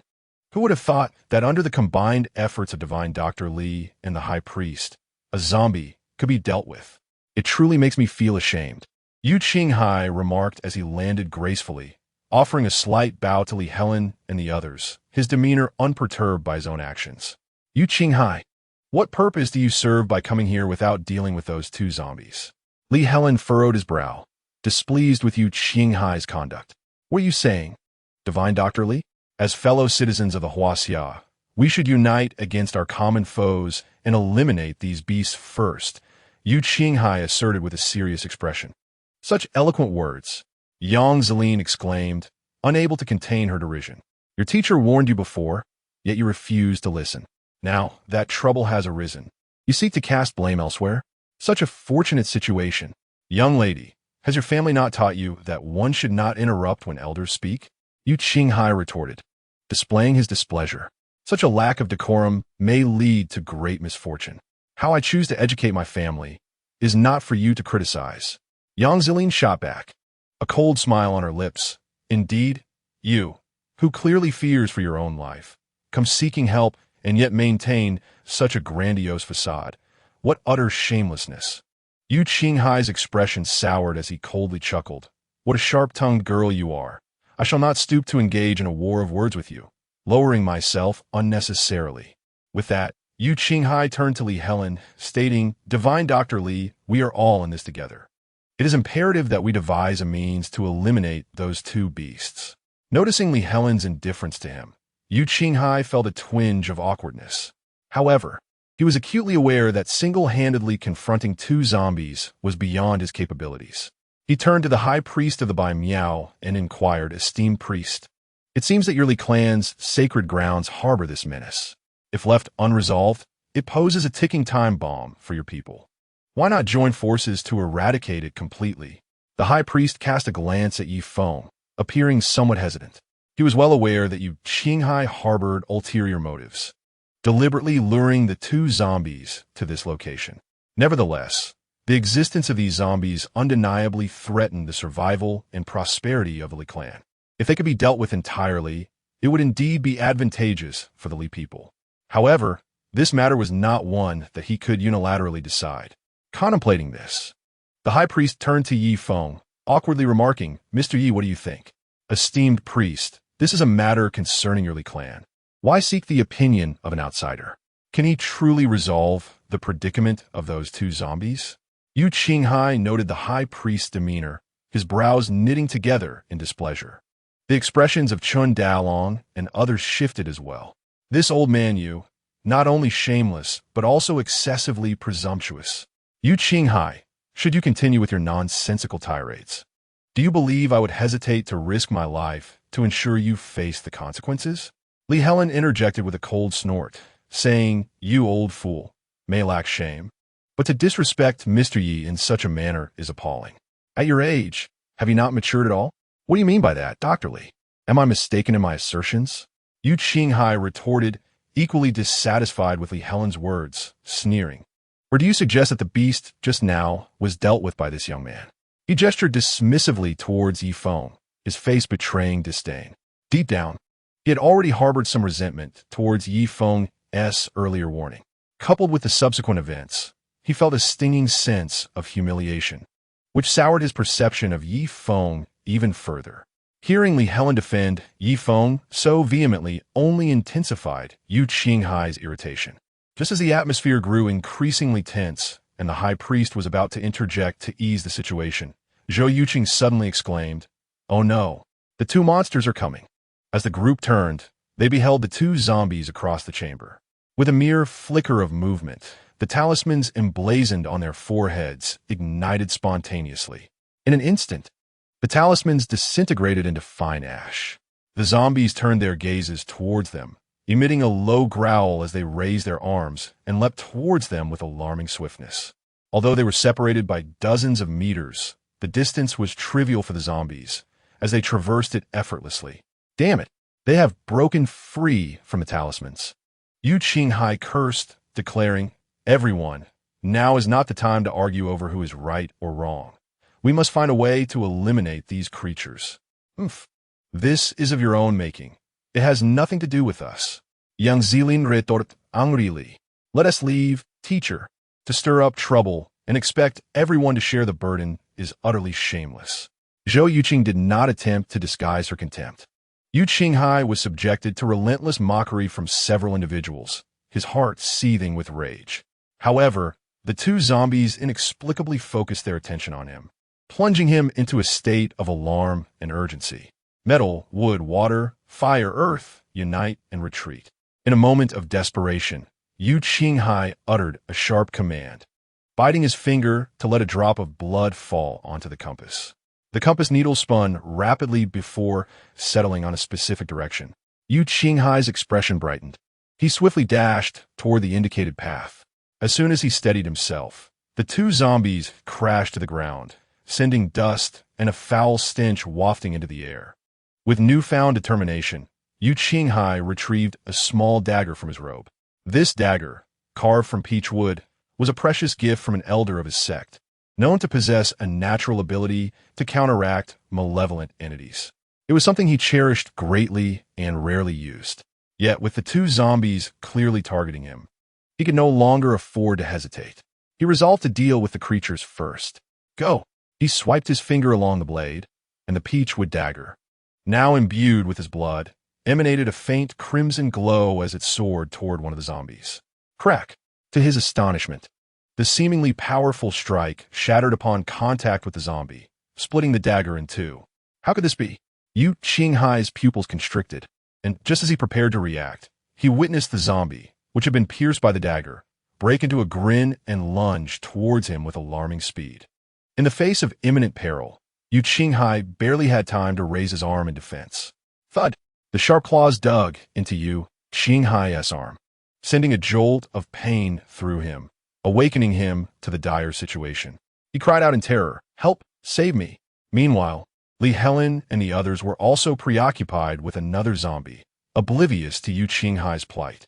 Just as Yu Qinghai believed his doom was sealed, a sigh resonated through the air. In the next instant, a brilliant beam of sword light erupted. Chapter 88. I beg you, Mr. Yi, save my life. In the tomb chamber, a radiant sword light surged across the passageway. Li Helen and his companions, who were struggling against the zombie, felt a chill sweep over their skin, momentarily halting their movements. The zombie, poised to bite into the throat of the white Miao high priest, froze in place, its mouth agape, revealing sharp teeth. In an instant, the formidable green-haired zombie, which had caused them so much distress, dissipated into ash. Save for a few charred bones left on the ground, the zombie had ceased to exist, utterly vanquished. "Thank you, Mr. Yi, for saving my life." The White Miao High Priest, having narrowly escaped death, quickly bowed in gratitude to Yifeng, his face a mask of relief and fear. Just moments earlier, he had been perilously close to being bitten in the neck. Even if he had survived, he would have transformed into something neither human nor ghost. From that moment on, any lingering doubts the High Priest held towards Yifeng evaporated, replaced by profound respect and reverence. On the other side, Yu Qinghai, who was desperately struggling under the grip of a zombie, was startled to witness the unfolding scene and shouted in panic, "Please save me! Someone save me!" At that moment, Yifeng, who had just dealt with a zombie, turned his gaze towards Yu Qinghai. "Do not save him. He deserves this," said Zhou Yuqing, her face filled with indignation, clearly still harboring resentment towards Yu Qinghai's previous actions. Even Li Helen, who was usually the epitome of kindness, wore a cold expression, adopting a detached demeanor as if the situation had nothing to do with him. Nian Nian, nestled in Chen Dalong's embrace, softly called out "Daddy," her big, watery eyes gazing silently at Yifeng. In response, Yifeng offered her a gentle smile before sending the broken peach with sword flying from his fingers. Whoosh! The crowd instinctively closed their eyes, feeling a slight sting. When they reopened their eyes, they beheld Yu Qinghai and the zombie pressed closely together, leaving their fates uncertain. Seeing this, Li Helen couldn't help but sigh. It appeared that this renowned geomancer had met his downfall here. Yet, he did not express much regret. After all, this was a consequence of Yu Qinghai's own actions, and he had no one to blame but himself. Suddenly, a coughing sound broke the tension as a hand pushed the zombie aside, revealing Yu Qinghai, pale-faced, standing in place. The zombie lay on the ground, its head shattered with a bloody hole, clearly lifeless. Enduring the pain, Yu Qinghai retrieved a talisman and applied it to his injured arm, finally letting out a sigh of relief. "Thank you, Mr. Yi, for your timely rescue." In that moment, Yu Qinghai's demeanor was far from that of a prominent geomancer. He appeared disheveled, his complexion ashen, bowing respectfully before Yifeng. "Previously, I failed to recognize your stature, and I have greatly offended you. I humbly ask for your forgiveness." With a low posture, Yu Qinghai sincerely apologized and expressed his gratitude. "If it were not for you today, I might have met my demise here." Notijing ye feng silenje. Yu Qinghai felt a wave of anxiety wash over him. He had initially thought that it was a combined effort by Li Helen and the High Priest by Miao that had vanquished the zombie. Thus, in a bid for survival, he had attempted to divert blame onto others. To his shock, it was not Li Helen and the others who had defeated the zombie, but rather the young man seated in the wheelchair before him. Reflecting on his previous attitude, Yu Qinghai felt a mix of regret and embarrassment. Truly, his cleverness had backfired, a lesson learned for the future. Yifeng merely cast a fleeting glance at Yu Qinghai, harboring no intention of engaging in conversation with him. Yu Qinghai's earlier actions had left a bitter taste in Yifeng's mouth. The only reason he intervened was to eliminate the green-haired zombie, and saving Yu Qinghai was merely an incidental act. "Thank you for your magnanimity, Mr. Yi. I truly do not know how to express my gratitude," Yu Qinghai said, increasingly embarrassed, his expression awkward. However, at that moment, Yu Qinghai suddenly let out a muffled groan, his face contorting in pain. On his arm, a wound that had previously ceased to bleed began to ooze fresh blood once more. However, the blood appeared a dark reddish-brown and emitted a faint, foul odor. "Corpse poison?" Li Helen furrowed his brow, his expression grave as he remarked, "Though you, Mr. Yu, have narrowly escaped death. If this corpse poison is not resolved in a timely manner, once it fully penetrates your body, even a celestial being would be unable to save you." As he spoke, Li Helen subtly positioned himself to shield young Zeline and the others behind him. After all, being afflicted by corpse poison could potentially lead to a transformation into a corpse, which would undoubtedly create further complications. Mr. Yu was acutely aware of the troubles posed by this corpse poison. Yu Qinghai's eyes revealed a glimmer of terror, and with a pained expression, he confessed, "This corpse poison is no trifling matter. Though I have made some achievements in the realm of feng shui, I find myself powerless against it." Suddenly, as if struck by a thought, Yu Qinghai bent slightly toward Li Helen and said, "Divine Dr. Li, I have previously overstepped my bounds, and for that, I sincerely apologize. I can only hope that you might show mercy and assist me in dispelling this poison." Li Helen was a towering figure in the medical field, his status on par with that of Yu Qinghai in the realm of feng shui, and his medical skills had reached an astonishing level. He might indeed possess a solution. However, Li Helen's response left Yu Qinghai profoundly disappointed. "I am not well versed in corpse poison and possess no effective remedy to counter it."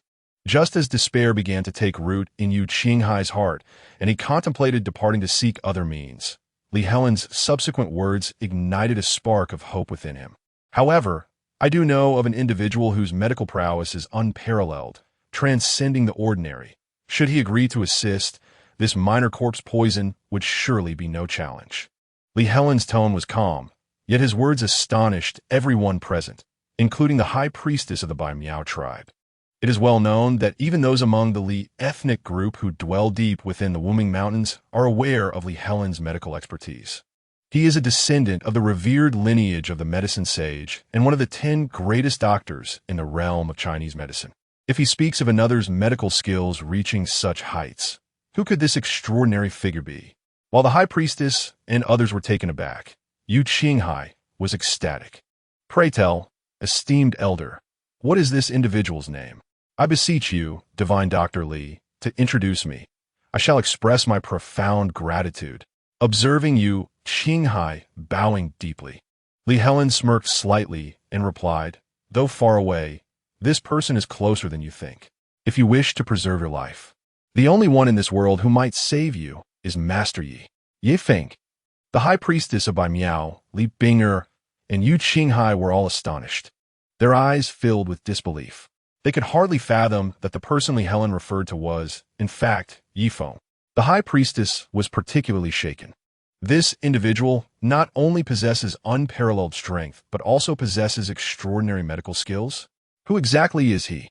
At that moment, a thought suddenly flickered through the high priestess's mind. Could it be that what Alung said was true? Is this Mr. Yi truly a messenger sent by Lord Miao Wang?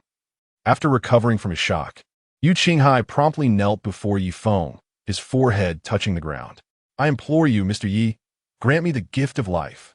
Yu Qinghai pressed his forehead against the ground, bowing 3 times as he solemnly proclaimed, "Such immense grace, I shall never forget." Under ordinary circumstances, Yu Qinghai would have found it utterly implausible that Yi Feng could genuinely save his life. Yet, given the circumstances, it appeared that this young man was the sole individual capable of granting him salvation. Thus, in the face of impending doom, this esteemed master of feng shui knelt before a mere youth, pleading for his life. Should this scene be unveiled to the world, it would undoubtedly leave many in utter disbelief. Seated in a wheelchair, Yi Feng gazed at Yu Qinghai with a stoic expression, his voice devoid of emotion as he replied, "Why should I save you?" His tone remained unruffled, unaffected by Yu Qinghai's supplication. However, this retort struck Yu Qinghai like a thunderclap, draining the color from his face. He had not anticipated that, despite his act of kneeling, this young man would refuse to acquiesce. Though a tempest of rage brewed within him, Yu Qinghai dared not exhibit a trace of dissatisfaction. He understood that any sign of displeasure or fury might provoke this young man, who had effortlessly vanquished 3 undead creatures, to extinguish his life with a single blow. This was the instinct of a feng shui master. In that moment, Yu Qinghai felt a profound regret for his earlier actions. Had he approached the matter differently, surely his status would have compelled a more favorable response. "I implore you, Mr. Yi, grant me your mercy," he silently beseeched, continually bowing until his forehead bled. He recognized this as his final opportunity.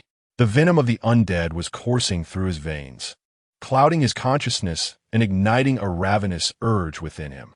Yi Feng had initially wished to ignore him, but felt a gentle tug at his sleeve. Turning, he saw his daughter gazing at him timidly, Her little lips pursed in fear. He affectionately ruffled her hair, positioning her behind him as he coldly regarded Yu Qinghai. "You are fortunate," he stated.